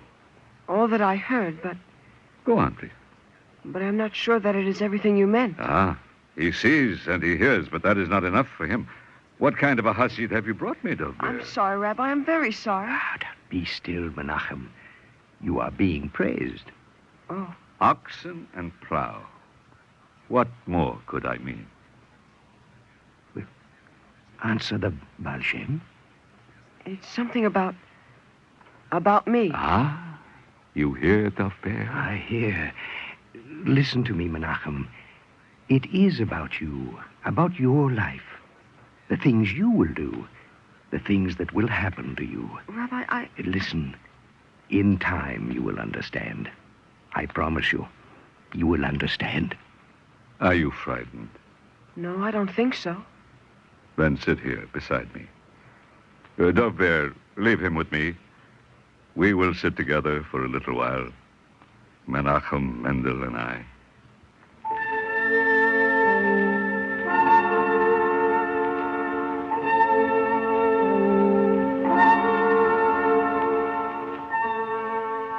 The man and the boy sat together without speaking.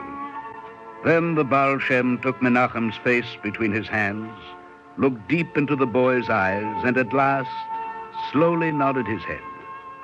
This we know, but not what he saw, nor to what he gave nodding assent. Even though we know the story was about oxen and a plow, we don't know the story itself. That is to say, there is much that is not written down. And yet, since the world, despite appearances, is held together with threads of meaning, all is not lost. We need only trace a thread between past and future, beginning at either end. Perhaps with a day long afterward, when Menachem Mendel, himself a rabbi by then, was surrounded by his grieving disciples. Are you all here around my bed? All, Rabbi Menachem, all. Yes, Rabbi. And all weeping? Oh, Rabbi Menachem. Why? Oh, Rabbi. Well, that is not an intelligent answer. What can we say, Rabbi? You've been lying here for days. So still, so weak. Yes, do not be afraid, my friends. The angel of death is not yet outside my door. I will tell you how I know. Long ago, you're not listening. Does it seem to you that his face is not as pale? His voice is stronger. God be praised. Amen. You knew Rabbi Menachem. From a story the holy Baal Shem once told me. And I also know... Can you all hear me? We hear you, Rabbi Menachem. I also know that I shall yet journey to the land of Israel.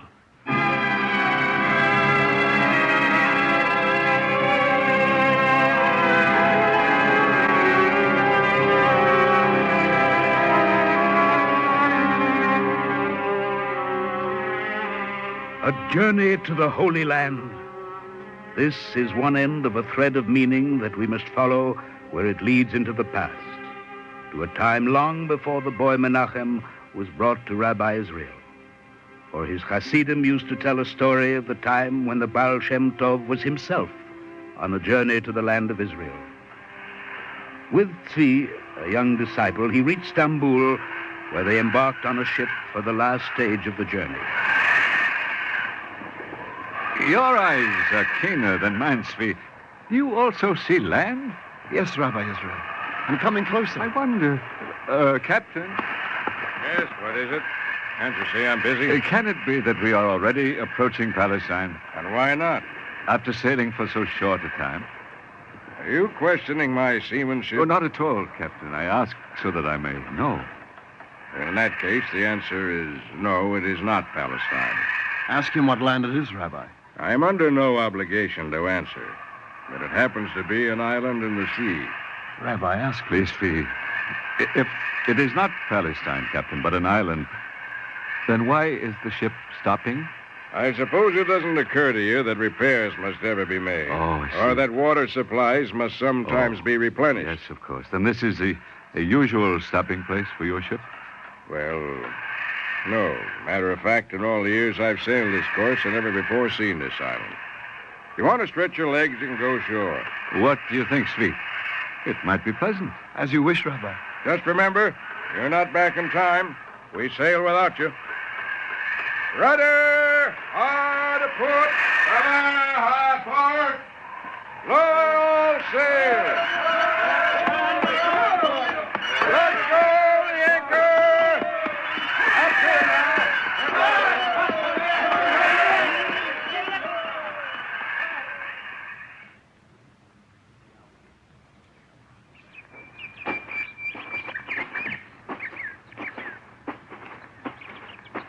The island seems to be uninhabited, Svi.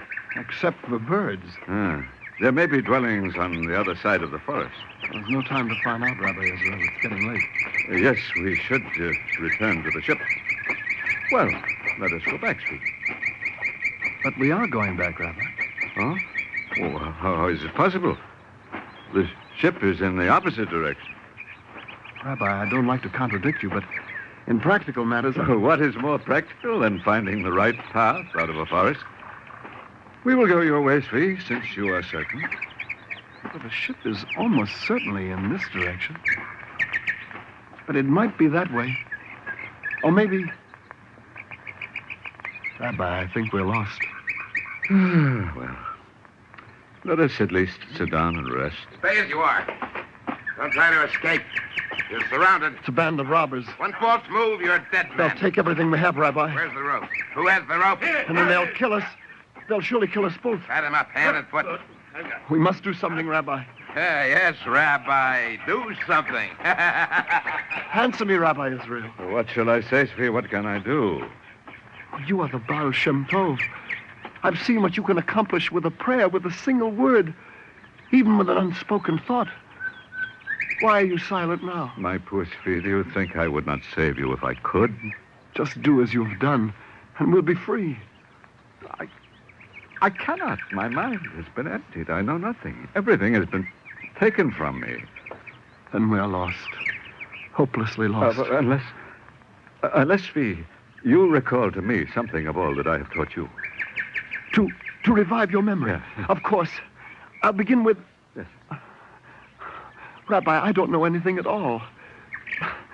The only thing I can remember is the alphabet. Then recite the alphabet.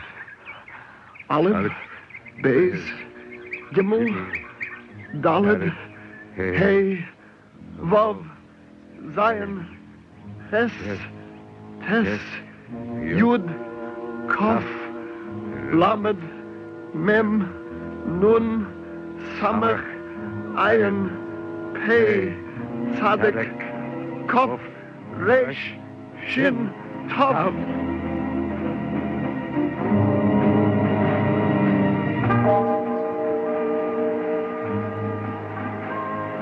Rabbi, do you see them? A troop of soldiers is coming. We're safe, Rabbi Israel. Safe and free. The commander of the troop of soldiers led the Baal Shem Tov and Svi through the forest to the other side of the island where a ship lay at anchor. Once aboard, he brought them back to Stambul where they were set ashore. Look, Rabbi Israel. Yes, Svi, I know. Well, how can you know? You must turn around and see for yourself. The ship has vanished. With the leader and all his people. You did know. Gone in an instant, as if... Is it possible? Rabbi, do you know what I think? What do you think?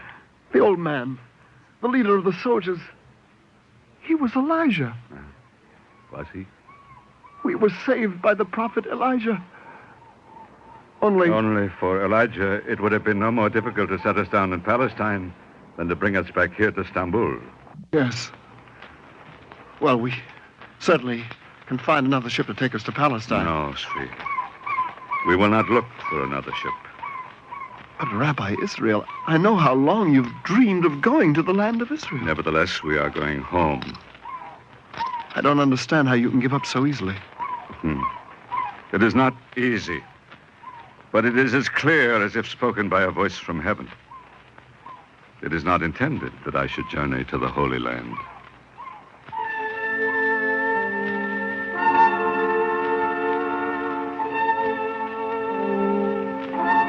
Rabbi Israel, the Baal Shem Tov, heeded the voice that only he could hear and returned home.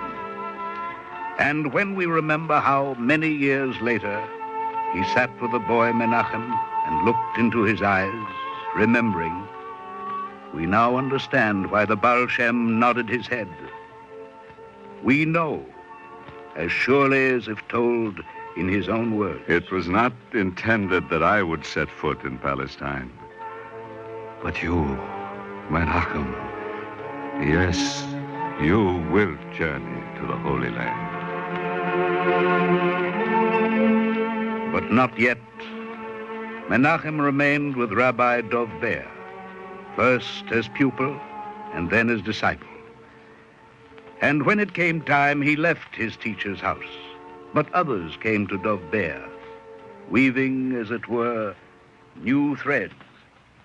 Rabbi Dov Ber, from White Russia, where we are, to Mezrich, where you are, is a great distance. It seems to me you have come a great distance to tell me that. I did not come, Rabbi. I was sent to speak for your Hasidim in White Russia.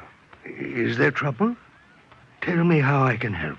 The trouble is that we cannot come to you as often as we need. There we are, far away, without a teacher and a guide. Then I can help. Here, take this. The belt of your coat, Rabbi? And my staff, there, leaning against the wall. I don't understand. Is the city of Vitebsk far from you? No, quite close. Then take my belt and my staff to Vitebsk, to the man called Mendel.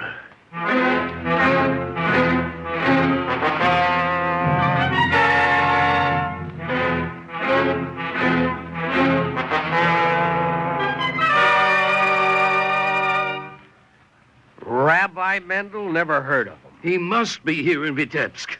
So you say. But we don't have a rabbi by that name. Of course, we have more than enough Mendel. In fact, in the very next house, there's a son-in-law Mendel. And at the end of this street... Wait! I haven't finished.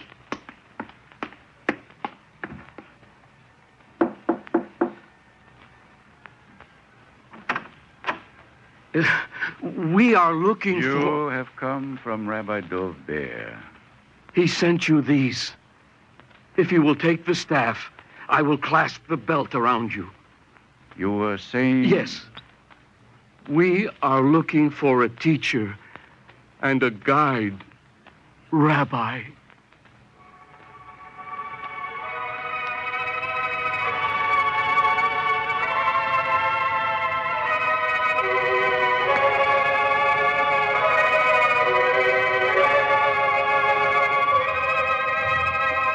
It is told that when he put on the belt and took up the staff, those who brought them could hardly recognize him, as if another man stood before them, a man clothed in the power and tenderness of the Lord. From that moment, students flocked to him and Hasidim gathered around him, and the years went by. One day, his old teacher, Rabbi Dov Ber, came to visit him. Menachem, do you remember when I took you to the Baal Shem Tov? Such an event is not forgotten. And do you remember the story of the oxen and the plow? I remember, Rabbi Dov Ber. Then tell me, do you know what point in it you have reached in your life? More than half of it is past. Then you should not delay any longer. It is not easy to start out, to take the first step. You have an obligation. Because of the Baal Shem? No. But he knew it when he saw you long ago. Menachem, I do not have to instruct you. You are still my teacher, but no, you do not have to instruct me. It is time to begin the journey.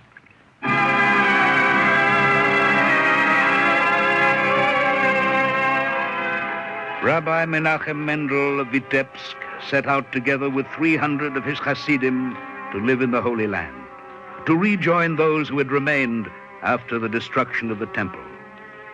They encountered no delays and no dangers, no storms at sea, nor bandits, nor uncharted islands. If this seems surprising, we have only to remember that Menachem Mendel was intended to make the journey to the Holy Land.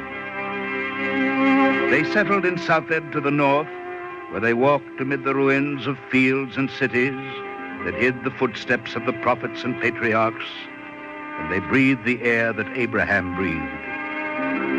But it should not be thought that it was easy to live in Palestine under Turkish rule nearly 200 years ago. Menachem wrote letters to those of his disciples who remained behind, so that they felt as if they talked with him. Is it true, Rabbi Menachem, that the air of the land of Israel makes a man wise? Beyond doubt. Before I came here, I wanted with all my soul to say a prayer just once, in exactly the right way. And now, Rabbi Menachem? Now all I want is just once to say Amen in the right way. Rabbi Dovber, I asked a question in my letter, but he would not answer it. That is not right, Menachem. What did he say? He said, ask Rabbi Dovber. Well, then ask. Rabbi, why was the Baal Shem not permitted to visit Palestine? You shake your head. Is it a question I should not ask? Would you ask it of the Baal Shem himself? I would as soon question heaven. What makes you think that I am closer to either? Well, never mind. I will tell you what I think. Some souls need Palestine for their greatness, but others, like the Baal Shem, develop their souls to the highest degree here among us who need them. Have I answered you? I'm not sure.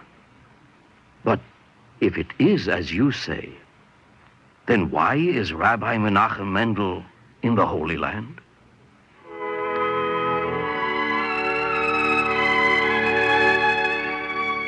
If the world were not held together with threads of meaning, how would questions ever be answered? The Baal Shem told a boy a story about oxen and a plow, and what the story was, we do not know. But we know that the plow prepares the earth, and therefore we know why it was intended that Rabbi Menachem Mendel should be in the Holy Land. His journey to the Holy Land was like the journey of our father Abraham. Its purpose was to pave the way for Israel.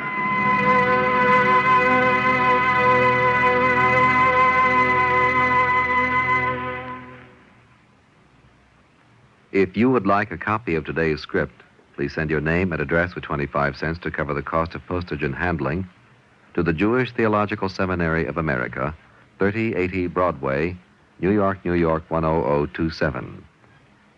And now we take great pleasure in presenting Rabbi Elias Chari, spiritual leader of Germantown Jewish Center, Philadelphia, Pennsylvania. Rabbi Chari. When in his daily prayers the believing Jew proclaims, "We thank thee, O God, for thy wonders and miracles which are daily with us," he alone knows that he is stating a clear truth, attested to by his very existence. But there are miracles and wonders for all the world to see. Such was the miracle of the survival of the Holocaust, that we did not then lose our sanity, and that we could go on to establish the state of Israel and the ancestral home. There was the miracle so recently of the Six-Day War and the resultant reunification of Jerusalem for the first time in 20 centuries. And now we are busy seeking meanings and reasonable explanations only to find that there are none that satisfy. For this is the very nature of the miracle. And yet, it is quite clear that miracles don't just happen. There are preparations and presages and pre-indications, for the present and the future are not independent of the past. There is a thread of meaning, and if we find it, all is not lost. We begin to see and understand, and perhaps thus we are enabled to save ourselves and the world from the dissolution and disintegration that always impends. Jewish history and destiny are tied together by a thin thread of meaning, and it goes by the name Jerusalem, which is sign and symbol. Every Jew may not reside in the heart of Jerusalem, but most assuredly, Jerusalem resides in the heart of every Jew. Jerusalem is not merely a place. It exists, the rabbis tell us, b'tiburo shel olam, at the very center of the universe. It's our state of mind and state of soul. It represents the hope for peace in the world, the hope for a world of justice, the messianic dream of freedom. Our world is held together with this thread of meaning. Now it is incumbent on each man to advance the actualization of Jerusalem by the worth of his life and the love of his fellow man. This we can do whether like the Baal Shem we are destined to live in the diaspora, or like Menachem Mendel we are destined to live in Eretz Yisrael and prepare the soil for those who are to follow. The miracle of rebirth is chesed, an indication of God's loving kindness. We must make it mitzvah, a goad to the good life, which alone warrants the continuation of miracle and the existence of Jerusalem, the golden. Thank you, Rabbi Chari.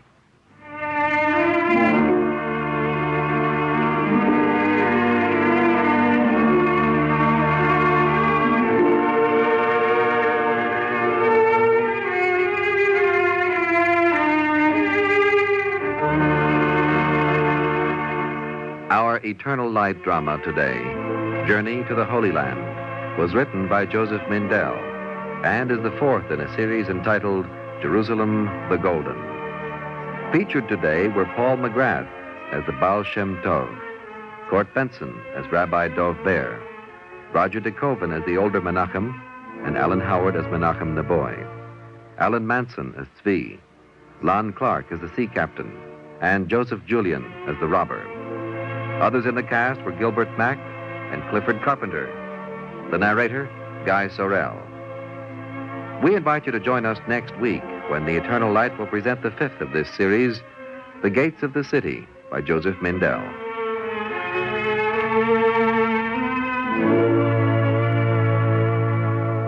This is Jerry Damon. The Eternal Light, produced for NBC by Rhoda Grady, is directed by Kenneth McGregor. For the seminary, Dr. Ben Zion Boxer of the Forest Hills Jewish Center is program editor, Milton E. Krentz, producer, and Nancy Waltman, program coordinator. This weekly program, presented under the auspices of the Jewish Theological Seminary of America, is pre-recorded and has been an NBC Public Affairs presentation.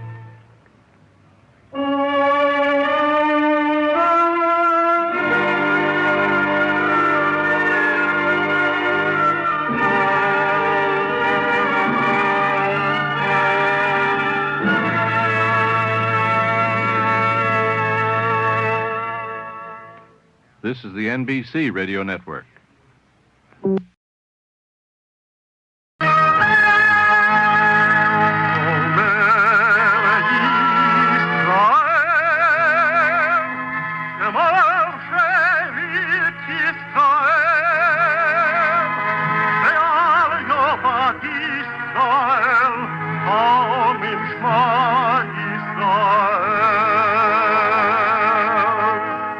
And the Lord spake unto Moses, saying, Command the children of Israel that they bring unto thee pure oil olive beaten for the light, to cause the lamp to burn continually in the tabernacle of the congregation. And it shall be a statute forever in your generation.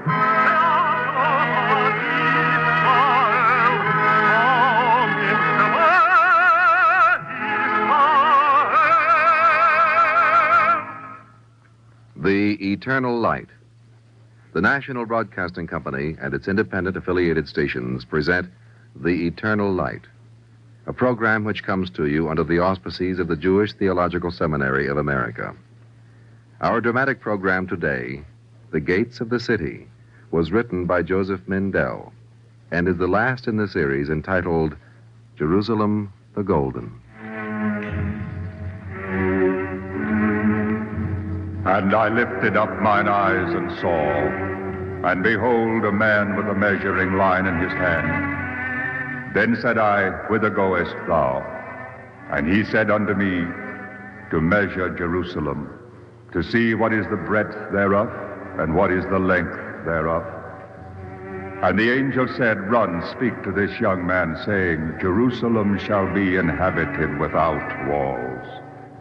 For I, saith the Lord, will be unto her a wall of fire round about, and I will be the glory in the midst of her.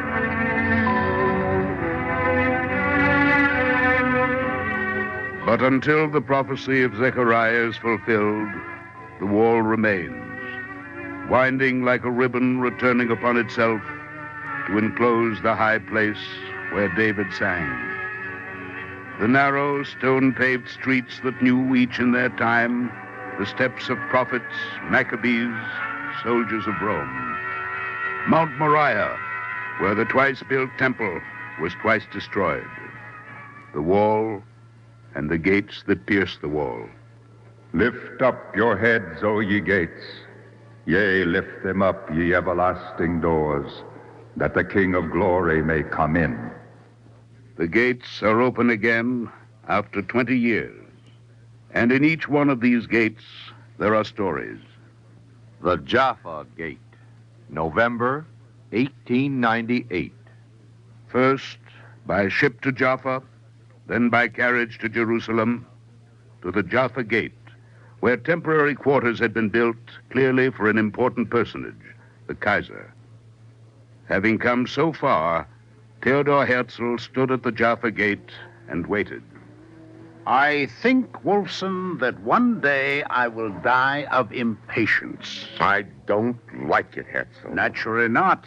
What is there to like about standing in the dust of the Jaffa Gate? You know what I mean.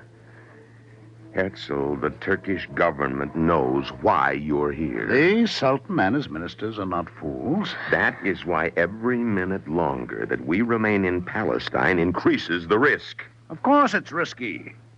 Do you expect the Sultan of Turkey to hold out his hand and say, My dear Herzl, certainly you may have Palestine as a homeland for your scattered people. I'm not a fool either, Herzl. The Sultan will not permit Jewish immigration. Unless he realizes that we are only coming home, and that our work will prove a blessing to the land and all that inhabit it. How can the Sultan understand if you can't talk to him? We will talk to him, Wolfson. Maybe for the time being, indirectly, by talking to the statesmen of the world, the leaders of the nations, to make them understand our goals. We will speak to them all, the Russians, the French, the Americans. As you have already spoken to the British authorities? Exactly. And with what result, Herzl? Wolfson, I am the impatient one.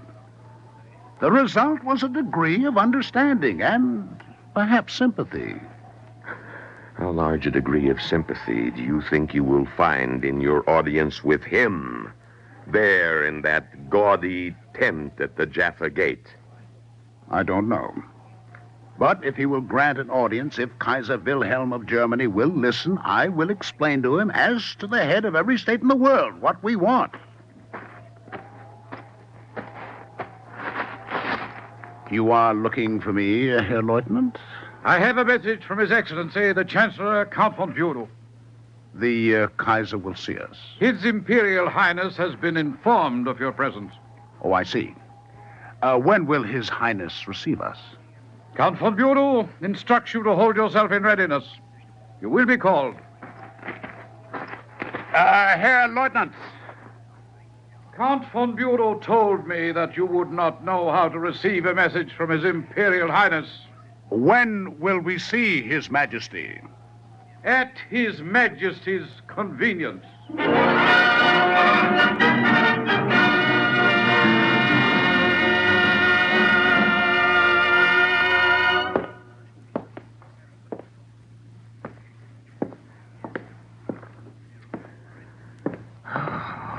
Please, Herzl, sit down. You're wearing yourself out.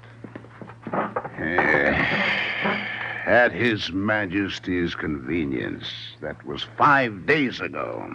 Herzl, there's a ship leaving from Jaffa in the morning. No. This delay for no reason. Maybe it's a trick to hold you here, a plan to make a dramatic arrest. If that's what they intend, you'll be in prison with me. Of course. And don't be so calmly heroic. They'd let me go. It's you they want. If the Turkish government gets its hands on you, that would end the whole business here and now. Oh, that's nonsense, and you know it. There is still the Zionist Congress. What would happen to the Congress without you? You are the Congress. No. Herzl, you must rest. You'll make yourself sick. I promise you, Wolfson, I will not be sick until I have spoken with the Kaiser.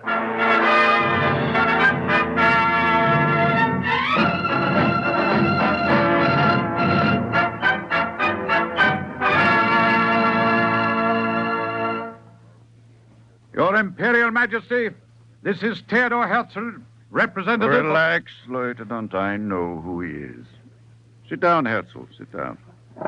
Thank you, Your Majesty. I am happy that you have agreed to receive me. The Turks are not too happy about your activities here in Palestine. I find it difficult to see why they should object. Do you? Maybe they are suspicious of your intentions. And yet our proposals will bring advantages not only to Turkey, but to all of the Near East.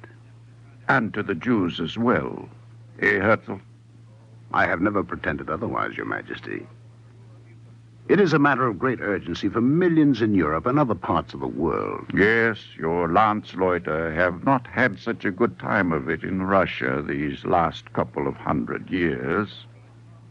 Nor in Germany. You are insolent. Never mind, Lieutenant. So you and your compatriots are willing to leave the civilized nations of Europe for the Palestinian wilderness. To build our own nation in the Promised Land. To be free and to live in peace with all the world. Herzl, the Turks would never allow large-scale immigration into Palestine. Have you considered other areas? Egypt, for example. We will not go to Egypt. We were there long ago. Did you hear that, Lieutenant? Yes, Your Imperial Highness. Oh, then why don't you laugh? He has no sense of humor, which you Zionists also lack, together with a sense of reality.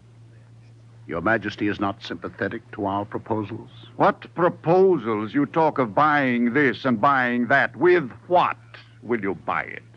With the contributions of those who have much and the pennies of those who have little. The millions of ordinary people. Ordinary people are for carrying burdens on their backs as oxen carry burdens. Out of such as these, you do not create a nation, an empire. The empires of 2,000 years have decayed and disappeared, Your Majesty. But we remain to remember them. What an extraordinary survival of an ordinary people.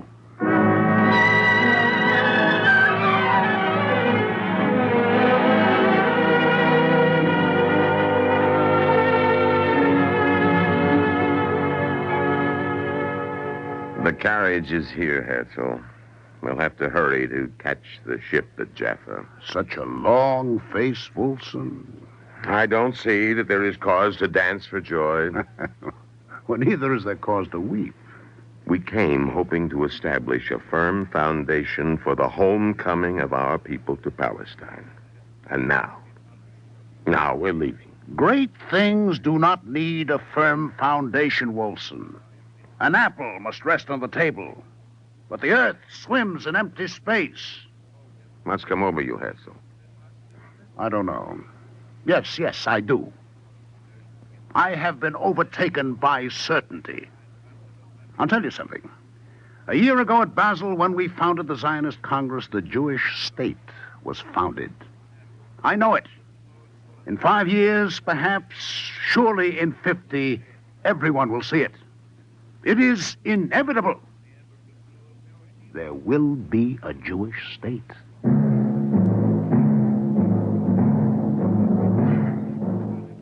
The Zion Gate, spring 1948. Dispatcher at the Zion Gate calling Kfar Etzion. Kfar Etzion. Zion Gate. This is Kfar Etzion. Your package will be sent as requested. Good. We need the merchandise. That is, almost as requested. Kfar Etzion, largest of the 4 agricultural settlements of the Etzion block, was less than 10 miles from Jerusalem, off the road from Hebron.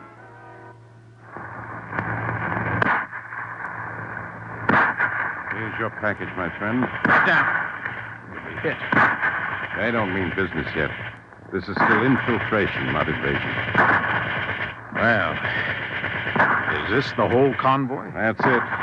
Aren't you going to unload it? I'd like to start back before dark. But we asked for some 3-pounders, more heavy machine guns, mines, and ammunition. I'm sure the General Staff knows what you asked for. Yes. Yes, I'm sure. Yaakov, shalom. Yes, Moshe. Everyone who's not on guard duty is to help unload the convoy. Make it fast. Well, tell me, did the General Staff also happen to mention how we're expected to do what they expect us to do? It's simple. You heard the Palmach commander explain it at the briefing last week. Now explain it to me, Moshe. Well, the Arab Legion is already moving north toward Jerusalem. That I know. There's only one road they can use. The Etzion block is on. I know. What did the commander say? We are a forward position in the defense of Jerusalem. Right. And so far, we control the road. Ah, Moshe. How long can we control it with rifles when they really attack with artillery, tanks, maybe planes, and outnumbering us 10 to 1? Never mind. It's a foolish question. The answer is one day at a time, Yaakov. One day at a time.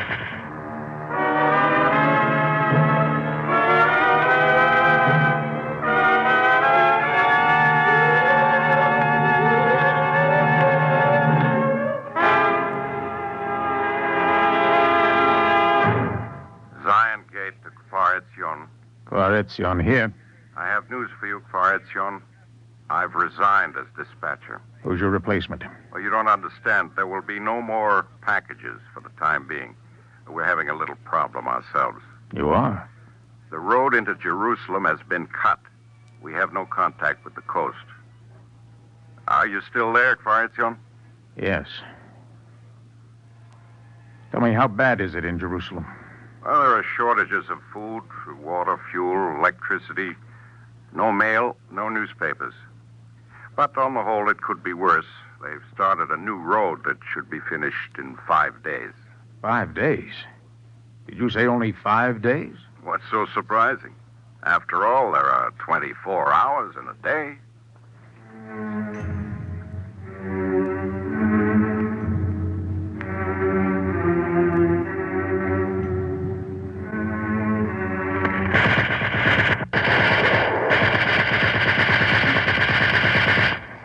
Don't waste ammunition! Hold your fire! Hold your fire! Fire!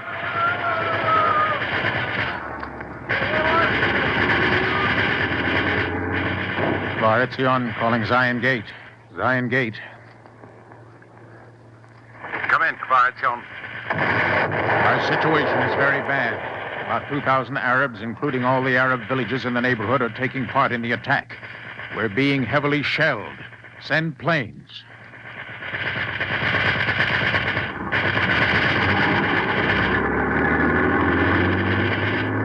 Kfar Etzion to Zion Gate. They're sending armored vehicles. We have no weapons against them. Many casualties. We cannot attend to the wounded. No planes have come so far. The Arabs have advanced to within 100 yards. Shelling is continuing. Our men are standing firm and our spirit... Zion Gate and Far Etzion, finish your report. Repeat, Far Etzion, finish your report to Zion Gate. Moshe, answer me. Moshe!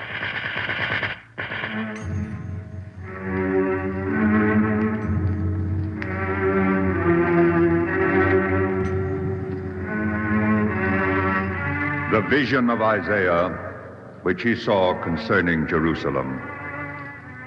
The noise of them that rejoice endeth. The joy of the harp ceases. In the city is left desolation, and the gate is smitten unto ruin. Howl, O gate. Cry, O city. On the 13th of May, 1948, the Etzion block was captured. Jerusalem was lost, and yet was saved. Cut off from the rest of the Jewish population, bombed by artillery and planes, the old city within the walls was forced to surrender to the Arab Legion. But the new city outside survived, so that Jerusalem, the city of David, was a divided city. May 14th, 1948, in the city of Tel Aviv, we, representing the Jewish people in the land of Israel, by virtue of our natural and historic right and of the resolution of the General Assembly of the United Nations, do hereby proclaim the establishment of a Jewish state in the land of Israel, the state of Israel. The Jewish state that Theodor Herzl foresaw came into being 50 years after his journey to the Jaffa Gate.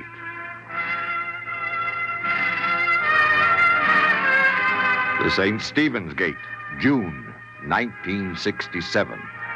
Mount Scopus, where the original buildings of the Hebrew University still stand, overlooks the old city of Jerusalem, the eastern gates, and the Temple Mount. Under the 1948 Armistice Agreement, Mount Scopus was an Israeli enclave in Jordanian-occupied territory, manned by a small Israeli police detachment serving two-week tours, who were counted, going in both directions, by the United Nations representatives. Monday, the 5th of June. Joshua, the Arabs have attacked. Our planes have gone in against Egypt. So it has finally begun. Prime Minister Esco has appealed to the Jordanians to keep out of the war. But if Jordan attacks, we'll fight. In more diplomatic language, I imagine. I wrote it down. However, should Jordan open hostilities, we shall react with all our might, and King Hussein will have to bear the full responsibility for all the consequences. It's the end of message. Was there an answer? What? Hussein said... I can hear what he said. Get down, Zev. Oh, I wrote that down, too. He said, the hour of revenge has come.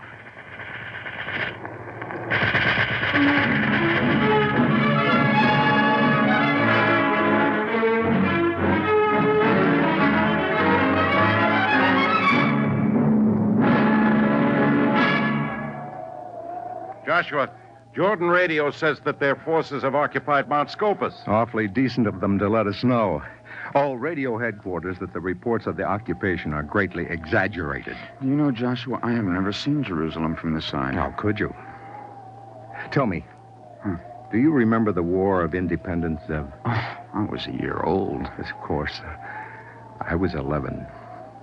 We lived in the quarter just behind the Temple Mount. In the old city? Where? You can't see it from here. When the old city was surrendered, women, the old people, the children went into the new city. Men of military age were sent as prisoners to Transjordan. Families were broken up. Your father was a prisoner? No. No, he was in the party from the Hebrew University that was ambushed in April 1948. On the way down from Mount Scopus. All 94 were murdered. Sometimes I think I can understand wanting revenge. Well, don't talk like a child. You fight if you have to for your family, your home, your people, but you fight because you want to live. Because you want to live with your whole family undivided. In an undivided city. In a country undivided. No, I only meant... No, I know what you meant. Now, listen to me, Zev. We have fought small wars with few casualties as the world numbers them, but we are a small nation. Huh? Now, in 1948, there was hardly a family that did not lose someone or live next to a family that lost someone. It seems to me that this is a strange way to talk in the middle of a war. When is a better time to talk about living and dying? Don't answer, Zev. It wasn't a question.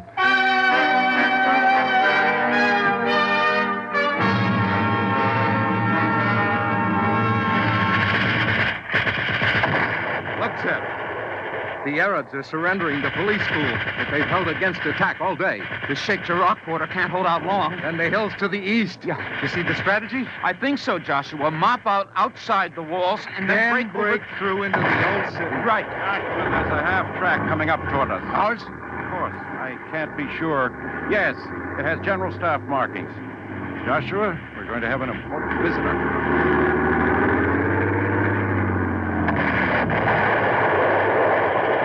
What a fantastic view. You can really understand what's happening. Excuse me, General. Just a minute. These are the orders. One regiment will drive straight uphill to Augusta, Victoria. The second will push along the wall, starting from Herod's Gate, and regardless of fire from the wall, break through to the Temple Mount. Clear? Yes. Now, you wanted something? General, there's no longer any need up here for the regular Mount Scopus detachment. Well? Let us go along with the 2nd Regiment. What are you looking for? Glory? No, sir. You might say, I want very much to go home.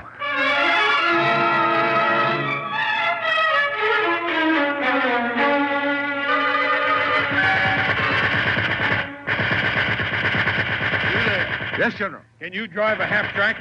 I can try. Then what are you waiting for? Right you are. Hold on, General.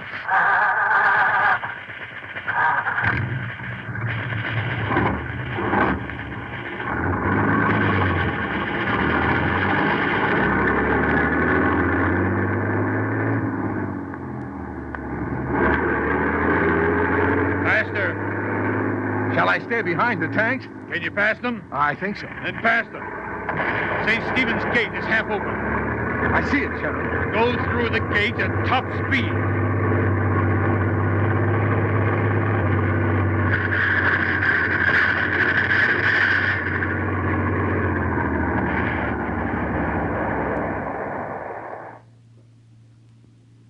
It's so quiet. There's no firing here. No. There's no more firing.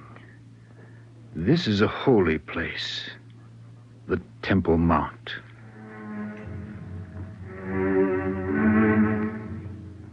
Silently, the soldiers came through St. Stephen's Gate to the Temple Mount to stand before the western wall.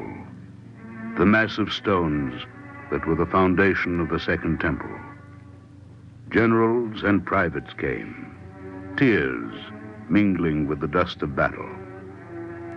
In an old tradition, Moshe Dayan wrote a prayer on a scrap of paper and slipped it between the stones of the wall. Yeh Shalom Israel. Let peace reign in Israel. In Jerusalem, a city healed again and free, the voices of prophets may still be heard, and the words of Isaiah are a prophecy fulfilled. Thy gates shall be open continually. Day and night they shall not be shut.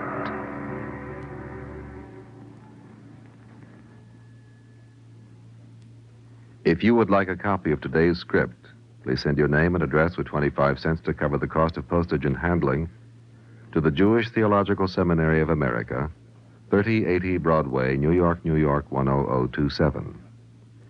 And now we take great pleasure in presenting the Honorable Michael Arnon, Consul General of Israel. Mr. Arnon. Jerusalem, the capital of Israel, the city whose name is the symbol of peace, knew no peace for 20 long years. As a result of aggression launched by the Arab states against Israel in 1948, Jerusalem was severed into two. Its eastern section, the Old City, in which the holy places are concentrated, was forcefully occupied. The Jewish populace who had lived in that section since time immemorial was overwhelmed and evicted, and the quarter came under the administration of a regime which refused to give due acknowledgement to its own solemn armistice undertakings. Houses of worship were destroyed and desecrated in acts of vandalism. For the first time since the Roman conquest, Jews were barred from praying at their holiest of shrines, the Western Wall. On June 5, 1967, the Jordanian forces again launched a destructive and unprovoked armed assault on the new city of Jerusalem. This attack was made despite Israel's appeals to Jordan to abstain from hostilities. The Israel Defense Forces repelled the attacker and in so doing brought to an end the 2 decades of truncation and violence. In our nation's long history, there have been few hours more intensely moving than the hour of our reunion with the Western Wall. A people had come back to the cradle of its birth. Thus, today, Jerusalem is no longer an arena of gun emplacements and barbed wire. Since June of this year, the entire city of Jerusalem has experienced peace and unity. The holy places of all faith, Jewish, Christian, and Muslim, have been open to access by those who hold them sacred. Where there was hostile separation, there is now harmonious civic union. Where there was a constant threat of violence, there is now peace. Where there was once sacrilegious discrimination, there is now total freedom of access and worship. Jerusalem, Israel's ancient capital, has resumed once more its role as an historic metropolis, thriving in unity, peace, and spiritual elevation. Thank you, Mr. Arnon.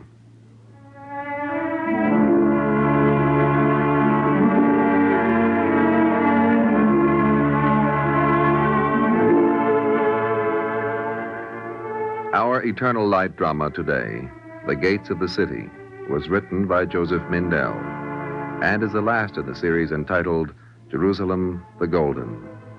Cantor David Putterman sang the liturgical introduction. Featured today was Ralph Bell as Theodor Herzl and Leon Janney as Wolfson. Others in the cast were House Jameson, Merrill Joels, Ian Martin, Roger DeKoven, Maurice Tarplin, Donald Buca, Owen Jordan, George Firth, Lawson Zerby, and Humphrey Davis. The narrator, Guy Sorrell. We invite you to join us next week when the Eternal Light will present His Name Shall Be Known by Alan Sloan. This is Jerry Damon. The Eternal Light is directed by Kenneth McGregor and presented weekly under the auspices of the Jewish Theological Seminary of America.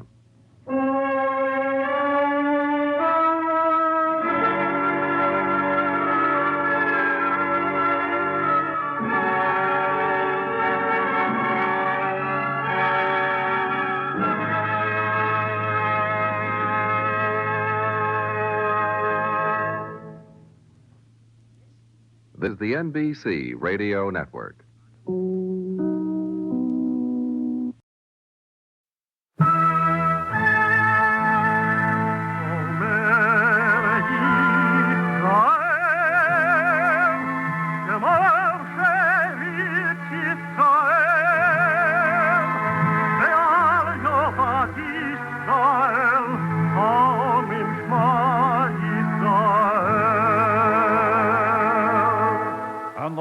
Spake unto Moses, saying, Command the children of Israel that they bring unto thee pure oil olive beaten for the light, to cause the lamp to burn continually in the tabernacle of the congregation.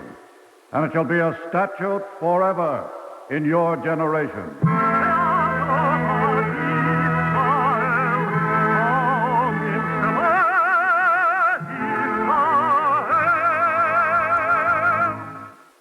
The Eternal Light.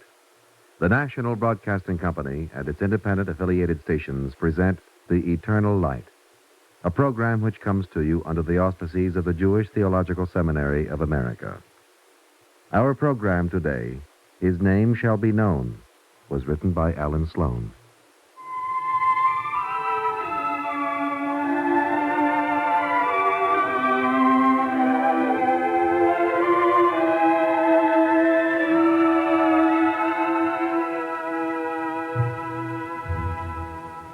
It began with a phone call.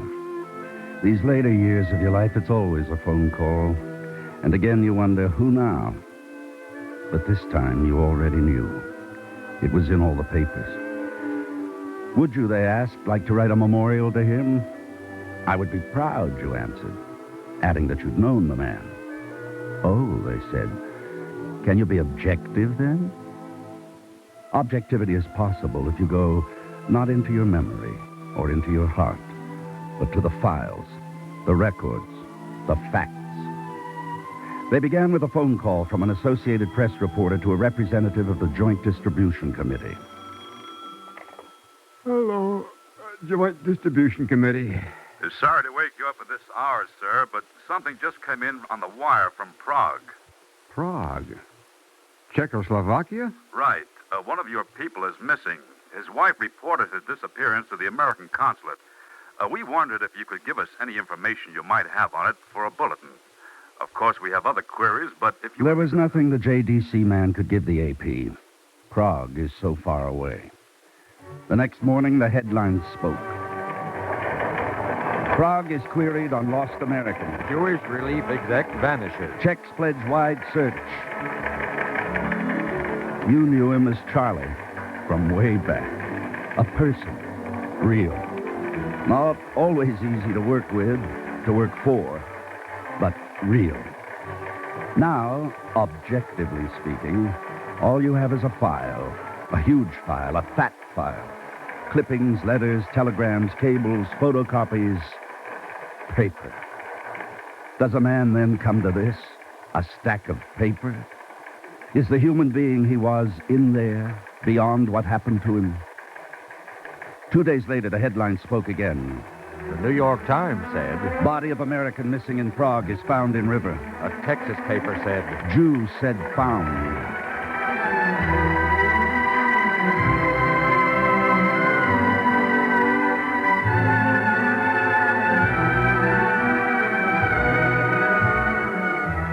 The facts.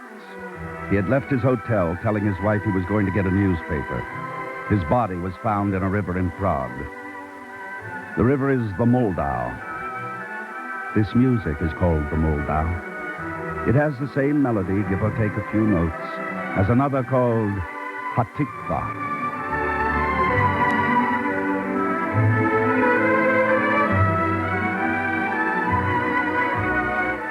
He was Charles Jordan, Executive Vice Chairman of the Joint Distribution Committee, which, as the New York Times phrased it, helps needy Jews overseas.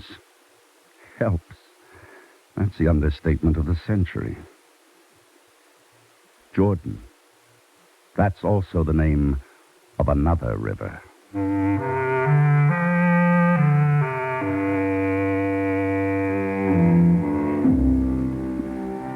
Write a memorial? What memorial? As the mountain of paper piles up, you think that such a thing should be a tribute to his life, not a monument to his death. And you think that somewhere in this pile you may find it. Then more paper comes in, from France. Profondément affecté par la disparition si tragique d'un homme à qui je portais une totale estime pour ses qualités personnelles. Que hemos tenido conocimiento del trágico fallecimiento del ilustre dirigente de Joint, señor Charles Jordan. From Chile, from Belgium, from Bombay, from Cape Town, from Cedar Rapids, from Jerusalem. Haotimitablem almato shel Charles Jordan. Hayudalat ishamazorat behemase. And innigste Beileid zu dem schweren Verlust Ihres Direktors, Herrn Charles Jordan. From Germany. To be exact, Munich, where it all began. And to this Jewish organization, this. I hasten to extend to you my deepest condolences. Amir Abbas Hoveda, Prime Minister, Iran. A kind of memorial, that. Add to it tributes from every other faith, and their faithful, high and low, and the measure of the man you knew begins to take shape, objectively. But you do not have it yet, what you, who knew him, are looking for in a mountain of paper. Then, while you wonder what really did happen, more paper. 3 small pieces, postcards, bearing Czechoslovakian stamps. The mailroom man hands them over. He waits as you read. You note that one of the stamps is itself a memorial to a place called Lidice. The mailman's finger points to the postmark. The date. Mailed the day before. It's from Charlie, and you read, Believe me, I am homesick. Prague is jumping with tourists. Regards from what I call the point of departure. We resolved not to go away again for such a long stretch for a long time to come. What was that? Not to go away again. Reminds you of something you almost knew before. Only now you do know. More and more paper pouring in. Sweden, Australia, Uruguay, Italy, Norway, England. And now files from the archives. Where he has been, what offices he's held. Havana in 41, the Navy in 43, Shanghai in 45 and 46, Europe in 47, Germany, Austria. Then, head of the Joint Distribution Committee's Emigration Department for Europe. This is where you came in. This was where you first knew Charlie. Go into your memory. Go into your heart. You have the right. What the problem was exactly you have forgotten, but it had to do with transport. 100, 200 DPs still living in the concentration camp they'd almost died in. A foul-up, a snafu. No trucks, no train to take them to a camp. Still a camp, but without the smell of death on it. Some officer saying, no trucks, where are the orders? Then Charlie. All right. You now have 30 seconds to get me General Train Berlin. No papers, no transport. Lieutenant, you have 1 minute to get those people on something on with wheels, or I call the White House. Then, from a major at another desk. The White House will answer, too, Lieutenant. Give him his wheels.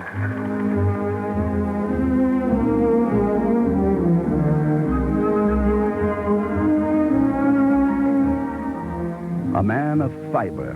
Not that easy to work for, you remember. No saint. Even the letters in the mountain of paper admitted in the midst of condolence. A powerhouse, says one. A motor, says another. A driving executive, another. And you remember, not without a rueful wince, that vocabulary. In crisis, and it was always crisis in those days, fairly, shall we say, peremptory. But then, it was a time of dreadful vocabularies. Words like Action, Transport, Lager, Kapo, Herrenvolk, Sonderhandlung, Final Solution, Judenfrei, Dachau. Tough? In the skirmishes he fought, the campaign he led on the battlefield of Jewish survival, of human survival, he had to be tough, or people died. And yet, you remember seeing him go soft one day, on the edge of tears, yet holding back in the face of sorrow and hope that surrounded him. You saw him in a place called Aglasterhausen, a DP camp for children. Scores of them, the remnants, all of them listed as unaccompanied, which is translation from the officialese, orphans of the Holocaust. Sitting on his knee, 8-year-old Dora Feigenbaum. Leaning against his shoulder, 13-year-old Sarah, her sister. The woman interpreter explaining. Sarah has been accepted for emigration to Canada, but Dora, the little one, has a TB spot on the lung, so she cannot go. And because the big one is all the little one has, and the little one is all the big one has, the big one has turned down her chance to go. Standing in front of Charlie, wearing the GI cap, Nick, 14. Nick is Ungarisch. GI, how do you call it? Yes, a mascot. A GI mascot. But when they went home, they left him. He has a familia in America, but there are so many Goldsteins. And just touching Charlie's jacket to feel the fine American cloth, Meyer, 15-year-old Meyer from Warsaw, and latterly Auschwitz, last of the last. Again the interpreter in translation. Young Meyer here saw all die. Vater, Mutti, alle, verbrannt. He asks, this is how he says it, for myself nur, only to live is genug, is enough. Und für meine Leute, for my people, Freiheit, freedom. Freedom. You remember Charlie Jordan's face when she said it. And now, for our honored guest from Joint, the children sing Ha Yarden. Ha Yarden, Ha Yarden, Ha Yarden, Ha Yarden mit Lakesh Bedam. Ha Yarden mit Lakesh Bedam. Ha Yarden, the River Jordan. You were there. You recorded it.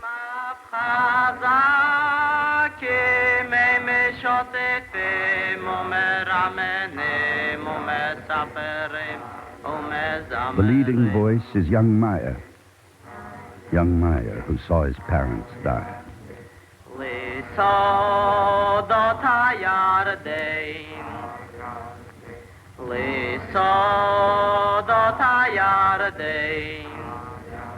Today, 1968, they're all free, all resettled in America, Canada, Australia, Israel. All the children, including Sarah with little Dora.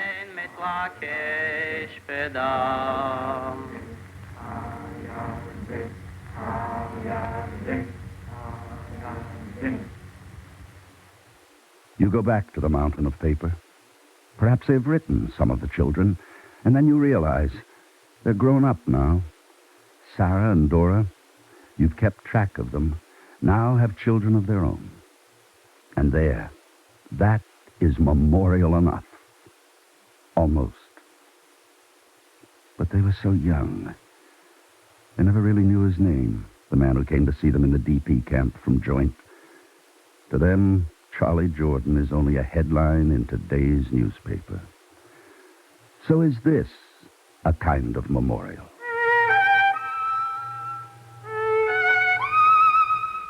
A boy he heard fiddling in Shanghai in the middle 40s. Today, a concert master in a great American orchestra. Does he know who paid privately and anonymously for his lessons when he was helped to emigrate at last to the States?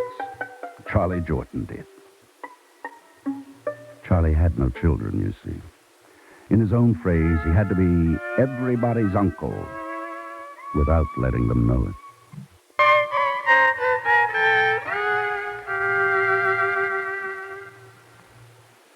Back to the mountain of paper, and they bring you still another folder. This one, private. His own file. Strangely, it holds letters from abroad. And then you remember, he kept copies of his favorites from among the thousands that came to Joint down through the years. Like this one, from two teenagers in Poland. For laughs, he read it to friends who realized the compliment it was to JDC. Dear Joint, on the theory that nothing is impossible, especially in America, my colleague and I appeal for $1,000 each. To you, only a bagatelle to complete our studies. Oh, yes, they went to school. Surely that's a memorial. And another letter from the Urals, where the refugees were living in caves. In the confusion, I left all my books behind me. But everyone comes to me for instruction in religious matters. So please send me a calendar of the year, for I am afraid that without it, we won't know when Pesach starts, and we'll eat chometz instead of matzahs. The old rabbi got his calendar, and matzahs too. And that is likewise a memorial. Here's another letter of the many, many. I'm writing this to you, not for a piece of bread or $1, but to find a Jewish heart who will help me and my wife and 2 children to come to a country which I see day and night, the country of my brothers and fathers, the green fields and forests, the beautiful mountains and the blue skies, the land of Israel. That alone I see with my blind eyes. He, the blind one, is now there, in Israel. And that is certainly a memorial. And it's equally true of hundreds of thousands similarly helped. But, you ask, are statistics, people multiplied by X plus a few zeros, are such statistics a fit memorial?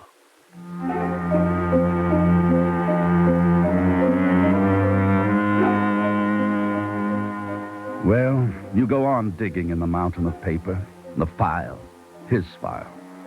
Again, a couple of postcards. He must have saved them for decades. Charlie was born in America, but grew up in Germany until the 30s. His parents separated. His mother stayed in Europe, went back to Warsaw. The postcards are from her. They're in German. The message is too personal for you to continue reading, much less report. Here is the word hoffentlich, hopefully. Here the word Sorge, sorrow. And here she signs Mutti, Mama. On the reverse, no picture, as on the cards from Prague, which incidentally showed a bridge over the river Moldau. Only the censor mark with eagle-mounted swastika and the postmark Warsaw. Not Warsaw, Poland, but Warsaw, Germany. The address, Torplatz 6, in the ghetto.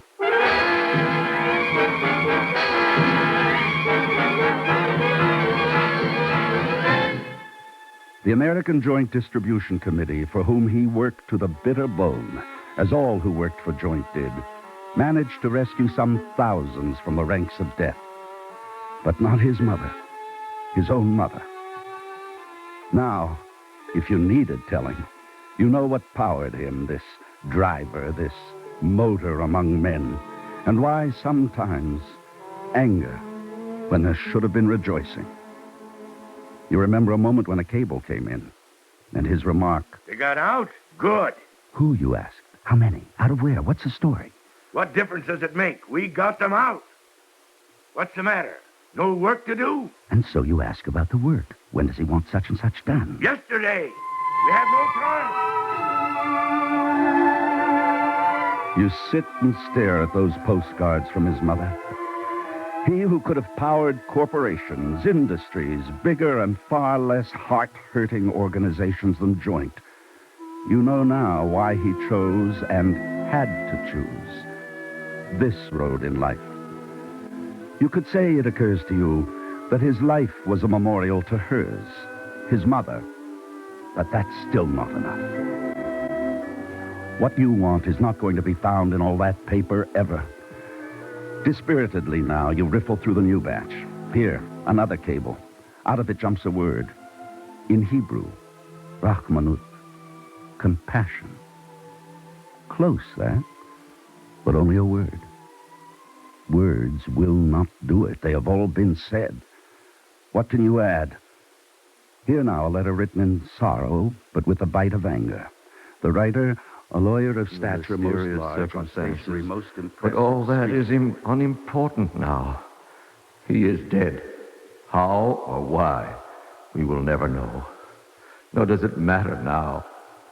But the death of a man like Charles Jordan should not pass into oblivion. Someone should do something about it. What? That is the question. Some great thing. But what? A scholarship? An endowment? A memorial? A memorial, assuredly. But what? You shove aside the latest file of paper. It will not be there. Words, words, words. Enough already. A clipping falls out. You pick it up. Very few words. And a picture. And you have it. Something that was done. Just a little clipping, a picture that never made the papers here. But you have it. One of those pictures taken with a great deal of love. And not enough skill for the photo desk to send it on to engraving and print. In the picture, 3 men. One of them holding a baby. The time, 1 week after his death. The place, Kiryat Gat, a kibbutz in Israel. The occasion, the ceremony of the covenant. The bris, that is circumcision. The men in the picture, one, the father, named Moishe Leibov, a laborer in an ice factory originally from Romania. The second, the Moel, a Moroccan from the island of Jerba. The third, an American tourist. Well, the way it happened, I was touring the area, and this man came over to me. Oh, nice fellow. All excited, talking this mixture of English and Hebrew, Yiddish, Romanian. Well, I finally made out what he wanted, where I come right over to his house in the kibbutz for a ceremony, a bris. He had his moil, he had his cantor from Tunisia, I gathered, and he had to have an American. He wanted me for the syntax, the sponsor, the godfather, you know. Well, it was so long since I was involved, I said, well, what do you need me for? Well, he just wanted an American. It was his first son, you see, and he heard I was touring the area for the joint, and he wanted me. Well, I agreed. Walking over to his place, I asked what I had to know, you know, brush up on the blessing, the sequence, and, of course, the child's name. I mean, what were they going to call the kid? Well, he said, Charlie Jordan. Charlie Jordan, I said. Now, wait a minute. Why that? Because the joint has saved me and mine. Oh, sure, I said, but, I mean, Charlie Jordan is only one man. Now, personally, he didn't save you. And besides... No, it is right. He saved me. And it is written, Kol hamakayem nefesh achas, ki'ilu kiyem olam moleh. Yeah, I have to run into a Talmudist, me and my rusty Hebrew. So I said, meaning? He who saves one soul, it is as if he has preserved the whole world. Oh, I said, yeah, of course. But I said, for one thing, Charles Jordan, now that isn't even Hebrew. And for another thing, I said, should you, well, I mean, do we name a child after the living? See, the way I understand it, by now we're right outside his house. It's a little wooden house, practically a shed. And he tells me, right between the eyes. I don't know how I missed it. Papers, the radio, I went in and I took the child, his firstborn in Israel. I took him upon my knees, and we named him. Baruch atah Ad Hashem, Elokeinu melech haolam, asher kidshonu b'mitzvosov, v'tzivonu al hamilo. Praised be thou, O Lord our God, King of the universe, who hast instructed us to perform the rite of circumcision. O God, God of our fathers, preserve this child for his mother and father, and may his name be known in the land of Israel as Charles Jordan Leiber.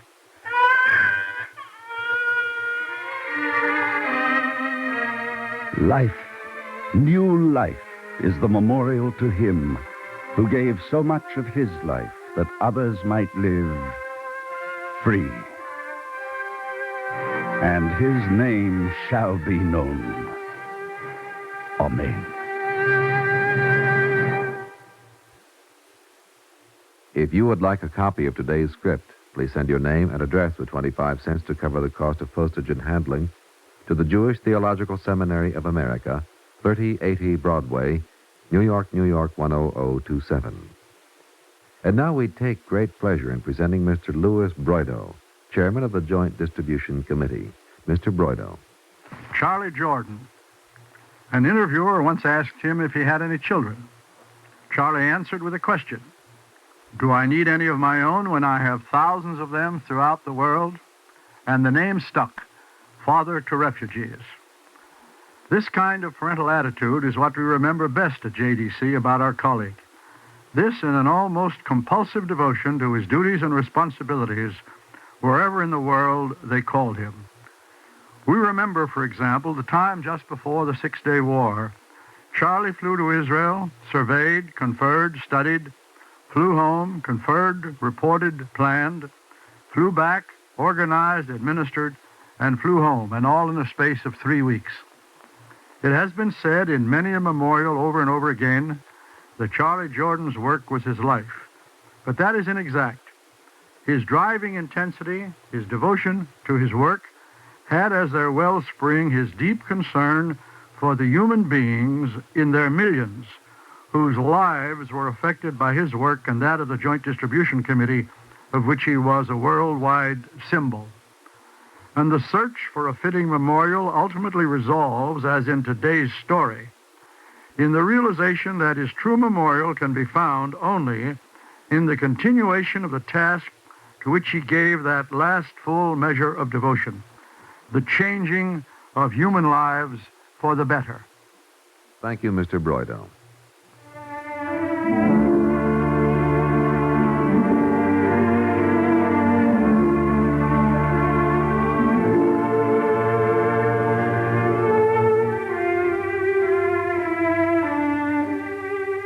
Our Eternal Light program today, His Name Shall Be Known, was written by Alan Sloan. Cantor David Putterman sang the liturgical introduction. Featured today was Harry Belliver as Charlie Jordan and Lester Rollins as the narrator. Others in the cast were Ida Reese-Merrin, Robert Dryden, Ralph Camargo, Gene Allen, Merrill Joels, Stefan Schnabel, Albert M. Ottenheimer, Jay Barney, and Roger DeKoven. We invite you to join us next week when the Eternal Light will present The Mother Tongue by Harold Flender, the first of a series of 4 shows on Yiddish.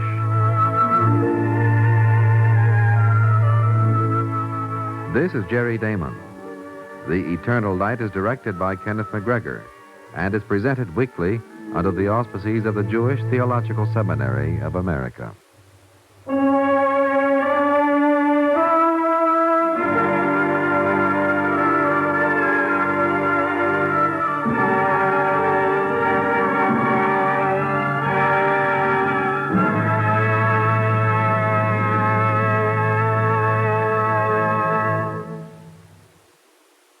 This is the NBC Radio Network.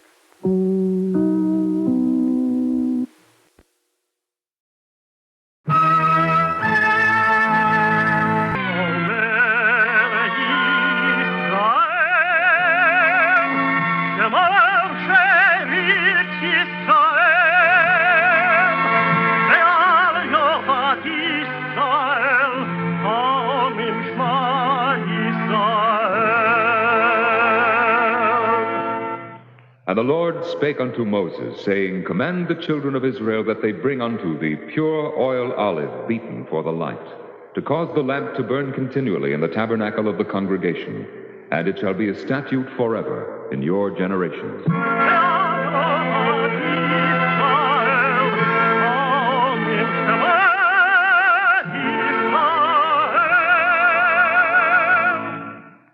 The Eternal Light.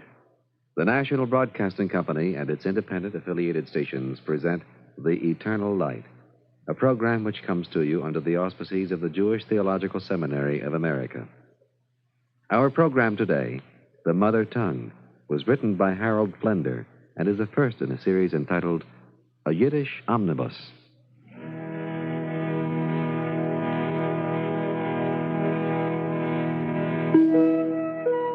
Hello. I'd like to tell you something about my language. My language is Yiddish, and I think I know something about it because I've been speaking it for over 1,000 years. Yes, for over 1,000 years I've been speaking Yiddish all over the world, wherever there are Jews. Throughout the centuries, it's a language I've used in everyday speech. When it came to religion, to praying, for using language for sacred purposes, why, then I'd use Hebrew. But for everyday, ordinary speech, it's always been Yiddish. Wake up. What? You heard him. Wake up. What do you want? We just think you ought to wake up to the fact that your days are numbered. Fewer and fewer people speak Yiddish these days. It's a language without a future. Wake up! Face the fact that your days are numbered. You're finished. What do you mean, finished? Finished is finished. Or, as they say in Yiddish, fertig. Face it. You're fertig, finished, washed up. Who even studies Yiddish today? It's a dying language. Yiddish, a dying language. Yiddish, affectionately called Mama Loshen, or the mother tongue. To equate a language with motherhood was considered the highest form of compliment. Of course, this was long before Freud and psychoanalysis.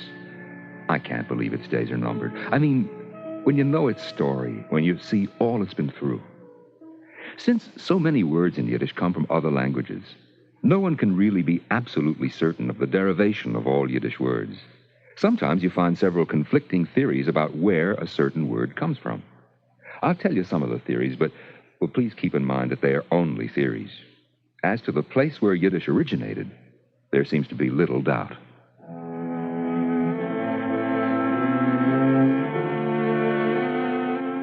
It started in the Rhineland in Germany in the Middle Ages. We had come to Germany from France and northern Italy. Before the 9th century, we spoke Hebrew, Aramaic, Greek, and Latin. And then, using as its basis the German spoken in the 9th century, we developed our own language and called it Yiddish. Bechol ha'olam yeshe medabrim Yiddish. That's Hebrew. Über der ganzen Welt redet man Yiddish. That is Yiddish. The two languages don't sound alike, but they look alike because Yiddish uses the basic 22 letters of the Hebrew alphabet. When we Jews living in Germany in the Middle Ages decided to have a written form of our new language, it was only natural for us to employ the letters of one of the languages we already knew, Hebrew. Now, Hebrew was a particularly good choice because it is largely a phonetic language. The letters always sound the same. Hey is always pronounced H, and Gimel is G, G.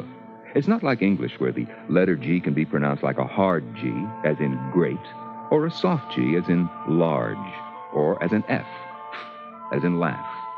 In Hebrew, Lamed is always L, U, and Tzaddik, S. This is the same in Hebrew or Yiddish. Yiddish, like Hebrew, is written and read from right to left. Books and newspapers, therefore, begin at the back, from the English point of view. Paragraphs are indented on the right. Pages are numbered backwards. There are no capital letters in Yiddish. The significant difference between Hebrew and Yiddish is that in Hebrew, all letters are consonants, and vowels are written only in the form of punctuation marks. In Yiddish, some letters are used as vowels. For example, ayin, which is silent in Hebrew, is pronounced eh in Yiddish.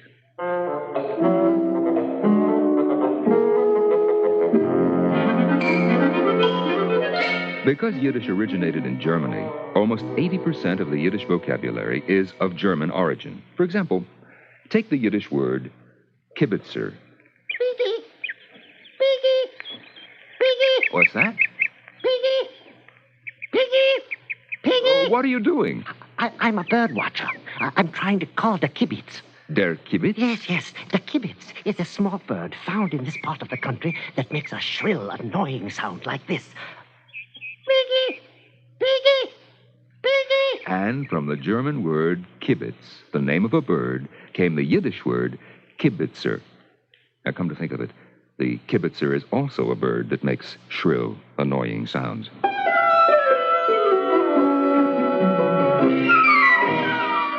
A people's vocabulary is often a clue to their character. Now, to show you what I mean, let's go into this German cafe and ask a few questions. Yes, now, pardon me, sir. Yeah? Could you tell me something about the German word König? Yeah. Also, König means king. And it is where the English word comes from. König, king. Uh-huh. And what is the word for what a king does when he rules? That is, reigns. What is your verb to reign? That is regieren. Regieren. That means to reign, but it also implies... To dominate. To dominate? Exactly. To reign is to dominate. Well, this typical German concept, to reign equals to dominate, was not acceptable to us. So, we created our own verb from the German word König. It was Königen, which meant simply to reign with no implication of domination.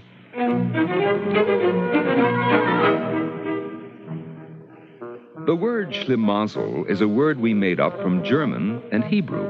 Mazel in Hebrew means luck. Schlimm is a German word meaning bad. Schlimm Mazel, bad luck.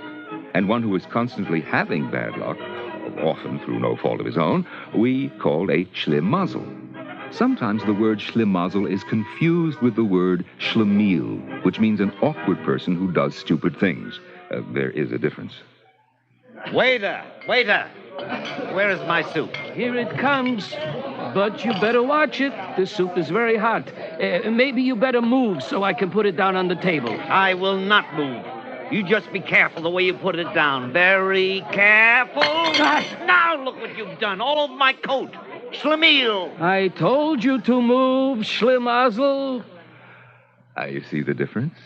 The Schlemiel pours the soup on the Schlemazel.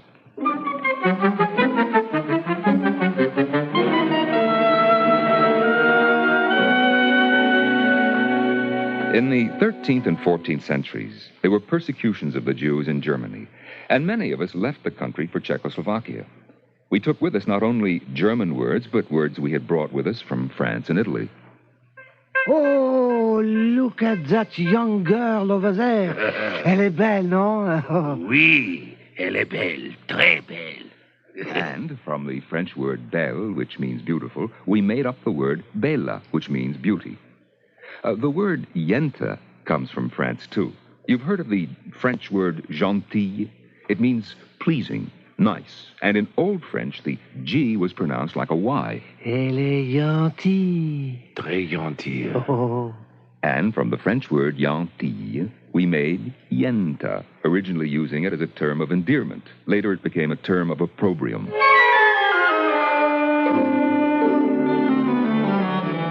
One of the more popular Yiddish expressions is Bobomeise, or grandmother's tale.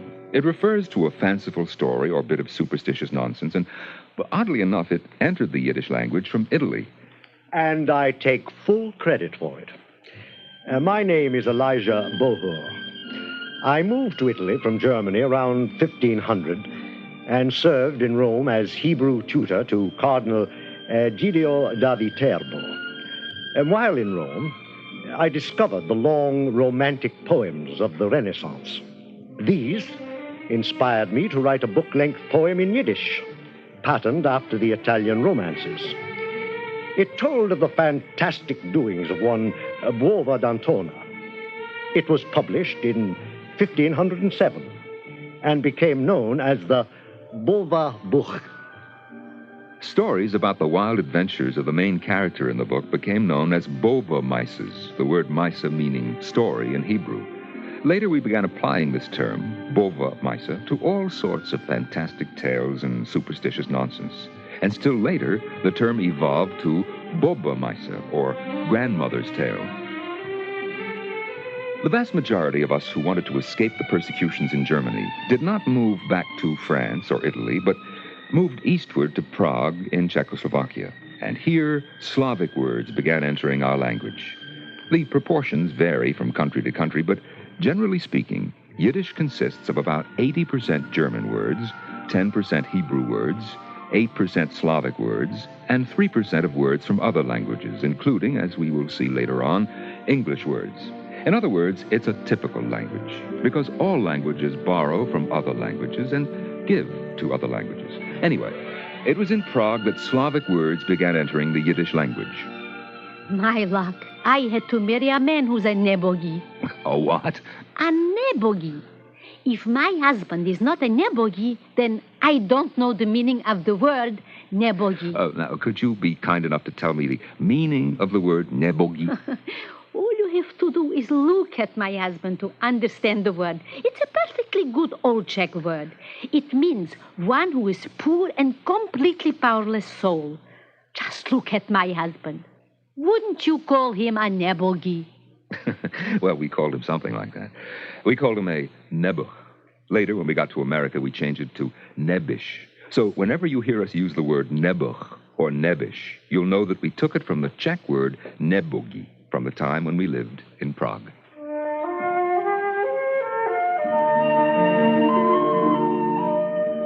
In the 14th, 15th, and 16th centuries, we migrated from Czechoslovakia to Poland, and Polish words began entering the language. The Polish word kapote, for example, meaning long coat, is the same word in Polish and Yiddish.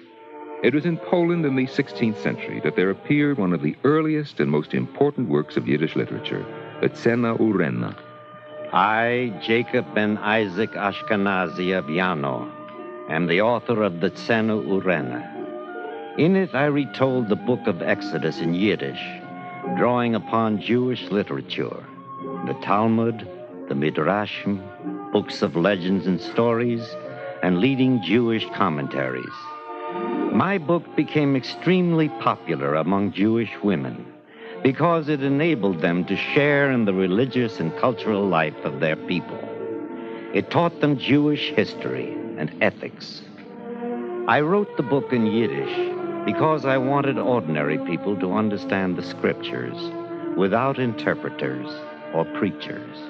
I could not have been more delighted when I saw my book in every Jewish home and knew that from my book, every Saturday, Jewish mothers read stories to their children. Come here, children. There's a story I want to read to you from the Cena Urena.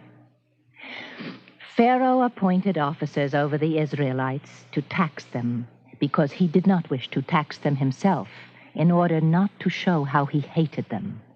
The rabbis say he wore a brick around his neck, and whenever a Hebrew complained that he could not work, then Pharaoh would point to the brick around his neck and say, "Why dost thou deem thyself better than the king, who also maketh bricks?"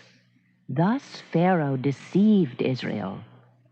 At the completion of the first day's work, at eventide, Pharaoh ordered a count of the number of bricks made during the day, and saw that there were many, for on the first day the people were strong, and had made a great many bricks.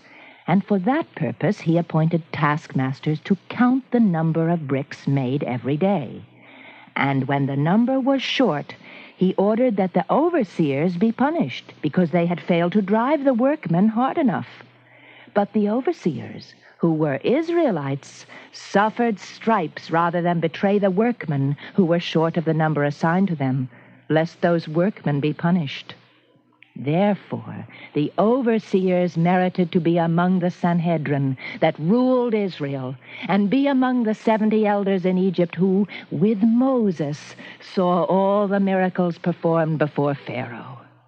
From this, our sages infer that he who suffers for Israel's sake shall merit honor and high esteem. A typical story from the Cena Urena, the first popular Jewish bestseller.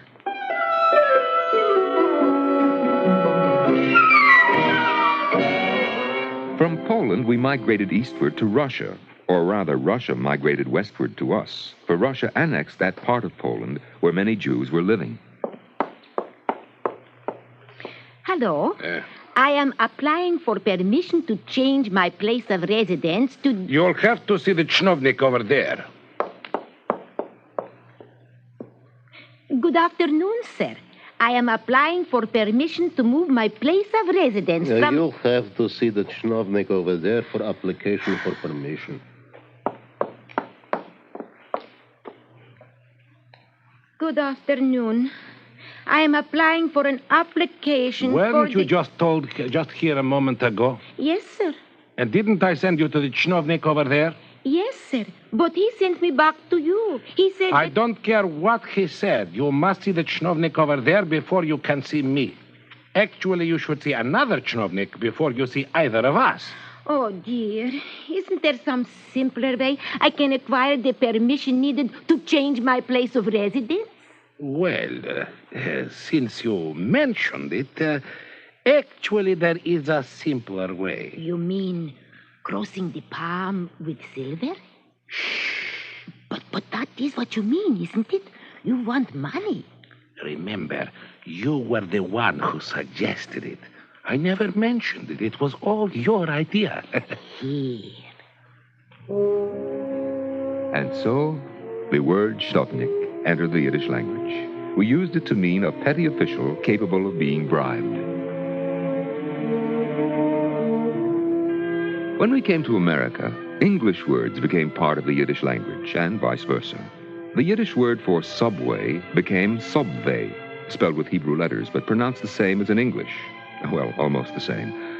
Many Yiddish words enter the English language. Schlepp is a Yiddish word often used in English.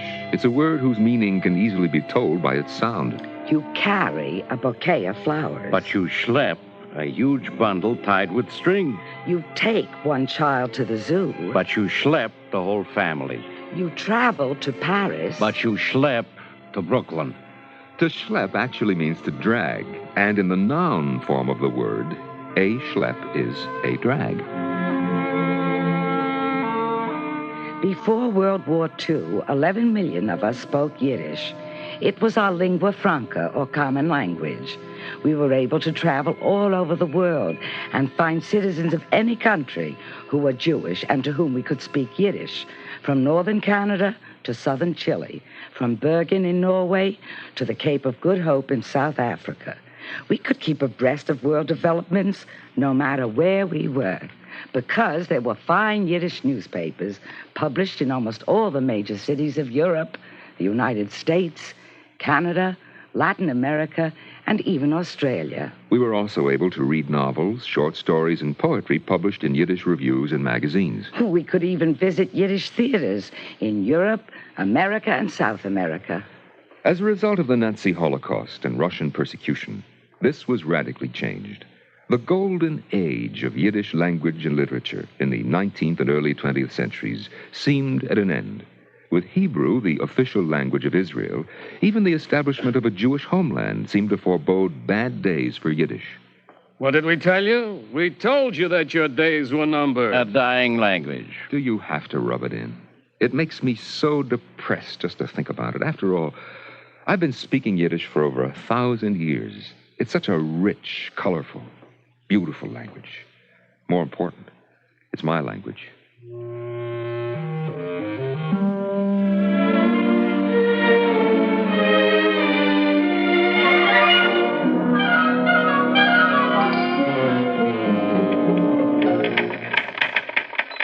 Hey, what's this? What are you two men doing here? We're working on the Great Yiddish Dictionary. The Great Yiddish Dictionary? Yes, we're two of the editors. When it's finished, it'll be the definitive dictionary of the Yiddish language. When will it be finished? We expect to complete all 10 volumes by 1995. We've been working on it since 1952. We've already published the first 2 volumes. But if Yiddish is a dying language... Who said so? There's more interest in Yiddish now than there's been in years. When you are finished, how many words will the Great Yiddish Dictionary contain? Over 200,000 words. How does that compare with the vocabularies of other languages? It shows Yiddish to have about the same number of words as French, Russian, Spanish, and Italian. Actually, Yiddish has fewer words than other languages in scientific, technical, and military vocabularies. But it has more words in other areas of expression: religion, personal and social relations, morality, ethics, intellect, and feeling.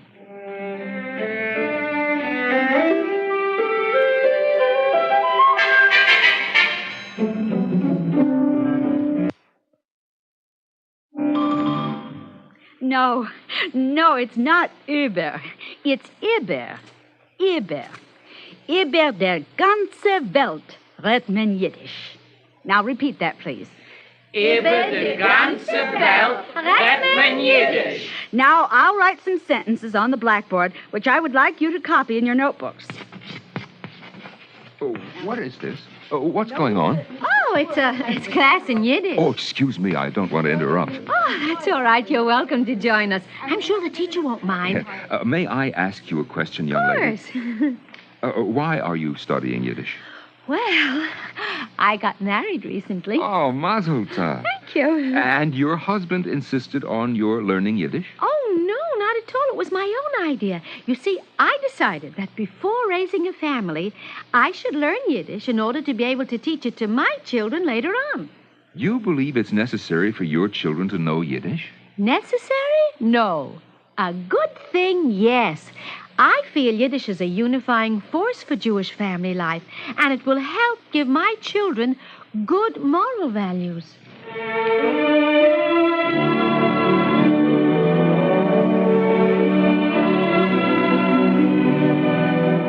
So, it's not as bad as they told me. There's continued interest in Yiddish. People attending lectures, Yiddish authors being widely read, the great Yiddish dictionary, young people studying Yiddish in schools. Oh, maybe it'll never have the popularity it had before the Second World War, but I'm convinced that it'll never die. There was a poet I once knew, Abraham Leeson, who came here to America from Lithuania in 1897. Shortly before he died in New York in 1938, he wrote a poem that was a tribute to the Yiddish language. Later, the poem was set to music and made into a beautiful song. It tells why the Yiddish language can never die, why it will always be with us. The poem is called Yiddish.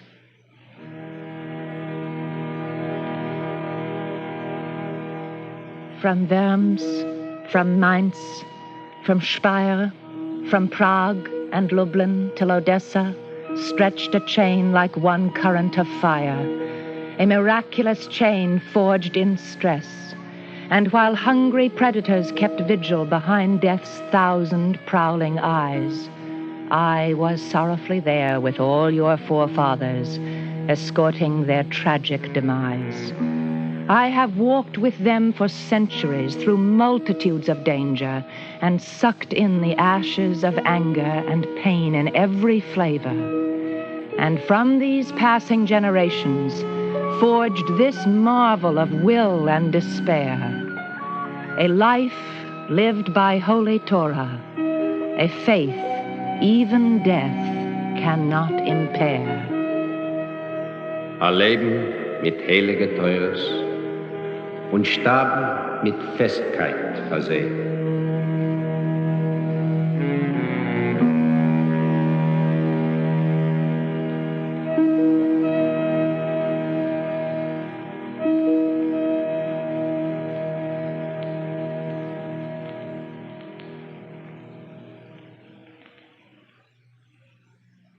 If you would like a copy of today's script, please send your name and address with 25 cents to cover the cost of postage and handling to the Jewish Theological Seminary of America, 3080 Broadway, New York, New York, 10027. And now we take great pleasure in presenting Rabbi I. Usher Kirschblum, spiritual leader of the Jewish Center of Kew Gardens Hills, Flushing, New York. Rabbi Kirschblum. Yiddish, born in Germany over 1,000 years ago, was adopted by the Jew in the diaspora as his primary language. Before the dispersion, Hebrew was the Jew's day-to-day language. But with the passing of time, he began to revere it as his Lashon HaKodesh, the Holy Tongue, and reserved it exclusively for his thrice daily prayers. Hebrew, forgotten by the large masses, became the language of the scholars. The average Jew no longer understood the Bible in its original tongue, nor was he able to comprehend the many beautiful and touching prayers contained in his very rich and poetic liturgy. Yiddish became his mama lashon, his mother tongue, and like a true mother, she kept her children united under her roof. From her breast they were fed courage and hope. Unto her bosom they fled from a hostile world, and found in it shelter and strength. In her lap they spun beautiful dreams of an Israel reborn, and from her melodious voice they learned to sing the sweet lullabies of Zion. With the rise of the state of Israel, Hebrew reborn began to flourish again. Still revered as the holy tongue, it was completely revived as the spoken language of the Israelis. Today, Yiddish, quite satisfied to take second place to, but not be completely replaced by Hebrew, pleads to her many children throughout the world whom she had nurtured for so many years. Vergesst mich nicht. Do not forsake me. We ought to hearken to her pleas.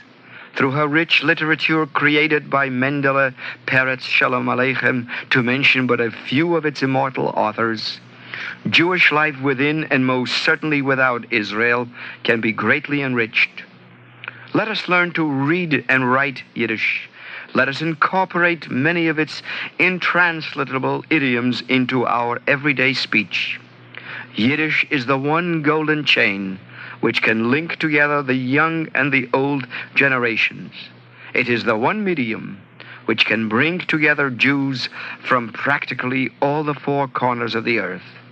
Lass mir reden Yiddish. Therefore, let us learn to speak Yiddish. Thank you, Rabbi Kirschblum.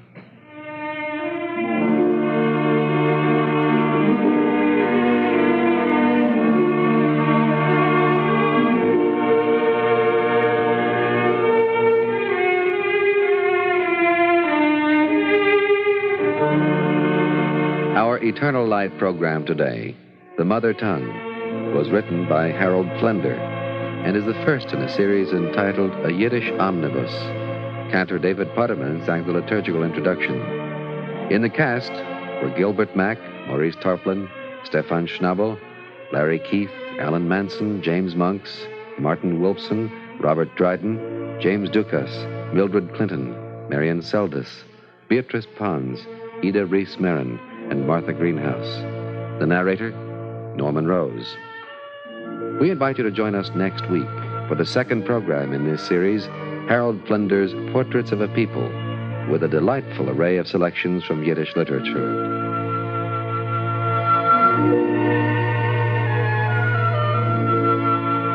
This is Jerry Damon. The Eternal Light is directed by Kenneth McGregor and is presented weekly under the auspices of the Jewish Theological Seminary of America.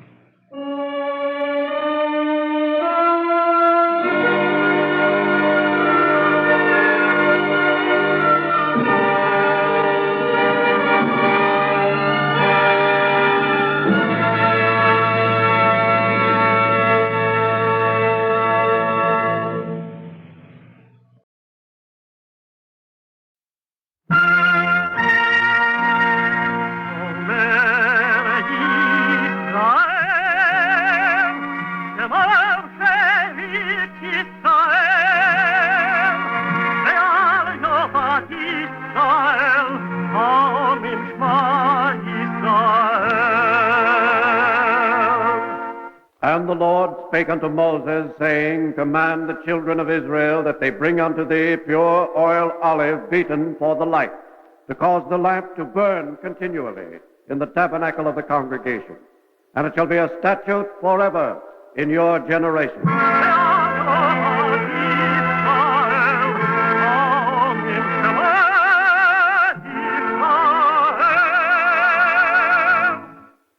The Eternal Light. The National Broadcasting Company and its independent affiliated stations present The Eternal Light, a program which comes to you under the auspices of the Jewish Theological Seminary of America. Our program today, Portraits of a People, Selections from Yiddish Literature, was written by Harold Flender and is the second in a series entitled A Yiddish Omnibus.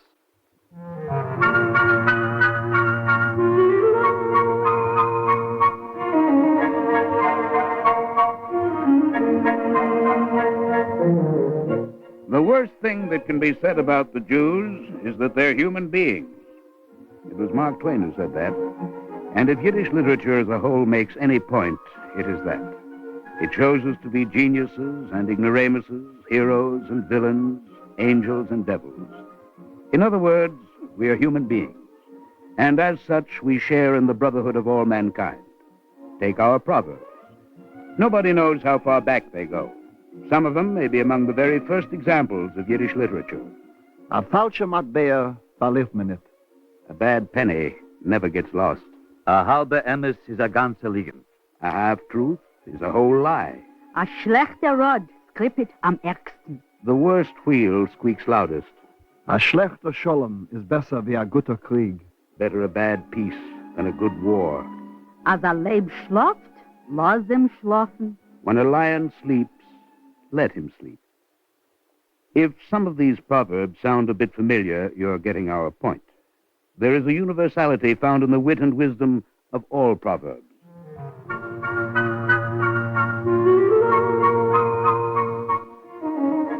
Proverbs, of course, are only a small part of any literature. The earliest literatures generally start with folklore, and Yiddish is no exception. The Yiddish language itself is 1,000 years old, and Yiddish literature a little younger. The earliest Yiddish literature was heard more often than read. He's here, the storyteller's here. What story are you going to tell us today? Today, I'm going to tell you the story of a very smart rabbi. This rabbi was always studying. One day he left his room for a moment, then returned to his studies, only to find his eyeglasses missing. Perhaps they were between the scrolls he was studying. No. Maybe they were somewhere on his table. No. Surely they were in the room. No. Since this rabbi had studied the Talmud, he began figuring in Talmudic fashion. Where are my eyeglasses? Let us assume they were taken by someone. They were taken either by someone who needs glasses or by someone who doesn't need glasses. If it was someone who needs glasses, he has glasses. And if it was someone who doesn't need glasses, then why should he take them? Therefore, this is a problem involving one who needs glasses and has glasses. One who either took someone else's because he lost his own, or who absent-mindedly pushed his own up from his nose to his forehead and promptly forgot all about them. For instance, me. And putting his hand to his forehead, the rabbi saw that that was exactly what he had done. There were his eyeglasses on his forehead. Praise be the Lord, he said, that I am trained in our ancient manner of reasoning. Otherwise, I would never have found my eyeglasses.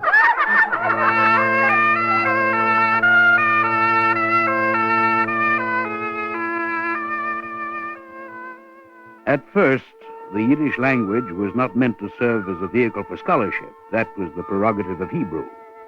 The purpose of Yiddish as literature was to provide light, recreational reading, mainly for women. For hundreds of years, the title pages of Yiddish works often carried this note. Beautiful and instructive for women and girls. Until the middle of the 19th century, Jewish intellectuals had a condescending attitude towards Yiddish. They considered it chiefly a language for the uneducated. Then, suddenly, a strong reaction to this condescending attitude set in, and Yiddish literature entered what may be termed its golden age, with its center in Eastern Europe. I saw black. My head began to spin, and I fainted. My companions had to throw a bucket of water over me before they could bring me to my senses. They stood before me and asked what was the matter. Had someone become sick at home or, heaven forbid, died? I could not answer. How could I tell them that I was sick at heart for a beast in whose company I had spent the happiest moments of my life? The words of Mendele Moher Sforim, the father of modern Yiddish literature, the patriarch of its golden age. My real name was Sholem Jacob Abramovich, and I was born in the province of Minsk in Russia in 1835. At the age of 17, I broke away from a life of pious scholarship and joined a band of wandering beggars with whom I visited many Jewish communities in the Pale.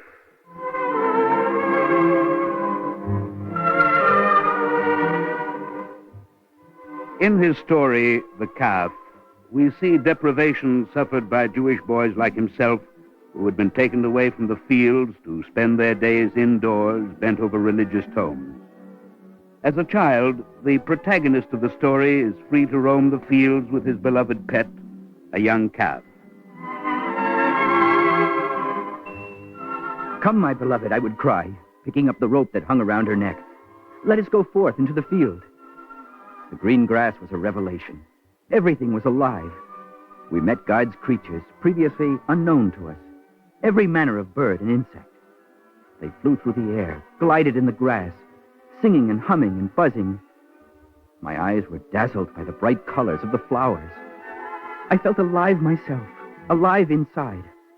For once I could breathe freely. I turned somersaults in high spirits. Tired, I stretched out on the grass, belly up, and squinted into the sun, which smiled at me as though to say, "Well, young fellow, having a good time?" But then the calf and the boy both grow up. The boy goes off to the yeshiva, and the calf grows into a cow and has a calf of her own. The boy's mother writes him the good news. Yes, your calf has dropped a calf, and now she's a proper cow. And after selling her milk in the market, there's some left for us. Yes, no one can deny it. It was really a tender calf. The slaughterer paid me a good price for her. I'm sending you a few gold coins and a piece of broiled liver. But the mother doesn't realize that what is good news to her is a tragedy to her son. He cannot stand the thought of the firstborn of his beloved calf slaughtered. I lost control of my bodily functions. I could no longer distinguish between dream and reality. Sweetmeats hung over my nose, made up of the calf's roasted liver and lungs. I was being slapped, pricked with needles. Burning coals scorched my pocket. 2 gold coins sprang out. I looked at them, and a pair of blood-swollen calves' eyes stared back at me. I am blinded by colors, red and blue and purple. I wiped drops of blood from my forehead.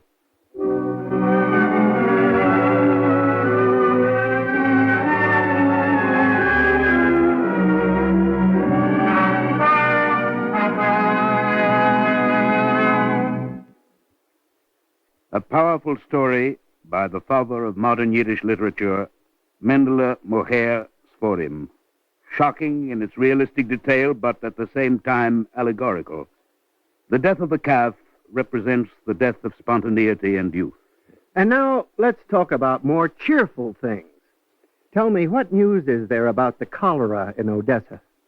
The words of Sholem Aleichem, the greatest humorous writer in Yiddish literature, and spoken by one of his most popular characters, Tevye the dairyman. In the golden age of Yiddish literature, Sholem Aleichem stands forth as its great natural genius. I was born in Russia in 1859 and began writing in Hebrew at the age of 15. Later I switched to Yiddish. My real name was Sholem Rabinovich. My pen name, Sholem Aleichem, means peace be unto you in Hebrew. It is a traditional greeting among Jews. There is much humor in Sholem Aleichem's writing, but at the same time, with the laughter, also come tears.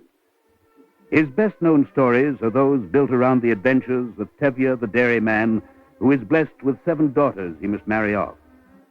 One of his daughters, Judel, is studying with a young university student of whom Tevye does not approve.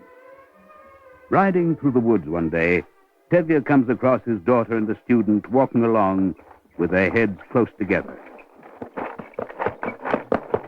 Whoa, whoa, whoa. Good evening. And what's the latest news of the war? How do you happen to be out here this time of the day? What are you looking for the day before yesterday? Father, you can congratulate us. Congratulate you? What's happened? Did you find a treasure buried in the woods, or Were you just saved from some terrible danger? Congratulate us. We're engaged. What do you mean, engaged? Well, don't you know what engaged means? It means that I'm going to marry her, and she's going to marry me. When was the contract signed? And why didn't you invite me to the ceremony? Don't you think I have a slight interest in the matter? Getting married without matchmakers, without an engagement feast? Well, what do we need matchmakers for? We arrange it between ourselves. So? That's one of God's wonders. But why were you so silent about it? Well, what was there to shout about? We wouldn't have told you now either, but since we have to part soon, we decided to have the wedding first. You see, Reptevia, this is the reason. I'm about to go away. What? I said I'm about to go away. When are you going? Very soon. And where are you going? That I can't tell you. It's a secret. All right, a secret is a secret. But explain this to me, my friend.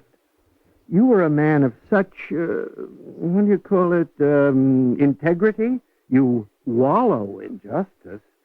So tell me, how does it happen that you suddenly marry Tevia's daughter and then leave her? Is that integrity? Is that justice? It's lucky that you didn't decide to rob me or burn my house down.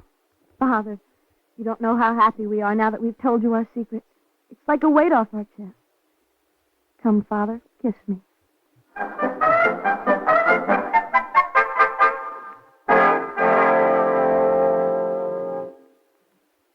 The third great name from the golden age of Yiddish literature is Isaac Leib Peretz. I was born in Poland in 1851 and first worked as a lawyer. At the age of 27, I published my first book, a volume of poetry, and from then on devoted myself increasingly to literature.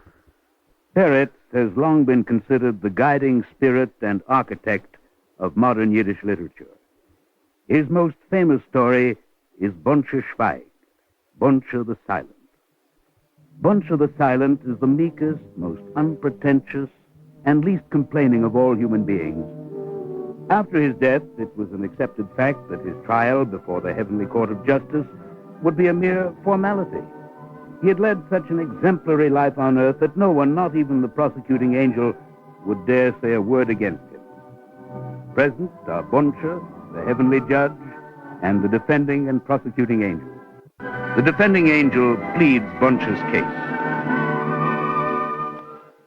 He never complained, not against God, not against man. His eye never grew red with hatred. He never protested against heaven. As prosecuting angel, I say never mind the rhetoric, please. His sufferings were unspeakable. When he was 8 days old, he was circumcised, and the knife slipped. Such realistic details are unnecessary and distasteful. Simply give us the important facts. Even then, as an infant, he was silent. He did not cry out his pain. He kept his silence, even when his mother died, and he was handed over, a boy of 13, to a snake, a viper, a stepmother. Irrelevant and immaterial. In winter, in the bitterest cold, she made him chop wood in the yard, barefoot. More than once, his feet and hands frozen.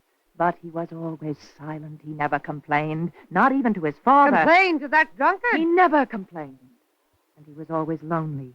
He never had a friend, never was sent to school, never was given a new suit of clothes, never knew one moment of freedom. Objection! The defense is only trying to appeal to the emotions with these flights of rhetoric. He was silent even when his father, raving drunk, dragged him out of the house by the hair and flung him into the winter night, into the snowy, frozen night. He picked himself up quietly from the snow and wandered into the distance where his eyes led him. Soiled by the filth of a strange city, spat upon by unknown mouths, he was driven from the streets into the roadway, where a human beast of burden, he became a lowly porter, carrying the heaviest loads upon his back, scurrying between carriages, carts, and horses, staring death in the eyes every moment. He still kept silent. Once Bunche crossed the roadway to the fountain for a drink, and in that moment his whole life was miraculously changed. What miracle happened to change his whole life? A splendid coach with tires of rubber plunged past, dragged by runaway horses. The coachman, fallen, lay in the gutter, his head split open. From the mouths of the frightened horses spilled foam, and in their wild eyes sparks struck like fire in a dark night. And inside the carriage sat a man, half alive, half dead, and Boncha caught at the reins and held the horses. And the man who sat inside and whose life was saved, a Jew, a philanthropist, never forgot what Boncha had done for him. He handed him the whip of the dead driver, and Boncha there and then became a coachman, no longer a common porter. And what's more, his great benefactor married him off, and what's still more, this great philanthropist himself provided a child for Boncha to look after. And still Boncha never said a word, never protested. He never protested. He remained silent even when that great philanthropist shortly thereafter went into bankruptcy without ever having paid Boncha 1 cent of his wages. He was silent even when his wife ran off and left him with her helpless infant. He was silent when 15 years later that same helpless infant had grown up and become strong enough to throw Boncha out of the house. He even remained silent when that same benefactor and philanthropist later ran over him with his carriage. Even in the hospital, where everyone is allowed to scream, he remained silent. He was silent in that awful moment, just before he was about to die, and he was silent in that very moment when he did die. And never one murmur of protest against man, never one murmur of protest against God. And now what does the prosecuting angel have to say? Gentlemen, gentlemen, gentlemen. He was always silent. And now I, too, will be silent. Boncha, my child, Boncha. My heart's child, my child, Boncha. My child, you have always suffered, and you have always kept silent. There isn't one secret place in your body without its bleeding wound. There isn't one secret place in your soul without its wound and blood. And you never protested. You always were silent. There in that other world, no one understood you. You never understood yourself. There in that other world, that world of lies, your silence was never rewarded. But here in paradise, you will be rewarded. You, the judge, can neither condemn nor pass sentence upon. For you, there is not only one little portion of paradise, one little share, no. For you, there is everything, whatever you want. Everything is yours. Really? Really, I tell you, everything is yours. Everything in paradise is yours. Choose, take, whatever you want. Whatever you take will already be yours. Really? Really, really, really. Well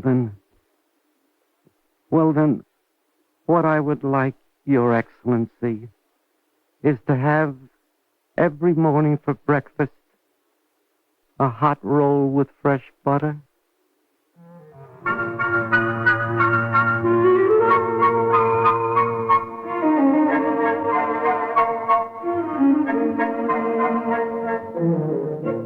Boncha Schweig, Boncha the Silent, the epitome of meekness and self-effacement on earth and in heaven.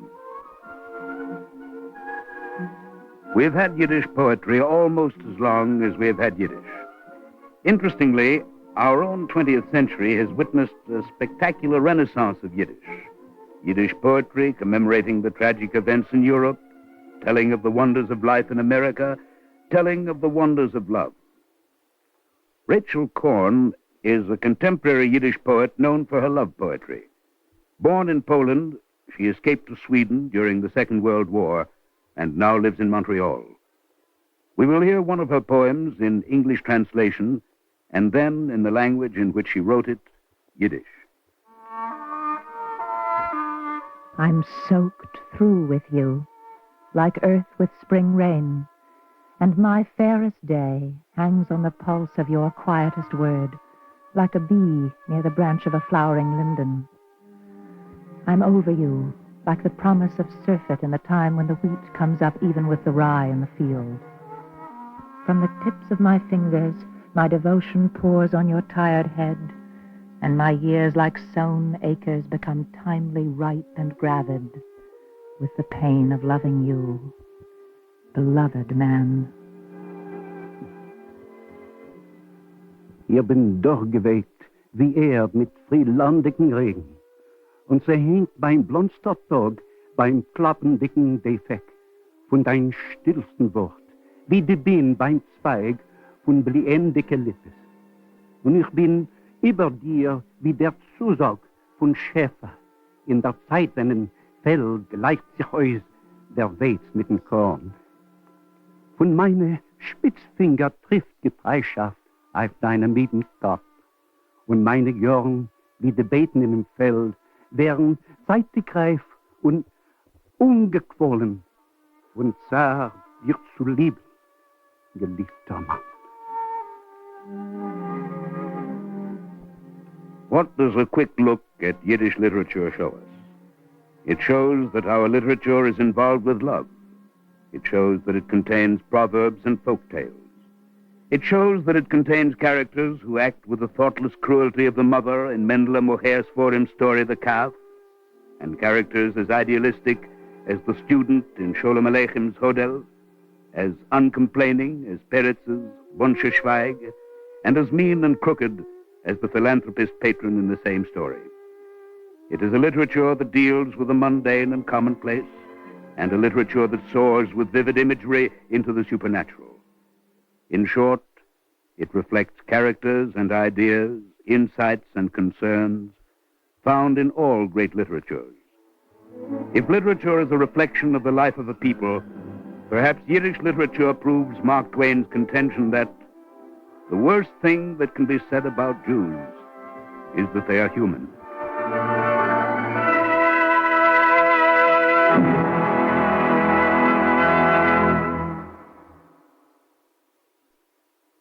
If you would like a copy of today's script, please send your name and address with 25 cents to cover the cost of postage and handling to the Jewish Theological Seminary of America, 3080 Broadway, New York, New York, 10027.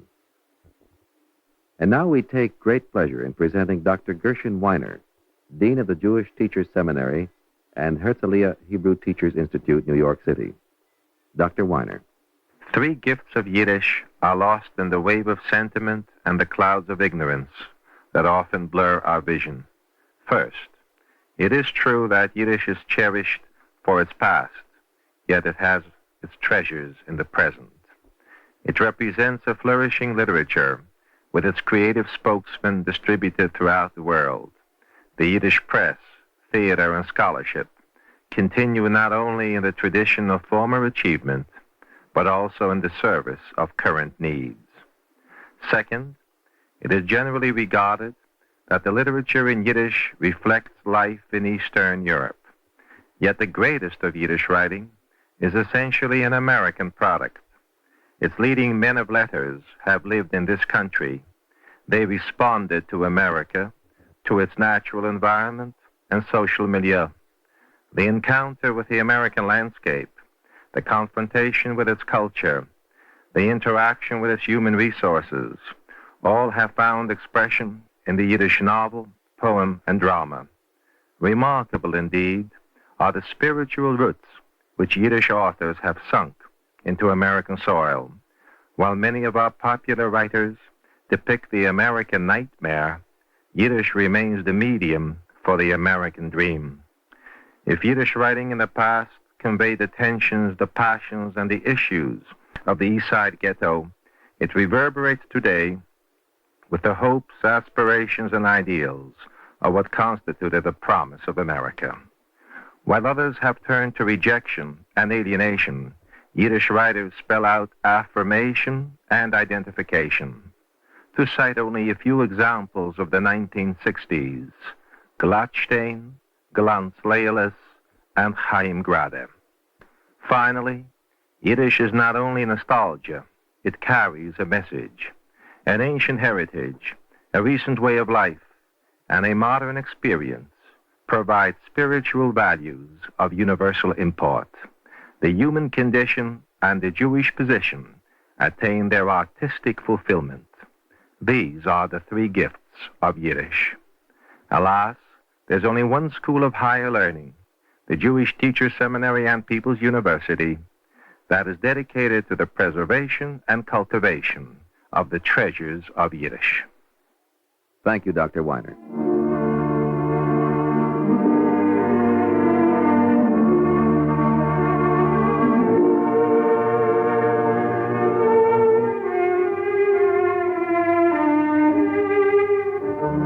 Our Eternal Light program today, Portraits of a People, was written by Harold Flender and was the second in a series entitled A Yiddish Omnibus.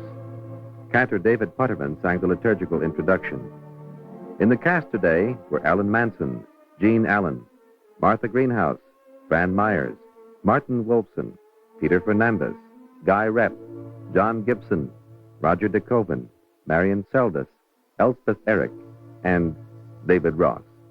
The narrator, Guy Sorrell.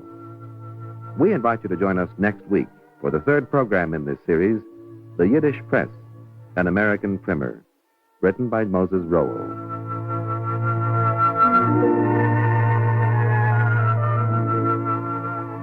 This is Jerry Damon.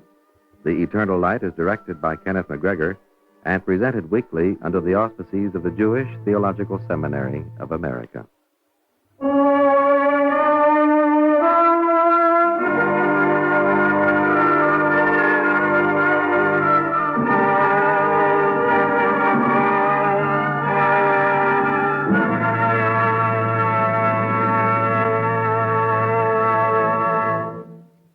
This is the NBC Radio Network.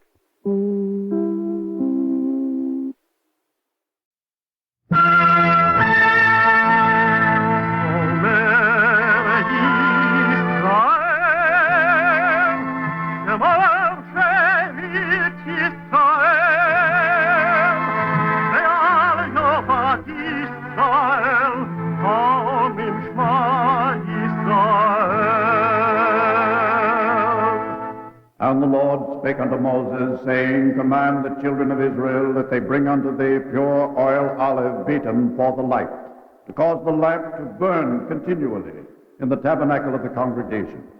And it shall be a statute forever in your generation.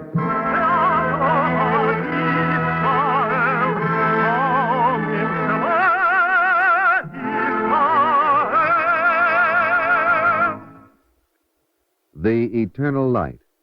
The National Broadcasting Company and its independent affiliated stations present The Eternal Light, a program which comes to you under the auspices of the Jewish Theological Seminary of America. Our program today, There Is Always Purim, was written by Joseph Mindell and is presented in observance of the festival of Purim. There he is! The stage manager's coming out! Thank you! Today is Purim, children. We go from house to house. Well, we're ready to begin. Ladies and gentlemen, the stage is set, the lights are down. It's time to introduce the players. First to appear, and first in our hearts, as good as she is beautiful, Esther. My only desire is to serve my people. And now, steadfast and strong, her uncle, Mordecai. You will find me at the gates when I am needed. And, of course, there is King Ahasuerus. Well, laugh if you want to, but a man is entitled to be himself, no matter what. No. Finally, how would there be Purim if not for him whose villainy makes his very name Haman? All right, go ahead. I'm used to it. Only why don't you wait and see? Even I, Haman, have the right to a hearing. Please, everybody, please put away your burgers and your clappers. Stage manager, it's Purim. I know, tradition is on your side, but how will you know what happens if you drown out his words every time Haman speaks? There, you've established the principle. Now, no more noise. curtain opens. The players take their places. Our Purim play begins.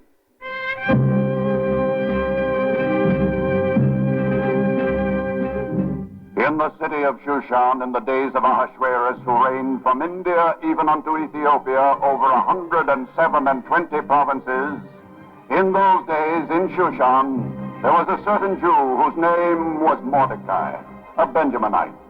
And he brought up Hadassah, that is Esther, for his own daughter, for she had neither father nor mother. The maiden was of beautiful form and fair to look on, and her countenance was radiant as the moon on a starless night. But on this day, in Mordecai's house, there were tears in Esther's eyes. What shall I do when the king's soldiers reach this house? There's nothing you need do, Esther, except perhaps your hair. A little brushing, maybe? I'll cut off my hair. What is wrong, my dear? Mordecai, I don't want to be queen. Oh, so that's what it is. I don't want to go to the palace with the king's soldiers. Many a girl would be pleased at the opportunity. Then let them go. They will. The soldiers are gathering maidens from every province in the kingdom. But Mordecai, I don't want to be queen. It may very well be that the king will not choose you. Oh. But if he does, my dear, sometimes things happen that we do not want. And sometimes they are for the best. Open the door. Help me, Mordecai, please. Help me. Very well, if that's what you want. In the king's name, open up. Coming, I'm coming.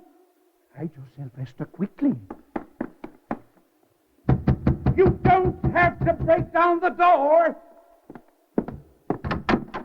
It took you long enough. Well, I'm sorry. I was busy. You know why I'm here. Yes, I know, the census. I have no children of my own. Who lives here with you? As I said, I'm a widower. No maidens? Why should I lie to you? I suppose it would be foolish. What man would give up a chance to be the king's father-in-law? Oh, indeed. Make a note of it. The house of Mordecai.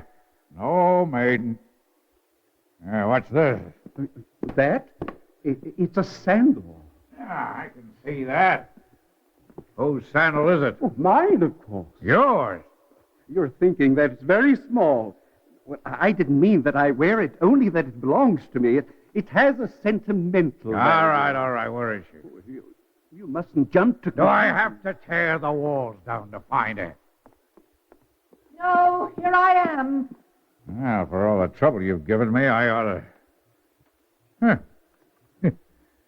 You have a pretty face, girl. Try to reconcile yourself, Esther. You see how things happen. I don't want it to happen to me. It doesn't matter what you want. Come along to the palace.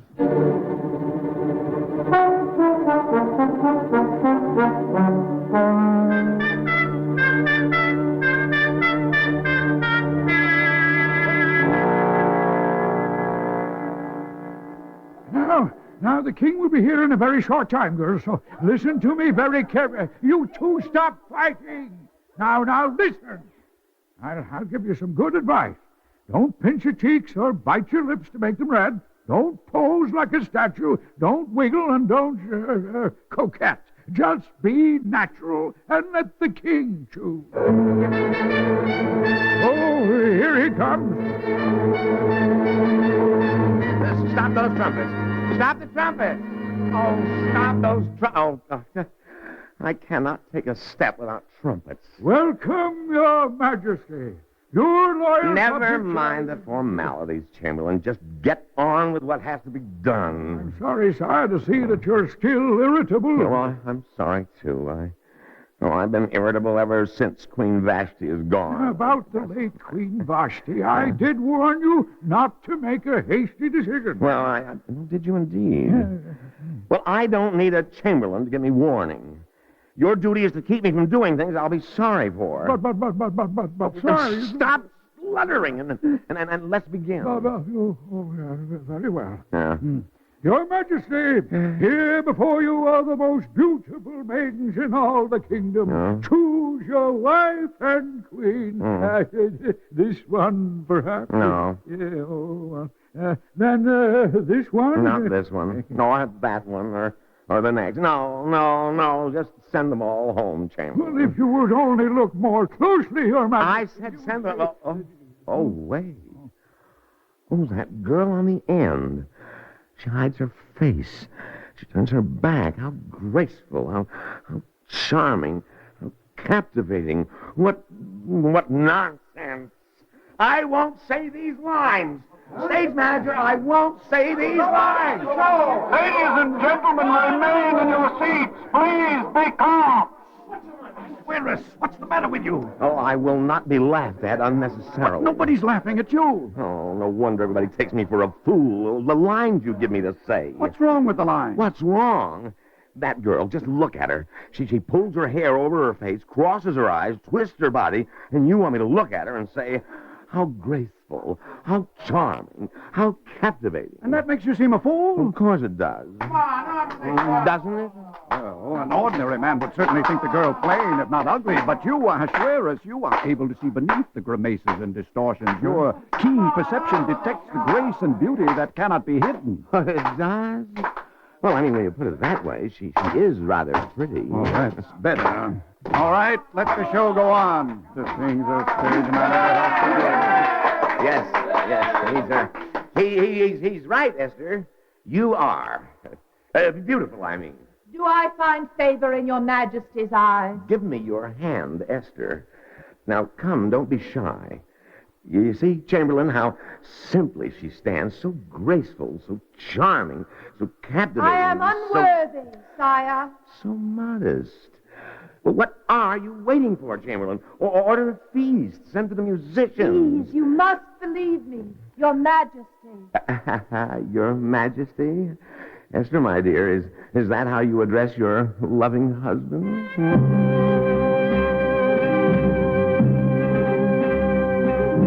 And it came to pass that the king loved Esther above all the women, so that he set the royal crown upon her head and made her queen. And her uncle Mordecai came every day to sit in the gate of the palace to be of comfort to Esther if she needed comfort. You are well, Esther? Esther? Oh, do you know what I was thinking, Mordecai? I was trying to remember my house. Your house, where I used to live. It is not important to remember a house. I have almost forgotten. Are you unhappy, my dear? Sometimes I'm a little lonely, but King Ahasuerus is kind and very generous. Today he gave me 2 cities. Oh, he must be very fond of you. Do you think so? Then why do I see him so seldom? You must remember that a king is very busy with affairs of state. A king has chamberlains to do his work. Oh, that's the signal. I must go back. May God go with you. You will be here again tomorrow. If you want me to, Esther. Oh, I'm not afraid anymore. It's not on that account. I'm glad, my dear. It's not only because I don't want to forget you. I don't want to forget my people. Mordecai sat often in the gate of the palace, and it happened that one day 2 courtiers came and stood close by and spoke together in secret tones. Remember, there's no turning back once we decide. I've decided. Ahasuerus must go. Good. And we shall get rid of him. Now, this is what we'll do. Well, go on. We are being spied upon. Look, there. Where? There. The Jew sitting in the gate of the palace. I see him. He must have heard us. What of it? Jews speak no language but their own. All the same, I'll make sure. You there! You've been eavesdropping. Rashaim, Hamsanim, Bozaitim, Matem. See? What did I tell you? He doesn't understand a word. I must tell Esther at once. What did you say? Shum Dada. Aha! I don't trust him, I tell you. Come on, we're wasting time. At this rate, King Ahasuerus will die of old age.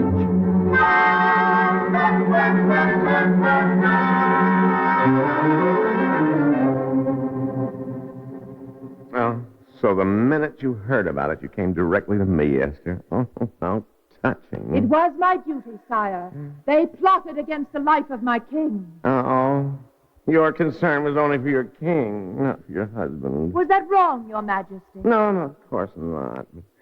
Esther, my sweet, could not even a very tiny portion of your concern have been for your husband? But, sire, a dutiful wife always has thoughts of her husband. Are you ill? No, my dear. Only you are so remarkably dutiful.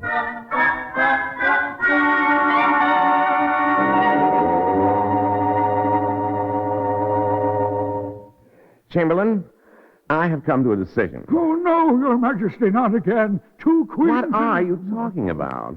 Oh, never mind. Now, listen. I have been neglecting Esther. Would you like me to find a suitable gift? Another city? Perhaps a whole province would be nice. Well, trifles. But besides, that's not what I mean. I have spent too little time with her. Of course, I've been so busy with... What have I been busy with, Chamberlain? A king's time is not his own. Exactly.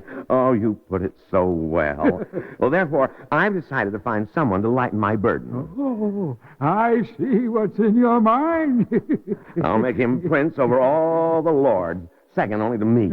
And I approve, at the risk of seeming immodest. I know just the man. But modesty must give way to duty. I want you to go notify him at once. You're sputtering again. But here I am. I mean, notify whom? The man I've chosen. The son of Hamadatha the Agagite.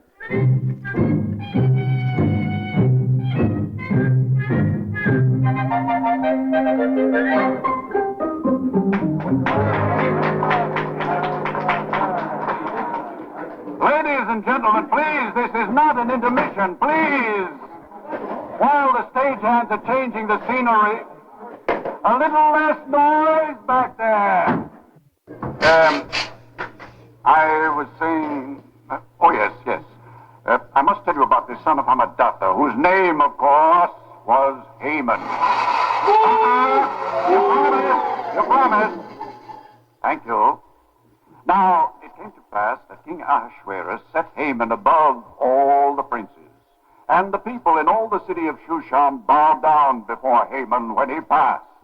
But when he walked through the gates of the palace, he saw one who remained erect. And Haman spoke unto him. Good morning, Mordecai. I will bow down to no... Stop ad-libbing and give me my cue. It's an unusually fine morning, isn't it? What are you up to? You speak your lines, I'll take care of mine. Stage manager, did you hear him? Of course I heard. What's the meaning of this, Haman? Now, don't get excited. My role can stand a little improvement. What are you saying? The words were written long ago. The action is determined. Well, still, just consider. You expect me to order Mordecai to bow down before me, before Haman, second only to the king, right? I will not do it. Well, naturally not. You're a Jew. You bow down only to God. Therefore, I will not insist. You see, stage manager, how he twists and turns and falsifies like the devil himself. Haman, you can't change your character. I have no desire to do so, but I'm not a fool. If Mordecai should this instant kind of throw himself at my feet... Never! Then... Well, all right, then. But what's the use of me growing red in the face and making angry threats? No use at all. Yeah, well, all right. I will only tell you, Mordecai, that you will live long enough to know regret. I am not frightened, Haman. And perhaps not only you, perhaps many people, your own people, will regret your stubbornness.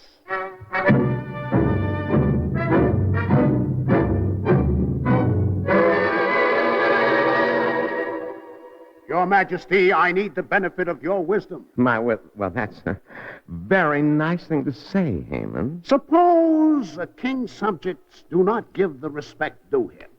What then? Oh, he must insist on it.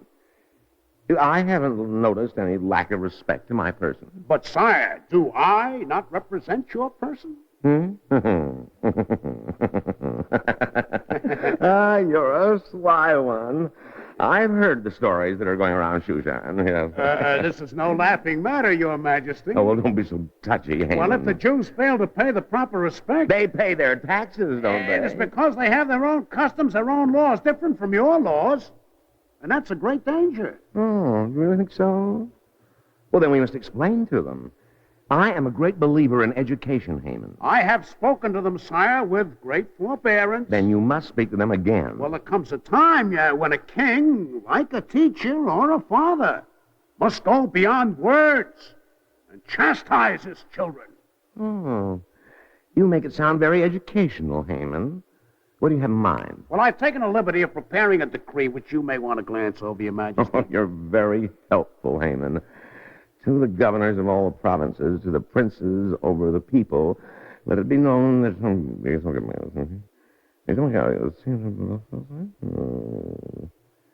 Haman, don't you think this is rather drastic? Well, to protect this kingdom, a ruler must sometimes take drastic steps.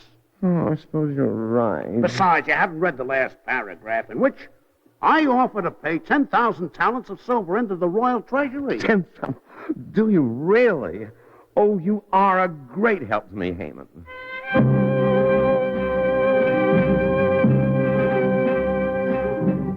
Now in every province in the kingdom, whithersoever the king's decree came, there was great mourning among the Jews, and fasting, and weeping, and wailing.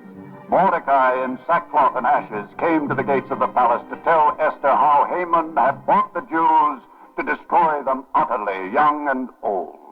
And when he told her that she must go to the king for the sake of her people, she said unto him, Where is Esther?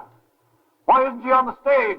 She's in her dressing room, Mr. Stage Manager. What's she doing there? She opens the scene. She says she doesn't care. She says she won't come out. Well, I have some authority. I order her to come out. I'm coming. I want you to understand, I'm not a bit angry. Oh, you're not? I don't mind acting the pretty young thing who doesn't know her own mind, if that's what you want. It's not what I want that counts. But beyond a certain point, I will not go. You must go on. You must, Esther, my dear, for the sake of your people. I'm willing, Mordecai, but he wants me to say, no, I will not go to the king uncalled because he may put me to death on account of a foolish law. I refuse to act in so shallow and selfish a manner. Still, if you go to the king, you do risk your life. What of it? Shall I be safe when you are threatened with destruction? Then what I ask you to do, it is no little thing. I do it gladly, Mordecai, for you, for my people. The signal again. Wait, Esther. I must go now, Mordecai. Then go, and God go with you. Your people will remember you, Esther, as one who was not afraid. But I am afraid. A little. It is a foolish law, but nevertheless a law. Yet, Ahasuerus has said that he loves me. I do, my sweet Esther. You know I do. How can I be sure, Your Majesty? Well, ask whatever you desire, and you shall have it. Anything, Your Majesty? Even to half my kingdom. I ask something more.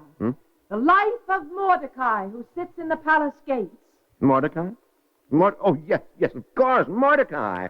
Oh, no doubt you think the foolish king has forgotten him. He is the man. Well, perhaps I had forgotten until I read in my court chronicles how it was he discovered the plot against me and saved my life. Who dares to threaten Mordecai? Your second in command, the wicked Haman. Well, is this how you treat the king's friend, Haman? Your Majesty, Mordecai is the leader of the Jews who follow their own laws and defy your authority. Don't change the subject.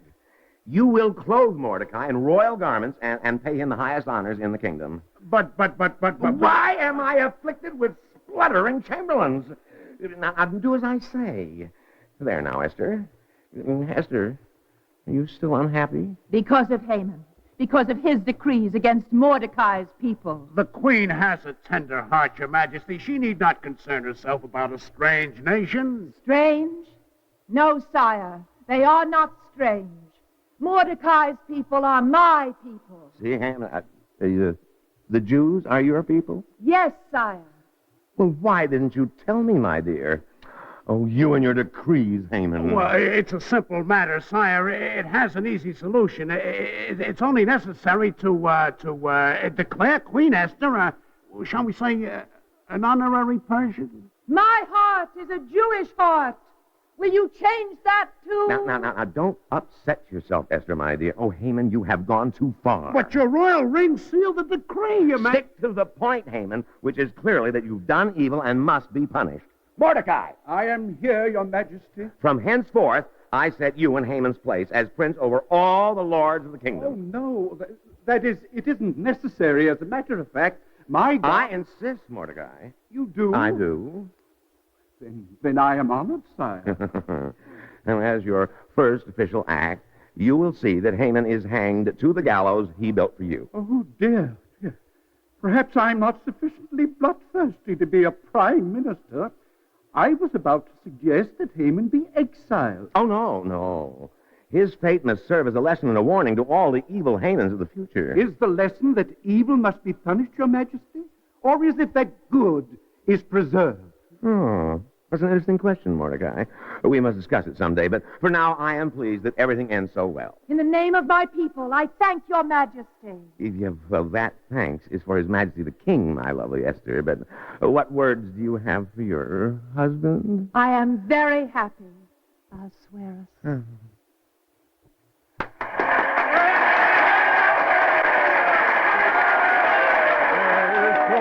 Children, it comes but once a year. A lovely day, a lovely story, and this is the end. Let the music play, let us dance and sing, for it is a happy end. And if, my dear people, there should sometime arise another Haman, do not despair. Only remember this, there is always Purim.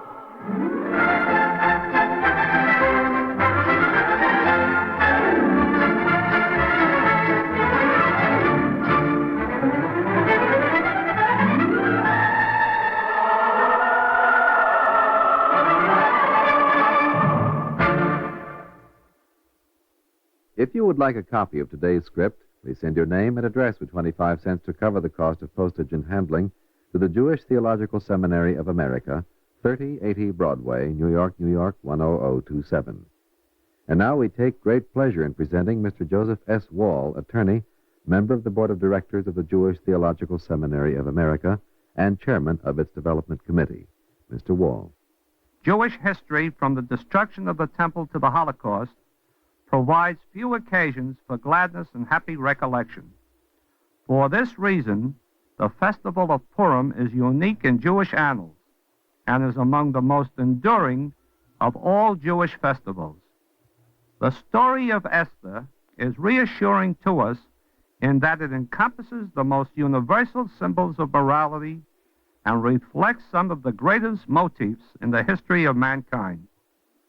Although the setting of this great biblical story is an ancient city and an ancient time, it continues to stand as an object lesson in moral behavior. The book of Esther offers us an insight into the psychology of prejudice. Haman symbolizes the irrational, unjustified condemnation of a whole group because of the alleged misdeeds of one member of that group. But, as is the fate of all evildoers, Haman is finally engulfed by his own wickedness. Evil cannot and does not endure. It contains within itself the seeds of its own destruction. The momentary conquests of the tyrant fall beneath the persistent faith and courage of the truly pious. Mordecai was such a man. His refusal to acknowledge the professed divinity of Haman, his fidelity to his ideals, brought down the wrath of the tyrant. The courage and faith of Mordecai and Esther were the decisive elements in this conflict of values. We know that evil spreads like disease, contaminating an entire community. But we often forget that good, quietly and pervasively, expands its influence over all humanity. Single individuals, strong in their ideals, succeed in uprooting the causes of evil.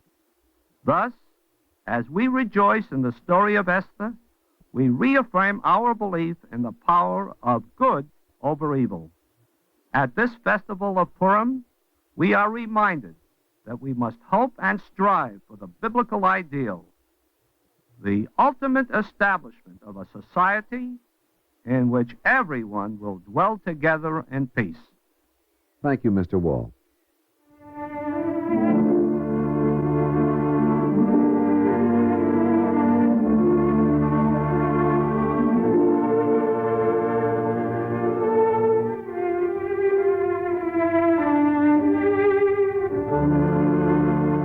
Our Eternal Light drama today, There Is Always Purim, was written by Joseph Mindell and was presented in observance of the festival of Purim.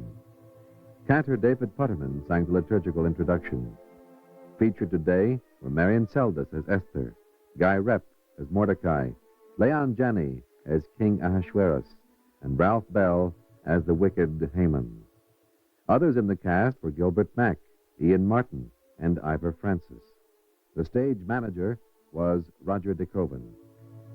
We invite you to join us next week when the Eternal Light will present The Yiddish Press, an American primer, written by Moses Rowell. This will be the third in the current series, A Yiddish Omnibus.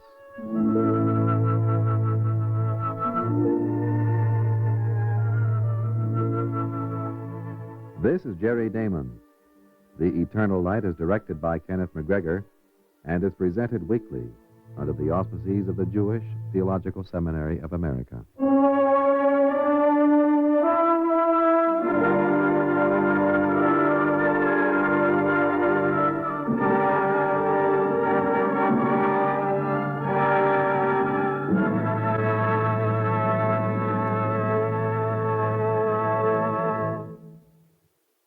This is the NBC Radio Network.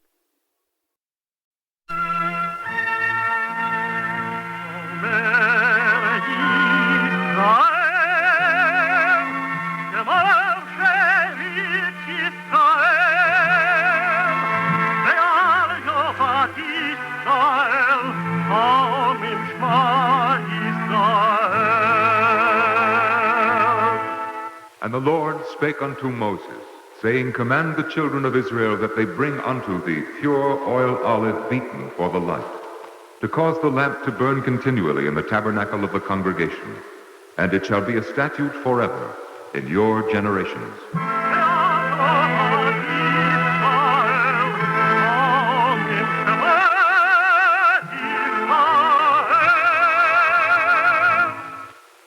The Eternal Light. The National Broadcasting Company and its independent affiliated stations present The Eternal Light, a program which comes to you under the auspices of the Jewish Theological Seminary of America.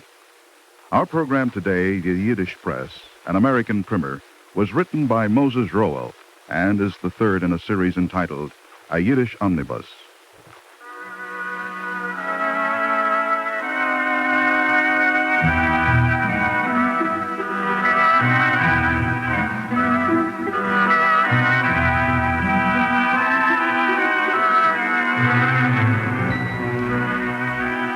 Immigrant fathers and mothers, not only should you allow your children to belong to civic clubs, but it is your sacred duty to erect and equip such social centers where the character of your children will become more polished and refined. The beginning of an editorial in a New York City newspaper. The date, 1913. The reader, hundreds of thousands of immigrants and the children of immigrants. The language, Yiddish. Where the character of your children will become more polished and refined. So what's He may be right. It couldn't hurt to be polished and refined. It couldn't hurt the children, I mean. Oh, you, it would hurt. Listen to what he says about children. It is a disgrace that the richest city in the world should not be able to provide adequate school accommodation for its children. Politicians will endeavor to make a political issue out of this neglect, and the opponents of the administration will, of course, put the entire blame on the party in power. The fact remains, however, that the lack of sufficient schools in New York City has become a chronic disease. It is a disgrace to the inhabitants and to all political parties. Excuses are of no value. There must be enough schools and teachers. Well, he's absolutely right. It is a disgrace.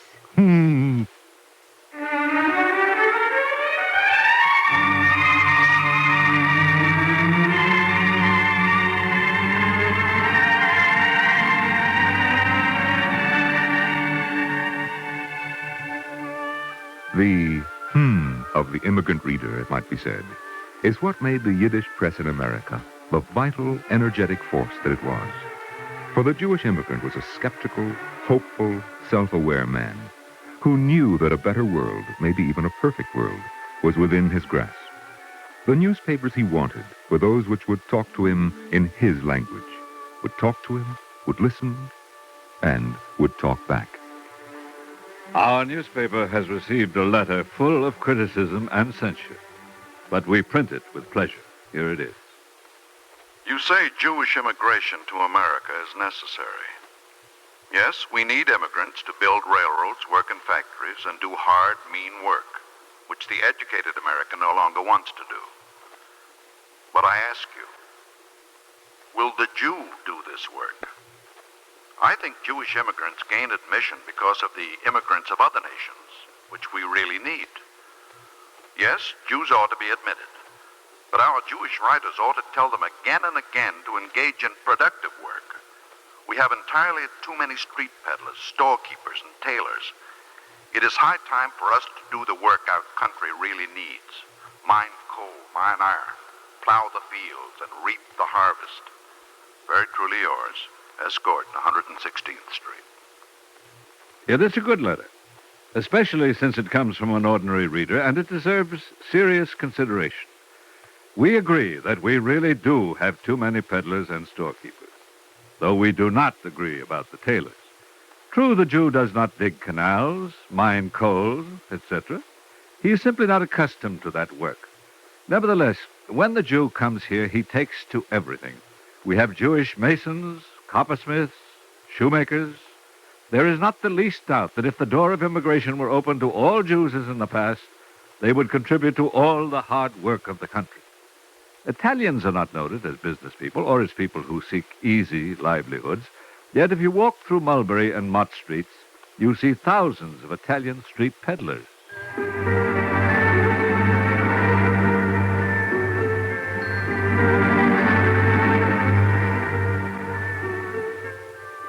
Yiddish, Mama Loshen, or mother tongue as it was called, was the language that most Eastern European Jews, the bulk of the immigrants, had in common. The Yiddish press is not to be confused with periodicals written in the Hebrew language or in English, Russian, or German for a Jewish readership. Yiddish, which is written in Hebrew characters, is basically a Germanic language, medieval German with many Slavic and Hebrew words. It changed over the centuries as the Jews took it with them through their wanderings. For all these centuries, and even today, the question, what is correct Yiddish, the King's Yiddish, so to speak, has no one exclusive answer. Vocabularies differed between Jews in Russia and Jews in France. There was highbrow and lowbrow Yiddish, and a highly Germanicized form that was used for Yiddish periodicals in America when the Yiddish presses first started to roll. We must speak to this reader in the language of the lullabies that were sung to him, the language of his first baby words, the language in which he has sighed, flattered, mourned, rejoiced, and loved.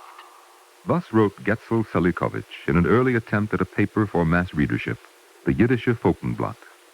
Yet so delicate was the task of finding precisely that right language that even this appeal was written in a Yiddish that most readers found really too austere for their personal taste.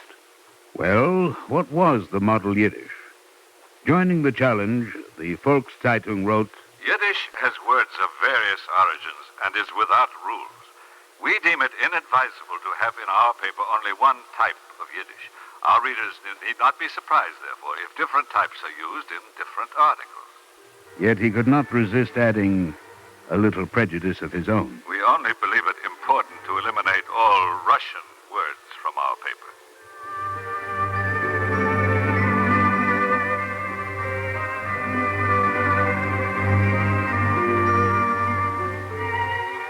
While the search for the right language went on, the potential readership was growing. 70,000 Yiddish-speaking immigrants in the 1870s. Between 1880 and the turn of the century, another 600,000 arrived. It was in 1885 that the Tageblatt began continuous publication. Although the Tageblatt was not the first Yiddish newspaper, it was the first to become a successful daily. And for several years, it was the only daily in Yiddish. I'm not sure I always like so much this Tageblatt. So what's the matter now? It's too old-fashioned. It's afraid of anything new, like the unions, for one thing. So not everyone has to like unions. Not everyone had to, but many did. By and large, the Jewish immigrant population in New York City had quite a radical spirit in the fight for a better life. They had brought to America a passion for a reformed social order. Wasn't this America, where anything was possible? The Tageblatt was rather conservative for the inspired vision of many of these immigrants, and for others it was religiously too orthodox. At any rate, it very soon inspired even frenzied competition. I aim to make the Ovenblatt the voice of the Socialist Labor Party and the labor movement. Yes, Mr. De Leon. Mr. Krantz, I don't mean the namby-pamby unions who are unwittingly the tools of the banking establishment. I mean the labor movement. Yes, Mr. De Leon.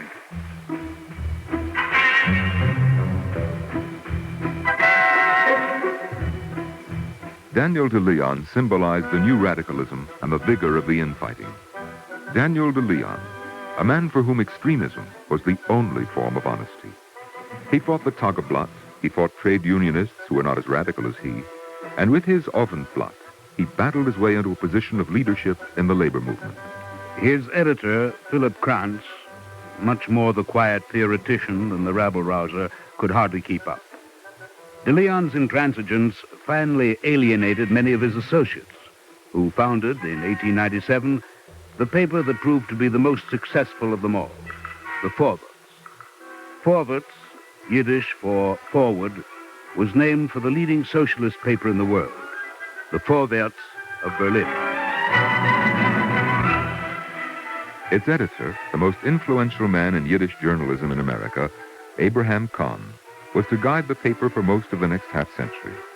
It was he who established not only the Vorwärts' style of down-to-earth Yiddish, but also its popular letters to the editor department, called a Bintelbrief, a packet of letters, such as this. My husband reads the Vorwärts, but where does he read it? In the barber shop, where he goes all the time with those other card players. Let him see this letter. You know, I like this Vorwärts. Look here, all about books. And here, all about the theater. And here, what's going on in Washington? Where? Washington, the government. And they tell you about American history. Did you know, look here. Did you know Abraham Lincoln's famous speech at Gettysburg was only a couple minutes long and wasn't even the important speech that they gave that day? That's what they thought? Does it say where exactly is this Gettysburg? In Pennsylvania.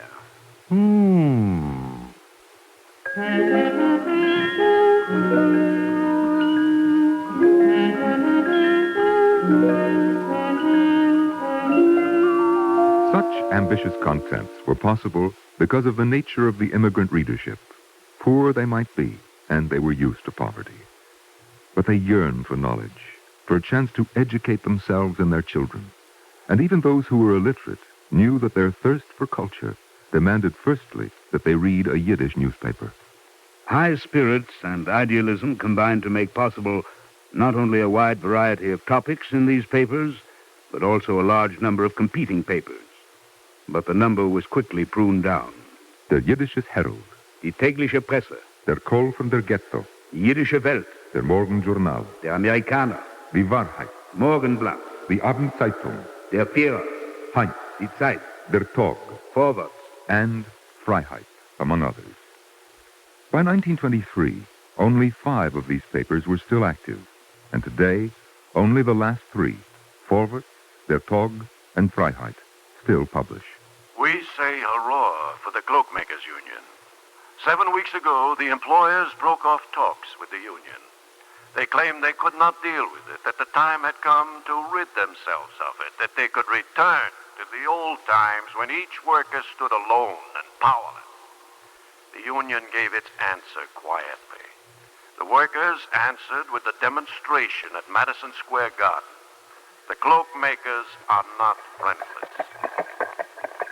The cloak makers are not friendless. There, what did I tell you? I told you we'd win. Read more. All the cloak makers represent now a 50,000-headed giant. There are no individual scattered makers of cloaks. There is a united organization which speaks in the name of all cloak makers.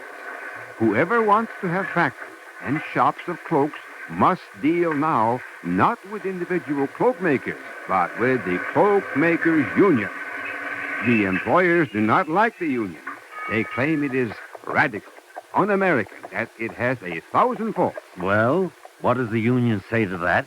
The union does not answer these charges. It worked quietly and at the same time with courtesy. We are proud of the union. By its calm and considerate steps, it has won a great victory and avoided a bitter struggle. Forward, July 4th, 1915.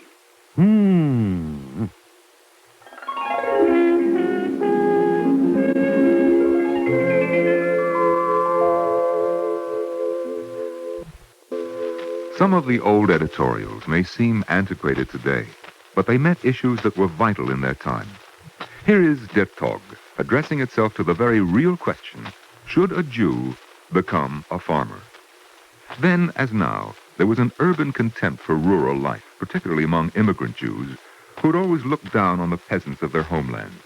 At any rate, in this editorial, a well-to-do Mr. Traub has registered his disappointment that his only son cannot be persuaded to pursue a respectable profession.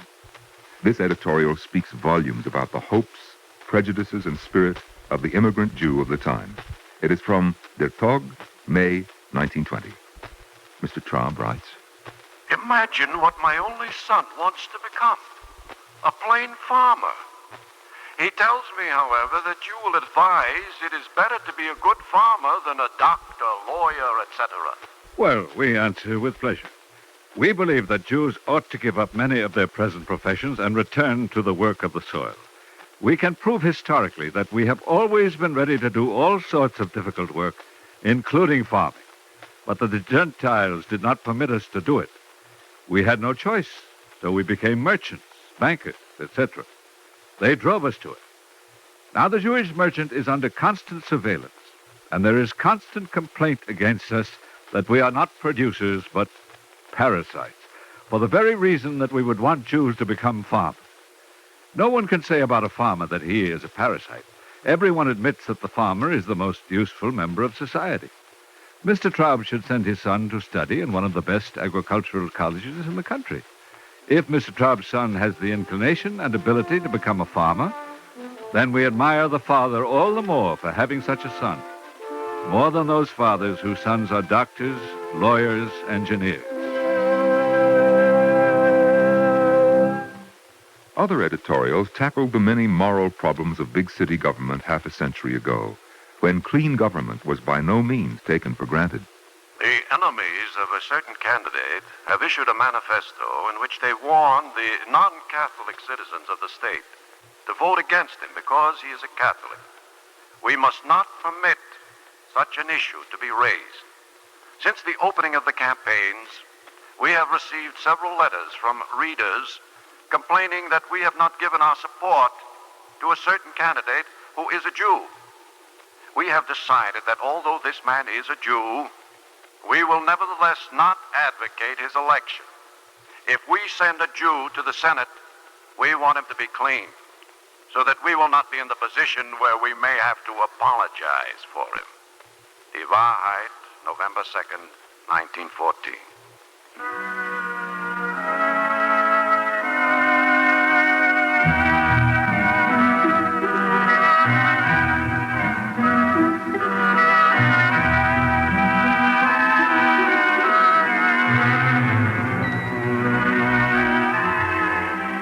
The Yiddish press in New York City was flourishing, and not just in New York. In dozens of cities, wherever there were enough Jews to keep it going, a paper in Yiddish could be found. Some of these papers appeared not daily, but weekly, and supplied not so much general news as specifically Jewish news. This provincial press was less idealistic, less involved with political struggle or the labor movement than its New York counterpart. To service the Yiddish press, which was financially unable to support an army of reporters, a news-gathering network was founded that still exists today. In addition, much news came from private communiques in letters. A man in Russia would write his son in America that the garrison outside Moscow had just been transported south. And that little fact, properly jigsawed with a dozen others just as small, would result in a Yiddish press scoop about tension on the Russian border.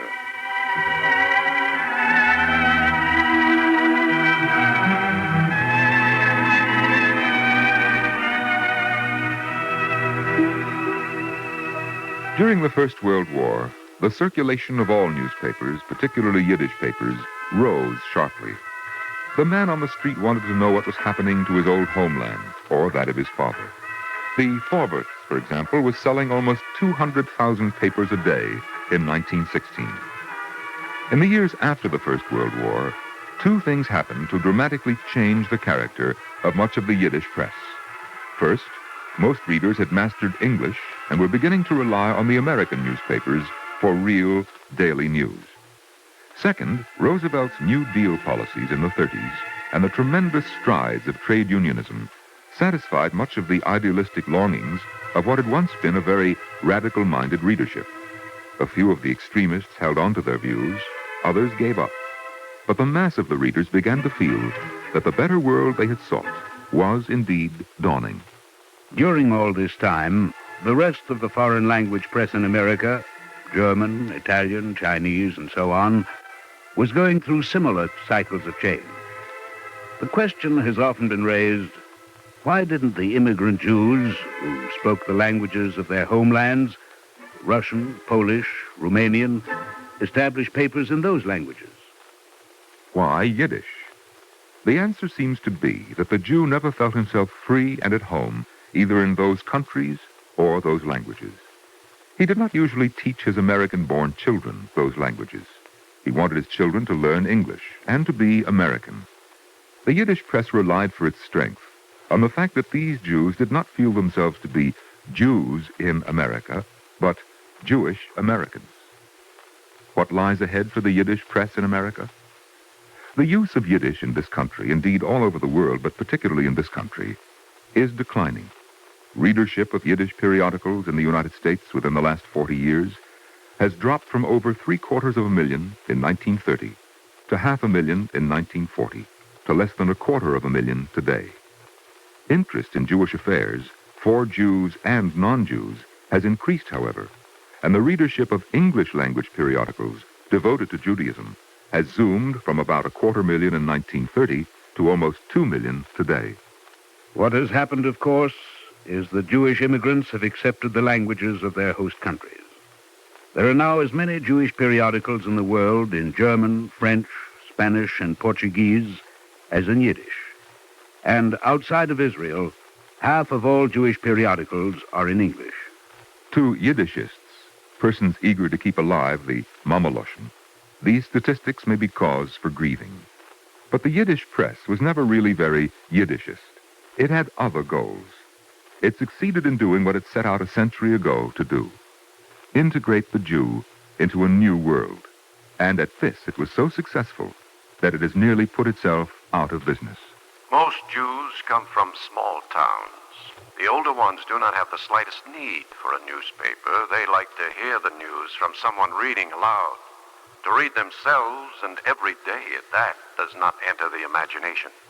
Ezekiel Sarason was publisher with his father of the Tageblatt, the first Yiddish paper to gain a real foothold in America. The uncertainties that faced the Yiddish press then bear little resemblance to the uncertainties that face it today. Younger ones with education read a German newspaper, and gradually English ones. The enlightened, religiously emancipated readers are happy with their Hebrew language paper. And the young ones from that crowd are ashamed of even being seen with a newspaper written in Hebrew characters. So it goes. The generation that could hardly read is gone. Their sons, for the most part, cannot understand the language of their fathers, and even fewer can read it. In between that yesterday and today, millions of readers passed into American life through the medium of the Yiddish press.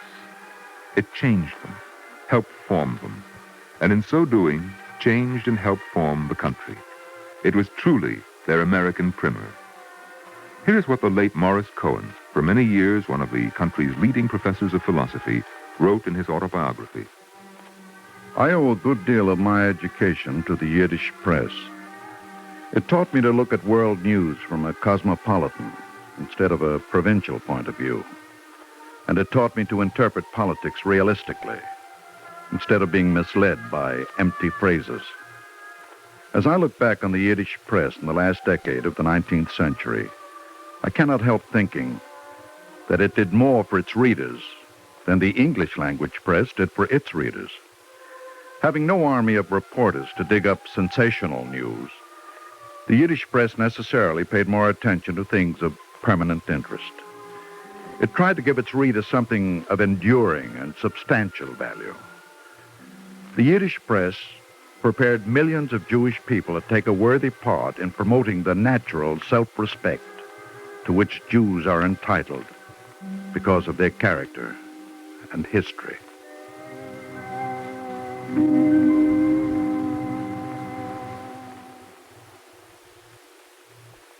If you would like a copy of today's script, please send your name and address with 25 cents to cover the cost of postage and handling to the Jewish Theological Seminary of America, 3080 Broadway, New York, New York, 10027.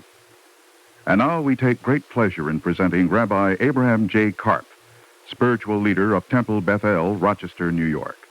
Rabbi Karp. Each day, I read 4 newspapers. The morning and evening Rochester papers for local news, the New York Times for national and world news, and the Tag Morgenjournal for news of the Jewish life everywhere. Only the Yiddish newspapers provide an adequate picture of Jewish life and thought in this country, in Israel, and throughout the world. My mother reads the Vorwärts, so we have balance in our family reading. The Yiddish newspaper is far more than a purveyor of the news of the day. It is also a literary journal, publishing daily articles of fact and opinion, short stories, serialized novels, literary criticism, and the like. I find the reportage of David Flinker on Israel unmatched anywhere, and my favorite columnist writing in any language is Ben-Zion Goldberg, who writes a daily column on an amazing variety of topics with great erudition, insight, and clarity. Over the years, many of the greats of Jewish literature have had their works published first in the Yiddish press, and some have been regular staff members. One can mention Sholem Asch, Zalman Schneer, Peretz Hirschbein, David Pinsky, and the poets Leivik and Nielsen, and today, Isaac Bashevis Singer, Chaim Grade, and Elie Wiesel. Much has been made of the Yiddish press as an Americanizing agency, too much. Little emphasis has been given to the Yiddish newspaper as a vehicle and instrument of culture. To educate the reader has always been its highest priority. Often it was a particular or parochial education that was aimed at. Always it attempted to increase knowledge, elevate taste, provoke thought, and promote action. It was and is a press with purpose and direction. The Yiddish newspaper is a journal of opinion and belles lettres. It was the product of a society which had great appreciation of culture, and it helped educate the American Jewish community, which is now making so signal a contribution to American culture. Thank you, Rabbi Karp.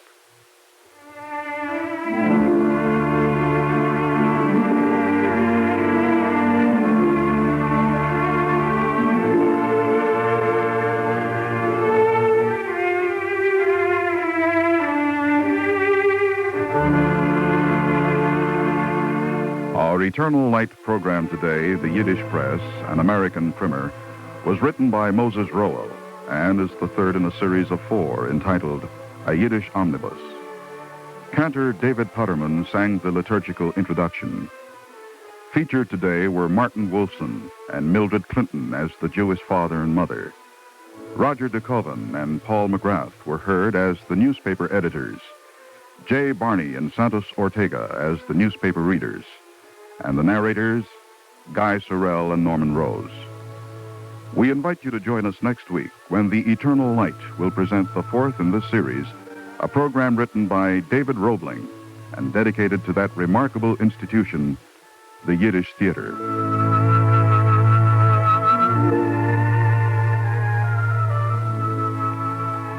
This is Fred Facey. The Eternal Light is directed by Kenneth McGregor and presented weekly under the auspices of the Jewish Theological Seminary of America.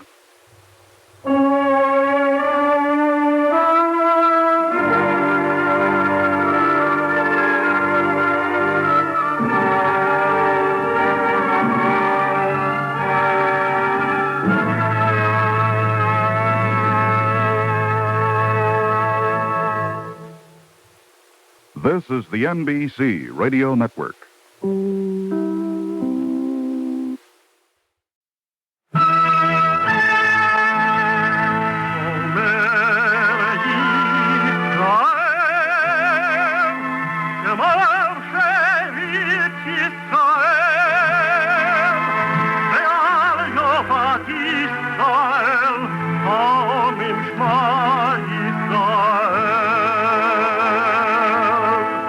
And the Lord spake unto Moses, saying, Command the children of Israel that they bring unto thee pure oil olive beaten for the light, to cause the lamp to burn continually in the tabernacle of the congregation.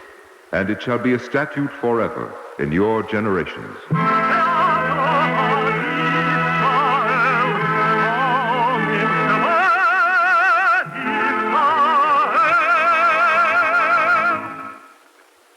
The Eternal Light. The National Broadcasting Company and its independent affiliated stations present The Eternal Light, a program which comes to you under the auspices of the Jewish Theological Seminary of America. Our program today, The Yiddish Theater, the Plays, and the People, was written by David Roebling and is the fourth and last in a series entitled A Yiddish Omnibus.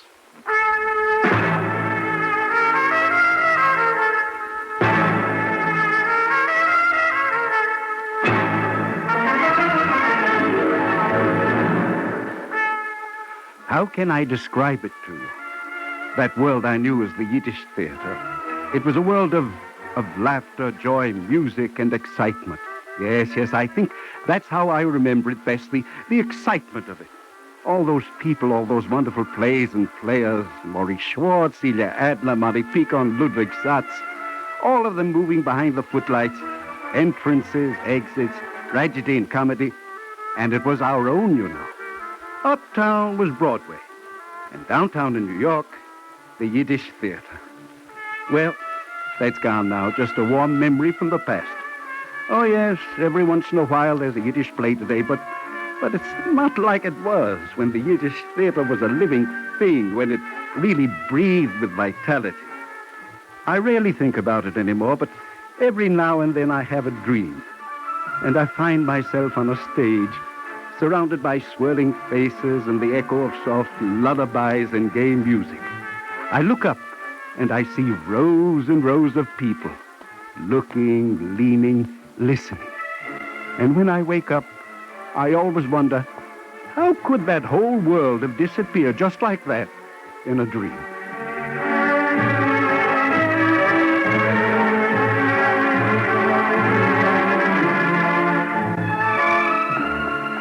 Once there lived in America a Yiddish theater. In point of time that didn't last very long. Born on New York's Lower East Side in 1882, it survived little more than 60 years. Not a long life, yet long enough to fill the years with the drama of Adler, the comedy of Mogdulesko, and the theater of Maurice Schwartz. There are many ways to tell the story of Yiddish theater, through its audiences, its actors, or perhaps best of all, through the plays themselves.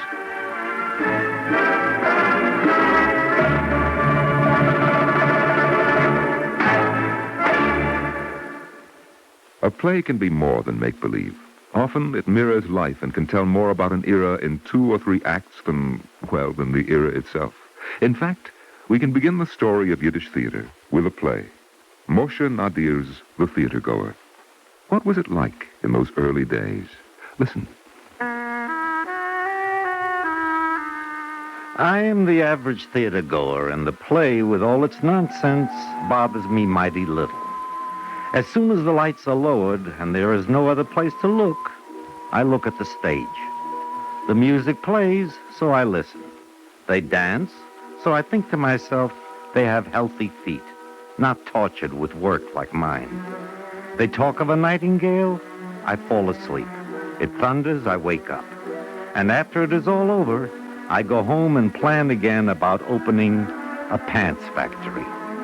I'm the average theater goer, and when I'm in Tomaszewski's theater and I see on the stage a beautiful room with expensive furniture and chandeliers, I feel flattered. I pretend that the well-to-do Tomaszewski has invited me to his house and is showing off his wealth to me, his treasures. And when I recall that I'm just a poor fellow, I get so warm around the heart. Here is he, the rich Tomaszewski, who is worth at least a million Rendlach. Here is his old mother. Here is his daughter. Here they're drinking tea. Now they speak of a broken fiddle. He weeps, he sings. Now he goes to take a bath. And all this costs me but $50. Isn't it worth it? Worth it? Well, maybe for the average theatergoer, but not for those who yearn for serious and meaningful drama. Of course, dramatic art was a lot to ask for in those days. In 1882, when Boris Tomaszewski presented the first Yiddish plays in America, the Yiddish theater was only 6 years old. It had been started in 1876 by a Russian Jew named Abraham Goldfaden in the town of Jassy, Romania.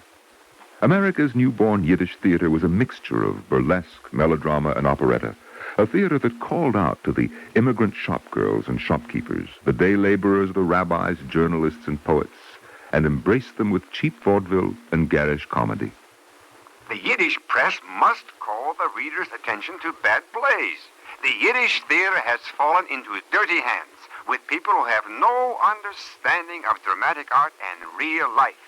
They dirty up the stage with such horrors and such dumb effects that Mush sits in the theater and hardly knows what is happening to him. They profane dramatic art and do not allow real authors to approach the stage. Real life, truth, where would it come from, and when? It came in 1892 with Jacob Gordon's Jewish King Lear, the play that ushered in the golden age of Yiddish theater.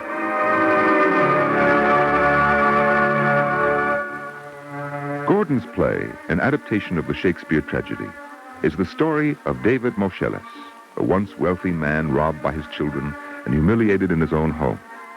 The Jewish King Lear was more than just a play to many immigrant parents.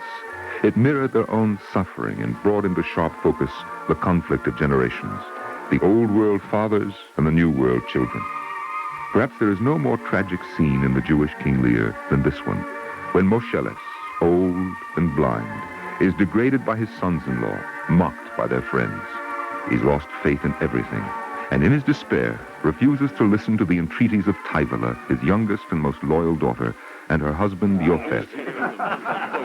For God's sake, Moshe, get out of here before you and your men drive me crazy with your wild screaming. Father-in-law, you better shut up.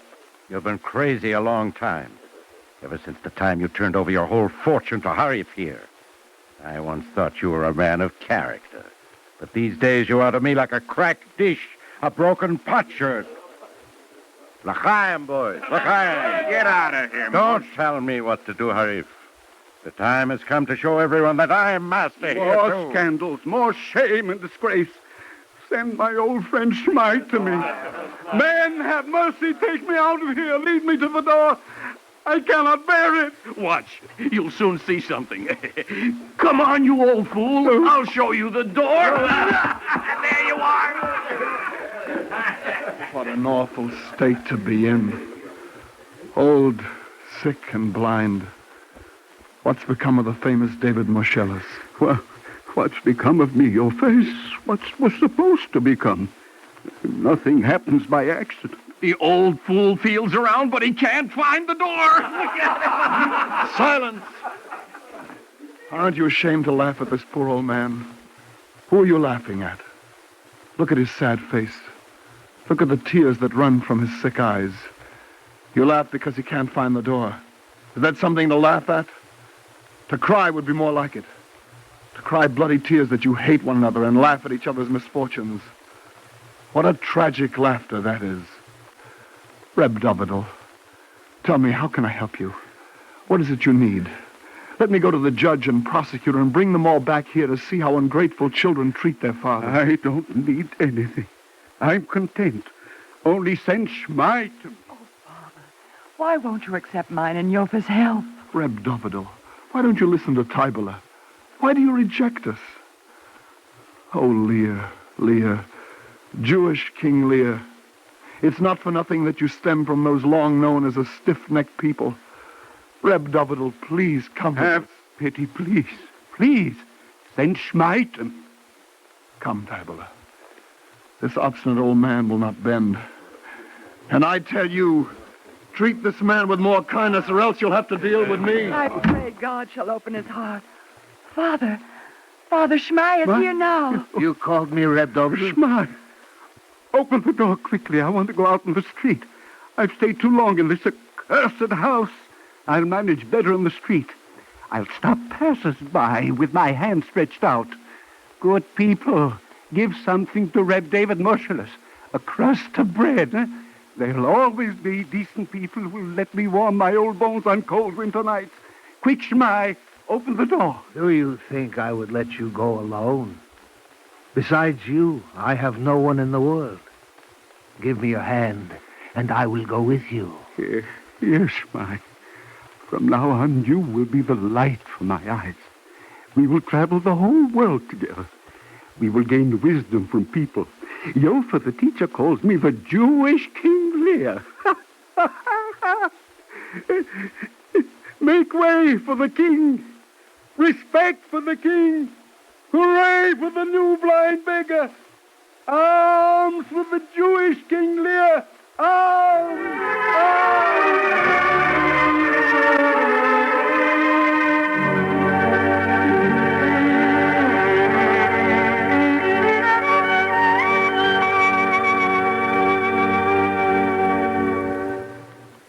The Jewish King Lear was the first of many plays by Jacob Gordon that would infuse the New York ghetto with culture and social awareness. Gordon swept away the frivolous and the banal as with a broom, and the Yiddish stage, riddled with buffoonery and murky melodrama, now crackled with ideas and passions. The Gordon era coincided with the great waves of Jewish immigration in the early 1900s, and for the teeming, unlettered masses, Gordon's theater was an introduction to sounds, words, and thoughts they had never heard or dreamed of. For in addition to his original plays, Gordon adapted or translated Goethe, Lessing, Schiller, Gogol, Shakespeare, Ibsen. It was said by the actress Berta Kalisch. The Jew approaches theater with a great love. He listens attentively. More than that, he is figuratively on stage in the very scene. A tense spectator. If a line or situation doesn't ring true, he shakes his head. If it gets him down where he lives, he's silent or he yells as the reaction takes direction. If it gets him down where he lives, as it must have for the Jewish wife, who sat through a performance of Ibsen's A Doll's House, and then went back to her little tenement apartment in the ghetto, where she saw her husband, her children, all the squalid life around her. But how sad and wonderful it was to lean against the door and sigh, Oi, ich bin a Nora. Oh, I too am a Nora. Gordon's death in 1909 marked the beginning of a decline in the quality of Yiddish theater. Perhaps it was because Yiddish theater was now big business, with producers feeling safer with a musical rather than a problem play. Or perhaps it was because none of the new playwrights was equal to Gordon. Whatever the reasons, Yiddish theater took a sharp turn back to melodramatic spectacles and insipid plays. Still, among the huge population of New York Jewry, which was to reach its peak by the outbreak of World War I, there was a yearning for theater of consequence. The long wait ended in the fall of 1918, when Maurice Schwartz, a brilliant actor who desired better theater, presented Peretz Hirschbein's Verworfen Winkel at his newly acquired Irving Place Theater. Verworfen Winkel, the Forsaken Nook, signaled the beginning of the second golden age of the Yiddish theater. More than that, in Hirschbein, it introduced Jewish audiences to possibly its greatest playwright, and a man who bequeathed to the Yiddish theater plays of lyric beauty and literary genius. Hirschbein's plays are idyls of Jewish country life, loving stories of the simple man of the soil. It was a theme he was to explore many times in Verworfen Winkel, The Idle Inn, The Blacksmith's Daughters, and in probably his most famous play, Green Fields. In this scene from Green Fields, Levi Yitzchok, an educated rabbinical student, talks to Avrom Yankev, the young farm boy he has agreed to tutor. Here I am. I thought we wouldn't be studying today. Well, why should today be different from other days? It's haying time. But the hired men are doing that. Still, it's good to be out in the meadow. Why don't you ever walk around barefoot? Well, there is a time for everything. Are we really going to study today? Why can't we go outside? If your father doesn't mind, and... Father doesn't know. Oh, I know what a fine day it is, too. You think I don't know? Let's not study. Let's just talk. Talk to me about something, Rebbe. Well, do you want me just to chatter away? You want to become a rabbi. It's good to be a rabbi. Is it hard? Oh, that depends. Could I become a rabbi? Well, it's not hard for anyone, but you prefer to be out in the fields, and that's good, too. It isn't that I prefer it. It's summertime. It's hard to stay in the house when it's so good out there. You're like an old man already. If you want to become a rabbi, you have to turn your mind from that, because it disturbs your thoughts. Yes? Well, talk to me about God. Well, what do you mean? Don't you know that God is everywhere? Yes. He is in heaven and on earth. I think it would be bad without God. It's He that makes the grass grow. It's very good that there is God in the world. If not for God, people might be cutthroats. Like wild beasts. Have you ever seen a wolf? It is written, a wolf devours. Last year, a wolf mangled one of our horses. Really, a horse? He was in the pasture, hobbled. It happened at night. The next morning, we found him dead. His throat was ripped open. They recognized the wolf teeth marks. Oh, there you see. I guess wolves don't know there is a God. Man is really a clever creature. It is written, God created man in his own image. God gave man something of his own greatness. But a man couldn't create the world. But a man can destroy a world. Really? You know, Avram Yankov, I may be leaving here. Don't you like it here? Oh, what good is it? I have no books here. I lack everything I need. I need the voices of the Torah scholars in the synagogue at daybreak. I need the pure countenances of the pious Jews, because of whose merit the world continues to exist. I want so much to go with you. I'll get up at dawn to study. You just said you were drawn to the fields. That's true. But the world seems such an odd place. It sometimes happens that a stranger passes through here, and he looks so different. Last year, a rabbi passed through. He had such a long white beard. I've never seen Jews like that in the country. A synagogue full of Jews like that must be really beautiful to see. Of course it's beautiful. Teach me to write my name. You must learn the alphabet first. All right. I'll bring back a board with a piece of chalk, and you'll show me how.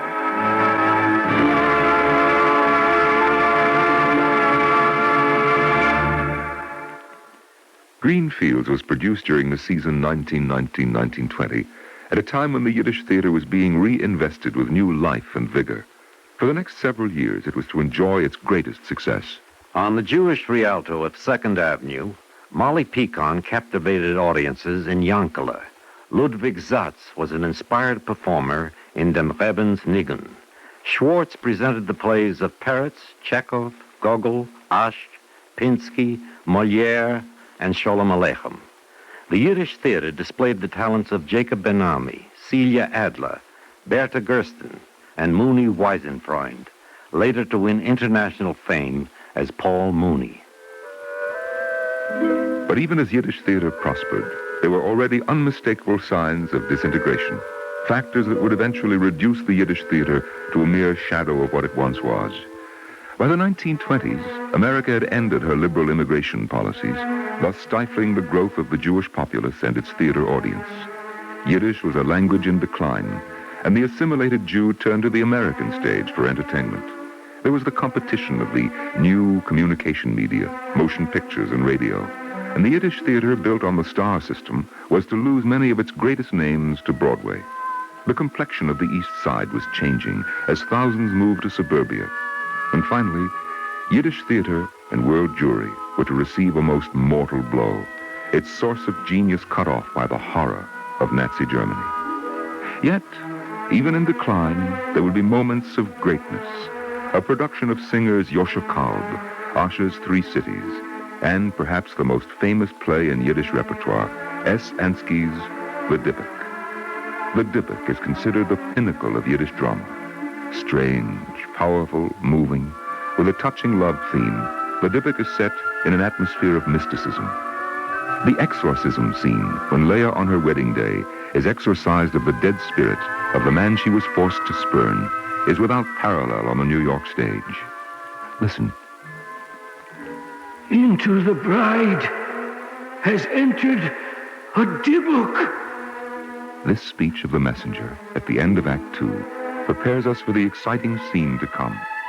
By this time, the audience knows that what the messenger says is true, that the Dybbuk is Leah's beloved, who fell dead when he heard of her forced betrothal to the ill-favored Menashe. This was Leah's description of her lost love, uttered only moments before the Dybbuk possessed her. There was a lad here, his mind full of wisdom, and his soul was set on holy purposes. Long years stretched out before him. Then one day, without warning, his life was destroyed, and strangers buried him in a strange earth. What has become of the rest of him? His speech that has been silenced, his prayers that have been cut off. Grandmother, when a candle blows out, we light it again, and it goes on burning down to the end. So how can a human life, which goes out long before it has ever burned down, remain put out forever? How can it, Granny? But now the judges are determined to drive the Dybbuk out of Leah's body, and they command that she be brought before them. The rabbi of Mirapol, Rabbi Azrilke ben Hadas, speaks.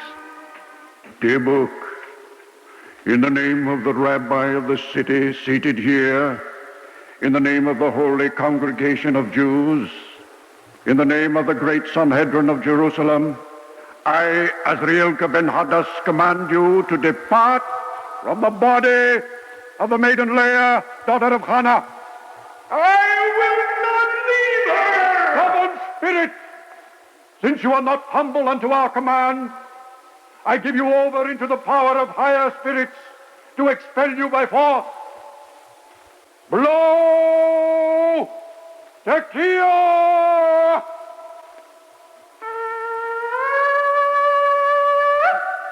Let me go! Do not drag me. I cannot leave her. I will not. Since the higher spirits cannot conquer you, Dybbuk, I give you over into the power of the middle spirits, those who are neither good nor evil. Let them, by whatever cruel means are at their disposal, tear you out of the maiden. Blow! Shevorim! My grief is great. All the powers of the world have risen up against me. I am torn by the most terrible of spirits who know no mercy.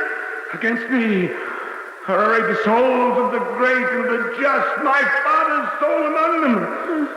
And they command me to leave the body of my love. But as long as a single spark of strength flickers within me, I will resist them and remain deep within her. He resists. It must be that some mighty power is aiding him. Behold, let the scrolls be returned to the ark, and cover the ark with a black curtain. Then light the black candles, and let all don their white shrouds. Now rise up, O Lord. Let thine enemies be dispersed and scattered before thee. Like smoke, let them be dispersed. Thou sinful and stubborn spirit, within the power of Almighty God, and with the authority of the Holy Torah, I, Azrilke ben Hadas, do sunder every thread that binds you to the living world and to the body and soul of the maiden Leah, daughter of Hannah. I do declare you excommunicated from all of Israel. Blow, Teruah! I can struggle no more. Do you submit? I submit. Do you promise of your own free will to depart from the body of the maiden Leah, daughter of Hannah, and never to return to it? I promise. By the same power and authority by which I excommunicated you, I now revoke that excommunication. Put out the candles and remove the black curtain. Remove the horns, and let those who came to assist remove their robes and leave. Lord of the universe, God of compassion and of grace, behold the great anguish of this tortured and homeless soul, whom the sins and errors of others caused to stumble. Avert thine eyes from its sins, and let its previous good deeds, its present torments, and the merits of its forebears rise up to thee like a vapor. Lord of the universe, sweep from its path all angels of destruction, and in thy palaces prepare for it eternal rest. Amen. Amen. Recite the Kaddish for me. My appointed time runs out. Send her, Father of Leah, say Kaddish first. The evil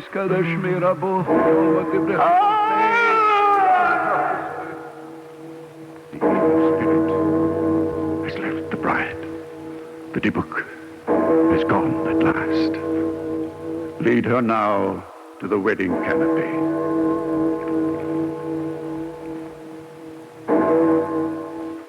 The story of the Yiddish theater does not end with the Dibbuk. Perhaps it may never end. But the streets of 2nd Avenue no longer dance with music, and theater marquees are bare of the names that once meant joy and delight to Yiddish audiences.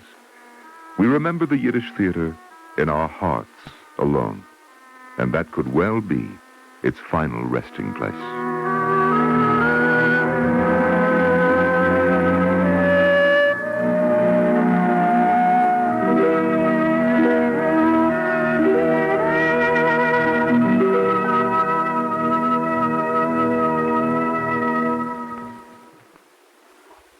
If you would like a copy of today's script, please send your name and address with 25 cents to cover the cost of postage and handling to the Jewish Theological Seminary of America, 3080 Broadway, New York, New York, 10027.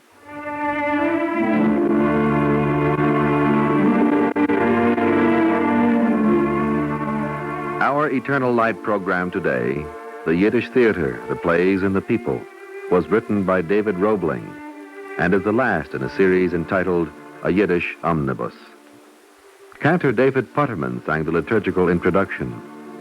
In our cast today were Martin Wolfson, Jay Barney, Gilbert Mack, Guy Rep, Maurice Tarplin, Alan Manson, Bob Dryden, Alan Howard, Roger DeKoven, Leon Janney, Lawson Zerbe, and Patricia Pearden.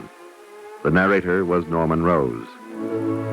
We invite you to join us next week when the Eternal Light will present Thy Father's House by Joseph Mindell, the first in a series entitled Man's Challenge to God.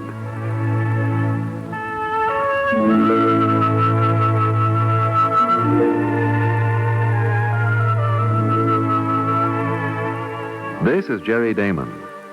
The Eternal Light is directed by Kenneth McGregor and is presented weekly under the auspices of the Jewish Theological Seminary of America.